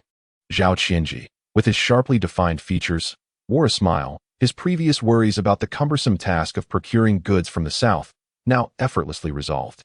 He reclined once more on the bed, propping his head with one hand, and addressed his beautiful wife, tomorrow, I will accompany you back. If the fabric proves satisfactory, we shall proceed with the trial batch. Chen Yun nodded, continuing with her tasks, responding, understood. After finishing the sleeves of the cotton coat, she discovered that both the larger and smaller figures on the bed had drifted into slumber unbeknownst to her. She bent down, lifted the child from the bed, and placed them in a small crib nearby. Turning off the light, she groped her way back to bed. Just as she lay down, the person behind her pressed close, their warmth palpable even through the fabric. Over the days, she had gradually grown accustomed to his restless slumber, allowing his heavy arm to rest upon her waist, and soon succumbed to sleep amidst the familiar warmth. The following day, the couple returned to the textile factory in town with their child. The workers here were mostly familiar with Chen Yun and her husband, Zhao Qianzhi. When Chen Yun entered the factory director's office with her husband, passing workers took notice, leading to a flurry of murmurs within the bustling workshop. Sitting in the director's office, Chen Yun articulated the purpose of their visit. Director Chen, a middle-aged woman, adjusted her reading glasses and regarded Chen Yun, who had not been seen since leaving the factory. Now, she was resplendent in vibrant attire, radiating vitality completely devoid of the previous somberness. It was evident that her time away had been fruitful, and she had not suffered hardship during the recent calamity. With a meaningful glance at her husband, she thought to herself that had it not been for the sake of Zhao Yun, she would not have entertained a meeting with the notoriously ill-reputed Zhao Qianzhi. Retracting her gaze, she said, wait a moment. I will take you to see the batch of fabric. Are you certain you intend to purchase? Dear ones, if you enjoy this, remember to add it to your collection. Love you all. Chapter 77. The semi-commissioned delivery. Chen Yun perceived Director Chen's disdain for her husband, having previously heard from her co-workers about the director's personal matters. She learned that Director Chen's spouse had a tarnished reputation, having committed a crime and served time as a labor reform inmate, subsequently struggling to find work and resorting to drinking and causing disturbances. Consequently, Director Chen harbored a particular aversion to unambitious, negligent men, especially given her husband's prior unsavory reputation. Under the table, she playfully kicked him as he prepared to speak, preemptively asserting, "If the fabric is suitable, we shall purchase some to take home and test." Aware of her hint, Zhao Qianzhi wisely fell silent. Director Chen nodded, opened her drawer, and retrieved a set of warehouse keys, addressing Chen Yun. "Although we are acquaintances, you are aware of the factory's rules. Payment must be made in advance for any goods taken. Do you understand?" Upon hearing the words of Director Chen Yun cast a glance at her partner, noting his nod before returning her gaze and responding affirmatively. "Very well, no problem." Director Chen, holding the keys, led them to the rear of the warehouse, where shelves were piled high with numerous rolls of dyed fabric. Zhao Qianzhi entrusted their child to his wife and carefully unrolled one of the fabrics for inspection. Testing its texture, he confirmed it was indeed suitable for making jeans, and of excellent quality, making it perfect for their intended use. Observing the substantial stock of this fabric, which numbered at least several hundred rolls, he felt assured it would suffice for their upcoming mass production. Turning to Director Chen, he stated, "We will initially take 50 rolls." Director Chen, surprised by such a significant request, refrained from responding immediately and instead turned to Chen Yun for her input. "Zhao Yun, the price per roll is not inexpensive for ordinary individuals. Are you certain you want to acquire this many? Once it leaves the factory, it cannot be returned." Chen Yun understood that Director Chen was considering her best interests. Yet she also recognized that her husband must have a plan behind his request for 50 rolls. Although she too felt that 50 rolls was indeed a considerable quantity, potentially enough to produce over 1,000 pairs of trousers, she worried about the risk of unsold inventory accumulating, along with the costs of fabric and production. After a moment of hesitation, she replied to Director Chen, "All right, I understand. We will proceed with the order for 50 rolls as my husband suggested." Seeing her agreement, Director Chen nodded solemnly. He felt that Zhao Yun lacked decisiveness, always deferring to her husband's judgment. He couldn't help but worry that her husband might take advantage of her, leaving her to count the money. Currently, the fabric in the warehouse had been in storage for some time, and any sale would be welcomed by him as the factory director. Naturally, he could offer them the most favorable pricing.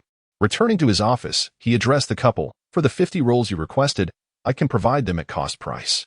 If you agree, I will issue you a receipt, and you can pay upon collection." Upon hearing this, Chen Yun patted the bag she was carrying and replied, "We brought money with us today." Director Chen paused, eyeing the couple with a scrutinizing gaze. This was no small sum. He had heard of the couple's previous financial struggles, relying solely on the meager earnings from Zhao Yun's textile factory to make ends meet. To add to his concern, he had heard that Zhao Qianzhi had squandered the little money she earned. Now, after a brief absence, they were suddenly able to produce such a significant amount for fabric purchases, raising doubts in his mind. His gaze returned to Zhao Yun, noticing she did not appear coerced. Her delicate, fair arms bore no marks of distress. Then he observed her husband, Zhao Qianzhi, who cradled their child. Though he had spoken little, his demeanor exuded an unprecedented calm and composure. Just his presence alone seemed to emanate an unspoken authority. After a moment of contemplation, she lowered her head to calculate the fabric prices. In no time, she penned the determined figure on a slip of paper and handed it to Chen Yun, saying, "Here, take this. If everything appears satisfactory, I shall escort you to Accountant Liu to issue an invoice for the goods from the warehouse." Chen Yun took the slip and scrutinized the price. The figure provided by Director Chen indeed did not account for any profit. It was remarkably low, and the total seemed appropriate. With gratitude, she cast a glance at her. Once assured of its accuracy, she passed it to her partner, saying, "Take a look." Zhao Qianzhi, cradling their child, refrained from reaching out for it and replied directly, "As long as you find it acceptable, that's sufficient." The exchanges between the two did not escape Director Chen's observant gaze. Their discussions appeared to be amicable, suggesting a stabilizing bond that seemed genuine. One could only hope that Zhao Qianzhi had truly turned over a new leaf. This batch of fabric was akin to a half-purchase, half-gift arrangement. If utilized wisely, it promised substantial profit. Subsequently, they proceeded to the finance department, settled the payment, and with the receipt in hand, made their way to the warehouse. Director Chen arranged for the factory truck to deliver the packed fabrics directly to their shop in the city, transporting both the goods and the people. While they unloaded the cargo, Chen Yun took the child and ventured to a nearby convenience store to buy a few bottles of soda as a token of appreciation for the driver. Once the unloading was complete and the driver departed, she gazed at the fabric stacked upon the shelves.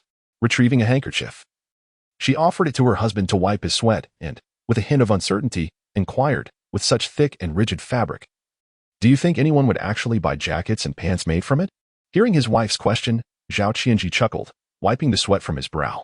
He then downed the remainder of her soda in one gulp before responding, "Later, I'll sketch a draft. Tomorrow, I will visit the garment factory to create a few samples. And you can take a look then." Chen Yun felt a mix of skepticism and hope, unsure of what sort of draft he could produce. Nonetheless, her calm demeanor remained, framed by her rosy cheeks and white teeth.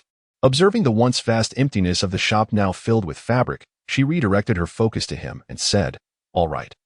Let us head home." Zhao Qianzhi took their child from her arms, and after she secured the shop's door, the family of three set off for home. Along the way, Zhao Qianzhi spent a few coins on a pencil and some sketch paper. Chen Yun, witnessing this, felt a chuckle rise within her, but stifled it, not wanting to wound his pride. Upon returning home, seizing the opportunity when the communal kitchen was vacant, she gathered the seasoning bottles and meat, heading out to prepare a meal. Inside, Zhao Qianzhi sat at the dining table, focused on sketching denim jackets and trousers on the paper. Considering the lack of elasticity in the fabric and the current trend of slender physiques, he annotated the smallest size, standard size, and large size on the draft. Chapter 78, Drafts for Denim Clothing and Pants. At this moment, Chen Yun, adorned in an apron and with sleeves rolled up, stood at the communal stove, chopping vegetables. A starfruit, adorned in a striped long dress and draped in a white triangular knitted scarf, strolled past, donning black leather shoes and carrying a basket of groceries. She caught sight of Chen Yun, who was busy chopping vegetables with her back turned. Curiously, she stretched her neck to glance, noticing that Chen was cutting meat, with eggs and greens scattered on the counter. Just yesterday, she had prepared a meal behind her, which included meat, and today it was the same. Intrigued about the nature of the man in Chen's life who could afford such indulgences, she paused her steps.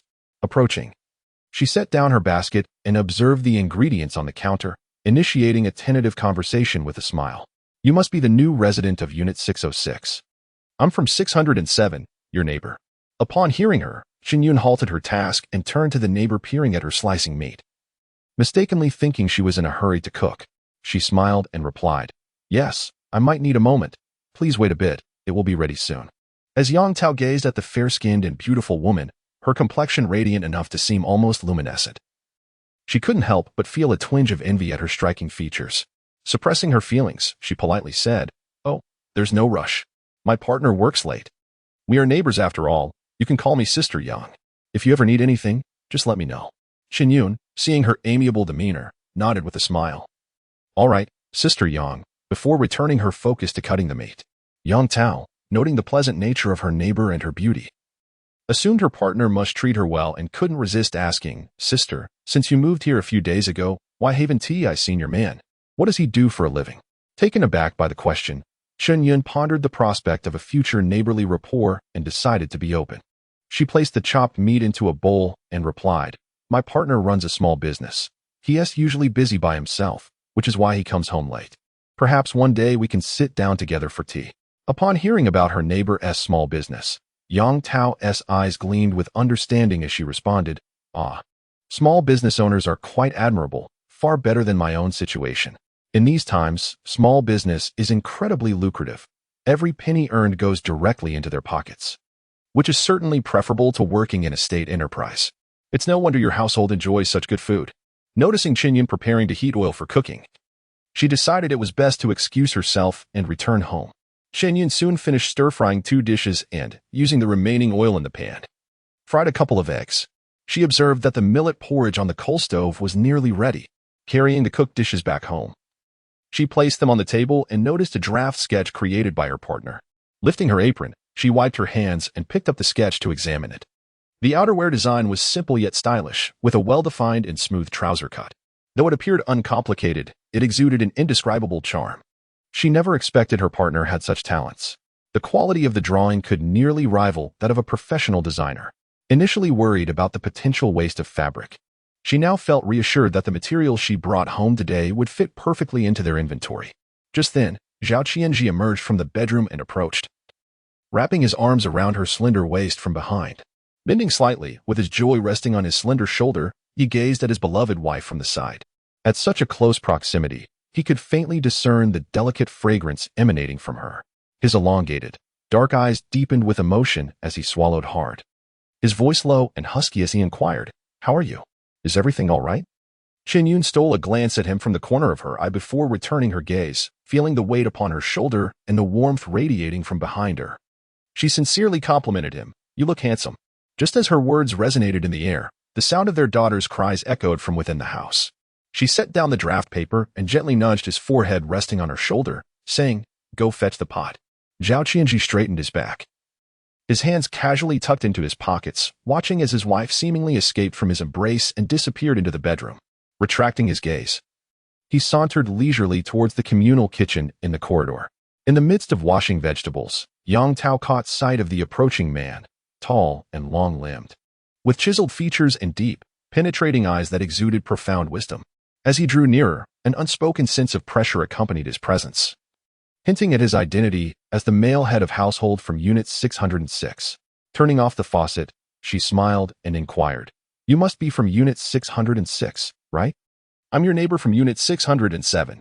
Upon hearing her question, Zhao Qianzhi politely nodded in acknowledgement. Approaching the coal stove, he lifted the pot lid and glanced at the simmering millet porridge inside before covering it again and carrying it home. Yang Tao watched the tall figure disappear, unable to suppress her admiration. The woman from Unit 606 is truly fortunate. Her husband is handsome and earns well. What a blessed life. I genuinely envy her from the bottom of my heart. Upon returning home, Zhao Qianzhi placed the pot of millet porridge on the table and tucked away his draft. At that moment, Chen Yun emerged from the bedroom, cradling their child. She addressed Zhao Qianzhi, "Later, after dinner, accompany me out for a while." Zhao Qianzhi was taken aback. It was the first time his wife had proactively requested his company. Though unsure of the reason, he nodded in agreement. "All right." Chen Yun set the now calm child down and began to eat, casting a glance at her husband's attire. He could not possibly wear what he was currently dressed in for business meetings. She recalled the formal attire worn by various leaders during inspections, always impeccably neat and professional. She resolved to select a couple of formal outfits and shoes for him later. After dinner, the family of three ventured out. Chen Yun led him to the mall and into a men's clothing store. Surveying the array of styles, she knew the garments were expensive.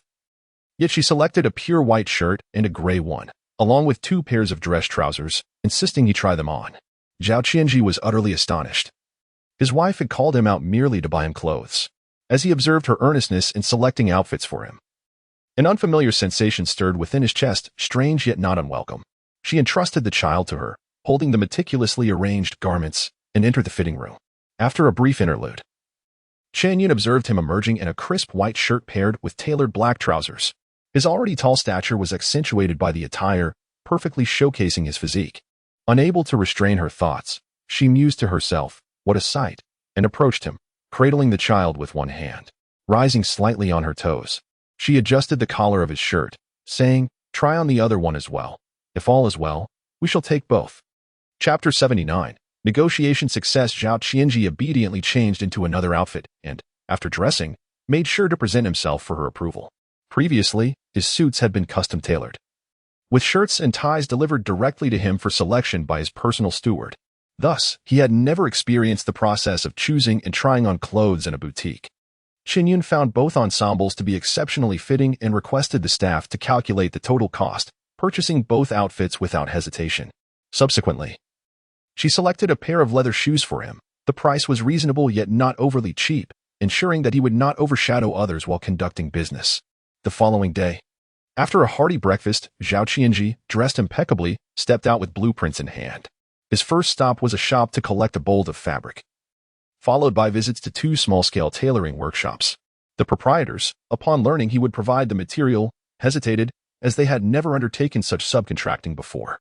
Ultimately, after negotiations, they called in a skilled worker to proceed with the cutting and sewing according to his designs, all under mutual observation to estimate the time required. Based on the fabric's estimated utilization, they quoted him a processing price for 330 sets, indicating that future orders could yield a slightly lower unit price. Zhao Qianzhi calculated the estimated cost of producing a single pair of trousers, but refrained from bargaining. The quality and efficiency of their work justified the price. A handcrafted processing contract and a confidentiality agreement were drafted and signed, with both parties imprinting their seals. And arrangements were made for the factory to collect the fabric the following day. They agreed on a production timeline of 10 days, with payment upon delivery. After spending the morning finalizing the contract for the production of trousers, he casually sought a place to dine before heading to another tailoring workshop. By evening, he emerged with a custom-made denim jacket that fit him perfectly, tailored to his exact measurements. Future mass production would adhere to sizing standards of large, medium, small, and extra large. The workshop owner, Li Dagua, initially had little faith in the fabric Zhao Qianzhi brought, uncertain whether such stiff and non-soft material could yield aesthetically pleasing garments. To his surprise, the finished product looked astonishingly good. If released to the market, it was likely to achieve remarkable sales, given the fabric's durability and high abrasion resistance. Appealing to a vast audience, he beckoned the worker from the processing workshop back to his office, offering a cigarette with a smile. "Boss Zhao, I have processed this batch of over 300 sets of clothing for you free of charge this time. If you find it agreeable, could you grant me the authorization for the brand label processing you mentioned?" Sitting on the sofa, Zhao Qianzhi, with a cigarette between his lips, raised an eyebrow in intrigue upon hearing this proposal. Earlier that morning, he had approached the owner of Hongtao Garment Factory with a similar suggestion, only to be met with a conservative refusal. To his surprise, the gentleman before him, Boss Li, was eager to obtain the authorization. After discussing the terms of their potential collaboration, Zhao Qianzhi entrusted the production rights of the garments to him, signing a temporary one-year agreement. During this collaboration, the other party was prohibited from processing similar attire. Zhao Qianzhi had chosen to work with individual private factory owners rather than state-owned enterprises, as individual contractors typically had lower order volumes and higher flexibility. They were inclined to lower prices in order to secure additional orders and were more willing to meet specific demands. In contrast, state-owned factories operated through established sales channels and were indifferent to the abundance of orders. They would work only when necessary, unlike private enterprises that sought to maximize output. After dinner, Chen Yun, clad in a cotton vest, sat on the sofa, diligently sewing a small quilt for their child. Upon hearing the sound of the door opening, she looked up. When she saw her husband return, her eyes lit up at the sight of the jacket he wore, crafted from the fabric ordered the previous day. Rising, she approached to take the jacket he had removed, admiring its exquisite craftsmanship, simple yet elegant design. Although the texture was somewhat stiff, lacking the softness of finer fabrics, it fit him impeccably. Noticing a small piece of cloth at the collar embroidered with a delicate logo, she looked up at her husband and inquired, "Is this to be the name of our brand's clothing?" Zhao Qianzhi, reclining languidly on the sofa, his tall frame relaxed, responded with a low and slightly husky voice, "Yes. Once the individual contractor license is obtained, we will proceed with production." Hearing his words, Chen Yun glanced again at the garment before hanging it on the rack behind the door. She then turned to him and asked, "I saved some vegetables and steamed buns for you in the pot. Would you like me to serve them now?" Having consumed some alcohol, Zhao Qianzhi's dark, elongated eyes revealed a hint of inebriation.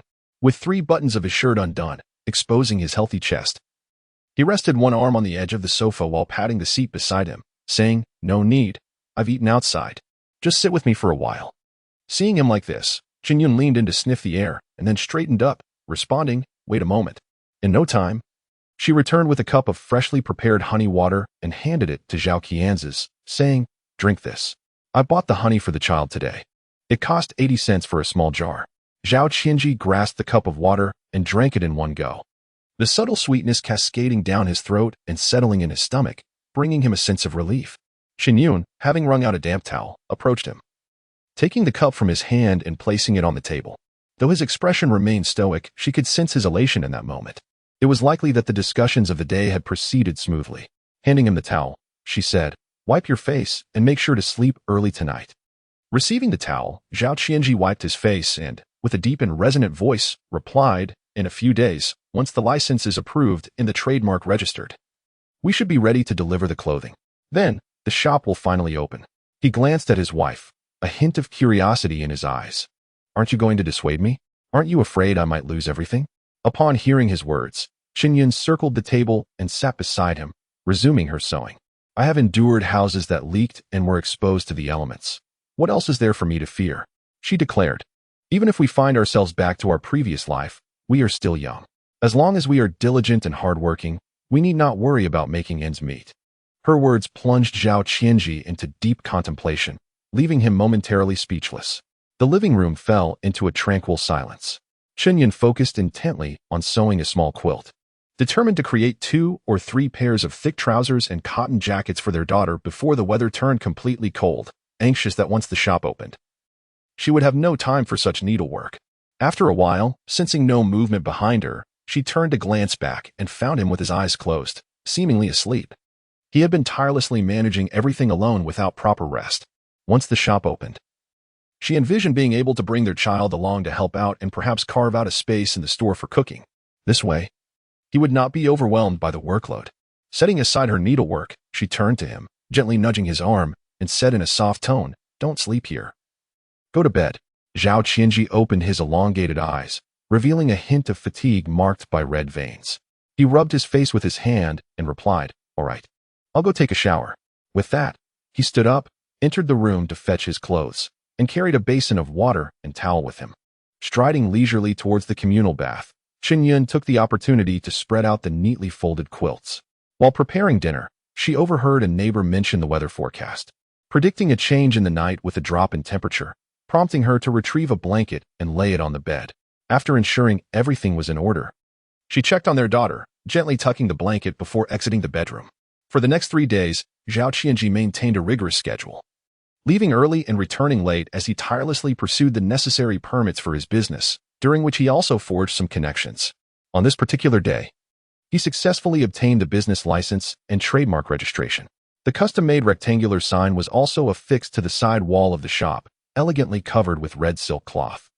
Inside the store, Chen Yun took stock of the remaining fabric, noting that there were still 20 rolls left. Holding the account book, she seated herself before a rectangular table, observing the meticulous records of fabric quantities received by the shirt factory and the trousers factory. Based on the utilization rates, the quantities of the garments designated for delivery had all been duly noted. She calculated the payable amount for the finished garments, as indicated by her husband, and annotated the total in red ink for ease of transaction upon delivery. Zhao Qianzhi cradled their child in one arm while grasping the purchased firecrackers with the other, intended for their grand opening. Upon returning to the shop, he placed the firecrackers in a vacant corner and approached the table, standing behind his wife as she deftly maneuvered the abacus. He spoke, "Tomorrow, we can initially deliver 100 pairs of trousers and 50 shirts." Having completed the calculations, Chen Yun set down her pen and looked up at her husband, inquiring, "Will the prices for the trousers and jackets be a bit high when sold separately? I fear that no one may buy them." In response to her concerns, Zhao Qianzhi reassured her, "Not at all. Once the fabric runs out, we will have to order more, and I fear that the new fabric may not be as affordable as the current stock, leading to a price increase."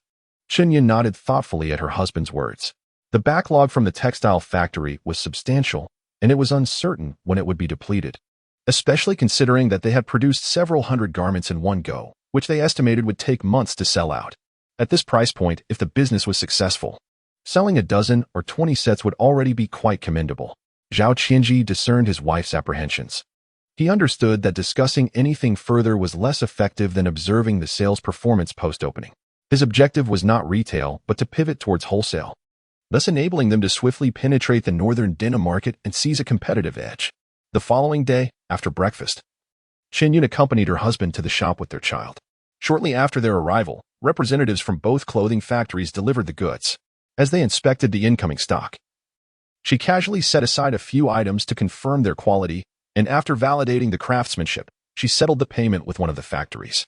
The second factory, bound by contract, processed the first batch free of charge, thus incurring no processing fees.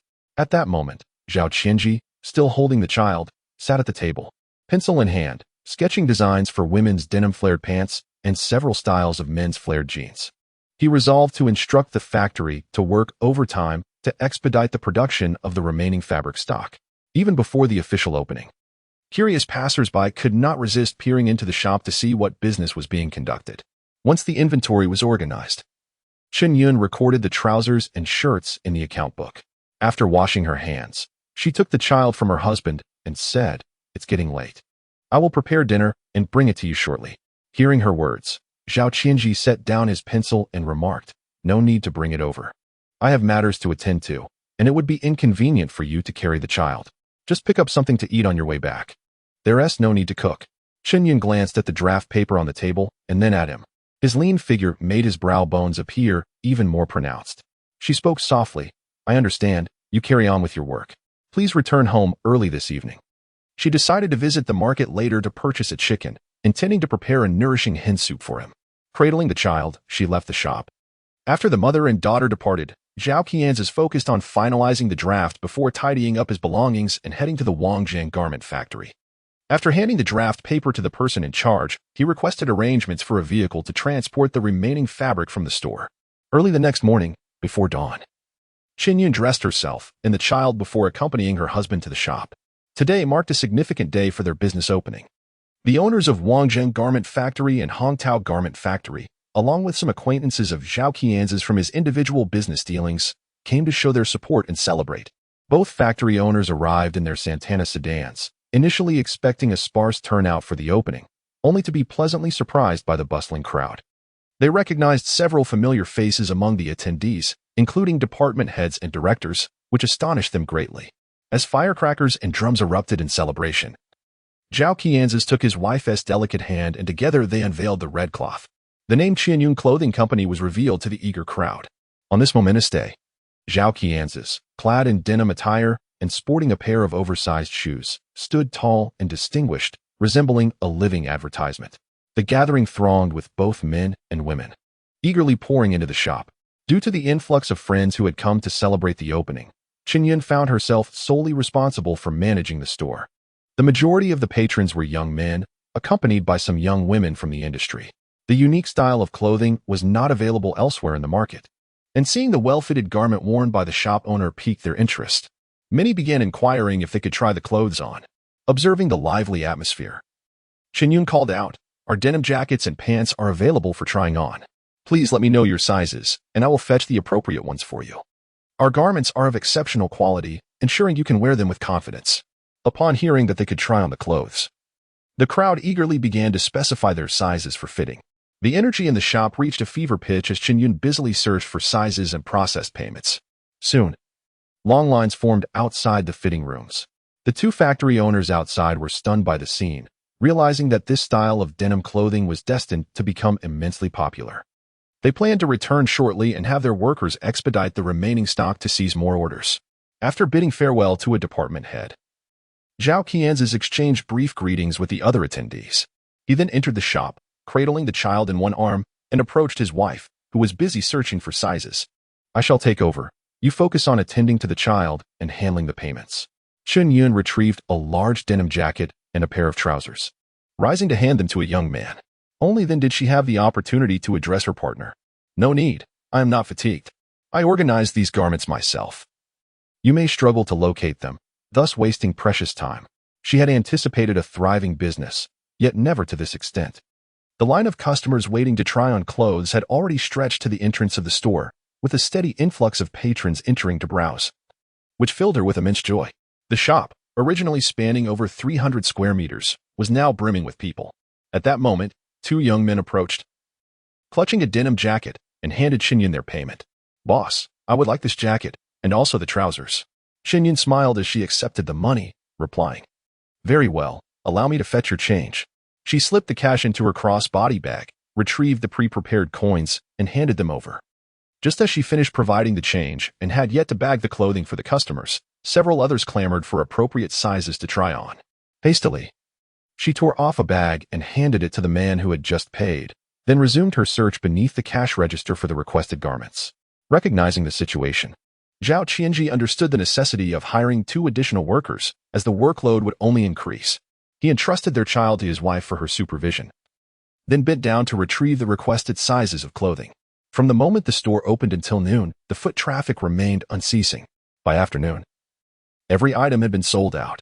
Zhao Qianzhi informed the disappointed customers who had missed out, encouraging them to return the following day when a new shipment of women's denim apparel would arrive. Upon hearing this, the customers who had not made a purchase departed. Chen Yun, with the child secured in a cloth pouch against her, found that the lively atmosphere of the shop kept the baby calm. This allowed her to dedicate considerable energy to managing the store. Once the last group of customers had been seen off, Chen Yun, fatigued, sank into a chair and drained Zhao Qianzhi's teacup in one go. Her gaze fell upon her husband, who was sweeping the floor, prompting her to say, "You should take a break as well. I shall handle things shortly." As she spoke, she gently removed the child from her body. With no one left in the shop, she could safely place her on the small wooden bed. Closing the shop door, she retrieved an abacus from the drawer, unfastened her bag, and emptied its contents, revealing a myriad of bills. She extracted the 50 yuan in change that she had set aside within it and began counting the money, which sprawled across the entire table. It took over half an hour just to ascertain the total amount. She took out her ledger, moved the abacus beads, and meticulously calculated the cost price of the garments sold that day. Then, she subtracted the cost from the day's total revenue. The remainder represented the profit. And she stared at the series of figures, momentarily lost in thought. After a considerable pause, she finalized the ledger and secured the money. Upon entering the house, which had been tidied up by her husband, she cheerfully remarked, "Today, we have earned quite a sum." Her voice was imbued with unmasked joy. Observing her delight, Zhao Qianzhi merely smiled and replied, "In due time, I shall hire a couple of workers, so you need not exert yourself so much." Instinctively, Chen Yun protested, "No need. I am not tired at all." Zhao Qianzhi, well aware that his wife was merely concerned about expenditures, reassured her, "Today is merely the beginning. We will only become busier. The child cannot depend on you all day long." A faint blush graced Chen Yun's fair face as she glanced at their daughter nestled in the nearby crib.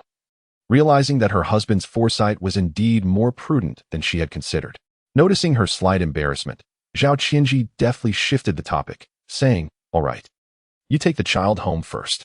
I will make a call to Director Chen at the textile factory to arrange for some personnel. We should not close up just yet. I need to order more fabric." Acknowledging that time was indeed of the essence and that reaching the town would take until evening, Chen Yun nodded and reminded him, "Take all this money," as she handed over the day's earnings to him. It was more than sufficient for a substantial fabric order. After receiving the money and bidding farewell to his wife and child, Zhao Qianzhi proceeded to the public phone across the street, calling the textile factory. After concluding the call, he hailed a taxi to the town. Upon learning that the so-called denim apparel was selling exceptionally well, several small clothing shop owners sought him out, inquiring if they could procure stock from him for resale. However, upon discovering that the shop was already closed, they had no choice but to leave, intending to return early the next day.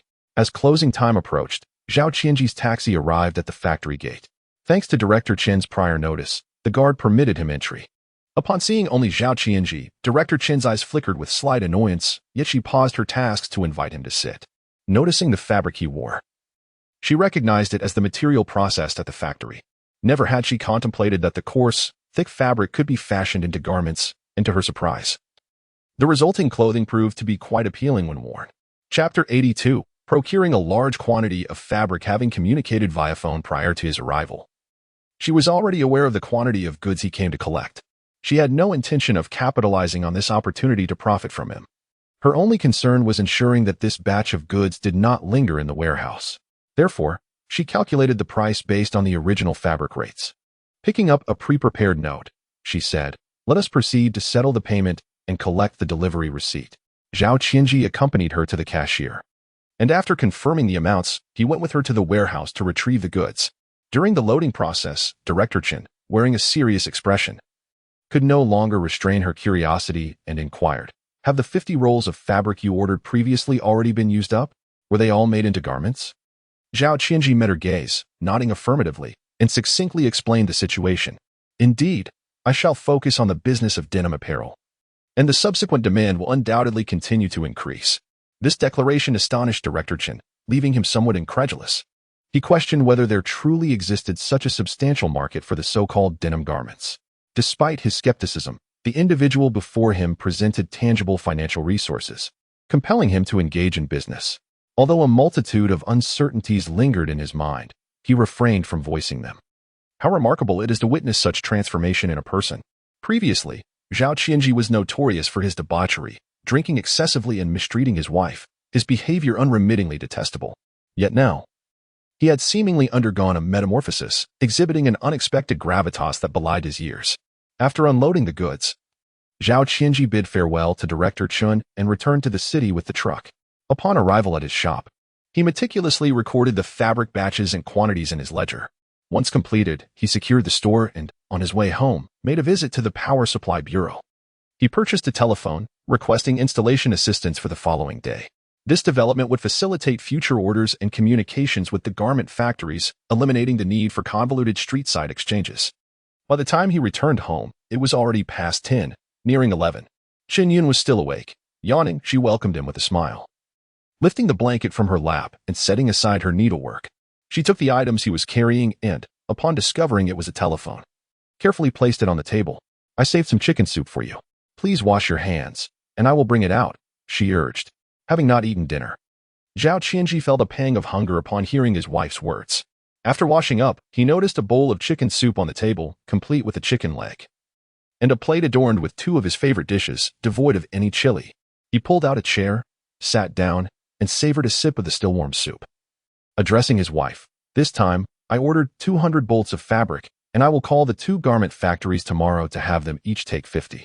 Chen Yun settled onto the sofa, tucking herself under the blanket while continuing her sewing, responding affirmatively, "You may decide on these matters. I will follow your lead."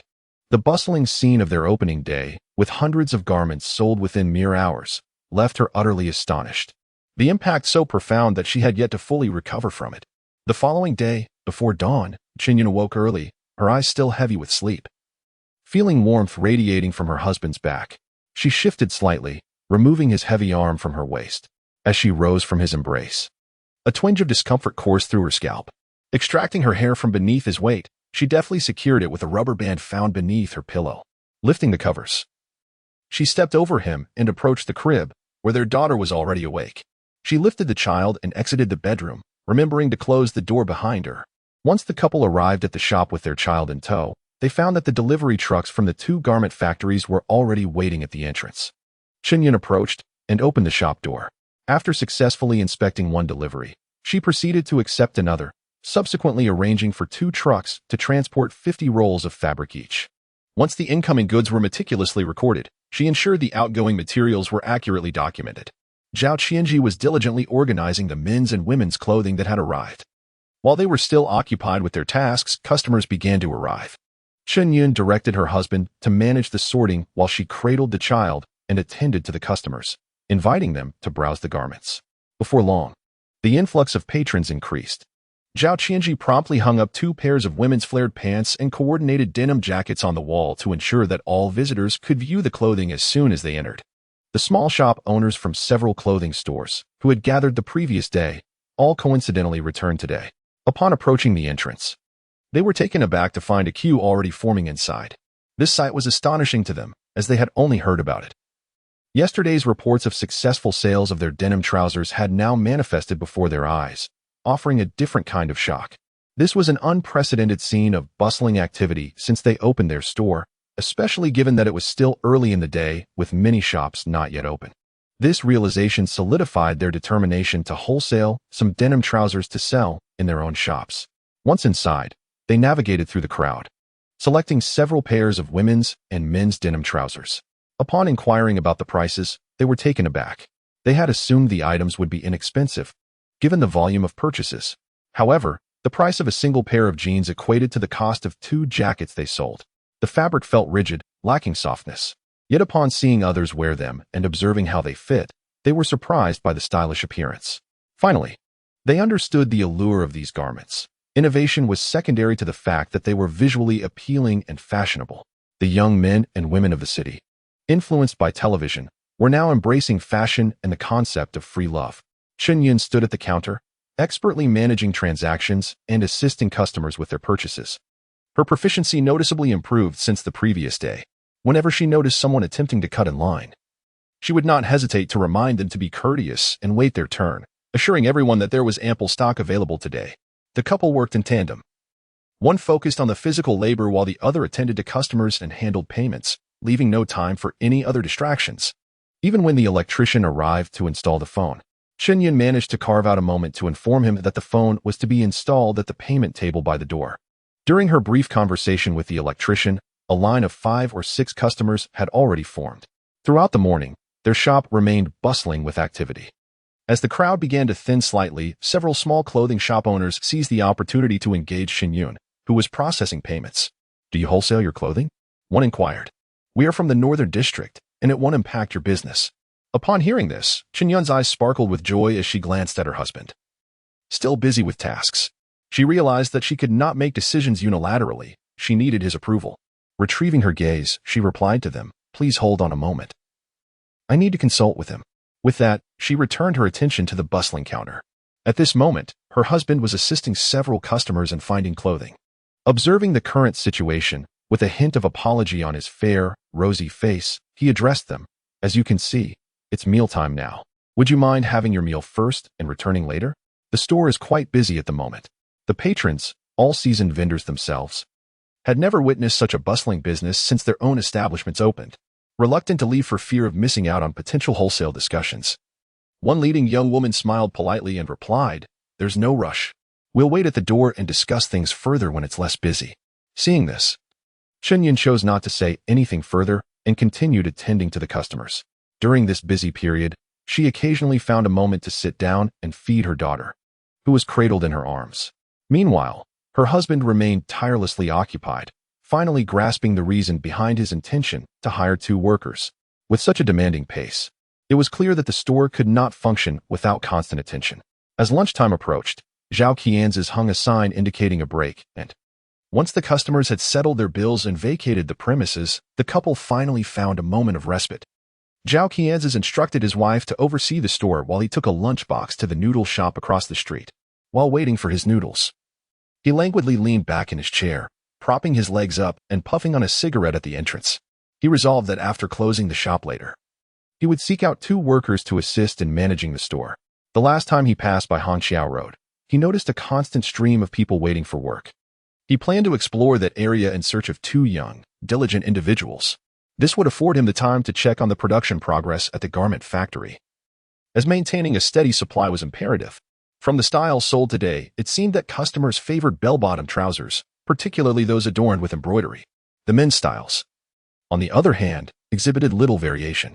Presently, the actual usable area of the shop was less than half, and other sections needed to be utilized as well. Meanwhile, the women in the store could not help but express their regret to Chen Yun, saying, "With such a thriving business, how can you bear to take a break?" Holding her child, Chen Yun refrained from allowing them inside the store due to the remaining stock and fabric securing the cash register. She stood at the entrance with them, smiling but remaining silent. Lowering her gaze, she adjusted the fabric pouch around her daughter's neck and wiped the drool from her mouth. After a rough calculation, she realized that, given the current foot traffic, the remaining stock of clothing and trousers would last only until tomorrow at most. The precise details would only be clear after the evening inventory check. The concern was that if they sold wholesale to these customers, her own store would be left with insufficient stock. The fabric that was sent back from the 2 garment factories that morning, even if delivered in batches, would be limited each day and might not suffice to meet the demand. With these thoughts in mind, she withdrew her musings and tentatively inquired, "How much are you planning to order? I would like to inform my husband accordingly." Upon hearing her inquiry, several individuals perked up, eagerly expressing their desired quantities for wholesale. After Chen Yun turned and entered the store, she retrieved a blank sheet of paper and a pen from the counter drawer. Upon her return, she requested that they jot down their orders, facilitating the tally and determining if there were excess garments available for wholesale. Chapter 84. Increasingly incomprehensible, captivating the group clamored, each taking turns to meticulously detail their preferred styles and types of clothing. Chen Yun accepted the paper they had filled out, and for a fleeting moment, she was taken aback by the sheer quantity listed. Was it truly possible to order such a large amount on the first procurement? The remaining styles in her store were woefully insufficient to meet their wholesale demands. However, she refrained from disclosing this to the eager wholesalers, fearing it might deter them. She resolved to wait for her husband's return to discuss the matter and determine a course of action. The shop owners, keenly observant, watched Chen Yun, who held a child in her arms, noting her silence. One of them could not help but speak up. "The quantities we are requesting are not excessive, as we are also new to selling these garments, but we would appreciate the opportunity to test the waters." Upon hearing this, Chen Yun, initially shocked by the wholesale quantities, was surprised to learn that they considered their requests modest. Tucking away the note, she smiled and replied, "I understand. I will discuss this with my husband and get back to you all. Instantly, they expressed their delight in agreement. All right, very well. Approximately 20 minutes later, Zhao Qianzhi returned with a lunchbox. During the meal, Chen Yun handed him the paper, her delicate face radiating an uncontainable joy as she shared. Several clothing store owners wish to wholesale from us, and here are the styles and quantities they desire. She then seated herself beside him. Zhao Qianzhi set down his chopsticks and glanced at the note. After a cursory examination, he turned to his wife and said, "Let us eat first." Chen Yun noted her husband's calm demeanor, suggesting he had anticipated such inquiries. This was likely why he had visited the textile factory late the previous night after closing the shop, bringing back an abundance of fabric. Was everything indeed under his control? As these thoughts crossed her mind, she realized her husband had become increasingly enigmatic. Pondering this, she picked up her chopsticks and began eating her noodles. Noticing that some customers were already waiting outside. Recalling her focus, she quickly finished her meal, removed the sign, and welcomed the patrons inside. The Hongtao Garment Factory and the Wangzheng Garment Factory, both struggling with scant orders, were now bustling with activity due to the orders from Chen Yun Apparel, bossly of Wangyang. With a beaming smile, felt fortunate to have recognized a golden opportunity in securing the processing rights for Chen Yun. Given the current sales trajectory, he anticipated a steady influx of orders and considered expanding his workforce and machinery to prevent any supply shortages in the near future. Thus, spending most of the day in the workshop, attentively observing the seamstresses, occasionally checking the garments for quality alongside the foreman, he was anxious about any potential oversights. The clothing company was bustling with a continuous flow of customers, making for a hectic afternoon. Zhao Qianzhi closed the shop early, leaving Chen Yun puzzled, yet she refrained from inquiring further, first tending to her daughter. Feeling a sense of relief, she barely paused to relax, taking a sip of tea. She retrieved the abacus and ledger, beginning to compute the day's revenue. With the stock of garments dwindling, Zhao Qianzhi swiftly tallied the inventory. After reporting the figures to his wife for her to record, he washed his hands at the basin, dried them, and made his way to the small bed. Leaning down, he picked up his daughter and said to his wife, who was engrossed in her calculations, "I'll step out for a moment. I'll be back shortly." With that, he closed the shop door behind him. He arrived at Hongqiao Road. Although it was somewhat late, many individuals were still gathered, waiting for opportunities. A throng of people quickly surrounded him, each eager to showcase their skills. Instinctively, Zhao Qianzhi raised his hand to protect his child and addressed the crowd. "I do not require male workers, only 2 nimble female companions." Upon hearing this, the crowd dispersed in a flurry. Zhao Qianzhi then spotted a familiar face, the young girl who had helped him clean just days before, and waved her over. Yang Xiaomei recognized him immediately and hurried over, her slightly tanned face brightening with a sincere smile. "Big brother, I can do anything: cleaning, laundry, cooking, and taking care of children."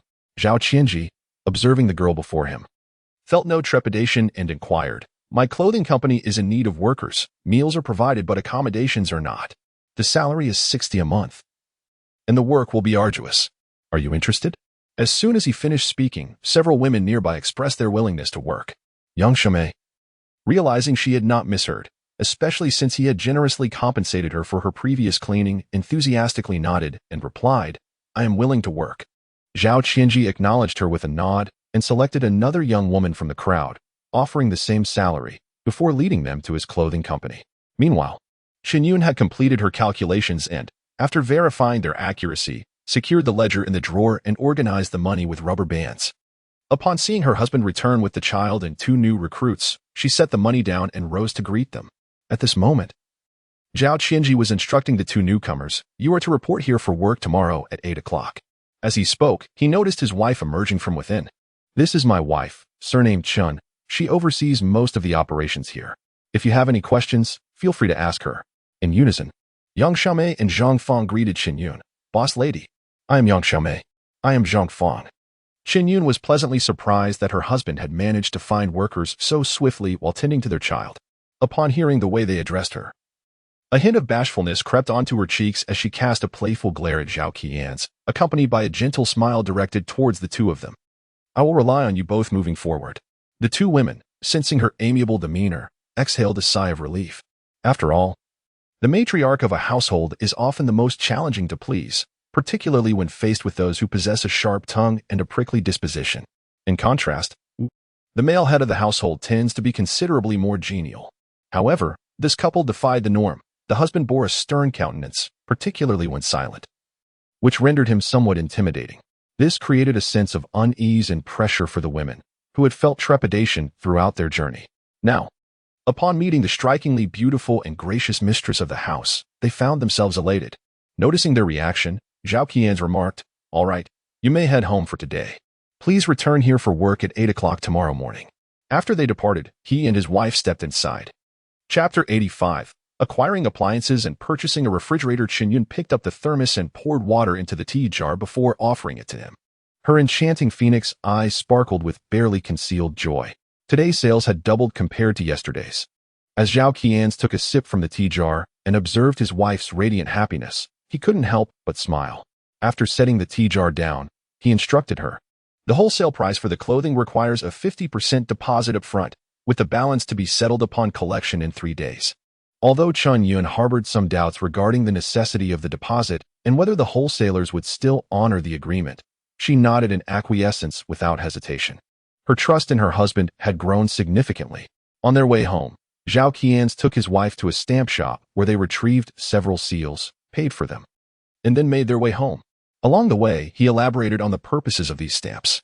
The official seal would be used for signing contracts and for issuing receipts to wholesalers who had paid a deposit, serving as proof for collecting the goods and settling the final payment. As she absorbed her husband's detailed and clear explanations, Chen Yun was astonished by how adept he was at navigating these matters. Even with her experience as a former textile factory worker, she recognized that the internal processes were not nearly as organized or comprehensible as those managed by her husband. Zhao Qianzhi escorted his wife to the ground floor, handing her the groceries he had brought back from the market. "You go on ahead. I will return shortly for dinner, so there's no need to wait for me." As Chen Yun accepted the groceries and reached out to embrace their child, he deftly sidestepped her. Watching him carry their child away, she turned and ascended the stairs. Upon arriving home and noticing the time, she rolled up her sleeves, tied on an apron, and stepped outside with her supplies. Upon reaching the communal kitchen, she greeted another resident who was cooking before commencing to wash the vegetables. The inhabitants of this floor were well aware that Chen Yun and her husband operated a small business, and they were exceedingly warm towards the young couple. Zhao Qianzhi arrived at the mall with his child and selected a watch for convenience when going out to check the time. Upon reaching the home appliance section, he noticed a solitary brand of refrigerator on display, offering no other options. After inquiring about the price from the service attendant, he promptly ordered one. After paying, he requested 2 staff members to carry the refrigerator to the entrance. He then called for a rickshaw to transport it back to his residence. Meanwhile, at home, Chen Yun had prepared a meal but refrained from eating. Observing that her husband had not yet returned with their child, she locked the door and stood in the hallway, gazing downwards. Just then, she spotted her husband, cradling their child, directing the movers to bring a large item upstairs. Moving closer to the hallway entrance to get a better view, she waited patiently until she saw 2 men struggling with a heavy rectangular box. Inquiring from her husband, she asked, "What did you buy?" Zhao Qianzhi, holding the child, glanced at his wife and replied, "A refrigerator." At this revelation, Chen Yun felt a pang of concern. Not only was it expensive, but she had heard it consumed a significant amount of electricity. Even though they were indeed earning money now, she was reluctant to spend it so extravagantly. Casting a disapproving glance at her husband, she hurried to open the door for the movers to bring the refrigerator inside. Next door, Yang Tao, busy wrapping dumplings, heard the commotion and dusted off the flour from her hands before stepping out. Upon seeing the design on the box, she appeared astonished and approached to inquire, "Oh, Xiaoyan, is this a refrigerator?" Chen Yun smiled and nodded in affirmation. "Yes, Sister Yang." Yang Tao couldn't contain her excitement, exclaiming as she circled the refrigerator multiple times, urging, "How wonderful! Let us open it and take a look." There are no more than 10 households in this entire building that have one. Encouraged by her enthusiasm, Chen Yun picked up a pair of scissors and opened the box, revealing a pristine 2-door refrigerator. Though she had only heard of such appliances, she had never imagined she would one day own one. Yang Tao reached out to touch it but recalled her hands were covered in flour and withdrew, exclaiming to Chen Yun, "This is fantastic, though it is quite expensive." Her tone betrayed an unmistakable envy. Just as she was about to say more, she heard her child starting to fuss and hurried back home, worried they might disrupt her dumpling preparations. After her departure, Chen Yun closed the door and cautiously touched the refrigerator.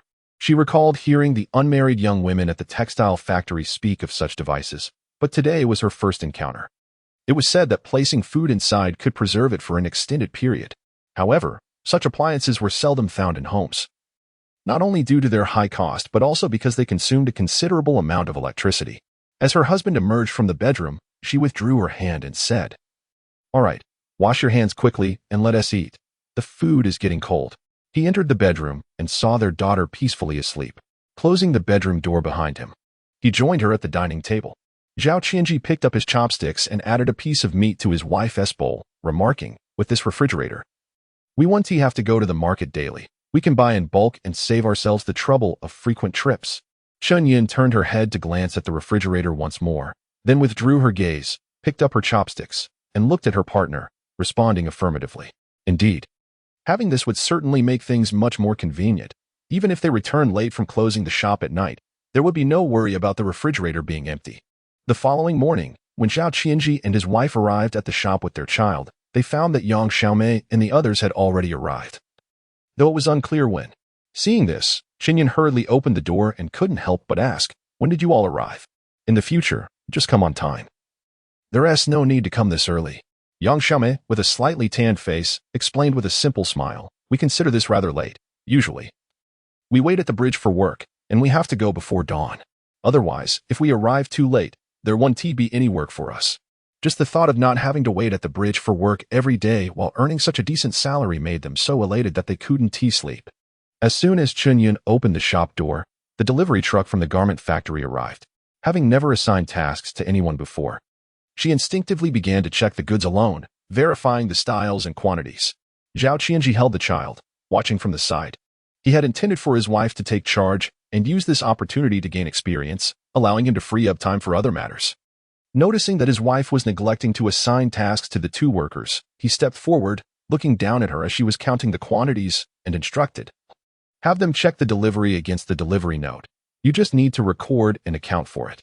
Upon hearing her husband's words, Chen Yun paused her actions, stood up, and somewhat awkwardly directed the two women, "Xiaomei, please count the men's and women's clothing according to the delivery quantities, and ensure that the sizes match those on the delivery list." Yang Xiaomei took the delivery note and replied, "All right, Madam Boss." She squatted down, glanced at the number of men's denim jackets listed first, and began to count them one by one. Seeing this, Chen Yun instructed Zhang Fong to check the jackets that Xiaomei had counted to inspect their appearance, looking for any flaws or asymmetrical sleeves. After assigning the tasks, Chen Yun found herself with some free time. Concerned about potential mistakes with the newcomers, she stood by to oversee their work, ready to address any discrepancies that might arise. With the assistance of the two helpers, the counting of the goods progressed swiftly, and both women worked efficiently and diligently. This made Chen Yun feel significantly relieved, as she was able to create a handmade ledger based on the delivery note to record everything accurately. She then asked the two women to hang several sets of clothing for display. During this time, she explained the selling prices of each garment to ensure they could respond appropriately if customers inquired about prices. At that moment, several clothing store owners who were interested in wholesale arrived again, and among them were new faces. In just 2 days, the popularity of the denim clothing had spread, making many store owners eager to purchase some to sell in their own shops. Confronted by several clothing store owners, Chen Yun instinctively sought assistance from her husband. Although he had instructed her on how to negotiate wholesale pricing the previous day, she felt utterly unprepared to face such a multitude. Observing her anxiety, Zhao Qianzhi gestured for his wife to escort them to a makeshift area for fabric placement. He initiated the conversation, briefly outlining that the wholesale process would take 3 days. And after succinctly addressing the essentials, he indicated for his wife to elaborate further. Despite her initial nervousness, Chen Yun meticulously conveyed the details her husband had shared with her. Lacking experience, she frequently glanced at him while engaging in discussions with the various merchants. Upon completing her explanation and receiving a subtle nod of approval from him, she exhaled a sigh of relief. Subsequently, she noticed that he spent most of his time occupied with their child, only interjecting occasionally to clarify any additional points regarding the terms of each order. Reassured by his attentiveness, Chen Yun felt a sense of comfort, hoping to avoid any mistakes that could lead to complications later on. Before long, a voice called out, "Madam, we have customers waiting to purchase clothing and collect payments." Noticing that his wife was already preparing deposit slips for the clients, Zhao Qianzhi emerged from the temporary fabric area, cradling their child in his arms. Upon reaching the counter, he found 3 customers ready to make their payments. Balancing the child with one arm, he accepted the payments and rummaged through the drawer for the necessary change. Inside, Chen Yun diligently checked the printed slips, carefully recording the quantities of clothing and deposits. She meticulously counted the beads on her abacus to ensure that the unit prices and totals were accurate. Once satisfied, she requested the customers to sign the slips. After retrieving her stamp from her bag, she clearly affixed it to the documents, adding the date and creating 2 copies, one for herself and one for the clients. The clothing store owners, pleased with their slips, departed eagerly, anticipating the arrival of their goods and the subsequent triumph. In Chapter 87, titled Hiring a Fashion Designer, Chen Yun remained focused as she prepared the slips, ensuring that every calculation was precise to avoid any unnecessary complications. Once she completed the paperwork, the wholesale clothing owners gradually took their leave. In the small fabric area, she found herself alone. Pulling out a blue-printed sheet, she reviewed the receipts, consolidating the total wholesale amounts. After double-checking the overall deposits and confirming their accuracy, she sat at the table in a daze, struggling to believe the pile of money before her, even without delivering the goods. The clothing store owners had willingly paid a 50 deposit based solely on a slip of paper. This experience surpassed her expectations. Particularly astonishing was her husband's ability to predict that they would be willing to make such an advance payment without prior interaction. His meticulous preparation ensured that the orders were accepted so seamlessly. Now, the only task remaining was to submit these clothing orders to the manufacturing factory for production. At that time, the wholesalers would be able to present their vouchers to settle the remaining payments and collect their goods. Such a meticulously refined operational process undoubtedly surpasses that of many enterprises. The cacophony from outside jolted her back to reality. She swiftly organized the registration notebook, stowed the money into a cloth bag, exited the fabric storage room, and secured the door. Observing the lively scene within the shop, she approached the counter and addressed her husband, who was currently handling the payments. The wholesale amounts had all been meticulously recorded. Zhao Qianzhi, engaged in collecting payments, had taken to mimicking his wife's method by carrying their child in a cloth pouch. After hearing her words, he glanced at her and stated, "Make a separate copy without listing the wholesale price of the garments. I will deliver it to the clothing factory later." Chen Yun promptly agreed. "All right." Positioning herself behind her husband, she extended her arm over him to retrieve an order form from the drawer. Pulling a stool closer, she sat beside him and diligently transcribed the previously calculated amounts, quantities, and sizes, ensuring accuracy before folding the document and tucking it into the pocket of his denim jacket. "All set. You may go now," she said, rising and reaching out to embrace the child in his arms. Zhao Qianzhi, having completed the payment collection, turned slightly and bent his body, allowing her to take the child from him. He then removed the cloth pouch he had been wearing and handed it to her, saying, "I will come to pick you up in the evening.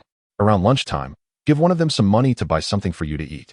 Chen Yun, lowering her head and balancing the child with one arm while adjusting the cloth pouch with the other, urged him, "I understand. You should hurry." Zhao Qianzhi surveyed the store. Although the two had only just arrived, their youthfulness, cleverness, and nimbleness were apparent. Faced with a multitude of customers, they displayed no signs of hesitation, working diligently and systematically. Returning his gaze to his wife, he noticed her becoming adept at handling the payments.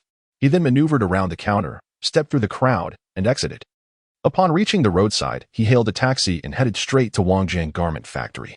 Bosley, upon glancing at the purchase orders figures, couldn't suppress his smile. Approaching Zhao Qianzhi, who was seated on the sofa, he lit a cigarette and spoke with a tone laced with flattery. "Brother, it seems you are on the verge of striking it rich. Just remember me, your older brother, when that time comes." Leaning back languidly on the sofa, Zhao Qianzhi exhaled a plume of smoke, squinting his deep-set eyes as he regarded Bosley, who had taken a seat across from him. "Transitioning to a wholesale model, given your current factory capacity, will hardly meet the order demands. You might consider acquiring more sewing machines and hiring a batch of laid-off workers from the garment industry." Upon hearing this, a glimmer of excitement lit up Bosley's eyes. He had contemplated expanding his workforce but had been apprehensive about a potential lack of work. Now, reassured by Zhao Qianzhi's words, he felt a newfound confidence. "All right, brother, I will expedite this matter immediately." Satisfied with his response, Zhao Qianzhi nodded and extinguished his cigarette after finishing it. He rose and left, making his way to the Hongtao Garment Factory. The two garment factories, now inundated with orders for denim apparel, were exceptionally busy. Zhao Qianzhi, after several inquiries, managed to locate a skilled fashion designer. However, upon reviewing some of her works, he found them to be rather conservative, lacking in contemporary flair. Originally, he had envisioned expanding into other styles, such as floral shirts, silk scarves, and various women's accessories to complement denim jackets. Now, he realized that finding a suitable designer was a formidable challenge. With no appropriate connections nearby, he resorted to sketching some designs himself, intending to have the factory produce a portion as a trial. Yet, selecting materials and styles would undoubtedly require considerable time. Glancing at his watch, he noted that it was getting late and decided to return to the store. The shop was still bustling with customers. Denim apparel remained quite unfamiliar to many, particularly young people who, in their pursuit of fashion trends, deemed the colors unsatisfactory. The designs were rather monotonous. Yet once one slipped into a pair of flared jeans, an unparalleled sense of style emerged. Furthermore, the fabric was robust, promising durability that would last for years without wear. Upon seeing her husband return, Chen Yun felt an immense sense of relief and flashed a faint smile at the customers in line. "Please hold on for a moment," she said, then gently placed the child she was holding into his arms. "You hold her for a bit. I need to step out." With that, she hurriedly navigated around the counter, one hand pressed against her abdomen, and exited. Zhao Qianzhi, puzzled, observed his wife's slender figure departing, seemingly heading towards a public area. He redirected his focus to the cash register, busying himself with transactions. After some time, Chen Yun returned, cradling their daughter as she settled at the counter, sipping water from a tea mug. Although she had assistance today, her husband's absence left her feeling somewhat unsettled, particularly since two customers had inquired about wholesale options earlier. Overwhelmed, she had taken their numbers, promising to contact them later. As dusk approached, the store began to quiet down. Yang Xiaomei and Zhang Fang, following the boss's instructions, organized the remaining garments and reported the inventory to the boss lady. Chen Yun, seated at the counter, diligently recorded the day's accounts using an abacus.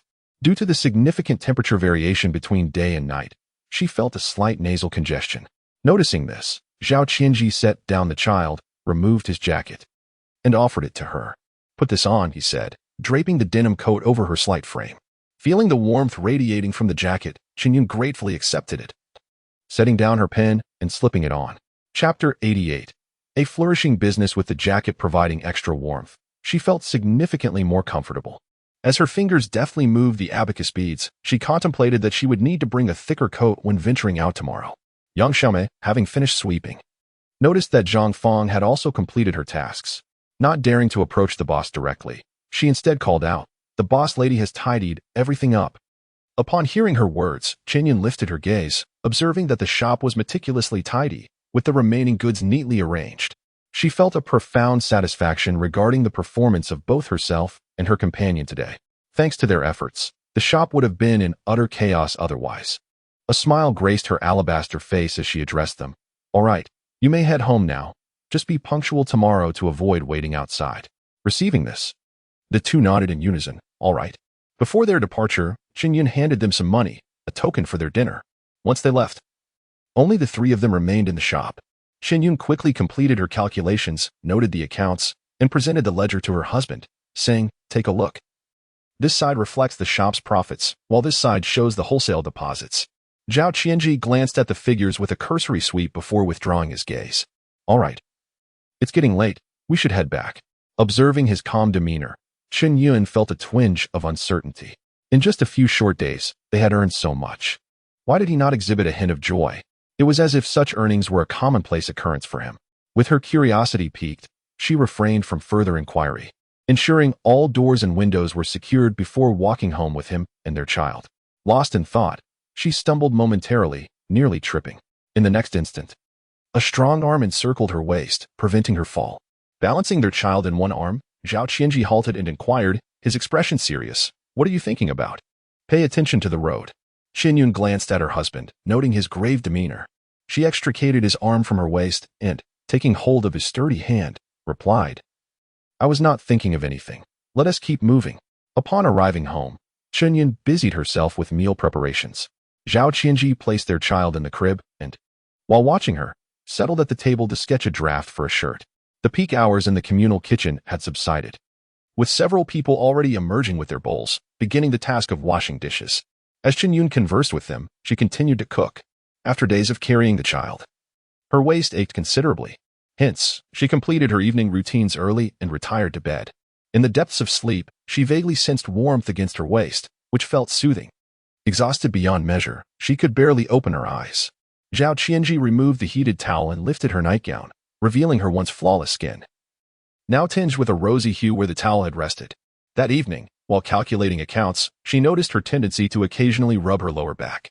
After lying down, she felt the smooth skin of her waist and somewhat awkwardly began to massage it. Observing her deep slumber, devoid of any signs of waking, he continued for a while before withdrawing his hand, turning off the light, and succumbing to sleep himself. The following day, when Chen Yun finally arose, the daylight was already bright. The warmth left by her husband's earlier presence on the bed had long since dissipated.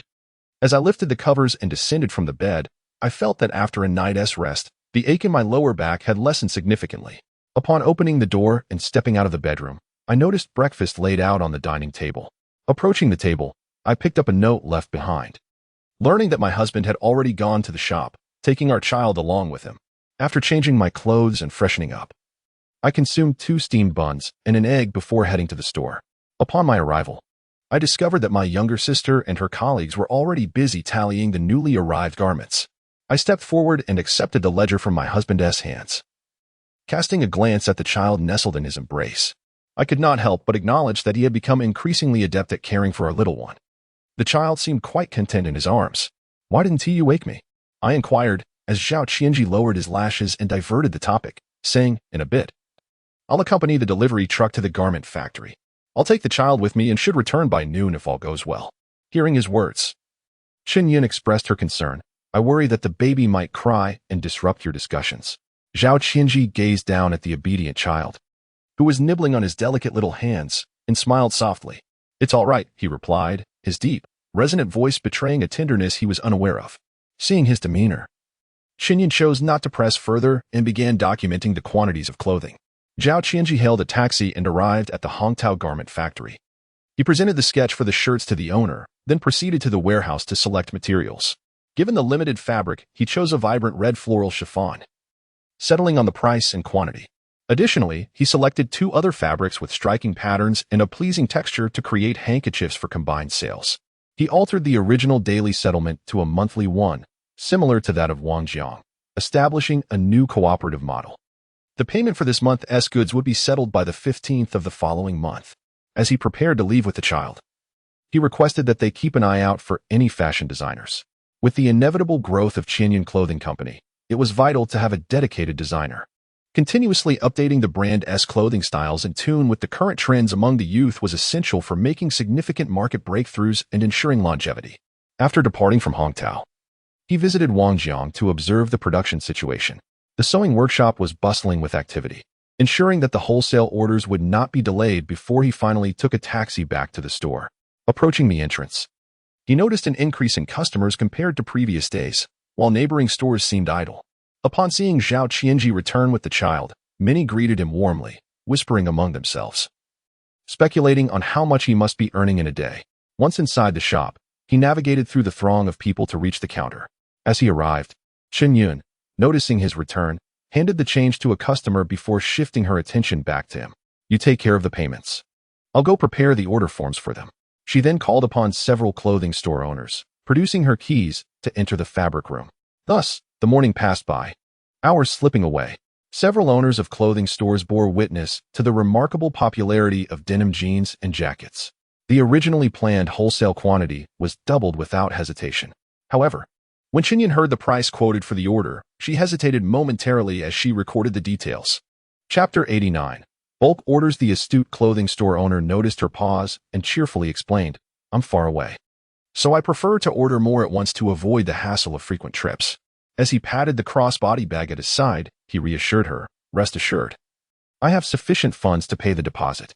Suppressing her excitement, Chen Yun looked up at the person seated across from her and spoke in a calm tone. "These goods may take around 78 days to arrive. Once they are here, I will notify you via phone. Please provide me with your store's landline number, and I will jot it down on the order form. Does that sound acceptable?" Upon hearing this, the store owner promptly nodded with a smile. "Yes, that works perfectly." The other clothing store owners, witnessing her substantial wholesale order, secretly decided to increase their own orders as well. Being in the same industry, they could surmise that her large purchase was likely intended for secondary wholesale. Not to mention, the so-called denim apparel has been selling like hotcakes lately. Many garment factories were inquired, yet none had these products available, and their factories even lacked the fabric necessary for denim clothing. Only this place offered such garments, resulting in a booming business. Chen Yun's order processing today was notably swift. When she found herself alone in the small storage room, she reconciled the amounts and confirmed the order quantities. Gazing at the substantial wholesale figure and the deposit received, she found herself at a loss for words to describe her current emotions. Suppressing her exhilaration, she meticulously pinned a separate order form devoid of wholesale pricing. After completing it, she secured the small fabric storage room and approached the counter where Zhao Qianzhi was busy settling accounts. Overlooking the queue of customers, she eagerly presented the order slip to him. "This is the style and quantity for today's wholesale order." As she spoke, she scrutinized his distinctly chiseled features, hoping to glean some reaction from his expression. Zhao Qianzhi merely glanced at the data without much interest. The figures presented were far from the actual wholesale amounts, especially since many company policies and systems were still in their infancy. Everything needed to be gradually organized, from finance and warehousing to purchasing, marketing, and design. Retracting his gaze, he addressed his wife. "In the drawer, I have noted the phone numbers of 2 factories. We will split the order quantities evenly between them. I will take the documents over later to have them coordinate." His magnetic voice revealed no trace of joy. His calm demeanor left Chen Yun puzzled, unable to comprehend why there was no hint of shock or happiness on his face. In her confusion, she leaned past him, opened the drawer, and retrieved a small notebook.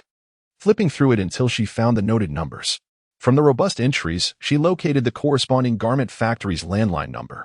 He picked up the phone and dialed out, meticulously reporting the disassembled order amounts and sizes one by one. After repeatedly confirming everything was accurate, he finally ended the call and reached out to another factory. The owner of the garment factory, through the cacophony on the other end, could easily discern the bustling scene within the store. Clutching the orders, he hurried to the workshop to arrange for the immediate production of subsequent orders. By evening, Zhao Qianzhi felt the necessity to hire someone to manage the cash register. Certain responsibilities needed to be gradually entrusted to others. He took a moment to craft a recruitment notice on red paper, affixing it prominently on the wall by the store entrance for passers-by to see. Chapter 90. The chaos over the mattress after closing the shop. Chen Yun was on her way home. She adjusted her coat, lifted her gaze, and glanced at a person next to her holding a child, unable to suppress her curiosity. "Is there something I'm not doing well? Please tell me, and I will improve." Zhao Qianzhi looked at her, and upon meeting her gaze, he realized she was referring to his recruitment of accounting personnel. Surprised by her misunderstanding, he averted his gaze and began to clarify. "You are doing splendidly. It's just that in the future, the number of wholesalers will only increase, making the business busier. Many tasks need to be categorized and assigned to responsible personnel. And moving forward, you only need to learn how to manage the staff here." Upon hearing this, Chen Yun momentarily felt stunned and bewildered. These matters were beyond her contemplation. In that instant, she recognized the depth of the man beside her, whose understanding seemed to far exceed that of many others. While she reveled in her daily earnings, he was already pondering how to standardize operations and gradually enhance the garment company. At that moment, she felt remarkably superficial, entirely unaware of how to think. Her mindset not even on the same plane as his. She wondered if, in his eyes, her current self appeared rather laughable. Averting her gaze, she fell silent on the way home. Meanwhile, Zhao Qianzhi was preoccupied with matters concerning the fabric, contemplating whether to have the textile factory produce more. Thus, he remained oblivious to the subtle change in his wife's demeanor. That night, as Chen Yun lay in bed, despite her exhaustion, sleep eluded her. Her mind was consumed with thoughts of seeking opportunities to purchase books to enrich herself. Otherwise, would she truly be worthy of Zhao Qianzhi in the future? The more she pondered, the less she could sleep, tossing and turning in bed. In the darkness, she recalled Zhao Qianzhi's deep, resonant voice. "What's wrong? Is your back sore?" As he spoke, his long, elegantly defined fingers pressed into the small of her back. "Tomorrow morning, apply some ointment." Upon hearing his words, Chen Yun remained silent, feeling the unfamiliar sensation of his hands kneading her back. It seemed she had experienced this same feeling the night before. Initially thinking it was merely fatigue from her dreams, She now realized he had been the one helping her. She had never mentioned to him that her back had been sore these past few days, yet he had noticed. No wonder he had insisted on bringing the child along during their discussions today. He had hardly let her hold the child at all. In the present day, though he speaks little, his silent yet thoughtful actions radiate warmth, filling my heart with a gentle glow. Growing up in a large family with many siblings, I, as a girl, never bore the strength of an elder sister. From a young age, I learned the art of pleasing our parents, unlike my older brother or younger siblings, who, as boys, drew more attention. In that household, I was merely a diligent and selfless presence, with no one caring for my feelings. Reflecting on this, I buried my face into the pillow, my voice muffled as I lamented, "Well, my waist no longer hurts." Upon hearing my words, Zhao Qianzhi paused his actions, yet did not withdraw his hand, pulling me closer into his embrace as he said, "Sleep now. Whatever matters can be addressed tomorrow." His voice carried a deep, weary tone. The next day, when the couple arrived at the store, they found a gathering of around 10 individuals at the entrance, all vying for the accounting position. Among them were both men and women, some having recently been laid off from state-owned enterprises. They were drawn by the enticing salary advertised in the job listing and the knowledge that the store had been experiencing a booming demand for denim apparel. Through Zhao Qianzhi's words from the previous night, Chen Yun experienced a profound transformation in her mindset. As Zhao Qianzhi conducted interviews, she was already engaged in organizing the newly arrived clothing with Xiao Mei and the others. Meanwhile, in the countryside at the Chun family home, Chen Yun, with tear-stained eyes, pointedly addressed her family, declaring, "I have contributed significantly to this household over the years. Regardless, upon my marriage, I must have a proper mattress." Chen's father, smoking quietly in a corner, remained silent, while Chen's eldest brother, wearing a sullen expression, also refrained from speaking. Money, after all, is easily earned but difficult to part with. Observing her family, now rendered mute, Chen Yun felt a stark contrast to the times when she had generously provided them with financial support. Since returning from the city, her outcry was intended to compel them to acknowledge her wishes. If they were unwilling to accompany her in acquiring a proper mattress, then let them go to Xiao Yun's home and protest. Why should she alone be deprived of the comforts of city living while being forced to share a dilapidated house with her spouse's family after marriage? Traditionally reticent, the Chen family matriarch watched her eldest daughter disrupt the household's peace over the past few days. Unable to contain her emotions, she raised a hand to wipe away her tears, reflecting on the unbearable state of their lives. The home was in disarray, barely managing to provide a space to sleep. Her eldest daughter's incessant demands for a proper mattress as a wedding gift seemed almost obsessive. With a sniffle, she finally spoke, "You see our family's circumstances. Moreover, your sister Xiaoyan will not receive any dowry from us." Before she could finish, Chen Yun, propelled by anger, seized a thermos and hurled it.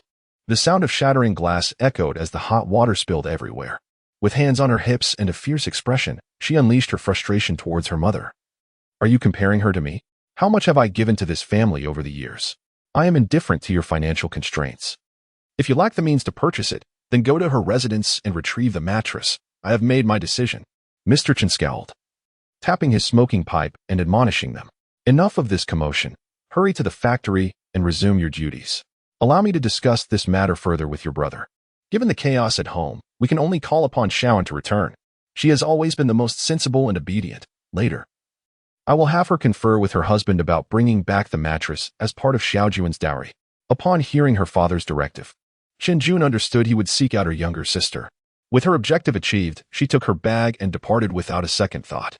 As soon as she left, Mr. Chen turned to his wife and instructed, "Take some money and head to town to make a phone call. Summon Xiaoyan back." Hearing his words, Mrs. Chen realized he intended to rely on Xiaoyan, and her face flushed with anger as she shouted, "Let me make this clear, Mr. Chen. If you dare to ask Xiaoyan for anything, none of us will have a peaceful life." In contrast to the turmoil at the Chen household, Chen Yun was bustling amidst the throngs of customers in the shop, wishing fervently for the ability to clone herself. Meanwhile, Zhao Qianzhi, considering the circumstances of the store, contemplated acquiring the adjacent shop to serve as an office and meeting area. Although he had such plans, he was not in a hurry to proceed, aiming to avoid the pitfalls of undervaluing the property. After finalizing the hiring of an accountant, he selected another individual to manage the cash register, allowing his wife to take a well-deserved break. With an increase of 2 additional staff members, their 300 square meter shop was merely separated by a small room designated for fabric storage. They planned to partition a small room for the cashier's use that evening. After reviewing the records and checking the status of fabric usage, he briefly briefed his wife, who was busy handling transactions, and then took their child to the town's textile factory. This time, upon seeing Zhao Qianzhi, factory director Chen was no longer cold and indifferent as she had been during their previous encounters. She had discreetly inquired about him and learned that he had indeed established a clothing company with 2 manufacturing plants assisting him with production. Furthermore, it was rumored that his garments were selling exceptionally well. The news was astonishing. It was hard to believe how dramatically one individual's fortunes could change in such a short span of time, rendering him quite impressive. After he sat down with the child, she personally poured him tea. "What quantity of fabric do you intend to order this time?" Zhao Qianzhi, having noticed the shift in Director Chen's demeanor, surmised she must have inquired through connections. With this understanding, the process became significantly easier. He stated plainly, "I want all the stock in your warehouse, and additionally, I require 500 more rolls produced." Upon hearing this, Director Chen, who had just taken a seat, questioned her hearing. She looked up at Zhao Qianzhi, noting he was not jesting, and cautioned him, "You have seen the quantity in my warehouse. Can you truly handle such a substantial order all at once?" Her tone was laced with skepticism. Although she was eager to clear out the inventory swiftly, she harbored uncertainties regarding the financial capacity of the person before her. Zhao Qianzhi discerned the doubts within her heart and, without reservation, assured her that the batch of fabric, in light of the current daily sales and wholesale of garments, would be depleted within 2 months. He expressed his willingness to pay for the goods up front, which certainly put her mind at ease. His words left Director Chen astounded. While she had anticipated the success of his clothing company, she had not envisioned it reaching such remarkable heights, nor that he could produce such a substantial sum of money without a moment's hesitation. It appeared he had been quite profitable of late. Given his financial capability and the prospect of business, she was more than willing to cooperate. A contract was soon drafted, which he signed and sealed with his thumbprint, followed by issuing a receipt for payment. Accompanying the delivery truck, Zhao Qianzhi proceeded to Hongtao Garment Factory and Wangjing Garment Factory, meticulously inspecting the fabric to ensure that both factories would not face shortages for subsequent orders. By the time he concluded his tasks and returned to the store, it was already late afternoon. The child, having finished eating, was now asleep. Upon entering the store, he noticed the cash gleaming at the counter. He made his way to the small room designated for fabric storage, where 7 or 8 individuals had gathered, all there to wholesale garments. Chen Yun, upon seeing him return, briefly glanced at him and the child before refocusing on accountant Yin, who was preparing invoices. She felt a twinge of anxiety. As these were quantities of clothing destined for production, she worried that her initial unfamiliarity might lead to mistakes in sizes or batches. Any error could jeopardize the entire delivery. Observing her concern, Zhao Qianzhi stepped outside, cradling the child, silently endorsing his wife's diligence. That evening, in the communal kitchen of the tenement, several women chattered excitedly about a recently popular item known as denim wear. They were contemplating a group outing to check it out, hoping to purchase a set for themselves to keep up with the trends. Upon noticing Chen Yun returning with groceries, they called out to her, "Xiaoyan, come here." Chen Yun approached, inquiring, "Sister Yang, do you need something from me?" Yang Tao, gazing at Chen Yun, found her increasingly charming with her rosy lips and bright smile, and replied, "Xiaoyan, we're planning to visit that place called Chen Yun Clothing Company to buy some denim wear. Would you like to join us?" At this, Chen Yun momentarily paused, then smiled and said, "Chen Yun Clothing is actually my family's business. Usually, the store is quite busy, but if you go later in the afternoon, there will be fewer people." Upon hearing this revelation, the women displayed varying degrees of astonishment. They had only heard that her family was in the small business sector, not delving into specifics, assuming it was merely a modest enterprise. They were utterly unprepared to discover that her family owned such a large clothing company. Especially given the recent buzz around it, it was clear how well those garments were selling. Yang Tao, the first to recover from her shock, exclaimed, "Xiaoyan, you are quite the hidden gem." A group of individuals began to engage in light-hearted banter, teasing Chen Yun, whose cheeks turned slightly crimson. Noticing the time was getting late, she felt a sense of urgency, concerned that Zhao Qianzhi would return with the children before the meal was prepared, thus refraining from lingering any longer. Meanwhile, Zhao Qianzhi, within the shop, had instructed the carpenter to bring over a load of timber using a tricycle. Seizing the opportunity during non-business hours, he meticulously measured the dimensions to construct a small room.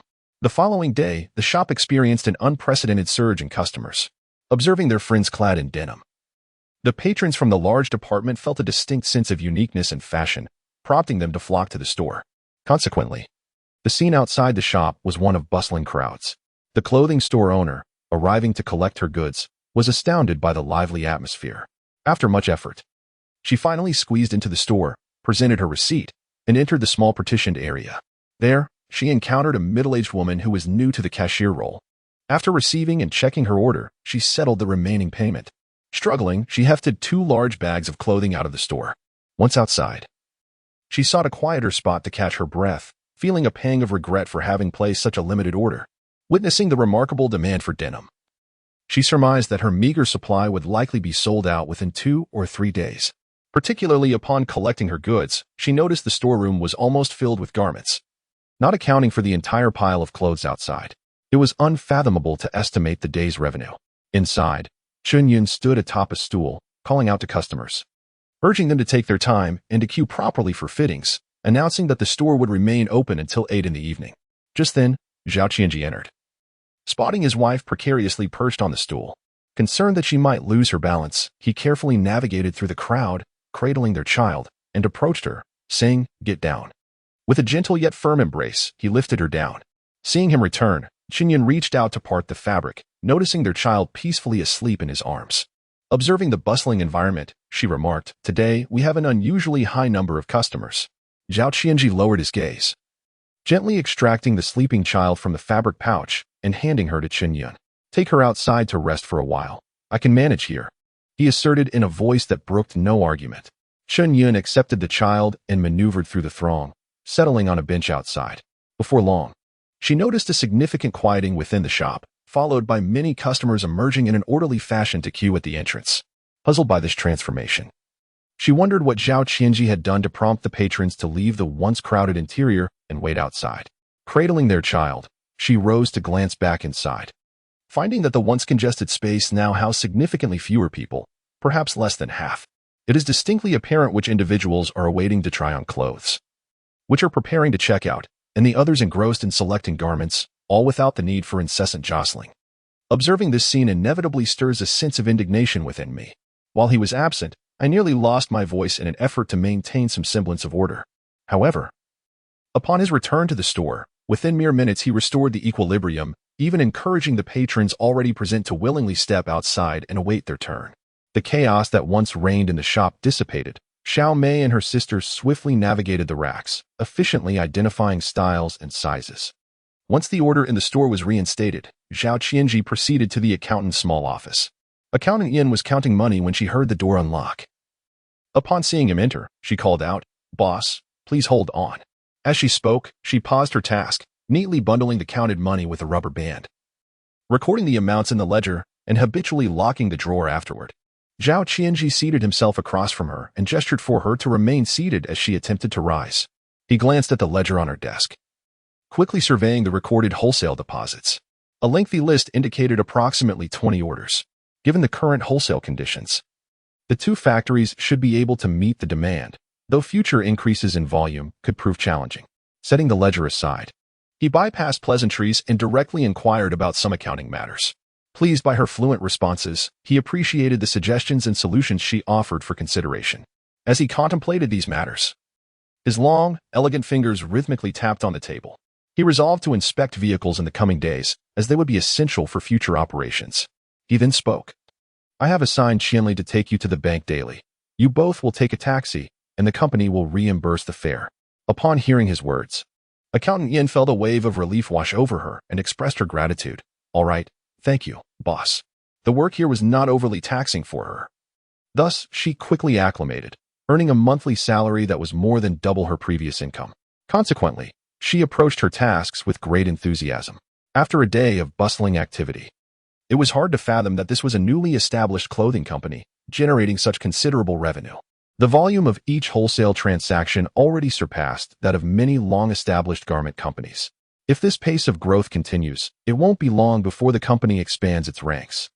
Yet, it remains uncertain whether this young and remarkably composed boss can maintain such control over the situation. Zhao Qianzhi exited the accounting office with today's wholesale list in hand. Approaching the counter, He picked up the phone and called the 2 garment factories to relay today's order list and arrange for production scheduling. After hanging up, he noted that the most ordered item was the flared jeans. Currently, styles were rather limited, and with no designer yet secured. He needed to expedite the search for a suitable designer with a unique vision and avant-garde ideas. It is imperative to elevate this brand, thus. Relying solely on simplistic denim attire is insufficient. Continuous innovation in designing diverse clothing styles to cater to market demands is essential. Consequently, during dinner, he broached the subject of a distant journey with his wife, pondering whether she could manage the children and oversee the company in his absence. Chen Yun, taken aback by his announcement, realized she had unconsciously grown reliant on him. The prospect of him being away for 10 days to half a month instilled a sense of trepidation within her, as she feared her inability to cope alone. At that moment, Chen Yun, with teary eyes and a sense of grievance, lamented to her partner. "Didn't we agree to host the banquet at a restaurant in the city? What has prompted this sudden change of heart?" She had already boasted to her relatives about the grand wedding she intended to hold in the city. And now her partner's reversal left her feeling embarrassed at the thought of informing her family. In response to her complaints, Chen Yun remained unmoved. Though a flicker of impatience crossed his eyes as he calmly stated, "A wedding does not necessitate such extravagance. The money saved can be put aside for a new home." Hearing this familiar argument, Chen Yun felt as if she were being driven like a duck to water, realizing that even before their marriage, decisions were beyond her control. She could scarcely imagine the circumstances that would follow their union. Tears of indignation streamed down her cheeks as she insisted. "I have acquiesced to not purchasing furniture or a television, but this banquet must be held in the city. Otherwise, I shall not marry." With that, she stormed away without a backward glance. Chen Yun observed her retreating figure, making no attempt to call her back or pursue her. He mounted his bicycle and rode off to school, feeling that his partner was rather superficial. He believed that a wedding did not warrant such pomp and circumstance, deeming it a waste of money, given that his parents already looked down upon her family and disapproved of her assertive nature as a woman from the countryside. He felt justified in controlling every aspect, even the banquet, which he considered frivolous. A simple gathering in the alley with a few tables for friends and family would suffice. There was no need for a lavish banquet. Their combined salaries could hardly accommodate such expenses. Upon returning to her dormitory, Chen Yun threw back the covers and wept bitterly. She had once thought that marrying a city dweller would elevate her from her humble origins, becoming something akin to a golden phoenix. Friends and family had envied her fortune. Yet now, as the wedding approached, her partner's broken promises seemed insurmountable. Even the banquet appeared to be treated with indifference, leaving her unable to hold her head high in public. Particularly disheartening was the fact that her younger sister, who had once been less fortunate, had now become a city dweller, deepening her resentment. No matter the cost, she resolved to reclaim some dignity through the wedding. Chapter 93. Investigating the banquet hall with this determination, she wiped her tears with the back of her hand and decided to return home once more. She must compel her family to provide her with a quality mattress as part of her dowry. Otherwise, she would create chaos within the household. Early the next morning, the garment factory arrived to deliver goods. This time, the shipment included floral shirts, square scarves, and several styles of denim apparel and trousers. The quantity of goods was several times greater than usual. Some garment shop owners, eager to obtain their stock as soon as possible, arrived at the store before dawn to wait at the entrance. Their sole aim was to secure the merchandise first and return to their shops for sale. Consequently, as Xiaomei and her colleagues began inventorying the goods, they could hardly contain their excitement, eagerly peering over to catch a glimpse. Chen Yun, following her partner's suggestions at home, paired the newly arrived floral shirts with denim outfits and displayed them on the wall. Several shop owners, noticing the new arrivals, were intrigued by the fresh combinations, eager to seize the opportunity to acquire some stock for resale. However, upon inquiring, they learned that the current inventory was only sufficient for a day's sales and was not available for wholesale without a deposit. Fearing the risk of unsold merchandise, they hesitated to place orders. Once the cashier arrived, the eager owners hurriedly presented their slips to settle their accounts and collect their goods. Although they found the floral shirts appealing, they had never sold such vibrant designs before and were apprehensive about their marketability. Thus, their cautious nature led them to refrain from ordering initially. After completing the inventory, Chen Yun, to avoid impacting retail sales, took the receipt from the cashier and instructed Qian Liang to move the goods to a vacant spot at the store's entrance. They hastily set up a temporary platform to begin sorting the wholesale garments. As she busily managed the wholesale distribution, The customer flow inside the store began to increase. To prevent a repeat of the overwhelming congestion from the previous day, she instructed Chen Yun to create a sign for orderly queue management. Every customer waiting in line at the entrance would receive a complimentary square scarf, with the new stock of floral shirts paired with denim trousers. The visual appeal was particularly striking, prompting customers to enthusiastically purchase them. The garment shop owners, who had been waiting outside to collect their orders, observed the successful sales of the floral shirts and hurriedly placed orders for them after collecting their goods. Meanwhile, Zhao Qianzhi, accompanied by his child, arrived at a grand restaurant for a tasting, as recommended by Director Wang. With numerous state-owned enterprises undergoing transformation, he had been informed that the prices here were quite reasonable and that the establishment, designed to host foreign guests, boasted high standards of decor. He believed that once taken over, it could prove profitable. Upon arrival, he was guided by a server to a table and seated. The server, expressionless and holding a menu, coldly inquired, "Well, would you like to eat?" Displaying no warmth or enthusiasm towards the customers. Sitting in his chair, Zhao Qianzhi glanced around the opulent restaurant, noting that only a table or two were occupied. The occupancy rate was dismally low. Moreover, he observed clusters of servers idly chatting, their demeanor lackadaisical and indifferent. The server approached without presenting the menu and inquired about my meal choice. I chose not to press the matter and casually requested 2 of the restaurant's signature dishes. Shortly thereafter, the dishes arrived at my table. I initially thought that at least the kitchen's efficiency was commendable, yet after sampling each dish, I set down my chopsticks. Unwilling to engage further, I had considered investing in this place, but it no longer seemed prudent. Should I proceed with acquiring it? The lackadaisical attitude of the staff and the unremarkable quality of the chef's creations would necessitate a complete overhaul. Recruitment of a new team would be essential, alongside training and finding a capable head chef. Furthermore, the clothing company still required my oversight. The initial capital investment for this venture was substantial, demanding considerable human and material resources. At that moment, the manager on duty noticed Zhao Qianzhi, who was cradling a child, and his expression shifted slightly. He pulled aside a nearby server to inquire about Zhao's arrival. Upon learning that he had been present for some time, a sense of dread washed over him. He realized that Zhao was here to assess the establishment, and he would likely fail to meet his standards. With a face full of forced smiles, he approached Zhao. "Mr. Zhao, when did you arrive?" He then caught sight of the dishes on Zhao's table and immediately recognized that Wang Zuz had slacked off, allowing his apprentice to prepare the food. That apprentice was hardly competent enough to be considered a chef. He could manage to serve ordinary guests, but now, with Zhao potentially becoming his future employer, such mediocrity was unacceptable. Word on the street was that Zhao's business, a denim apparel line, was thriving. Not only was he youthful, but he also possessed a keen acumen for commerce. Aligning oneself with him could certainly lead to prosperity. However, with such a glaring oversight, how could Zhao trust him in the future? Internally, he berated Wang Zuz, yet maintained a facade of ingratiating smiles. Zhao observed the slightly plump, middle-aged man before him, who bore a resemblance to Director Wang, and understood one of the reasons why he wanted Zhao to take over. This realization further solidified his decision to refrain from acquiring the restaurant. After exchanging a few pleasantries, he departed with the child in his arms. At the clothing company, Chen Yun felt exhausted after completing her tasks for the day, her back aching as if it belonged to someone else. When she finally stood, her vision blurred momentarily, and she steadied herself against the table. Upon seeing Zhao return with the child, she inquired, "How did the restaurant look?" Zhao met her gaze and shook his head, replying, "The initial investment is too great, it's not worth it." Chen nodded thoughtfully at his words, then took their daughter from his arms and seated herself on a nearby bench. "When are you leaving?" "I'll prepare your luggage in advance." Zhao settled beside her, leaning back against the bench, his tall frame appearing languid after a restless night. Rubbing his forehead, he replied in a deep, husky voice, "I'll let you know once I confirm. At this moment, nothing is certain." Chen Yun shifted her gaze from the child to the person beside her. Noticing the weariness etched between his stern brow, she reached out to gently touch his slightly overgrown buzz cut, its coarse texture prickling her fingers. "You should go rest," she advised. "The shop doesn't require your presence at the moment. I can manage just fine." With that, she withdrew her hand. Chapter 94, Scheming.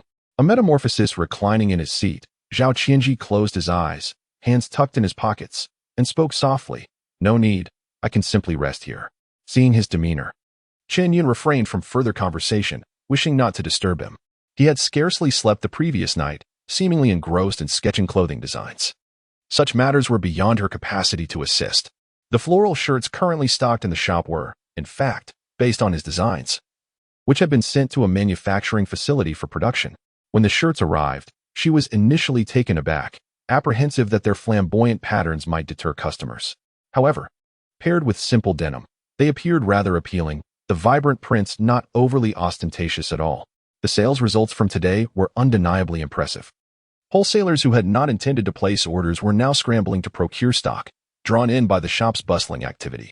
Meanwhile, she found it quite remarkable to be seated here, engaged in casual conversation with him. This was what he referred to as management, with proper planning and organization.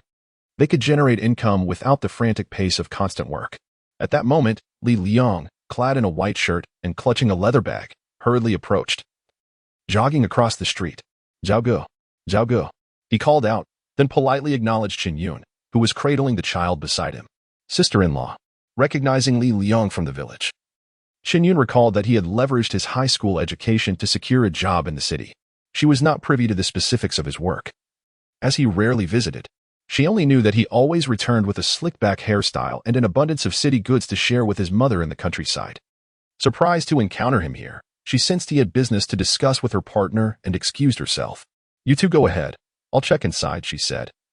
Rising to take the child into the shop, Zhao Qianzhi opened his slender, deep-set eyes, revealing the bloodshot signs of his late-night toil. Reaching into his pocket for a cigarette, he was struck by the emptiness, remembering he had discarded them a few days prior, too preoccupied with the child to indulge. Li Liang, grinning, nodded at Chen Yun as she departed. Once she was gone, he plopped down beside Zhao Qianzhi, opened his bag, and produced a cigarette, offering it to him with palpable excitement. "Zhao Ge, regarding the matter you asked me about, I have news. The courtyard is indeed set to be relocated and once vacated. It will remain intact, available for sale or lease."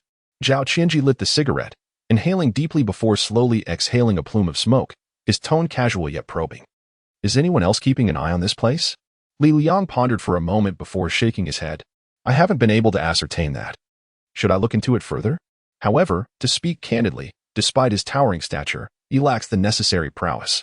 Upon hearing his words, Zhao Qianzhi nodded thoughtfully. "For now, this place can suffice, yet as the wholesale demand escalates in the future, it will no longer be a trivial matter. With all departments meticulously planned, the available space will soon become insufficient. Just the warehouse for clothing fabric requires ample room. The shops on either side have been discreetly inquired about. Yet it is evident that they currently have no intention of selling or leasing. Thus, it is imperative for me to make alternative preparations. Previously, while handling the household registration transfer, I encountered Li Liang, and now I have asked him to assist in scouting for any readily available properties nearby.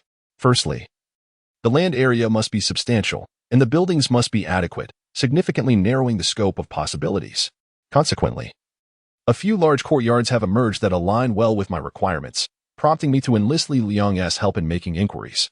That expansive courtyard spans 1,000 square meters, comprising 2 stories, with the rooms on each floor rather densely arranged. If I were to secure it in the future, substantial renovations would be necessary. After finishing half a cigarette, he withdrew his thoughts and spoke in a low, husky voice. "When you inquire, refrain from revealing any intention regarding renting or purchasing." Upon hearing this, Li Liang instantly grasped the rationale behind Zhao's words and nodded in agreement. "Understood, Zhao Ge. I comprehend your intent." Zhao Qianzhi inserted the cigarette into his mouth, uttering no further words, and appreciatively patted Li Liang on the shoulder. "There are still numerous matters to attend to, and I truly need a capable assistant by my side. Li Liang is quite commendable. He is perceptive and remarkably adept at handling tasks. In future business engagements, he will certainly thrive. However, at present, he possesses a stable job, making it awkward to request him to join me." After finishing his cigarette, Li Liang extinguished it, glanced at the wristwatch gifted by Zhao Ge, and noticing the late hour, he spoke. "Zhao Ge, if there is nothing else, I shall take my leave for now, and we shall reconnect later." With that, he hurriedly grabbed his bag and departed. In the following days, the clothing company was exceedingly busy, having temporarily hired 3 additional workers, 2 for retail operations and 1 for wholesale inventory management. The daily foot traffic for retail reached its maximum capacity, necessitating early notifications for those queuing in the afternoon to limit entry. Otherwise, timely closing and stock taking of the day's sales and inventory would be unfeasible. Meanwhile, the influx of individuals seeking wholesale purchases continued to grow.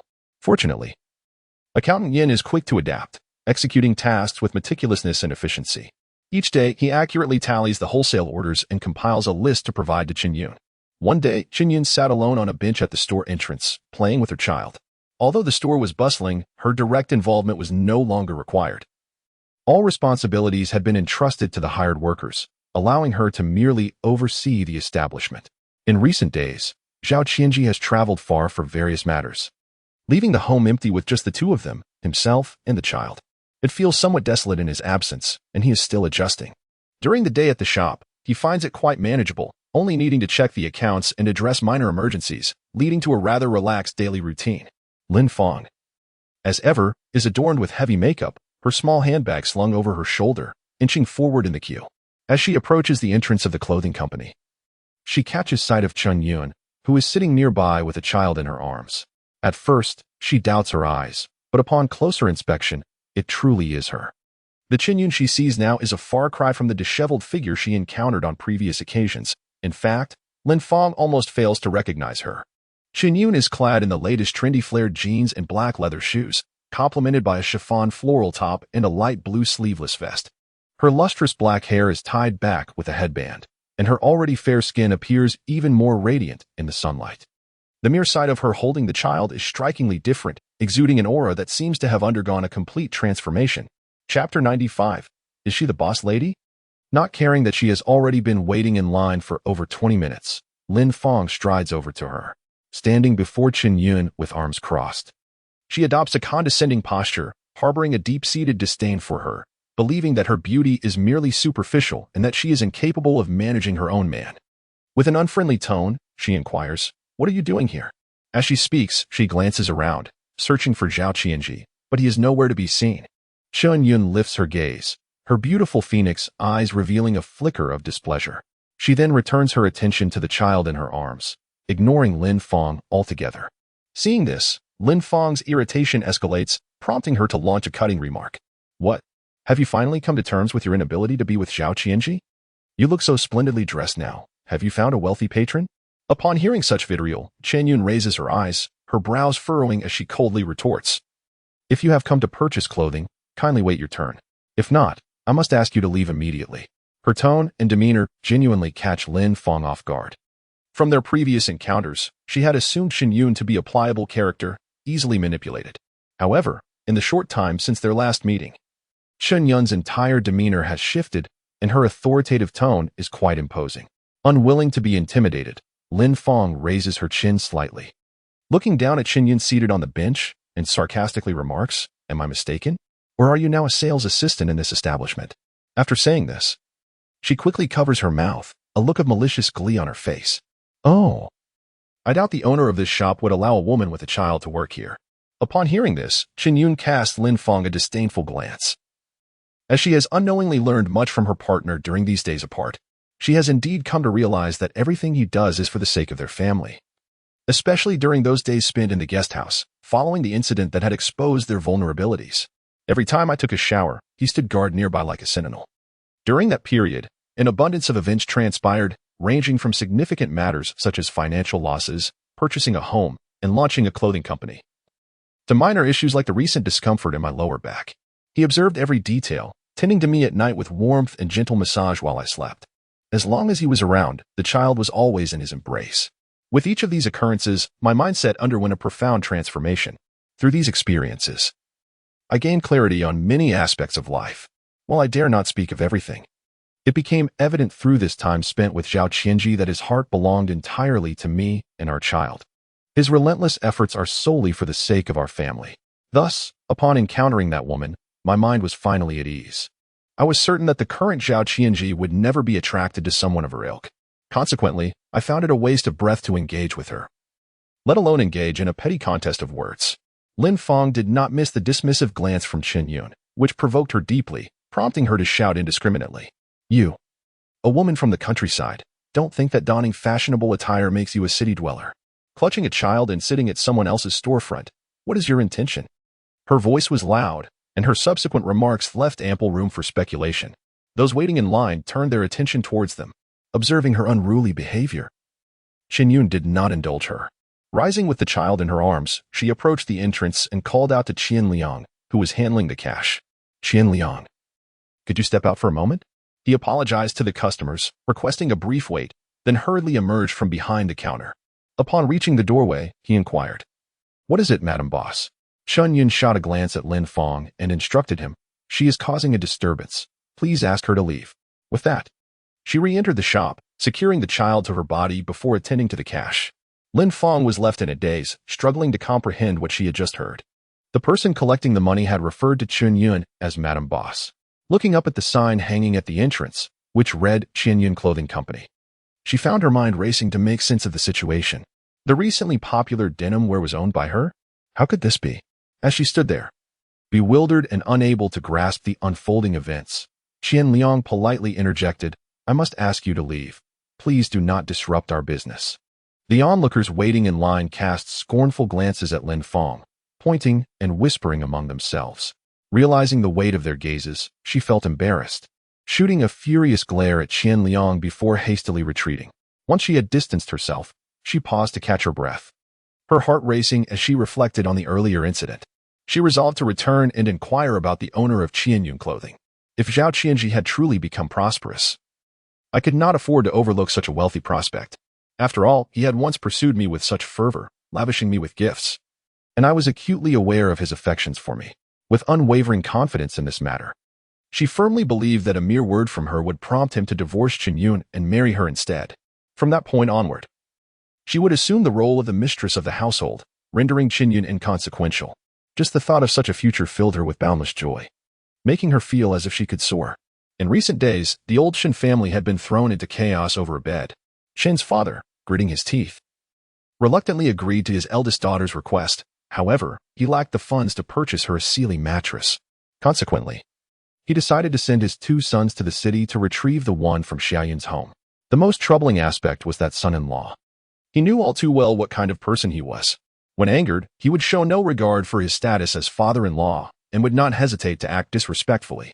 The family could hardly provoke him. Otherwise, the two sons would have already gone to the city to bring back the bed, ultimately swallowing his pride. And under the pretense of following his two sons, he ventured into the city. Along the way, they inquired about Xiaoyun's residence but were unable to locate it. Being infrequent visitors to the city, they found it overwhelmingly vast. As darkness descended, the trio had no choice but to seek lodging at a guest house, where they squeezed into a single room for the night. At the break of dawn, they checked out before the sun rose and resumed their search, questioning passers-by until they finally found their destination. Father and son stood before the elegant building, hesitating to approach. Little Five scratched his head and asked, "Dad, do you really think my second sister, who is so timid, lives in such a nice place?" "I find it hard to believe." Chen's father ignored his youngest son's query, glancing at his eldest and saying, "Why don't you go up and take a look? We can't afford to make another mistake." Chapter 96. Arriving at the door. Coveting the house the previous day, they had discovered just how stringent the city was. They witnessed someone casually discarding a cigarette butt, only to be reprimanded and fined 50 cents by an individual wearing an armband. This incident rendered the three of them increasingly cautious in all their endeavors. Now, even standing at the base of the building, they hesitated to ascend. Upon hearing his father's words, Chen's eldest son nodded resolutely. "All right, you all wait here. I will go up and check." He spoke while nervously wiping his sweaty palms on his trousers, then cautiously made his way upstairs, glancing back twice. Upon encountering someone descending, he promptly stepped aside, allowing them to pass before continuing on his way. After reaching the designated floor, he took out a slip of paper and located the corresponding door number. He raised his hand and knocked. After a brief moment, just as he was about to knock again, the door swung open from the inside. Seeing his younger sister, he broke into a grin. "At last, I found you," he exclaimed, waving to his father and younger brother in the hallway below, signaling them to come up. As their father and younger brother approached, she turned back and said, "Yesterday, I came into the city with Dad and my little brother, but we couldn't find the way." At that moment, Chen Yun's face bore no expression of joy at the sight of her family. She understood all too well that if her father and elder brother had no pressing matters, they would not have traveled such a long distance to seek her out. "Is there something you need?" Chen Laoda, noticing that his younger sister did not invite him inside, rubbed his hands together and glanced into the room. Upon seeing the clean and bright interior, as well as the sofa, his eyes widened in astonishment. It became clear to him that after his eldest sister returned, she had been quite the handful. His younger sister was living so well now, especially in her appearance. She looked nothing like a country girl, but rather more refined than those from the city. Her complexion was radiant and healthy. Retracting his gaze, he lowered his voice to softly inquire, "Is my brother-in-law home?" As he spoke, he glanced into the room once more. Chen Yun, observing Qianzhi's demeanor, chose not to inform him that Zhao Qianzhi was absent. Instead, she asked again, "Why did you and Dad suddenly come here?"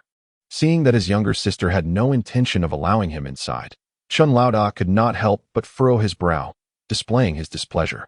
Suppressing his voice, lest his brother-in-law overhear, he expressed a hint of grievance. "Dad, the younger brother, and I have not had a hot meal since yesterday, all to come find you. At least let me in for a glass of water." While they conversed, Chen Fu and Xiao Wu had already approached. Chen Fu looked around the immaculate hallway, remarking on how particular city dwellers are. Even the corridors are so pristine. Upon seeing his youngest daughter, he cleared his throat intentionally, clasping his hands behind his back, holding onto his pipe, and adopting an elder's authoritative posture. He cast a glance at his daughter before striding confidently into the room. Despite her reluctance, Chen Yun could not prevent them from speaking at the doorway. She followed behind and closed the door. Upon entering, Chen Fu was utterly taken aback. He had thought that the guest house was clean and luxurious. However, upon seeing his daughter's residence, he realized what true cleanliness, brightness, and luxury looked like. As he settled onto the sofa, he sank into it, startled, and immediately braced himself for support. Adjusting his posture, his murky eyes resumed their appraisal of the room. Such a spacious home, accommodating only their family of 3, seemed quite extravagant. The main room was so large that with a curtain divider, it could easily fit 3 beds. With the family home currently flooded and many belongings rendered unusable, it would be quite practical to move here to the city. A large family could comfortably reside in this space without issue. Retracting his gaze, he looked at his youngest daughter and, assuming a fatherly authority, declared, "Your brother and I are hungry. Whatever you have at home, just prepare something. We'll manage with a little." At that moment, Xiao had already started munching on the buns from the table, mumbling, "These are meat-filled buns, so delicious and juicy." He then handed one to his father and another to his elder brother. Chen Yun glanced at her watch, anxious not to delay the opening of the shop. She looked at her unexpectedly visiting father and brother. "Dad, I have matters to attend to. Is there something urgent that brought you here?" Chen Fu, chewing on the meat bun, lifted his eyelids and shot an annoyed glance at his daughter. "What could you possibly have going on? Where's your husband?" "Since entering, I haven't seen him around. It seems he must not be home. As long as he is absent, matters become significantly more manageable." Chen Yun was now certain that their visit was motivated by ulterior motives. Otherwise, they would not have repeatedly inquired about Zhao Qianzhi. He had stepped out and would likely return shortly. Upon hearing this, Chen's father did not wish to linger, fearing that when his son-in-law returned, the bed would be difficult to remove. Swallowing the last bite of his bun, he cleared his throat and spoke. The purpose of this visit was primarily twofold. First, his eldest daughter was to be married and desired a mattress, but the family was currently grappling with financial difficulties, unable to provide her with one. Thus, he intended to take the bed from Chen Yun's home to serve as her dowry, to prevent her in-laws from looking down upon her in the future. He paused momentarily before continuing. Secondly, he wished to discuss with his son-in-law the prospect of relocating to their residence. He proposed that the master bedroom be partitioned into 2 rooms. He and Chen Yun's mother would sleep in one, while her elder brother and sister-in-law would occupy the other, allowing Chen Yun and her family to use a curtain to separate their sleeping area in the living room. As he spoke, his tone conveyed not a discussion but an authoritative directive. Upon hearing their father's later remarks, Chen Yun's elder brother's eyes gleamed with avarice as he greedily surveyed the beautiful home. He could scarcely have dreamed of one day living in a city residence. If they could settle here, it would be nothing short of wonderful. Indeed, he was fortunate to have such a father. Chen Yun stood rigidly in place, her face pale and devoid of expression, fixated on her father and elder brother. With a mere few words, they had determined the fate of the furniture and the home that Zhao Qianzhi had painstakingly acquired. To them, what did their daughter and sister truly amount to? When she had previously endured beatings, they had feigned ignorance and never intervened. Now that Zhao Qianzhi had prospered and purchased a home in the city, they had come seeking their share. The once scant affection she held for them dwindled to nearly nothing when they intended to take her mattress and divide the household without any discussion. The bed belonged to her family. On what grounds did they presume to remove it as a dowry? Furthermore, this home was purchased by Zhao Qianzhi. Had they even sought his consent to move in? As these words escaped her lips, the Chen family was momentarily struck dumb. Chapter 97, The Fallout. Zhao Qianzhi returns. No one anticipated that the usually submissive Chen Yun would dare to refute the most authoritative elder in the household. An oppressive silence enveloped the room. Chen Yun maintained a calm demeanor, betraying no sign of joy or sorrow, her voice imbued with a hint of coldness as she dismissed them. Elder brother, please take father and younger brother back. I have matters to attend to and will not be able to host you any longer. At this, Chen's father, regaining his composure, scowled, his weathered face contorted with anger. What? Now that you have a bit of money, do you think so little of your father? I have only just arrived, and you are already eager to see me gone. In the face of her father's rebuke, Chen Yun felt an inner tranquility. No longer instinctively inclined to acquiesce as she had in the past, she realized that in her father, elder brother, and younger brother's eyes, they never considered her perspective. Their sole concern was the potential shame her elder sister might face without a mattress in her new home. They intended to move here due to the damage to their home, unceremoniously planning to divide the property that rightfully belonged to Zhao Qianzhi and themselves. Consequently, the three of them would reside in the living room, separated only by a curtain. Thus, every consideration was made from their own perspective, with no thought given to the difficulties they might impose on others. Although the family is now financially stable, Zhao Qianzhi is attentive to both himself and the children. He is entirely capable of supporting the family. Yet, such relatives, with their actions, leave him feeling disheartened and sorrowful. They are unworthy of even the slightest sacrifice on his part. Even when assistance is rendered, they perceive it as their due and continue to demand more. Upon realizing this, he spoke up. Father, when you planned to take my bed to provide a dowry for my sister, did you not consider me as your daughter deserving of fair treatment? Have you thought about where I would sleep after you remove my bed? He noticed a flicker of discomfort cross his father's face, unable to suppress a cold laugh. He continued, you have not considered, nor do you care, whether Zhao Qianzhi will blame or look down upon me. In your eyes, my suffering is inconsequential. It is merely my fate. Elder Chen turned away, silent, while Xiao Wu hung his head, saying nothing. They both understood the hardships she had endured, but had never contemplated extending a helping hand. Chen's father, upon hearing his daughter's words, flushed with embarrassment and anger. So, you've gained some courage and now wish to confront your father over past grievances? Today, I shall take that bed. He commanded his two sons to move the bed. Hearing their father's directive, Elder Chen and Xiao Wu rose to comply. Seeing the situation unfold, Chen Yun refrained from further discussion, turning instead to seize a kitchen knife and forcefully struck it against the wooden table. The sound echoed ominously, and her gaze swept over the two preparing to enter the room, her voice low yet filled with authority. If anyone dares to move today, I will fight back. This action startled the three inside, particularly Xiao Wu, who stared in disbelief at his second sister, finding her utterly unfamiliar in that moment. Chen's father could hardly fathom that his youngest daughter would disobey him so boldly. He glanced at the knife embedded in the table, sensing her fierce determination to resist. His face, dark and wrinkled with age, flushed with rage as he pointed at her, berating, You are utterly unfilial. I toiled to raise you, and this is how you repay your father? Chen Yun remained unfazed, meeting her father's gaze with icy resolve. The concept of filial piety had lost all significance for her. Even the utmost devotion would be regarded as mere obligation in his eyes, as he commanded her to leave. Elder Chen could scarcely believe how much his younger sister had changed. Her assertiveness rendered her nearly unrecognizable. How dare she speak back to their father and wield a knife? Redirecting his gaze to his father, it was evident that he too was deeply agitated. The trio of Chun men, confident in their mission to retrieve the bed, found themselves returning empty-handed. Along the journey, the three remained silent. Upon arriving at the bus station, Xiao Wu could no longer restrain himself and spoke up. Dad, without a mattress, how am I supposed to explain to my elder sister?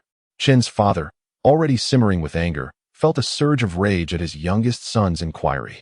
He kicked him lightly in the rear and scolded, I've raised you all, and this is the gratitude I receive? Without a mattress, she can marry or not. Despite his harsh words, his heart was heavy with concern. After all, his eldest daughter was marrying a teacher from the city, which brought him a sense of pride among the villagers. He felt compelled to meet his daughter's wishes and provide her with a proper mattress. Though he had never encountered such a thing and was unclear on how it differed from an ordinary bed, He resolved to inquire at the carpenter's shop upon returning to town, hoping to arrange for one and defer payment until times improved. After the three departed, Chen Yun, who appeared calm, was unable to contain her trembling hands. She sank to the ground, covering her face as she wept uncontrollably. After a brief outpouring of emotion, she quickly composed herself, her eyes slightly puffy, as she gathered her child and prepared to take a taxi to the clothing company. Upon arrival, she discovered that customers and wholesale clients were already waiting at the entrance. Several employees were outside, counting the new shipment of clothing delivered from the factory. Noticing the situation, she hurriedly handed the keys to Qian Liang to unlock the door and greeted the clothing store owners, apologizing for the delay due to personal matters. The owners, astute as they were, noticed her red-rimmed eyes, suggesting she had been crying. No one remarked on it, understanding that a slight tardiness was inconsequential.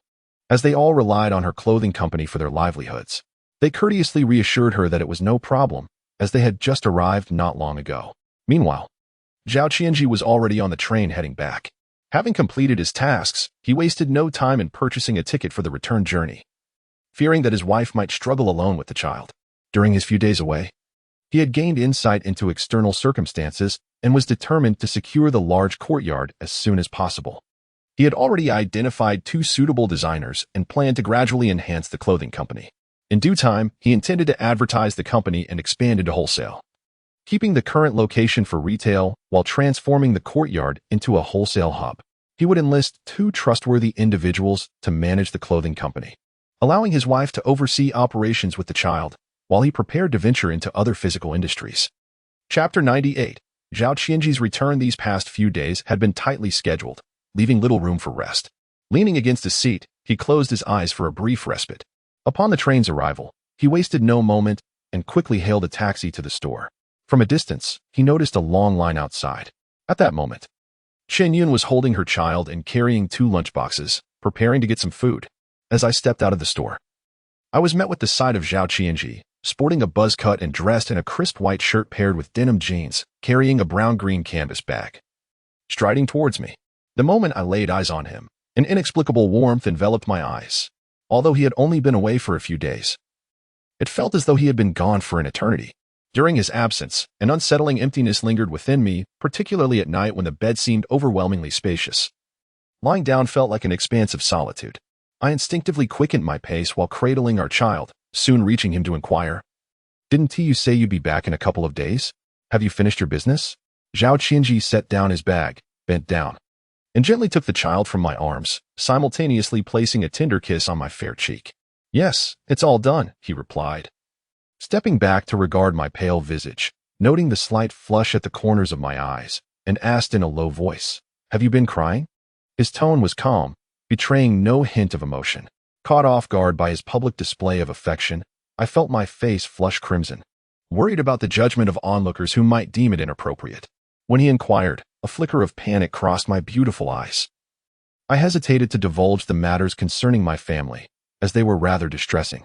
Not wanting to burden him upon his return, I awkwardly fabricated a lie, saying, "No, everything is fine. Why would I cry? You should hold the baby and rest for a while. I'll go prepare some food." Without waiting for his response, I hurried across the street, anxious that he might discern my unease. Zhao Qianzhi watched my retreating figure before redirecting his attention to the child in his arms. He settled onto a bench at the store's entrance, cradling the baby with one arm while using the other to unzip his bag, retrieving a small toy to place in our daughter's hands. This time, in the rush of his return, he had brought 2 trendy plastic hair clips and a simple camera to capture moments of our child's growth. He also purchased several distinct corduroy outfits, one of which he planned to have redesigned by a tailor, taking into account the northern climate. He intended to produce a batch for trial sales, as the current selection in the store was woefully limited and required immediate expansion, especially with winter fast approaching. At present, handmade cotton garments were all the rage, typically layered beneath outerwear. In this vast market, the demand for coats and trousers was unimaginably high. Meanwhile, within the cafeteria, after several inquiries, Lin Wan finally discovered that the owner of the clothing company was none other than Zhao Qianzhi. Upon learning this news, she was both incredulous and exhilarated.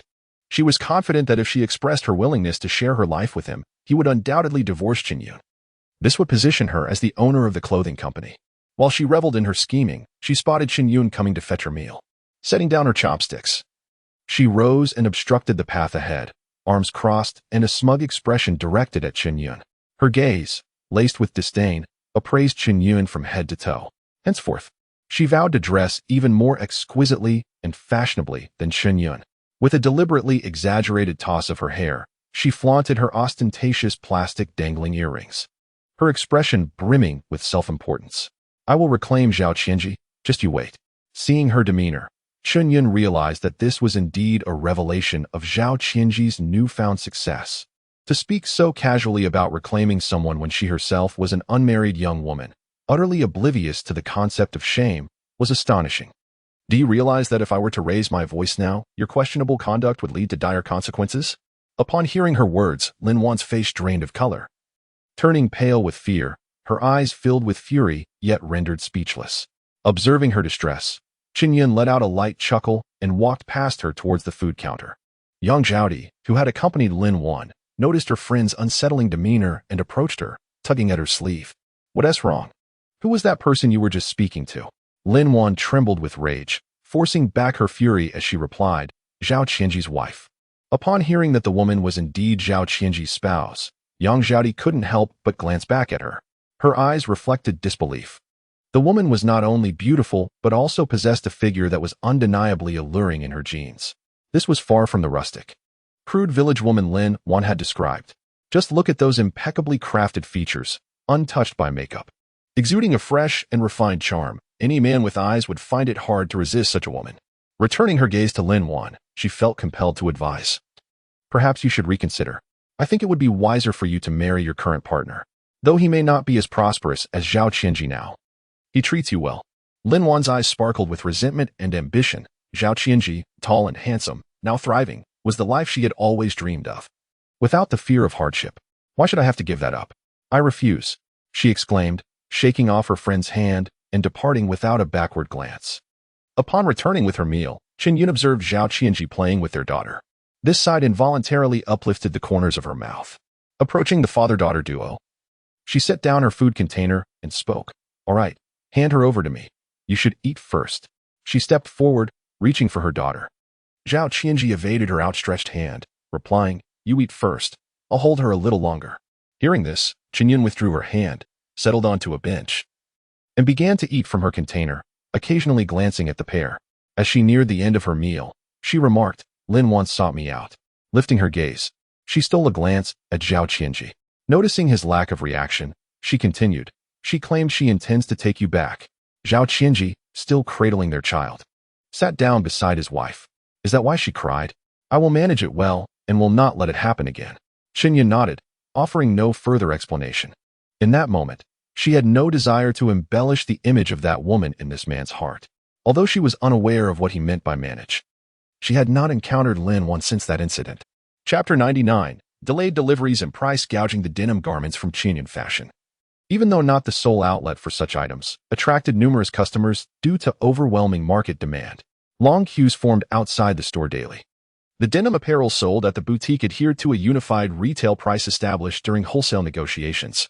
Because everyone strictly complied with this agreement, the market prices remained stable, resulting in thriving sales for every clothing store and an increasing number of wholesalers. On this particular day, after several days of negotiations, Zhao Qianzhi finally secured a spacious courtyard that had become available. This two-story building, formerly a dormitory for employees, had been vacated after staff relocated to a new facility. Although the structure was somewhat dilapidated, it remained entirely functional. The first floor was designated for storing fabrics and wholesale activities, while the second floor was converted into an office space. Standing at the entrance, Zhao Qianzhi, with a cigarette dangling from his lips and his narrowed eye surveying the expansive courtyard, contemplated a rational layout to avoid waste.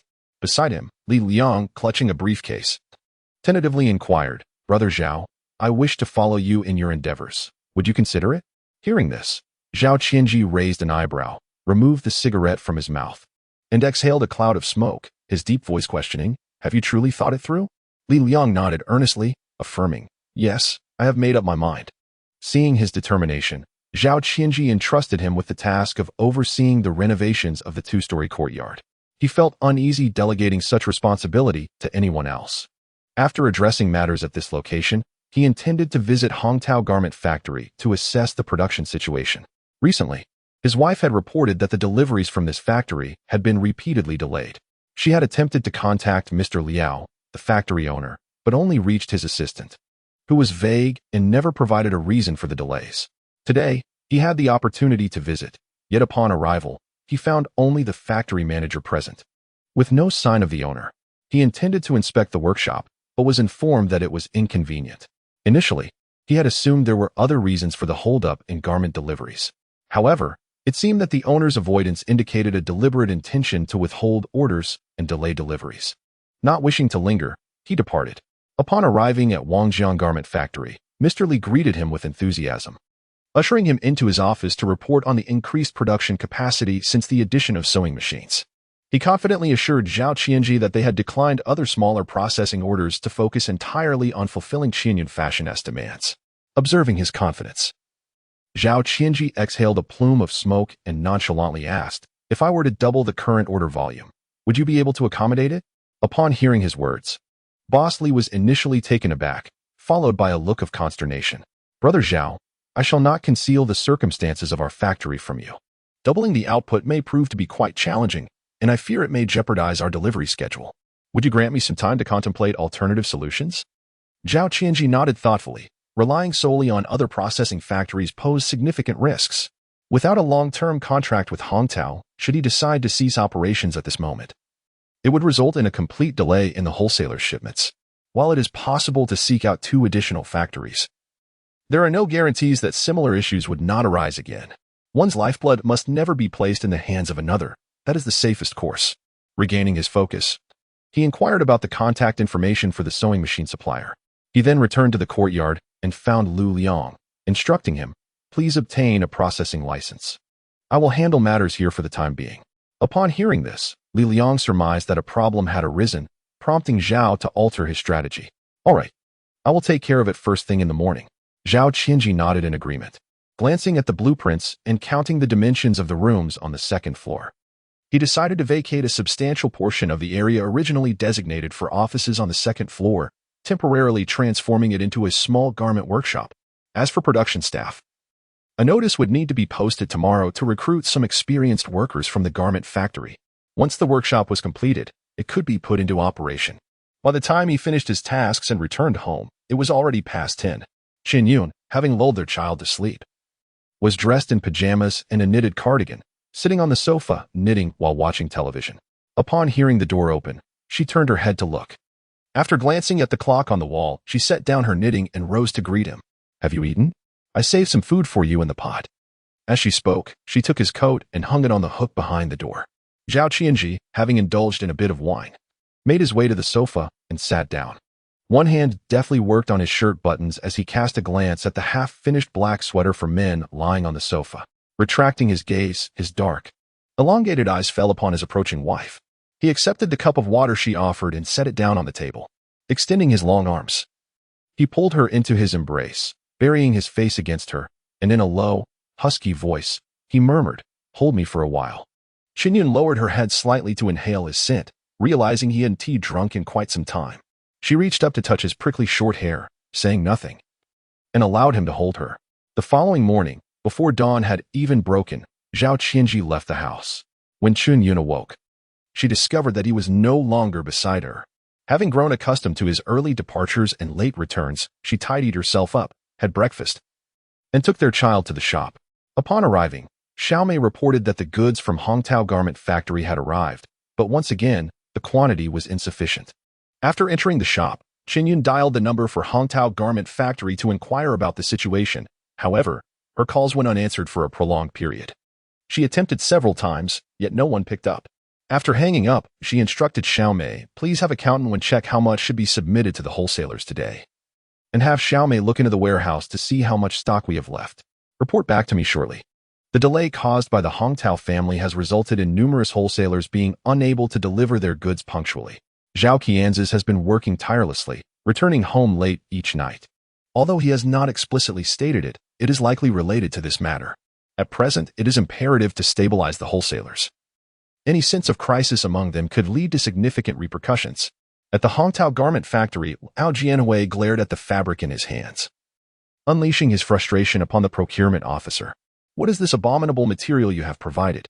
I requested fabric suitable for denim jeans, not this rubbish." Observing the overwhelming success of Chen Yun apparel, he yearned to produce and sell his own line, yet he found himself lacking in materials. Should the situation become dire, he would have no choice but to inflate the processing fees, insisting that Zhao pay him 3 times the current rate. He surmised that Zhao would find it difficult to locate a more suitable manufacturer than himself. Chapter 100. Plans to inflate prices.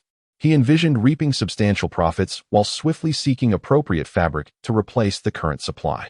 With his experience in manufacturing denim clothing, although he had signed an agreement regarding styles and patterns, once he procured the right material, he could easily make adjustments to produce denim apparel. Such a profit margin was too enticing to squander on mere subcontracting for others. Resolving to communicate his urgency, he barked at those searching for fabric, regardless of the method. "Procure me a batch of denim fabric promptly, or consider your position here terminated." Faced with the boss's ire, the responsible party felt helpless. Many textile factories were reluctant to produce such materials, opting instead for long-term supply fabrics. The limited demand for this particular type of fabric discouraged experimentation, as it required considerable time and incurred high costs. The closest fabric found thus far did not meet the standards for denim styles and patterns. "Understood, boss. I will inquire further," he replied. At that moment, the telephone on the desk rang again, and he knew it was undoubtedly the owner of Chen Yun apparel calling. They had likely completed tallying the goods delivered that morning. Currently, the factory relied solely on orders from their denim line, and the items they required had already been prepared. The recurring issues of insufficient deliveries or delays were merely strategies to reinforce their factory's significance. Now was not the time for price negotiations. He must wait for Zhao to seek him out, and then discuss raising the processing fees. Regardless of the outcome, he stood to gain without loss. Meanwhile, Chen Yun had entered the small office of Accountant 1, who was diligently calculating the quantities of goods to be picked up by wholesalers using an abacus. After patiently waiting for a moment, Chen inquired once when paused her calculations, "How many items do we still owe the wholesalers today?" Accountant 1 closed the ledger documenting the goods and replied, "Including what was owed yesterday and the day before, we currently owe a total of 12,000 sets." Upon hearing this figure, Chen Yun turned and left the office.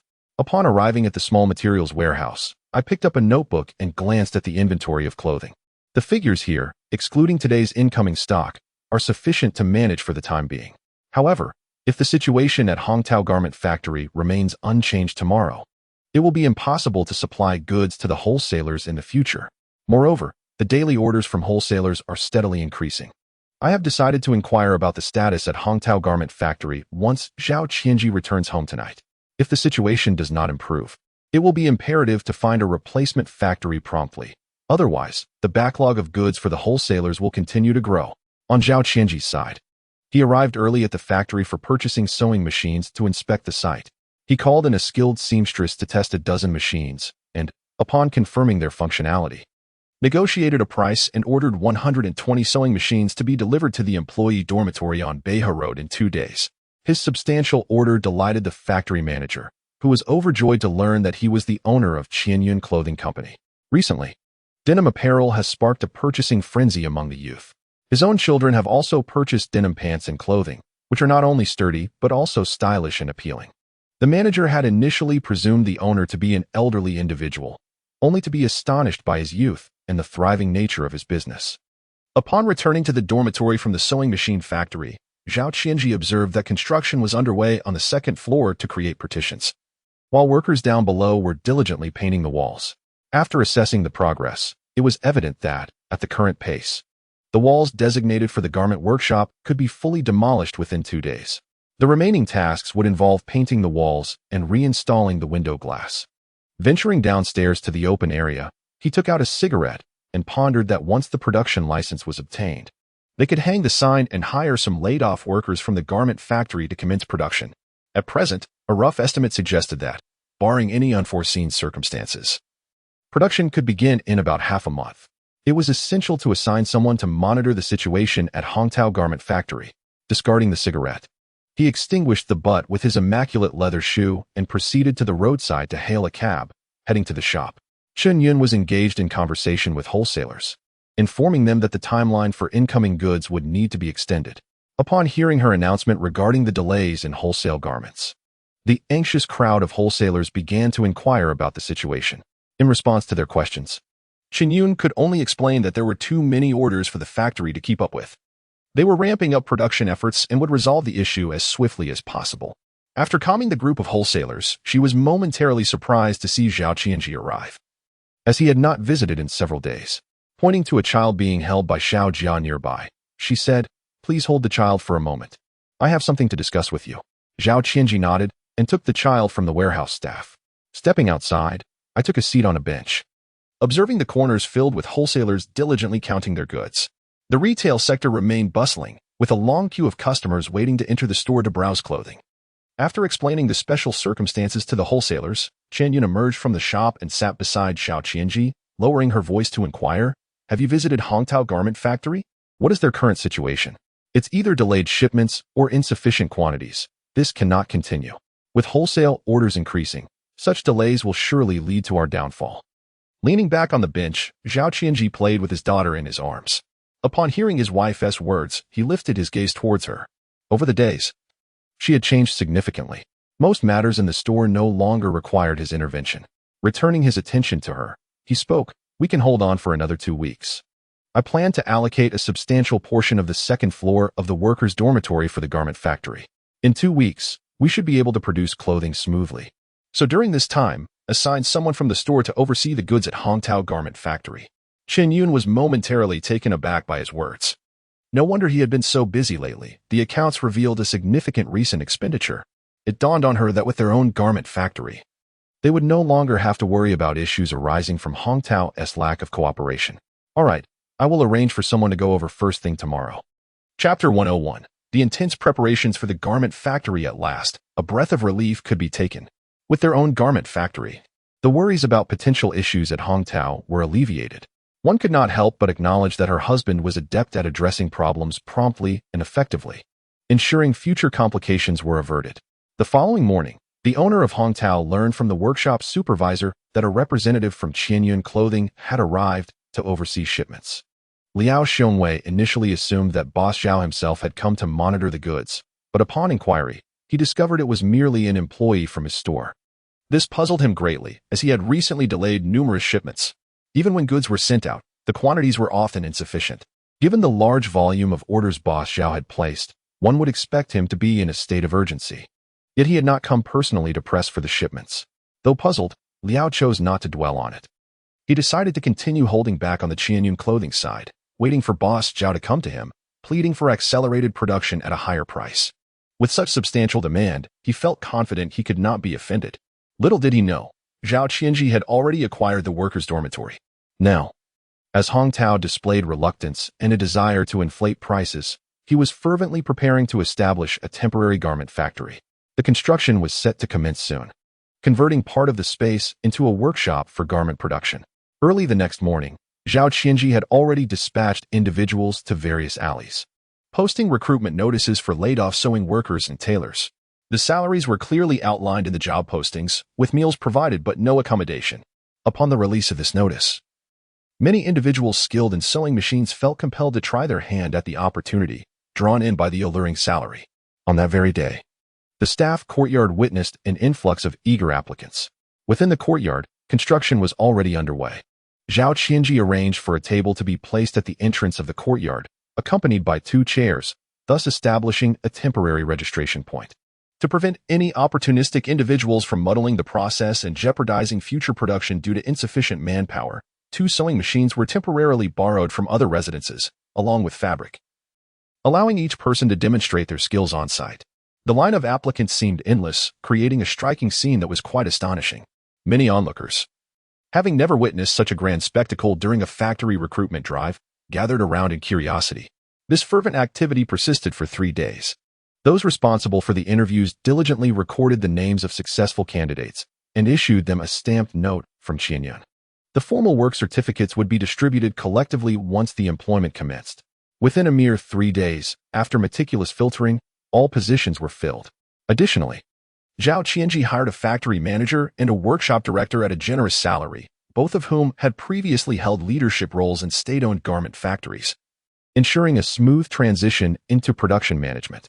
Throughout that week, Zhao Qianzhi dedicated himself to the establishment of a new garment factory, scarcely resting for more than 5 hours each day. When fatigue set in, he would light a cigarette to invigorate himself. Once the sewing machines arrived, they were gradually stacked on the ground floor, while the second floor, with its freshly laid cement and newly painted walls, required a 3-day drying period before any equipment could be moved in. Meanwhile, due to Chen Yun's negotiations with wholesalers regarding delayed shipments, everyone was aware of the remarkable demand for denim apparel and understood the supply shortages. Rather than inciting discontent, the wholesalers increased their order quantities to ensure they had ample stock to sustain their sales. At Hongtao Garment Factory, Liao Xiongwei, having nearly fulfilled his current orders, still found himself without any word from boss Zhao.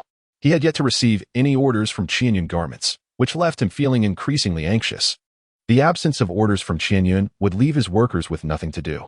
As his anxiety mounted, he could not resist picking up the phone to call the Chen Yun Garment Company. Chen Yun's cashier, Chen Liang, glanced at the incoming call from the landline. Following the instructions from the boss's wife, he had been advised not to answer calls from Hongtao Garment Factory. Recognizing the caller, he chose to disregard it and continued with his tasks. After Liao Xiongwei hung up, he found it difficult to remain still.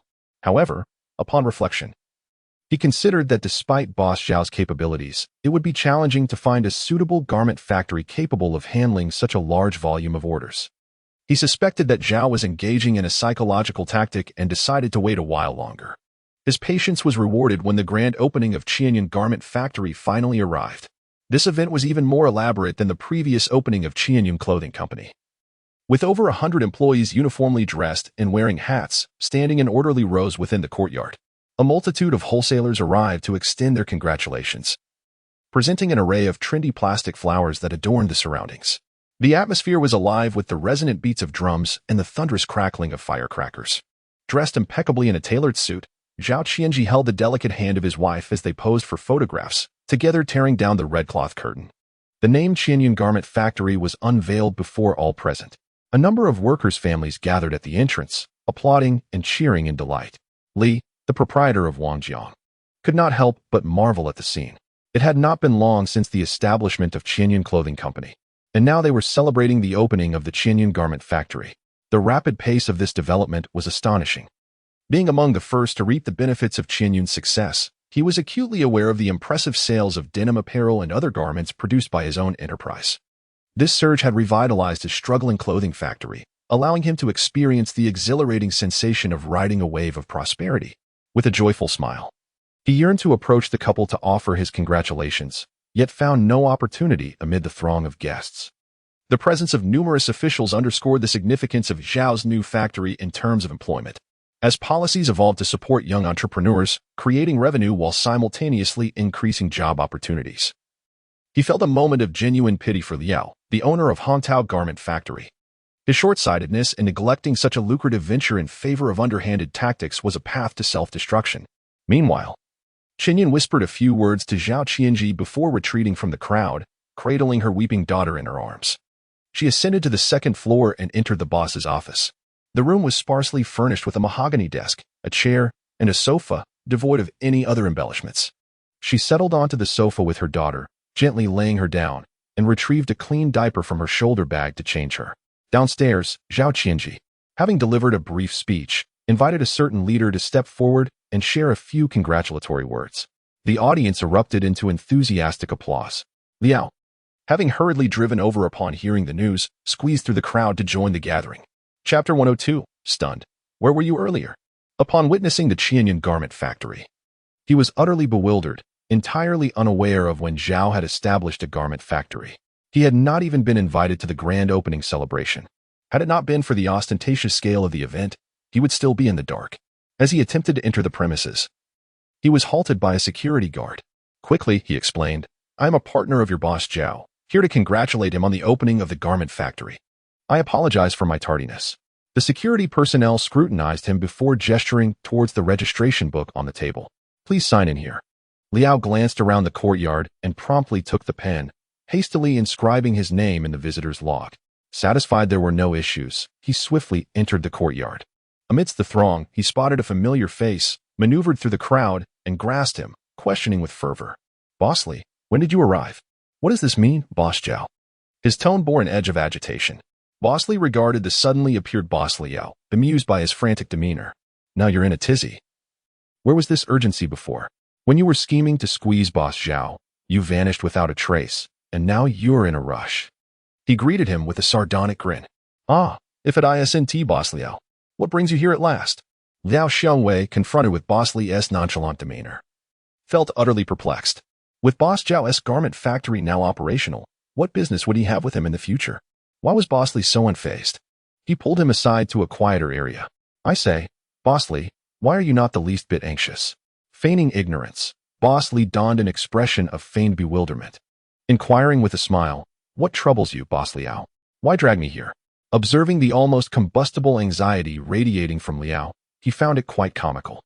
Liao Xiangwei rubbed his mouth in frustration, then fished out a cigarette from his pocket, lighting it. After inhaling deeply, he exhaled a cloud of smoke and could no longer contain himself. "Brotherly, Boss Zhao has opened his own garment factory. What future do we have now? Why are you so unconcerned?" At hearing his words, Boss Li's laughter grew unabashed. In truth, when Zhao Qianzhi had visited him previously to discuss doubling orders, he had sensed the underlying test. Zhao was well aware of the scale of his production capacity, anticipating a swift increase in orders. He had proactively prepared by acquiring additional sewing machines and labor. Now, without any prompting, the mention of doubling orders was evidently a way to gauge whether he harbored ulterior motives, while his factory's production capabilities were undeniable. The channels for sales and the current trends among the youth were another matter. It could only be said that those around him were too myopic to evolve. Otherwise, they would not have found themselves in such a state of idleness. Now, by taking on processing work, not only was he earning a profit, but also saving on unnecessary labor costs. Why would he not embrace this? Regaining his composure, he beamed at Liao Xiangwei and candidly stated, "When I first collaborated with Boss Zhao, we signed a long-term cooperation agreement. Given the current volume of his clothing sales, it does not affect my end." He paused momentarily. "To be honest, my friend, I owe you thanks.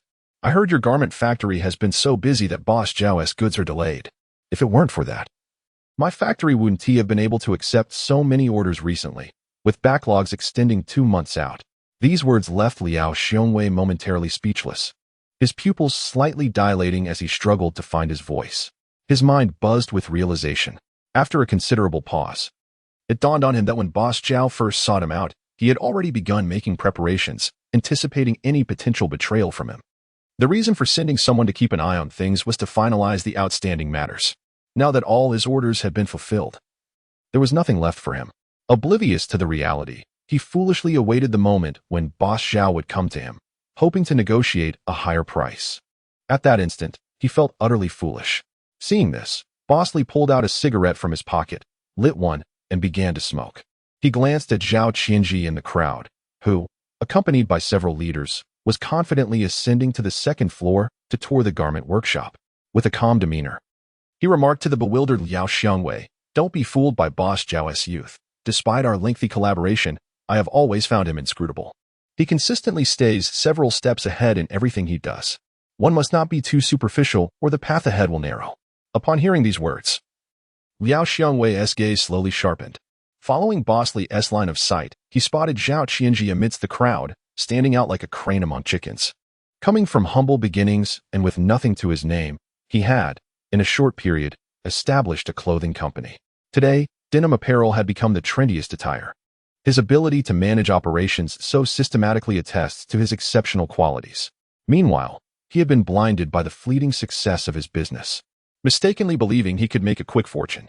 In hindsight, he realized how hopelessly naive he had been. Employees clad in work uniforms ascended to the second floor in an orderly fashion under the direction of the workshop supervisor, entering a clean and bright garment workshop. Hundreds of sewing machines were neatly arranged inside, with a window every meter adorned with new glass, allowing ample sunlight to illuminate the space. Rows of light bulbs hung from the ceiling. In preparation for production, several tailors had already finalized the samples over the past 2 days. The sewing machine operators, upon taking their seats, could begin stitching immediately. They had all undergone thorough training during this time. Since they were paid per piece, the more they produced, the higher their wages would be. However, It was crucial that their work passed quality inspections. Any defective products would need to be disassembled and redone or discarded, all of which would affect their earnings. Consequently, everyone strove to minimize errors while rushing to meet deadlines. From 10 in the morning until 5 in the afternoon, Chen Yun spent most of her time in the workshop. The clothing company had accumulated numerous wholesale orders that needed to be fulfilled. Today marked their first day of production, and she was eager to see if the garments met shipping standards. Otherwise, if the quality was subpar, these clothes could not be sold. Accompanying her was Supervisor Yang, who instructed the section head to tally the production numbers for the day. He personally inspected the finished garments to ensure they met the shipping criteria. Satisfied with the craftsmanship, he gathered the production data and presented it to her, saying, "Madam Boss, take a look. This is our total production volume for today." Chapter 103. What brings you here? Chen Yun looked at the reported figures, and a smile finally graced her face as she relayed instructions to the workshop supervisor. "Once more, let us conduct a thorough inspection to ensure everything is in order before we proceed to the storage." Nowadays, wholesalers are already aware of the garment factory's location. As for the apparel company, we shall adhere to the initial plans laid out by our men, establishing a retail segment along with a pre-sale for new styles. Observing the proprietor's satisfaction with the current production pace, the workshop manager quickly responded with a smile. "Very well, I will arrange for additional inspections." Returning to her office, Chen Yun took her daughter from an employee's arms and said, "Thank you for your help. You may get back to your duties." Glancing at the time, she noted it was getting late.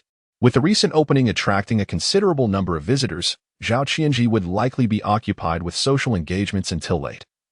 So she decided not to wait for him. While cradling her child and preparing to hail a taxi home, she spotted the owner of Hongtao Garment Factory lingering at the entrance. Previously, he had withheld orders and failed to cooperate with deliveries, ignoring her numerous calls, resulting in significant delays for many wholesalers. Had it not been for Zhao Qianzhi's decisive action in temporarily opening a garment factory, the situation could have been far more dire. Choosing to disregard him, she sidestepped his presence and took a taxi home. As she approached her doorstep, she noticed Zhao was squatting outside. It had been a while since their last encounter when he had come with her older brother and father to move a bed, leading to quite a commotion. She had assumed they would no longer wish to maintain contact with her. Walking closer, she peered down at him and inquired, "Father sent you?" Upon hearing her voice, Xiaowu looked up, following the line of her new leather shoes and denim pants, until his gaze reached her expressionless face. The transformation in her was remarkable. The timidity that once marked her demeanor seemed to have vanished entirely. Now, confidence radiated from her, and her gaze felt so foreign to him, as if he had never known her at all. Rising from the ground, he grinned and called out, "Second sister." Once she opened the door, he stepped inside alongside her. Though he had visited before, he was still struck by the cleanliness and brightness of the space. To his astonishment, he noticed that his second sister had even acquired a television. Curiously surveying the room, he encountered appliances he had never seen before. Chen Yun placed her daughter on the sofa, removed her coat, and hung it by the door, then turned to don an apron and asked, "What brings you here today?" Xiaowu withdrew his gaze from the surroundings and looked at his now aloof second sister.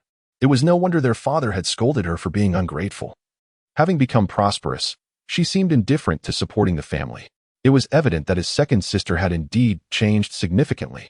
Sitting on the remarkably soft sofa, he watched his niece drooling and nibbling on her delicate fingers, and he spoke up, "Elder sister is getting married the day after tomorrow at Hongyue Grand Hotel. Not far from here. They have reserved 10 tables. Our parents asked me to come and inform you, so please remember to attend." At this, Chen Yun paused as she tied her apron. She had not intended to attend, but she was taken aback that her family had sent someone specifically to inform her. Later, "I shall wait for Zhao Qianzhi to return and discuss with him whether he shall attend." "Very well, I understand. It is getting late. You should return quickly, lest you find no transportation back." Xiaowu was taken aback by the fact that his second sister would chase him away, his body stiffening for a fleeting moment. In the past, she had always been the kindest to him. Before her marriage, she would earn some money and, after contributing to the family, secretly save a little to buy herself fine things to enjoy. Little did he expect that she would now treat him with such indifference. Perhaps she was still angry about the incident of moving the Simmons' bed last time. In the end, they did not move it. They were siblings, after all. What was there to be upset about? It was merely a bed. Why be so petty? After a moment's hesitation, he spoke up.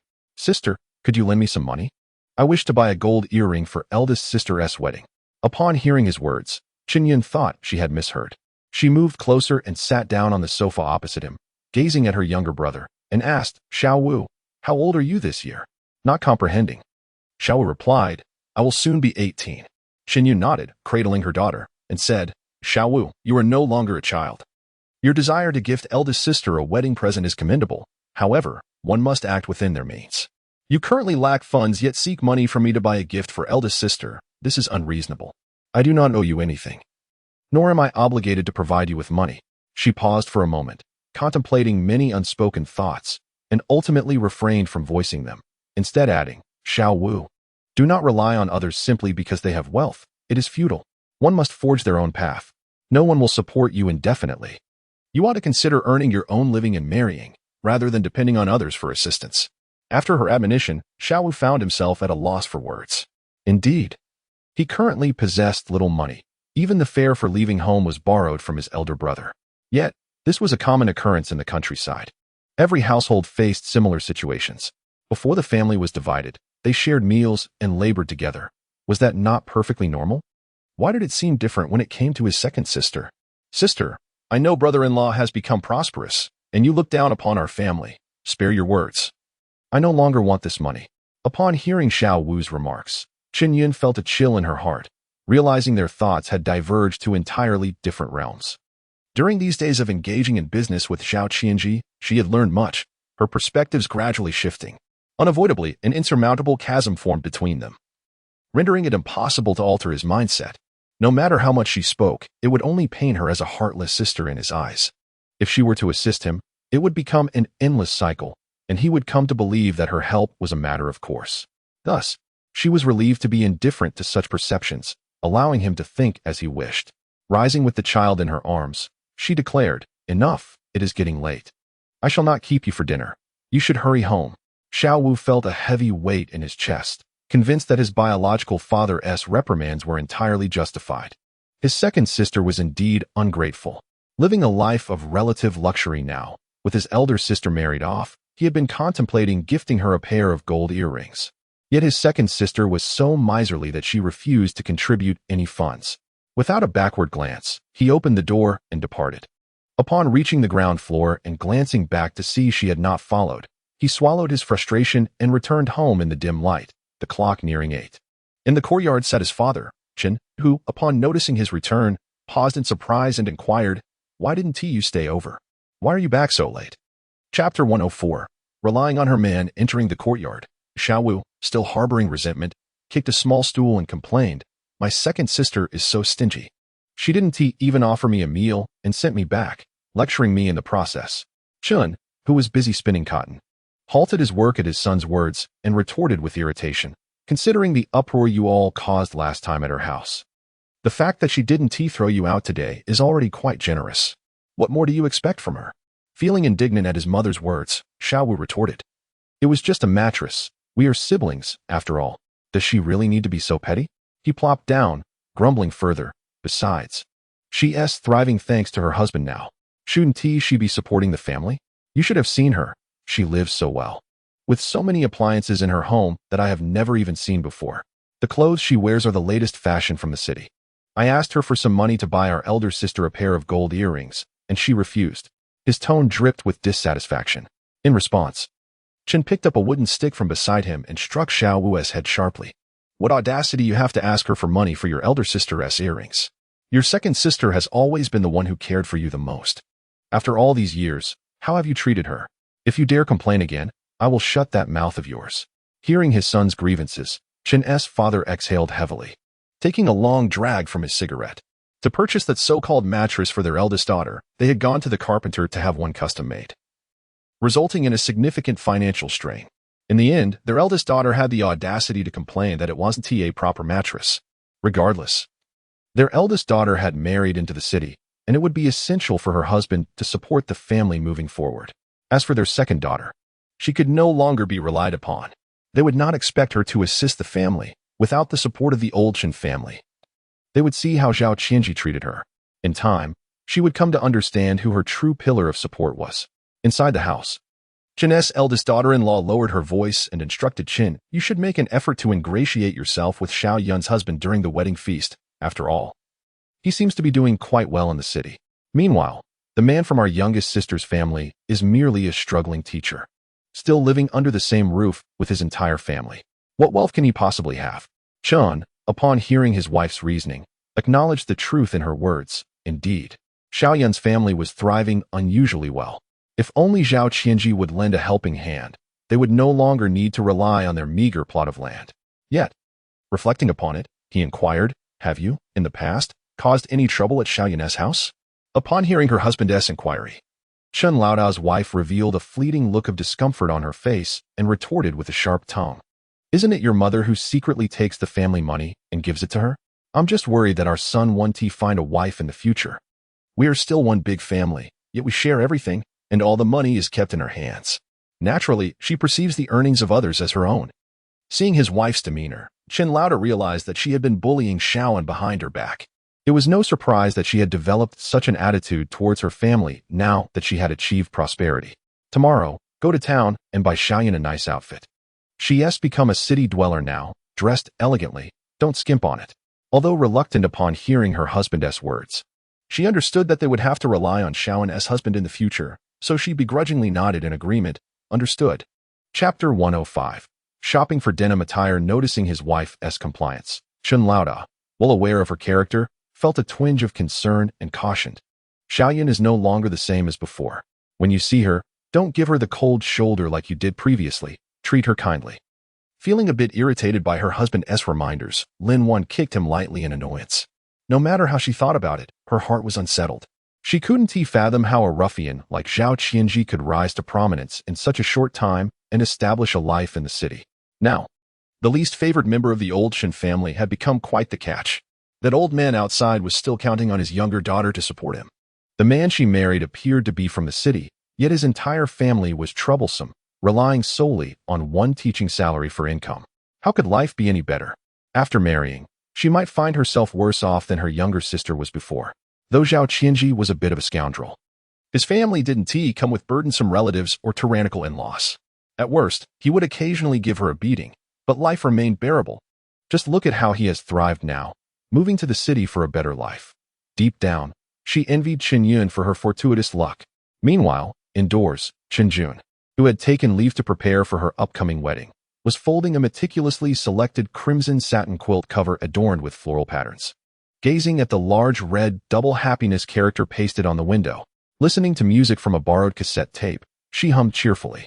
After much persuasion, her fiancé finally agreed to host the wedding banquet at a grand restaurant in the city. Her relatives, all from the countryside, had little exposure to the world. Now, not only was she marrying into the city, but she was also celebrating her wedding there, surely a first in the 10 miles around. She felt a sense of pride, relishing that she had redeemed some face, and was elated at the prospect of finally leaving behind her dilapidated home, embracing the life of a true city dweller. Just then, Zhao Wu lifted the curtain and entered, saying, "Elder sister, I have already informed the second sister about the location of your banquet." Upon hearing his words, Chen Yun felt a surge of pride swell within her. She turned and seated herself on the bed, casting her gaze towards Zhao Wu. "Tomorrow, accompany me to the city once more. I wish to purchase a pair of trendy jeans. My co-workers have all shopped at that Chen Yun store." The garments that had been soaked in the flood, while still wearable after washing, no longer appealed to her. She resolved to embrace her new identity as a city dweller. Those clothes were unworthy of her newfound status, and she wished to avoid being labeled a country girl by the urbanites. Zhao Wu nodded in agreement, but was reminded of the words spoken by her second sister upon her departure, and tentatively inquired, "Elder sister, you won't neglect me in the future, will you?" A flicker of discomfort crossed Chen Yun's face as she harbored a deep-seated desire to sever ties with her family. As a married daughter, how could she concern herself with these men? Yet, she could not voice such sentiments openly. Regaining her composure, she smiled reassuringly. "I am your sister. If I do not care for you, who will? Now, do not dwell on it too much. Go to sleep." Zhao Wu did not miss the slightest change in her elder sister's expression, and her heart sank further. Perhaps, as her second sister had said, no one could be relied upon. With a forced smile, she replied, "All right, elder sister, you should rest early as well." Meanwhile, Chen Yun had prepared some dumplings to eat.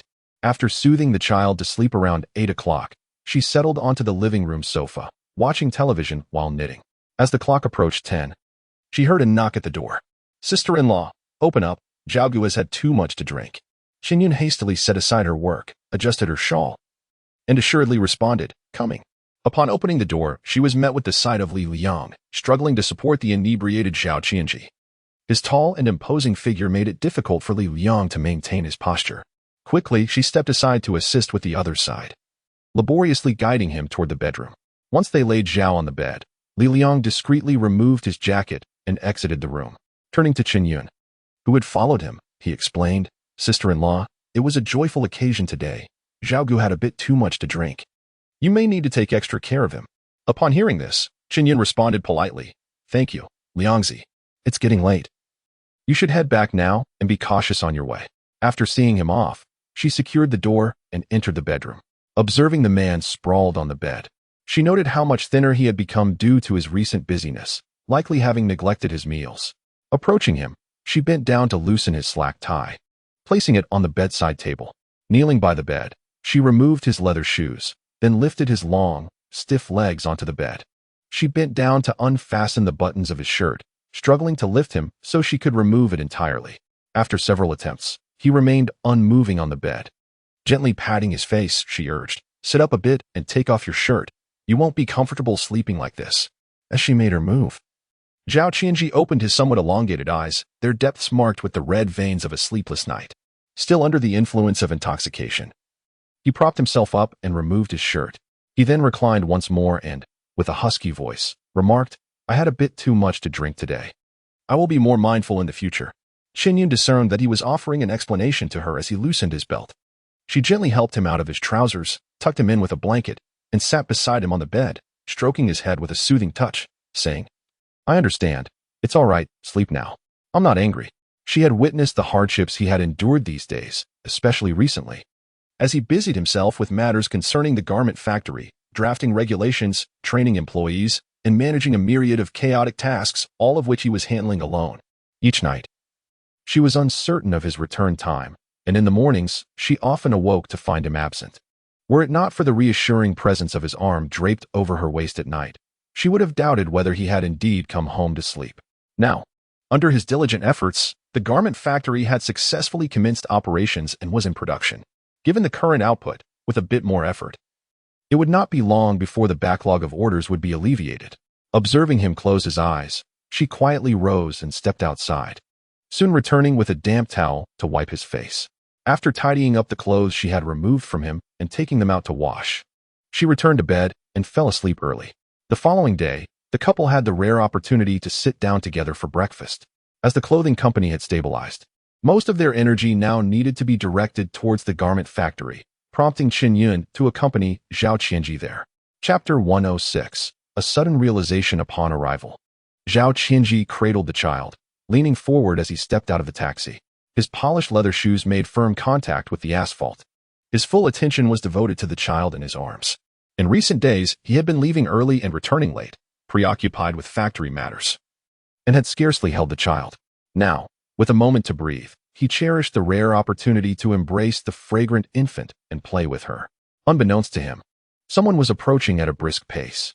Liao Xiongwei, who had been waiting since dawn, felt a surge of excitement upon seeing Zhao, rushing towards him. "Boss Zhao." After Chen Yun paid the fare and circled around the vehicle, she noticed the situation and instinctively took their daughter from Zhao Qianzhi's arms, cautiously leading the way into the courtyard while avoiding Liao Xiongwei. Stopped in his tracks, Zhao Qianzhi pulled out a cigarette, lit it, and took a deep drag, slowly exhaling the smoke. With a serious demeanor, his dark eyes devoid of warmth, he fixed his gaze on the man before him and coldly inquired, "What is it?" Liao Xiongwei, feeling increasingly uncomfortable under Zhao Qianzhi's gaze, fidgeted with his hands. Overnight, stubble had appeared on his face, and he looked disheveled. Running a hand through his hair as he humbly asked, "Boss Zhao, could we talk?" As he spoke the last part, the chilling intensity of Zhao's stare left him unsettled. For the first time, he felt an oppressive aura emanating from a young man. How could he have been so foolish as to think he could exploit him? After a night of torment, he was overwhelmed with regret. In contemporary times, not only is it challenging to find suitable fabric, but the production of denim apparel has also become impossible, with the factory no longer receiving his orders. It can be said that they have fallen into a state of having little to occupy themselves. With so many workers idling, how can one sustain them? "Boss Zhao," Might you grant me another opportunity? I assure you, there will be no further instances of delivery difficulties. Carrying her child, Chen Yun ascended to the second floor. Uneasy about Zhao Qianzhi, upon noticing that Li Liang had arrived, she called out to him, "Liangzi, please keep an eye at the factory entrance. Your brother Zhao is in conversation with the owner of Hongtao Garment Factory." Hearing her words, Li Liang immediately discerned her concern and responded, "All right. I will go take a look." Chen Yun tiptoed, peering over the courtyard wall, only catching a glimpse of her man's head as he smoked. She entered the office with the child, contemplating that without their orders, Hongtao Garment Factory would likely have little to do. Fearing that he might not handle the situation well and resort to extreme measures, she worried about Zhao Qianzhi's robust physique. If he were to act out, he would likely find himself at a disadvantage. After approximately 10 minutes, while she was engrossed in reviewing the previous day's report data, she heard the sound of the door opening. Turning her head, she saw him enter, looking somewhat surprised as he inquired, "Have you finished?" Zhao Qianzhi approached, bending down to take the child from her arms, to which she replied, "Yes." He then left the office with the child, heading toward the design department, intending to see if there were any new drafts. Early in the morning, Zhao was pulled into the city by his sister. After some inquiry, they finally located Chen Yun Clothing Company. Upon arrival, he was astonished by the long queue outside. He could not comprehend why so many people were waiting to buy clothes. Had it not been for his sister, he would have already been working in the fields by now. At that moment, he understood why so many envied city dwellers, their lives seemed so comfortable. As Chen Yun stood in line, she tiptoed to peer inside. This time, she had intentionally borrowed some money from her co-workers, fearing she might not have enough later and would embarrass herself. She had heard from her colleagues that this place also engaged in wholesale, run by a young couple with a child. Before arriving, she thought her co-workers' claims were exaggerated. But now, witnessing the throngs of people waiting to enter, she realized there was no exaggeration at all. While waiting to enter the store, her excitement soared. Observing those who emerged from the shop, each person carried new clothing. She silently resolved that if she had enough money, she would buy an extra set to alternate her wardrobe. Behind her, Xiaowu could not help but complain, "Sister, these denim pants are lovely. But there are just too many people in line. By the time it's our turn to enter, it will take at least another half hour." The young woman standing immediately behind him, overhearing his complaint, chimed in, "Today's foot traffic is actually quite manageable. Many wholesalers have gone to the factory to collect their goods. On other days, there are even more wholesalers here." Once the topic was initiated, the queue of people began to chatter animatedly. Upon entering the store, Chen Yun's attention was captivated by an embroidered denim jacket and a pair of flare trousers. After the attendant fetched her appropriate size, she tried them on, admiring herself in the mirror from various angles, thoroughly pleased with her reflection. At that moment, she resolved to purchase the entire ensemble, along with a delicate scarf. Meanwhile, Xiaowu, who stood by, observed his sister's extravagant purchase and glanced down at his patched-up trousers. With the thought of her wedding the following day and his lack of suitable attire, he could not restrain himself from asking, "Sister, may I go somewhere else to find a more affordable pair of pants?"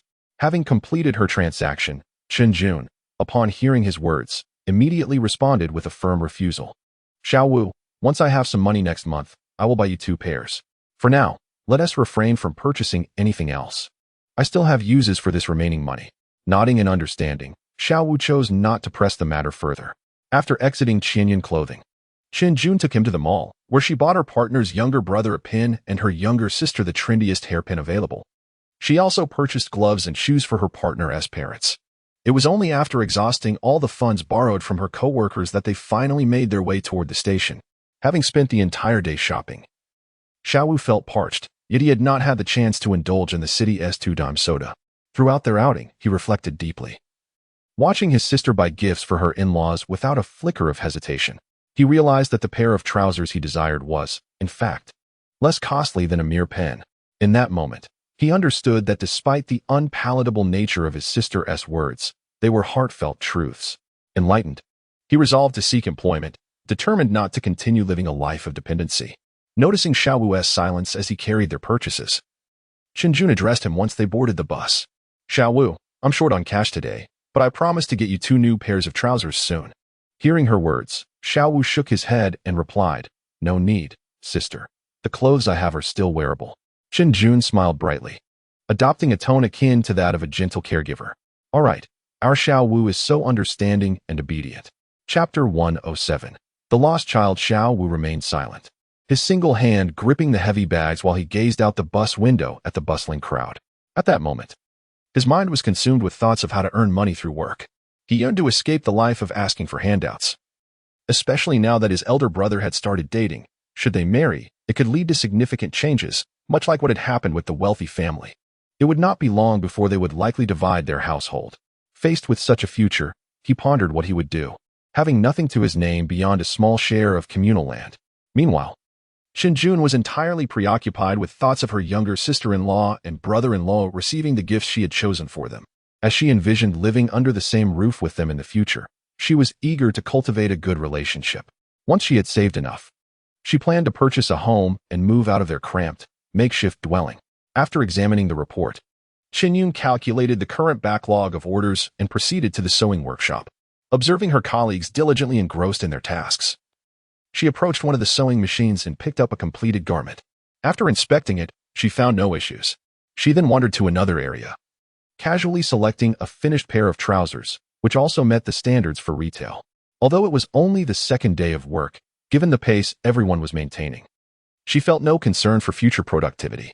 Setting the clothing down, she exited the bustling sewing workshop. That evening, the couple returned home early with their child. As they approached their doorstep, they heard cries echoing from the stairwell. Upon reaching the hallway, they found a crowd gathered outside Sister Yang's apartment, consisting of neighbors. Zhao Qianzhi was advised to take the child home first, while she approached the commotion at Yang's door, where people were densely packed both inside and out. The anguished wails of Sister Yang could be heard from within. Turning to a nearby onlooker, she quietly inquired, "Aunt Zhang, what has happened?" Zhang Ho-hot, upon recognizing Chen Yun, sighed deeply and lamented. "Those vile human traffickers have abducted her son, Ernyo. They have reported it and taken statements. Now they are just waiting for news." Her tone was laden with sorrow. Hearing this, Chen Yun felt a chill run down her spine. Just days prior, she had seen a missing person notice in the newspaper featuring a young woman who had disappeared while working in the city. Ernyo was only 5 years old. The thought of such a young child falling into the hands of traffickers was unbearable. Realizing that she could do nothing to help in this situation, she decided not to linger by the door any longer. Turning back, she returned home, where she found Zhao Qianzhi reclining on the sofa, playing with their child. After shutting the door, she spoke to him, her mood noticeably somber. "Ernyo from the Yang family has gone missing. We must keep a closer eye on Miao Miao." Zhao Qianzhi, hearing his wife's words, shifted his gaze from the child to her and asked, "When did it happen? Have they checked the train station or the bus station?" In an era when transportation was underdeveloped and devoid of surveillance, buses and trains were essential modes of transit. If they had not missed the critical window, there might still be a chance to locate the child. However, the odds were only 50-50. Given the dense population, finding a missing child was no simple task. Taken aback by Zhao Qianzhi's reasoning, Chen Yun realized that traffickers would indeed use vehicles to relocate abducted children. Resolute, she turned and exited once more, heading back to Sister Yang's home. Chapter 108. Finding the child after approximately 10 minutes. The hallway was abuzz with activity as neighbors, armed with flashlights, prepared to venture out in search of the child. Chen Yun then opened her door, addressing Zhao Qianzhi, who was still lounging on the sofa. "You stay here with the child. I am going to join the neighbors and search around the nearby stations for Ernyo." It was still relatively early, and she could see that Sister Yang was on the verge of fainting from distress. It is indeed quite distressing. As a mother, she can empathize with the anxious, helpless, and despairing feelings that engulf her at this moment, akin to the sky itself collapsing. In recent days, Zhao Qianzhi has been returning home rather late. At times, he prepares dinner himself, as Sister Yang finds it inconvenient to manage the child alone. Each time, she takes Miao Miao to her home, where she assists in looking after the child. Now that Ernyo is missing, she cannot simply disregard the matter, particularly since the neighbors are all familiar with Ernyo. It should be easier to search for him. Upon hearing the news, the community spontaneously formed groups to search at the train and bus stations, believing the likelihood of finding him there is greater. Hearing his wife's words, Zhao Qianzhi sat up, holding the child, contemplating how he could possibly feel at ease so late at night. He approached her and said, "I will go with you." Chen Yun hesitated for a moment, but did not refuse. The presence of another person brings an additional glimmer of hope. Grabbing a flashlight, she walked alongside him toward the nearest station. On the way, she suddenly recalled her elder sister's celebration at a large banquet hall tomorrow. Logically, She should have returned home today to see if there was anything she could assist with. However, with the factory just having commenced operations, it was imperative for someone to oversee things. Initially, she had no intention of going, yet her family had specifically sent Xiao Wu to inform her. With this in mind, she spoke up. Tomorrow, my sister is hosting a wedding banquet at Hongwei Grand Hall. If you have no other plans, would you accompany me? I do not wish to go alone. Walking beside her, Zhao Qianzhi wrapped the sleeping child in his coat. Upon hearing her words, he replied, all right. Chen Yun was not surprised by his agreement. He had never countered her requests lately. Before long, they arrived at a smaller bus station nearby, primarily serving long-distance routes. Given the late hour, operations had nearly ceased. The station was enveloped in darkness, appearing deserted, with a profound silence surrounding them. Holding the flashlight, she tentatively called out, "Nyo-nyo." At her call, a muffled grunt emerged from a short distance away. Zhao Qianzhi swiftly pulled his wife back as she prepared to investigate, handing the child to her. "Stay back, I will check it out." Receiving the child, Chen Yun initially assumed the noise had been made by a couple sneaking out for a rendezvous. Observing his demeanor, she felt a surge of anxiety and cautioned him. "Be careful." While speaking, she tightly held the child, illuminating the area with the flashlight. Zhao Qianzhi, through the faint light of the flashlight, bent down to pick up a stick from the ground. As he pushed aside a pile of grass, a figure suddenly darted out. He discarded the stick and, with swift reflexes, seized the person's collar, forcefully pinning them to the ground. Meanwhile, the child dashed towards Chen Yun, clinging to her leg as if seeking refuge, and let out a loud wail. Chen Yun, clutching the child with one arm, realized it was indeed Nyo-nyo, her gaze fixed on Zhao Qianzhi as she inquired, "Zhao Qianzhi, are you all right?" She instinctively moved forward to assess the situation. Zhao Qianzhi halted her advance, uncertain of any lurking accomplices. Fearing for his wife's safety as she clutched their child, he firmly stated, "Do not come closer. I am fine." Upon hearing his words, Chen Yun became increasingly anxious, terrified for his well-being. In her desperation, she remembered that other neighbors were nearby and called out loudly, "Nyo-nyo is here. We found him. Hurry, come quick." At that moment, he knelt, firmly restraining the individual beneath him, removing his outer garment to bind their arms. Subsequently, with astonishing strength, he hoisted the person and dragged them aside, securing them to a utility pole. At that time, some neighbors, alerted by Chen Yun's cries, arrived with flashlights, quickly gathering around. Soon, a crowd formed, and upon confirming that Nyo-nyo had indeed been located, they began to urge someone to notify others, including Nyo-nyo's family. During this commotion, a few individuals recognized the bound figure at the pole as the one who had abducted Nyo-nyo and hurried to a nearby shop to call the police. A group of young men, filled with indignation, approached the person tied to the pole, delivering a series of blows. Seeing the situation under control, Zhao Qianzhi moved to his wife's side and said, "All right, let's go home." Chen Yun examined him closely, relieved to see he was unharmed. Her taut nerves finally began to relax, only for her to realize that her legs had turned to jelly, rendering her immobile. She had been genuinely frightened earlier, fearing for his safety, and regretted her impulsive actions. Noticing her distress, Zhao Qianzhi took the child from her arms, wrapped an arm around her waist, and gently reassured her. "Everything is all right now." At that moment, Ernyo clung to Chen Yun's leg, refusing to let go, regardless of the efforts to pull him away. Yang Tao, who rushed over upon receiving the news, found her child and, after delivering 2 firm slaps to his bottom, pulled him into her embrace, weeping uncontrollably. "You nearly gave your mother a heart attack." Before long, the police arrived, quickly assessing the situation, handcuffing the individual tied to the pole, and taking them away. The crowd, now relieved, began to disperse. Upon returning home, it was already past 9 o'clock. Shortly thereafter, Yang Tao arrived with Ernyo and her husband, carrying a basket brimming with eggs to express their gratitude. "Xiao Yun, thank you, and Qianzhi. If it weren't for you, we might never have found Nyo-nyo." Her voice was filled with immeasurable appreciation. Nyo-nyo had vanished while accompanying her to the market for just a brief moment. Despite her frantic shouts, he remained elusive. Family members had joined the search, and it was not until nightfall that they had to drag her back home. Upon seeing her child's clothing, she could only weep, utterly at a loss for what to do. Fortunately, Xiao Yun had suggested they search the train and bus stations, where hope might still linger. The surrounding neighbors, upon hearing this, willingly joined the search efforts. It was only then that we found Nyo-nyo from the hands of the traffickers. It is unimaginable what fate awaited him had he not been located. He could have been taken to an unknown place, and we might have never seen him again in this lifetime.